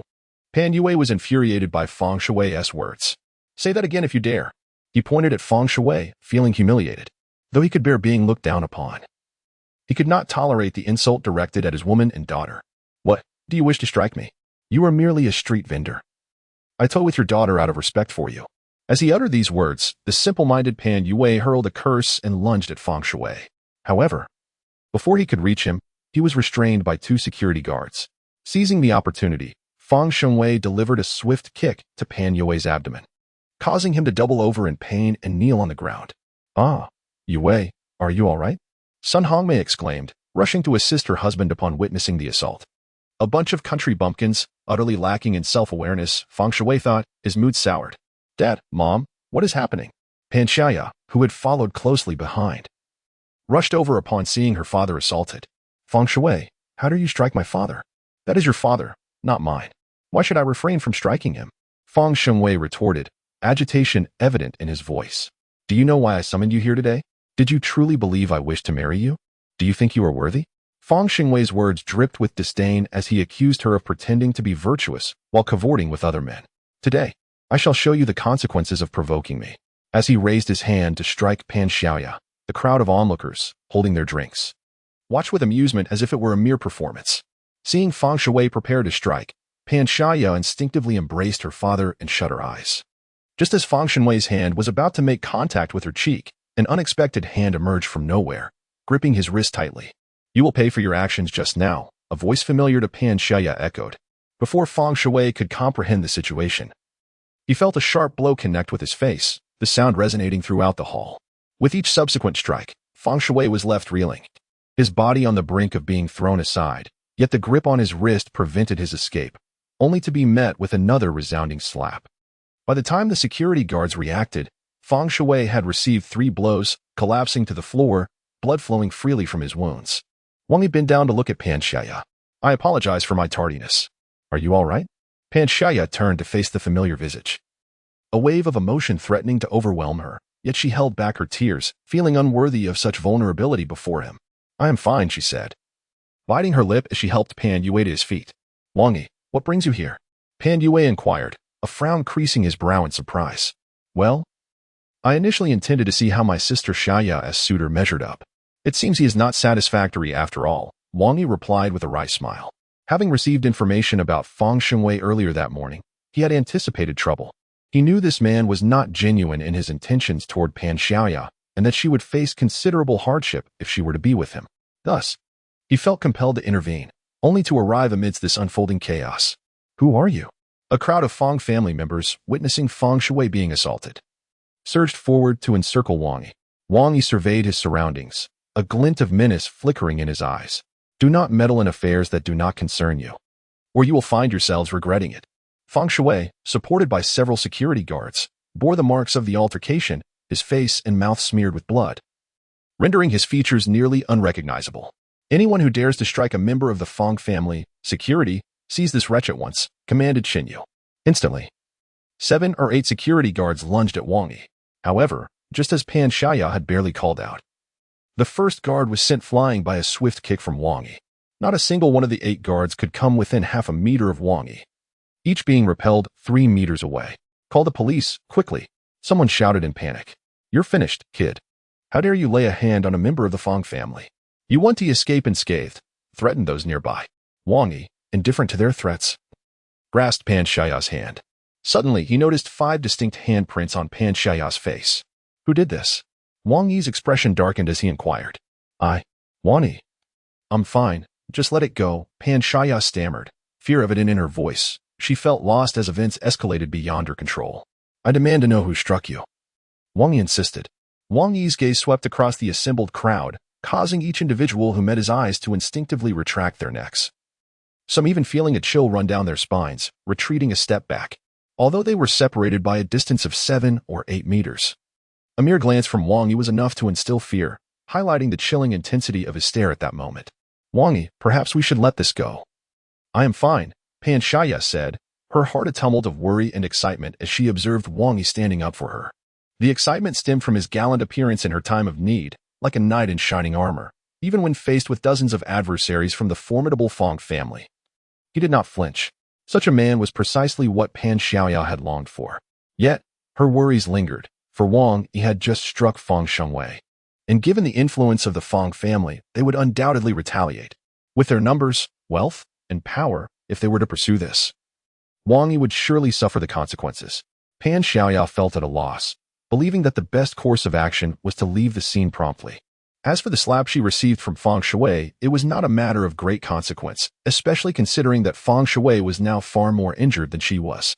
Wang Yi paid no heed to Pan Xiaoya, his attention now fixated on the woman in the red dress. Xinyu. Was it you who struck her? Confronted by Wang Yi's murderous gaze, Xinyu froze, the superiority of her affluent status evaporating. It wasn't me. Then who? Wang Yi turned his eyes towards Fang Shui. It was I who struck her. Today, not only will I strike her, but I shall also ruin you, Fang Shui replied, blood spilling from his mouth as he spoke in a garbled tone. Upon hearing this admission, Wang Yi's eyes darkened, and he strode directly towards Fang Shui. What do you intend to do? Someone, quickly, come here and incapacitate him. Fang Shui shouted, retreating while being supported by a few companions. With a swift motion, Wang Yi lunged forward, delivering a powerful kick to Fang Shui's chest, sending him flying through the air. The individuals assisting him were unable to hold on, crashing to the ground alongside him. Wang Yi did not relent. He quickly advanced, crouching beside Fang Shui and grasping his throat. Do you believe I will kill you? In front of dozens of witnesses, Wang Yi held Fang Shui's neck, threatening to take his life as though the onlookers were of no consequence. Help! He is going to kill him. A woman finally reacted, shrieking in alarm, causing chaos among the crowd. Some rushed towards the exit, while the security personnel began to converge on Wang Yi. Help! Murder! The woman's cry was abruptly cut short as Wang Yi kicked her away. Wang Yi! No, don't kill him! Pan Xiaoya exclaimed, horrified, fearing that Wang Yi might indeed take Fang Shui's life. If he were to commit murder in front of so many witnesses, his fate would be equally dire. Go on, kill me. I don't believe you can survive this. As long as I don't perish today, I will make your life a living hell, along with that Pan Xiaoya. Fang Shui spat defiantly, blood staining his lips as he spoke. Despite the blood covering Fang Shui's face, he remained steadfast in his belief that Wang Yi would not dare to take his life.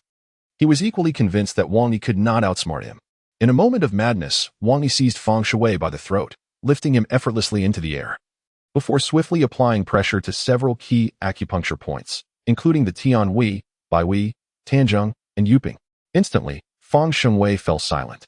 His entire being plunged into an odd state of submission. Wang Yi then cast Fang Shui aside, declaring, "Kill you? I am a law-abiding citizen, not one to indiscriminately slay beasts." A dozen security guards encircled Wang Yi, yet were rendered motionless by the intensity of his gaze. Wang Yi approached Pan Xiaya, grasping her hand and leading her towards the exit, seemingly indifferent to Pan Yue and Sun Hongmei, who, nevertheless, chose to follow closely behind him.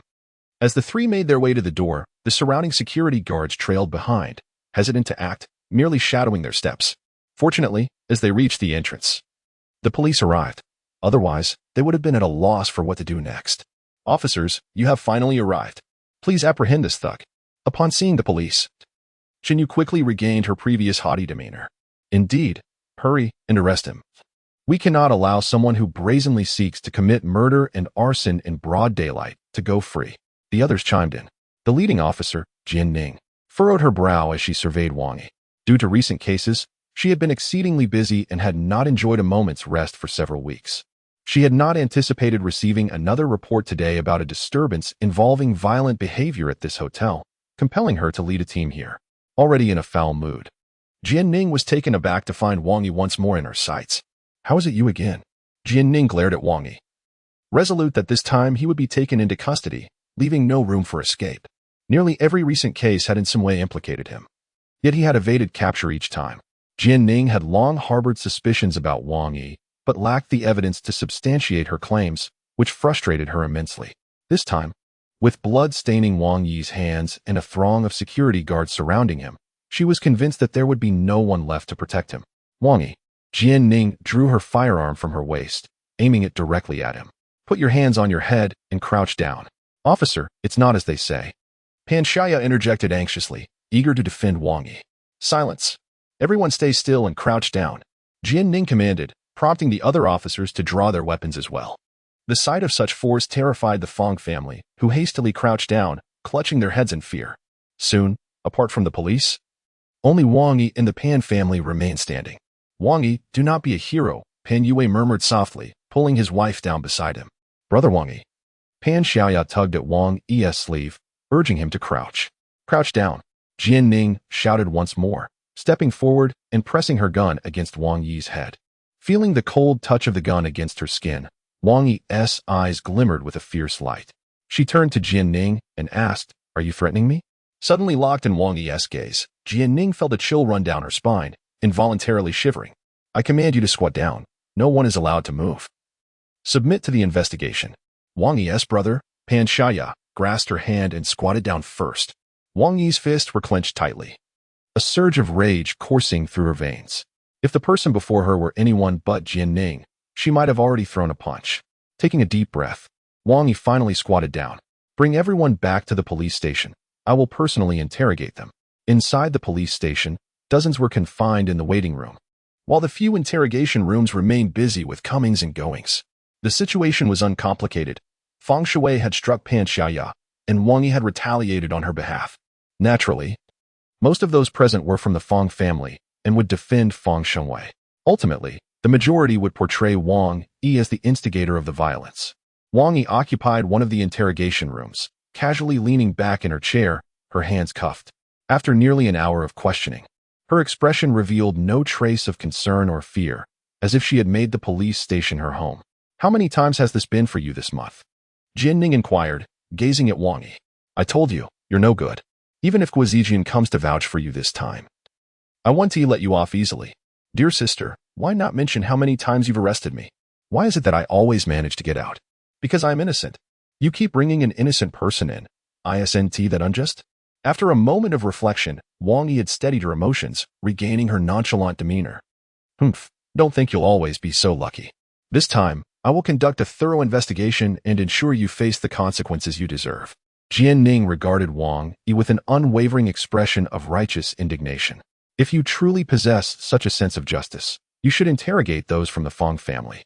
"What purpose does interrogating me serve?" Wang Yi retorted. "We know how to handle things without your guidance. Today, I'll keep a close watch on you. You shall not escape." As Jian Ning spoke, she picked up her walkie-talkie and said a few words, prompting a young officer to enter the interrogation room shortly after. "Captain Jian, How may I assist you? The young officer asked respectfully. Please lock the door once I'm inside. Unless I leave on my own or signal you. No one is to disturb me, not even Guo Zijian. Jian Ning specifically mentioned Guo Zijian, wary of a repeat of previous incidents. As Wang Yi's actions today did not constitute a criminal offense. Under Guo Zijian's influence, it was entirely possible she could be released once more without charges. Dear sister, this is inappropriate for the police. Wang Yi expressed her frustration, realizing that this woman seemed destined to be at odds with her. Silence, Jian Ning commanded, leaning over the table to look down at Wang Yi.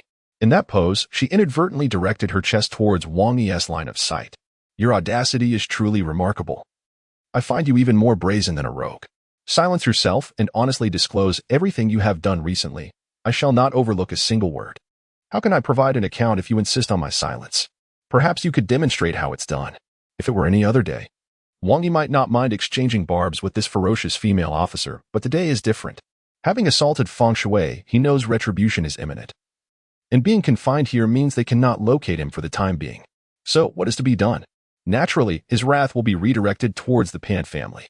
What has happened to the Pan family? Wang Yi inquired. Am I the one asking, or are you? Jian Ning retorted, somewhat unfriendly. Feng Shui has taken an interest in Pan You's daughter, Pan Xiaoya, yet she feels no affection for him. Feng Shui, frustrated by his unreciprocated feelings, seeks to unjustly blame the Pan family. Had it not been for me, Pan Xiaoya might have already faced unspeakable horrors. Now that you have me confined here, if the Pan family is released, they will undoubtedly suffer the consequences of Feng's vengeance. Who will take responsibility then? Wang Yi gazed intently at Jian Ning. Upon hearing Wang Yi's words, Jian Ning furrowed her brow. If what he claimed were true, there was indeed cause for concern. The Pan family holds neither power nor influence, and if they were to face retaliation, it would spell disaster. Observing Jian Ning's silence, a sense of foreboding gripped Wang Yi. Where is Feng Shui now? He inquired. Due to his injuries, he has been taken to the hospital for observation and treatment. Jian Ning replied, her voice noticeably weakened. You see, this is the so-called justice. The one who should be apprehended is no longer in the police station. Yet I remain confined here, Wang Yi remarked. Do not speak nonsense. Although Feng Shui is at the hospital, my team is closely monitoring him. I will be informed of any developments, and should he dare to harm the Pan family, I shall personally ensure his capture, Jian Ning countered defiantly. Are you foolish, or is Feng Shui? If he intends to target the Pan family, must he do so personally? Surely he could simply make a call to have someone else carry out his bidding. Jian Ning found herself at a loss for words in response to Wang Yi's assertion. And what of the Pan family? If you genuinely care for their safety, you ought to detain them until I am released, at which point you can let them go. Despite Wang Yi's reluctance to see the Pan family imprisoned, given the current circumstances, remaining in the police station appeared to be their safest option. Do not tell me they have already left the police station, Wang Yi observed Jian Ning's troubled expression. After numerous statements, we have confirmed that the Pan family is not significantly involved in this brawl. They are merely victims. Thus, so, you released them? Wang Yi's gaze sharpened. They are innocent. Should I continue to detain them? Jian Ning seemed to grasp the validity of Wang Yi's concerns, but remained unwilling to acknowledge her own mistakes. Can you prove my guilt? What grounds do you have for my confinement? Merely because you find me displeasing? Wang Yi slammed his hands on the table, rising with an air of menace as he fixed a fierce gaze upon Jian Ning, startling her. Why are you so fierce? Is it wrong that we release the Pan family? You keep talking about how terrible Feng Shui is. Do you have any evidence? Don't assume that everyone is as petty as you. Evidence? Without hesitation, Wang Yi retrieved a USB drive from his pocket and tossed it to Jian Ning. Review it swiftly, and then decide your course of action. Jian Ning accepted the USB and promptly inserted it into the computer. Soon, a plethora of incriminating evidence against Feng Shui and several of the Feng family's companies surfaced before her. There were even shocking revelations, such as Feng Shui's illicit affairs with female subordinates, leading to tragic consequences for innocent women. If you're interested, you may peruse it at your leisure later. However, I implore you to focus on the safety of the Pan family for now, Wang Yi urged. Perhaps you're overthinking this. Don't presume that everyone in the world is as wretched as you. I hope I'm overthinking it. Hand me your phone. I need to call the Pan family to ensure their safety. After a moment of hesitation, Jian Ning passed her phone to Wang Yi. He dialed Pan Yui's number, but received an automated response. Sorry, the number you have dialed is unavailable. Wang Yi frowned, then tried Pan Xiaoya's phone. Sorry, the number you have dialed is unavailable. Not only was Wang Yi troubled, But Jianning's expression darkened as well. Could it be that Wang Yi was right? I'll try Sun Hongmei's number. Jianning said, dialing again, but the response was the same. The number you have dialed is unavailable. 3 phones, all shut off simultaneously. What a coincidence. Something must have gone awry. Wang Yi's tone turned frigid. Fang Shengwei, if you dare to harm a single hair on Pan Xiaoya, I will make you wish you were never born. Jianning felt a swell of panic and immediately stood up, flinging open the door to the interrogation room. Xiao Xiao, assist me in retrieving the surveillance footage from when the Pan family exited the police station. Check from the entrance of the station. We need to examine every possible angle.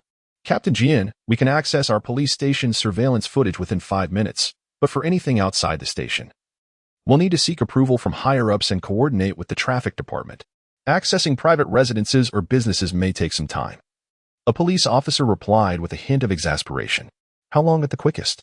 Jianning inquired, her brow furrowed. At least 2 hours, the officer responded candidly. 2 hours? By then, it would be uncertain whether the Pan family would still be alive. Wang Yi's expression darkened. I told you, dealing with the police never leads to anything good. Can we really blame the police for this? Jianning felt her own frustration mount at Wang Yi's words. Enough with the idle chatter. Bring me a computer with internet access, now. Wang Yi raised his hands nonchalantly, and the handcuffs that had bound him fell away, clattering onto the interrogation table, leaving Jianning in stunned disbelief. To Wang Yi, those cuffs were as inconsequential as a mere trifle. What are you staring at? If you don't want the Pan family to perish, hand me that computer. Wang Yi's demeanor had shifted from relaxed to serious. It had been an hour since he was taken into the police station, ample time for Fang Shengwei to orchestrate numerous matters. Observing Wang Yi's earnest expression, Jianning found herself devoid of any rebuttal, instinctively turning to the outside and calling for a computer to be brought forth. Soon, a high-performance computer was placed before Wang Yi. Shut down the surveillance in the interrogation room and ensure no one enters, Wang Yi commanded Jianning with authority.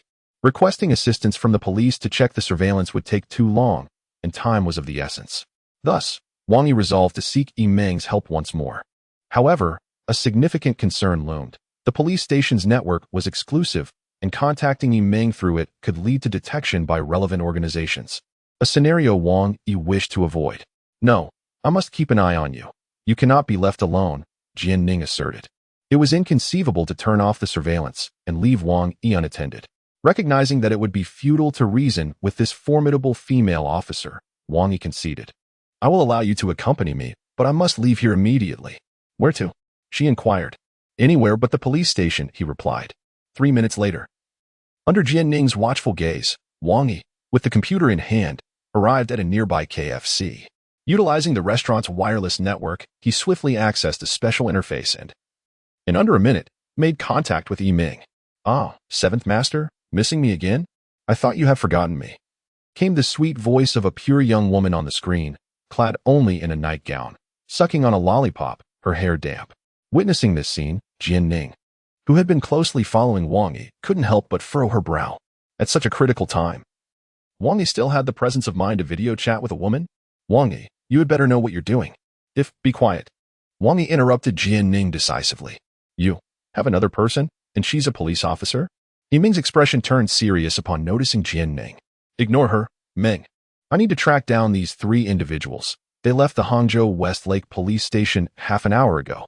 Wang Yi swiftly sent Yimeng the photographs of the Pan family. Seeing Wang Yi's grave demeanor, Yimeng pouted.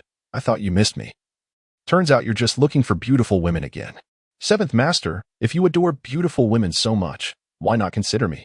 I possess quite a few skills. I have no time for jesting. Consider this a favor owed to you. Faced with Yimeng's blatant flirtation, Wang Yi felt a sense of helplessness. Understood, Seventh Master.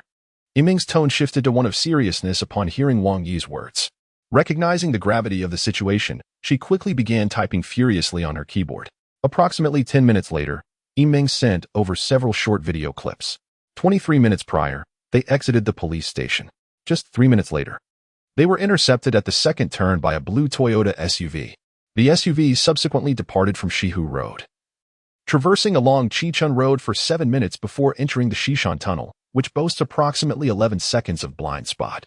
By calculating time and distance, it is evident that no vehicles halted within the tunnel. Upon exiting, the Toyota entered a development zone, an area characterized by chaos. where not every corner is monitored by cameras. I was able to trace its last known route 6 minutes ago, leading them into an underground parking garage of a shopping mall. However, no trace of the 3 individuals was found in the mall surveillance footage, suggesting that they are most likely still concealed within that underground parking facility. The garage is situated 7 kilometers from your current location, and I have devised 3 routes to reach it. Considering your driving speed, without accounting for any traffic violations, the journey should take approximately 7 minutes. Sitting beside him, Jianning stared in disbelief, as if witnessing a ghost. She could hardly fathom that one person could accomplish such a monumental task of information management in such a brief period, infiltrating not only the police station's surveillance system but also commandeering all traffic, civilian, and commercial monitoring. What kind of technology would that require? Even the route taken by Wang Yi was meticulously planned. It seemed implausible that a single individual, let alone a team, could achieve this in such a short span of time. They had already been inside for 6 minutes, while I took 7 to arrive. To locate them would require at least 3 additional minutes, plus an extra 2 for unforeseen delays, totaling 18 minutes, a duration far too lengthy, potentially jeopardizing their safety. Wang Yi remarked, I can assist you in overriding the mall's main control, cutting off power to the underground garage. This should create a significant diversion, facilitating your search for them amidst the ensuing chaos. However, they will swiftly rectify the situation, likely within 3 minutes, or I risk exposing my IP, Yimeng stated. I understand. Cut the power in 7 minutes, Wang Yi replied, preparing to close his laptop. Hey, are you dismantling the bridge after crossing it? How do you plan on thanking me for such a substantial favor? Perhaps a dinner invitation? Yimeng teased from the other end of the computer. All right. I'll remember that, Wang Yi concluded, shutting the laptop. Hand me your car keys. He turned to Jianning. I am accompanying you. No. It's imperative we go together. Otherwise what? Wang Yi was unfazed by any threats Jianning might pose. Observing the seriousness in Wang Yi's eyes, Jianning suddenly felt a pang of fear. She had never seen him so stern before. Swallowing hard, she spoke with a hint of vulnerability. The Pan family was apprehended by me, and I also set them free. Grant me a chance to save them, or I will regret it for the rest of my life. Her words carried a sincere weight, truly reflecting her innermost thoughts. Wang Yi was taken aback by the earnestness in Jianning's tone, leaving him at a loss for how to refuse her. All right, for now, you will follow my lead. Wang Yi, clutching Jianning's keys, approached the police car and, with a decisive blow, shattered the warning light atop the vehicle before swiftly entering the driver's seat and igniting the engine.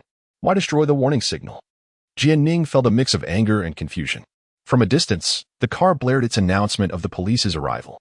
If you were a criminal, what would you do? Ignoring all traffic signals, Jianning's police vehicle raced through the city streets like a frenzied beast. 6 minutes later, they arrived at the entrance of the underground parking garage of Longxiang Shopping Mall, where Wang Yi spotted a blue SUV quietly parked nearby. What should they do now? In Jianning's view, the safest and most effective course of action was to secure the exit, call for backup from the police, and, with the mall's cooperation, locate Pan Yue and his family to rescue them. However, for Wang Yi, this strategy was not ideal, as it was too slow. Every wasted minute increased the danger for Pan Xiaya and the others. Follow my lead and do not act rashly, Wang Yi commanded as he drove into the underground garage.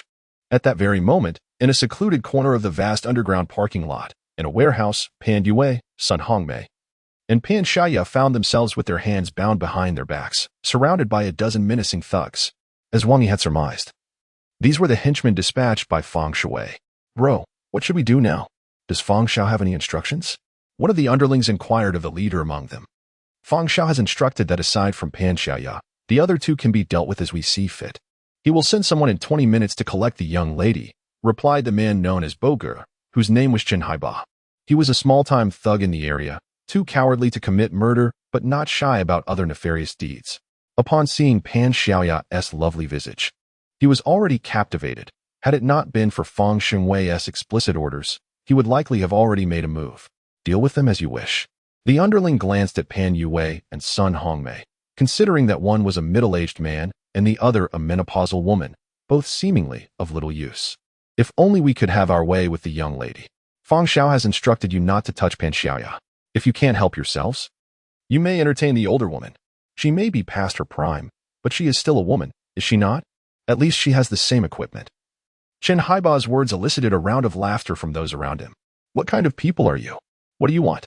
Pan Yue and the others, already terrified, looked on in fear, with Sun Hongmei's face reflecting sheer horror, utterly paralyzed with dread. What do we want? Chen Haibo smirked. You will soon find out. Tell me, if we were to engage in some inappropriate behavior with his wife in front of this grilled squid, how do you think he would react? You beasts! If you dare to touch my wife or daughter, I will haunt you as a ghost. Pan Yue exclaimed, his hands bound and held down by two men, rendering him helpless. Is that so? I am a person who fears everything, yet I am unafraid of ghosts. I actually wish to see how you will not spare me. With that, Chen Haibo delivered a sharp slap to Pan Yue's face. Go ahead, young Master Fang's men will arrive in 20 minutes. You may do as you please in these 20 minutes. Rest assured, young Master Fang will handle the aftermath. This place is quite secluded, and no vehicles will come by. Even if you create a stir, those outside will remain oblivious. Meanwhile, in the very center of the underground parking garage, Wang Yi leaned against Jian Ning's police car, quietly observing the watch on his wrist. Why did you come to the center? Jian Ning inquired, somewhat puzzled. They must be searching in every corner, one by one. And standing here means we can reach any direction quickly. Moreover, the visibility is better here, Wang Yi replied. Better visibility? What good does that do? Jian Ning remained unconvinced.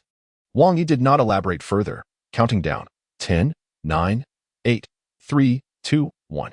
Just as he uttered the last word, all the lights in the underground garage extinguished simultaneously, and none of the emergency lights flickered to life. What is happening? Jian Ning immediately became alert, her right hand instinctively reaching for her sidearm. Wang Yi squinted, scanning the surroundings, for he understood that this was the opportunity crafted by Yi Meng. In the warehouse where Pan Shaya and the others were held, a group of desperate ruffians prepared to assault Pan Shaya's mother, Sun Hongmei, when suddenly darkness enveloped them. What is going on? The ruffians, now stripped of their bravado, grew tense. Look at your meager courage. It's just a power outage. You were scared out of your wits. With such little nerve, you dare to mimic the underworld?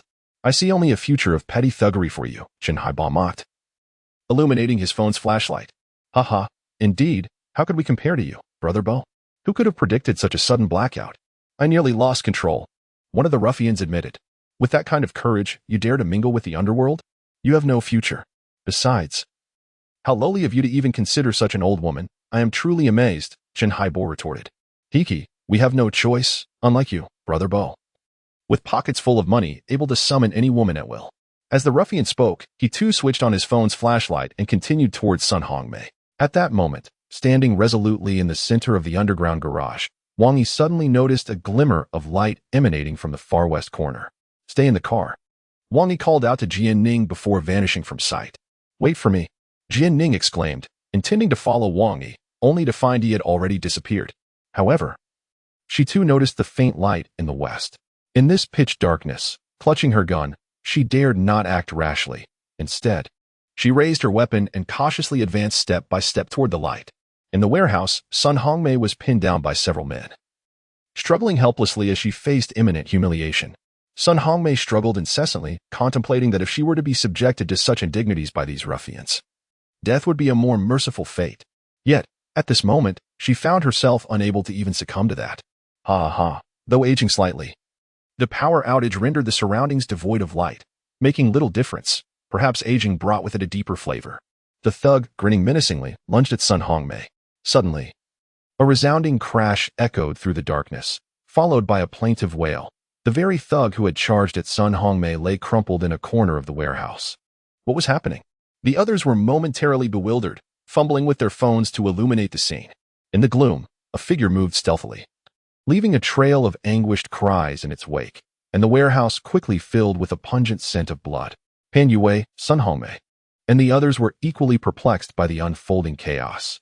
Within a minute, the warehouse fell eerily silent, save for the occasional convulsive moan from a few thugs sprawled on the ground. In the darkness, Pan Yue, Sun Hongmei, and Pan Shaya felt a sharp pain in their necks before losing consciousness. Jian Ning had arrived at the warehouse entrance. Yet the obscurity of the situation left her hesitant to act rashly. After what felt like an eternity, the power returned, and the garage lights flickered back to life. Jian Ning instinctively closed her eyes. After half a minute of acclimating to the brightness, she opened them again, only to be astonished by the scene before her. The warehouse, modest in size, housed stacks of old newspaper boxes and some dilapidated furniture. Presently, a dozen thugs lay scattered about, each with limbs brutally severed, their agony palpable in the air. The sight of 12 despairing figures moaning on the ground unsettled Jianning deeply. Wang Yi leaned quietly against the doorframe. Beside him were several cardboard boxes on the floor, where Pan Xiaoya, Pan Yue, and Sun Hongmei lay motionless, unresponsive. What have you done to them? Jianning's throat felt parched, her mind racing for words to convey her tumultuous emotions. Had something befallen the Pan family? They merely fainted, though they experienced considerable fright. They need to be taken to the hospital for proper rest. As for these scoundrels, their act of kidnapping alone should suffice to earn them years in confinement. Wang Yi remarked. I'll call for reinforcements, Jianning replied, swallowing hard. You could wait a bit longer. According to their claims, more will come to assist shortly. And you could apprehend them all at once. Wang Yi lit a cigarette, adding, this victory is yours. Don't associate it with me. And don't trouble me in the future. For reasons unknown, Jianning felt overwhelmed with a sense of grievance upon hearing Wang Yi's words, yet she held her tongue, wondering if she truly was so unworthy of his regard. Jianning communicated the situation to her superior over the phone, prompting the police to swiftly mobilize their forces. Indeed. Approximately 20 minutes later, a contingent of 5 arrived, and through the concerted efforts of Jianning and her fellow officers, all suspects were apprehended.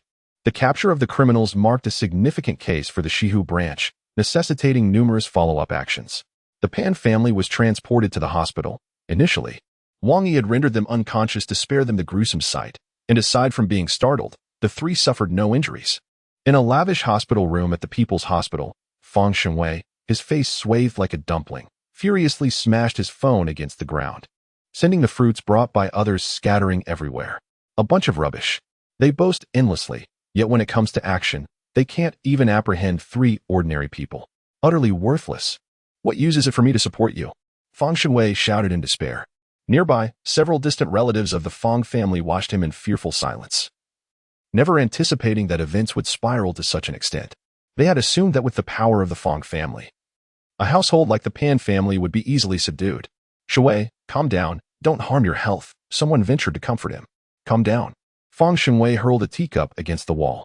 Here I am, lying in a hospital bed, spending hundreds of thousands to hire a dozen people to capture 2 women and a street vendor, and what do I get? You tell me that not a single one has been caught. They're all in custody, and I'm expected to clean up this mess? I might even end up implicated. You want me to calm down? Go. No matter the cost or the method, find a way to silence those in the police station. If I'm exposed, I'll ruin them. Meanwhile, Wang Yi leaned back languidly on a sofa in an office at the Rose Bar. This establishment was once a property of the Qifeng Group, but Wang Yi had single-handedly taken it over, and it was subsequently managed by Tang Gong. However, Tang Ji was aware that Wang Yi had acquired it, and, considering Wang Yi's relationship with Wu Qing, the Rose Bar was entrusted to her. At this moment, Wu Qing was seated across from Wang Yi, grinning cheerfully. Why, today you're not accompanying your main lady. Have some time to visit me? Wu Qing gently placed a perfectly sliced peach to Wang Yi's lips, her enticing tongue delicately licking her lips as she spoke, exuding a captivating allure. Wang Yi took a bite of the peach, glancing at Wu Qing, who knelt gracefully on the sofa. The loose outer garment of hers fell away, creating a pronounced V shape, and its translucence rendered the scene somewhat difficult for Wang Yi to behold. In comparison, eating the peach seemed trivial. Perhaps there were more delightful pursuits to engage in.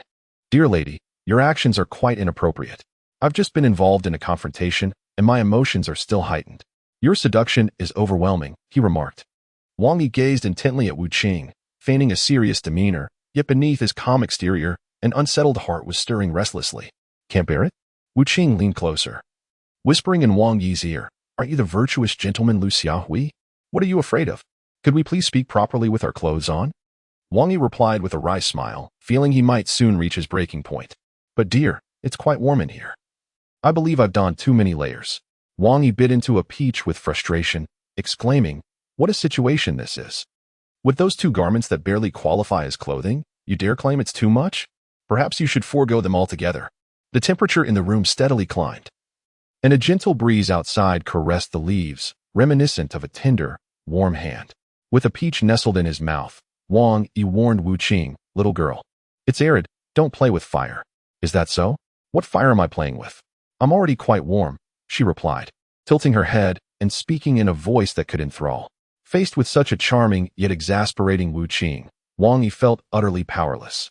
As a man, he resolved to endure. Otherwise, Halting mid-situation would be even more lamentable. Shall I turn on the air conditioning for you? Wang Yi gritted his teeth. Wu Qing smiled coyly, leaning closer to whisper, Dear, there's actually a far better solution than air conditioning. What solution? I'm not sure what it is. But I do know that my relatives have departed. This statement struck Wang Yi like a thunderbolt, directly hitting his reservoir of hormones. At that moment, all thoughts of peaches and air conditioning seemed utterly trivial. The following day dawned bright and sunny, the sky a brilliant blue, mirroring Wang Yi's sunny disposition. However, his joy did not imply that others shared in it. For instance, Feng Shengwei, the members of the Qingfeng group, and especially Ling Shuiyao, who discovered that Wang Yi had spent another night away from home. Miss, your husband might be preoccupied with matters outside, which is why he has tea returned. It's getting late. Perhaps you should have breakfast. If he has tea arrived soon, I can take you to the company, Aunt Lu said with a hint of exasperation, realizing that this young couple was quite the handful. Initially, Aunt Lu had hoped that after Ling Shuiyao married Wang Yi, the household would experience some change, at least. It would no longer be as desolate as before. To her dismay, Wang Yi proved to be equally restless, frequently absent from home. Whether he comes back or not, it would be best if he never returns, Ling Shuiyao thought, staring at Wang Yi's closed door with a scoff. Miss, please don't blame Aunt Lu for speaking out of turn. Matters of the heart are not about right or wrong. They require mutual cultivation. Your husband is a good man. Aunt Lu would not misjudge that. But considering you both live apart, what do you think he might feel? Ling Shuiyao was taken aback by Aunt Lu's inquiry, wondering how she could possibly know about their living arrangements. Reluctantly feigning ignorance, Aunt Lu questioned, What are you talking about? Hurry and have your breakfast. As she spoke, she buried her head and persistently delved into the meal. Sighing at Ling Shuiyao's deliberate avoidance of the topic, Aunt Lu could only exhale a breath of resignation. After all, men are akin to children. They require coaxing. Ling Shuiyao quietly consumed her breakfast, listening to Aunt Lu's words, her thoughts a mystery. However, by the time she finished her meal, her mood had improved somewhat. Aunt Lu, I'll drive myself to the office. If that fellow returns, please prepare some food for him, Ling Shuiyao remarked, grabbing her bag and exiting. Hee.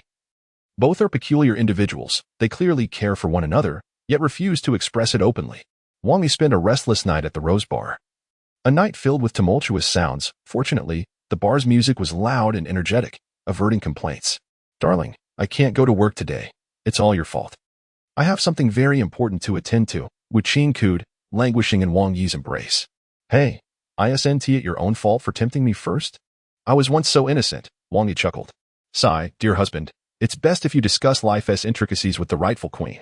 As for me, your mistress, a visit every 10 days or so will suffice. I am easily content. Wu Qing lay back, nearly exhausted. With someone like Wang Yi coming daily, she would likely be worn out. The rightful queen is an iceberg. I have no desire to warm my face against a cold backside, Wang Yi thought wryly.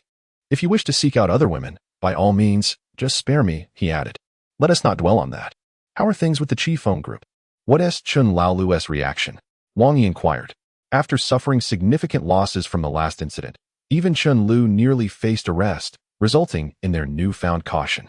According to reports from Tangong, it seems Chun Lu has been rather quiet these past few days. I suspect he is hiding away, plotting something. Wu Qing's demeanor turned serious as she spoke of the matter. Remember, if any dangerous situations arise, call for me. I want to allow anyone to bully my woman. Wang Yi asserted. Understood, Wu Qing replied sweetly, embracing Wang Yi. In the past, I believed all men were the same, seeking women merely for physical desires. Aside from regarding my adoptive father as family, I never considered relying on a man.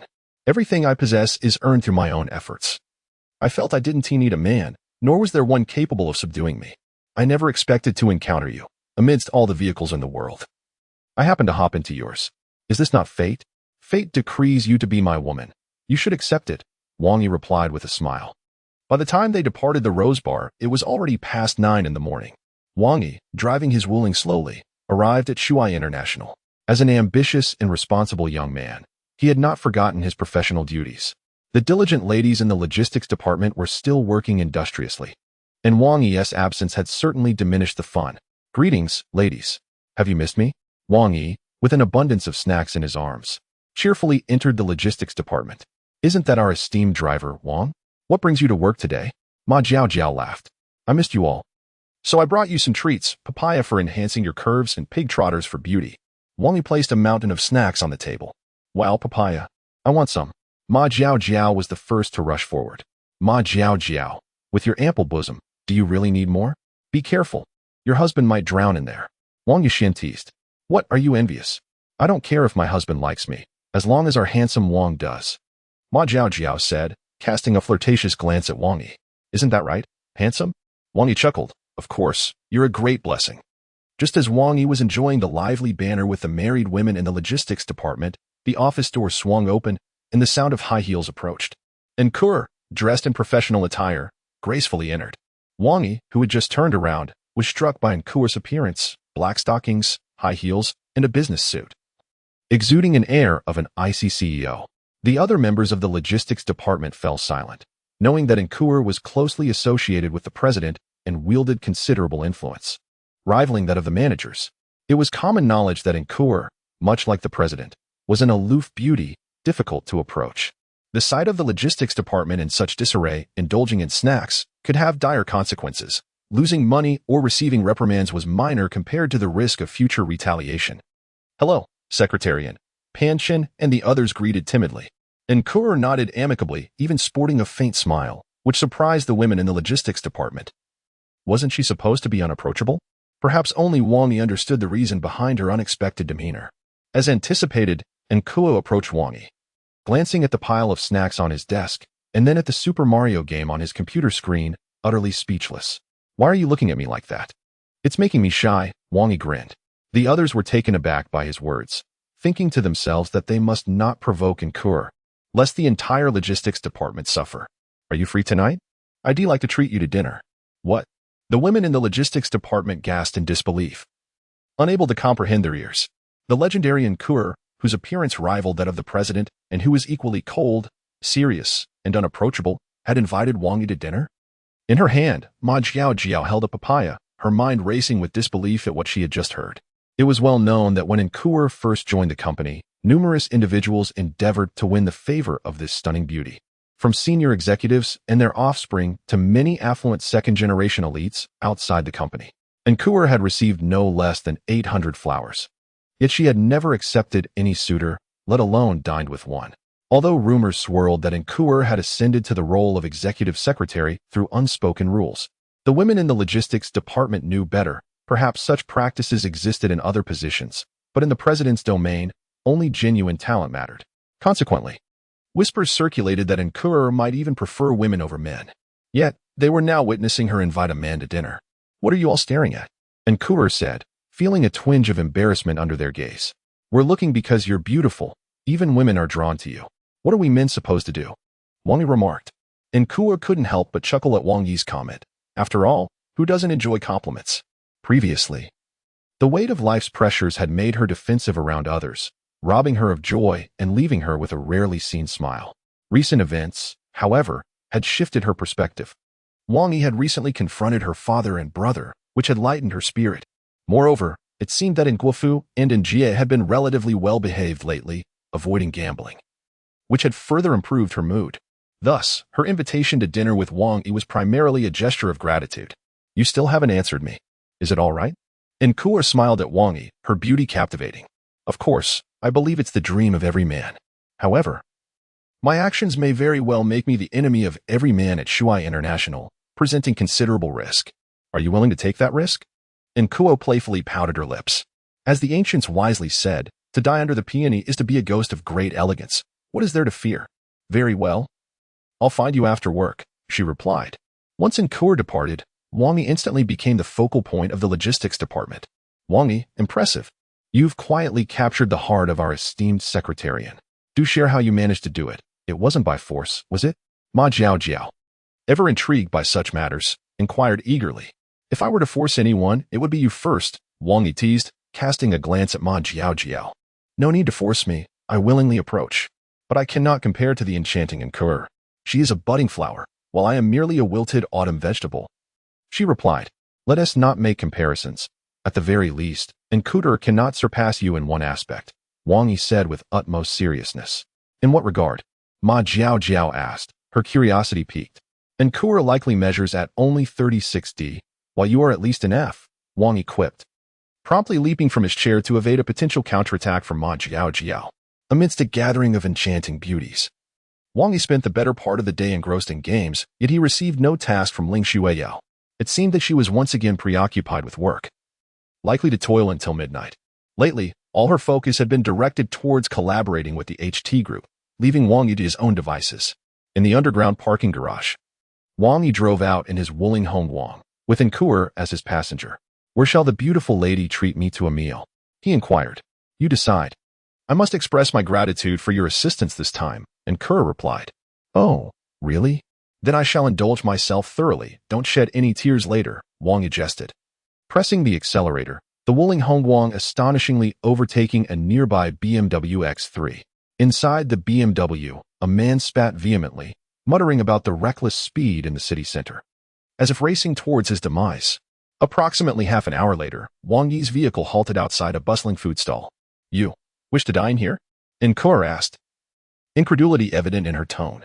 When Wang Yi had previously mentioned treating her to a lavish meal, she had envisioned a high-end hotel, even worrying whether the 2,000 yuan she carried would suffice. To her surprise, he had brought her to a food stall, where surely 2,000 yuan would be more than enough for the two of them. "What's wrong? Is it unacceptable?" Wang Yi retorted, striding confidently into one of the establishments and expertly pulling out a chair to sit down. Enkur joined him, unfazed by the surroundings, taking a seat directly across from him. In no time, the proprietor approached with a broad grin. "Ah, Xiao Wang, it's been a while. What will you have today?" he inquired, glancing at Enkur. Wang Yi had previously brought Ling Xueyao here, and it appeared this time was different, yet like the last. The new companion was equally stunning. "Xiao Wang, is she your girlfriend this time?" "Do introduce her to Xiang Sa," the owner urged. "Xiang Sa, I am not that fortunate. This is my superior. Today, please serve all your specialties without concern for the expense. My superior is treating me," Wang Yi chuckled. Enkur offered a faint smile, remaining silent. "Very well, please hold on a moment," the owner responded. "Do you frequent this place often?" Enkur inquired. "Indeed, it's delicious, affordable, and without pretense. Eating here has a certain vigor," Wang Yi explained. "Who else have you brought here?"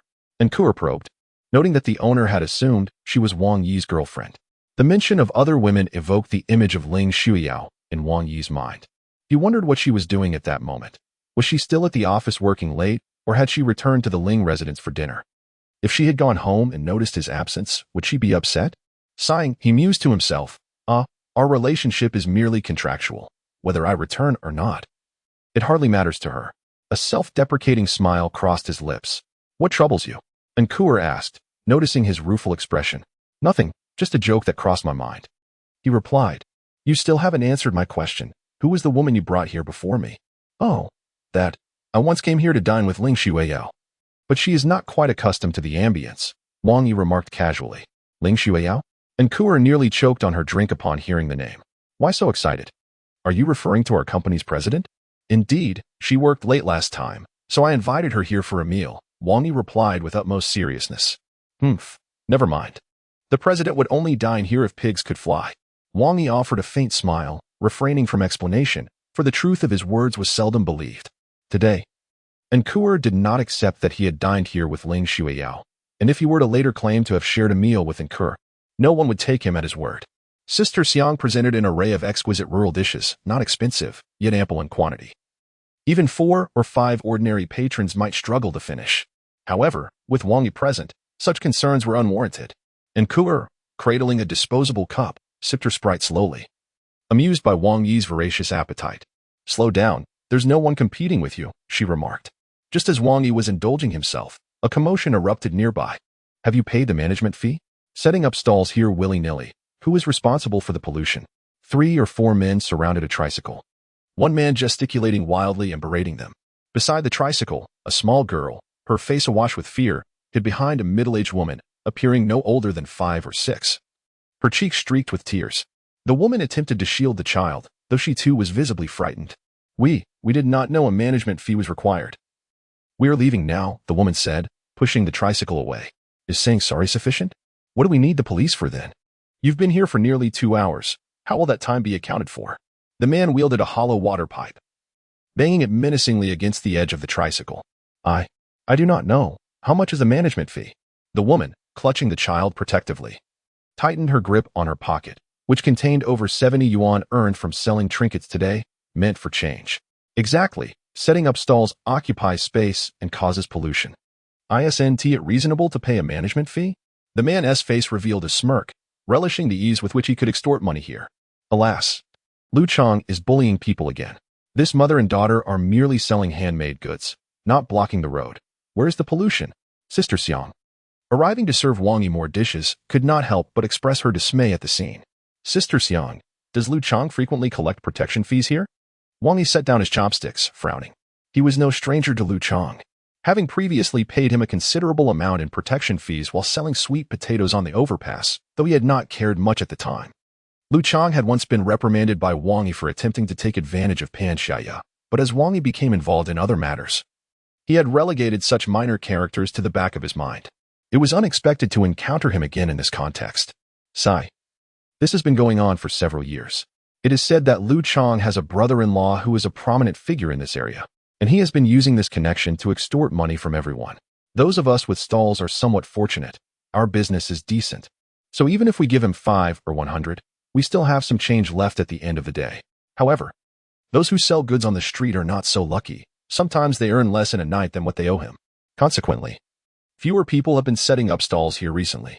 The mother and daughter who just arrived seem to be unaware and have encountered this situation by sheer misfortune. Nearby, Enkur, upon hearing this, was truly indignant. Is there no one to intervene?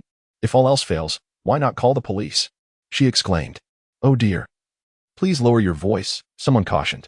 We can discuss this, but there have been reports made in the past, and Lu Chang faced no repercussions. The person who reported him ended up severely injured. This is not the first or second time. The police do nothing. No one cares. With a sigh, Xiang Sa turned to leave. How can such things happen? And Kur, filled with righteous anger, took out her phone, seemingly preparing to call the authorities. Calling the police is futile. He dares to demand money so brazenly because he is backing, Wang Yi remarked as he rose to his feet. In truth, Wang Yi knew that Lu Chang's brother-in-law was a minor leader of the Qing gang. Past grievances did not weigh heavily on his mind. If he never crossed paths with Lu Chang again, he would let bygones be bygones. However, having encountered him today, he was taken aback that this scoundrel had not changed his ways. Such filth should not be allowed to linger. Seeing Wang Yi stand up, Enkur grew concerned for him. What are you doing? They are numerous. Wang Yi disregarded her worries and walked directly towards Lu Chang and his associates. How much is the management fee? The woman inquired, reaching into her pocket as she prepared to pay. You look unfamiliar. Is this your first time? Since it is your first, you must pay a bit more. Let's say 200. After that, it will be 100 each time, Lu Chang declared. Having been recuperating in the hospital for several days after being injured by Wang Yi, he was eager to make some quick money. T200? The woman's hand froze midway in her pocket. She scarcely had that much money. I don't have that much. Can it be less? I won't come to sell again if that helps, she said nervously. That's not how it works. What happens in the future is irrelevant. Today it's 200. And not a cent less, Lu Chang retorted with evident displeasure. But what? If you don't pay, we will take you to jail, he threatened. No, please don't take my mother to jail. The child beside her, hearing Lu Chang's threat, panicked and rushed to hug his leg. Uncle, please don't take us to jail. Get lost, Lu Chang kicked forward, pushing the little girl away. You want to take my mother? You're a bad person. I'll hit you. The little girl shouted, waving her thin arms as she attempted to strike Lu Chang's leg. Where did this wild child come from? No manners at all. Lu Chang swung his hand towards the little girl. As Enkur, who had followed Wang Yi, witnessed the scene, she couldn't help but exclaim. Just as Lu Chang was about to strike the little girl, Wang Yi propelled him backward with a powerful kick. Without pausing, Wang Yi followed through, seizing Lu Chang by the throat with his left hand while his right hand swung mercilessly towards Lu Chang's face. The resounding slap drew the attention of numerous diners nearby. Wang Yi, undeterred by Lu Chang's predicament, delivered a flurry of slaps, relentlessly striking Lu Chang until he was left unrecognizable and unconscious. Turning his gaze to the two henchmen accompanying Lu Chang, Wang Yi unleashed 2 precise kicks, shattering their bones with devastating force. The sight left not only Enkur in shock, but all present, including those dining at a distance, were momentarily paralyzed. While they felt a sense of vindication witnessing Lu Chang's punishment, they were acutely aware that Wang Yi's actions would soon lead to dire consequences for him. Disregarding the onlookers, Wang Yi approached the little girl, offering a faint smile as he extended his right hand to gently stroke her head. "Are you all right?" he inquired. However, upon seeing Wang Yi's bloodied hand and the intensity of his gaze, the girl felt no gratitude, only fear, and instinctively retreated a few steps to hide behind her mother. Wang Yi stood there, his hands suspended in midair, as a wave of bittersweet nostalgia washed over him, bringing forth memories from the past.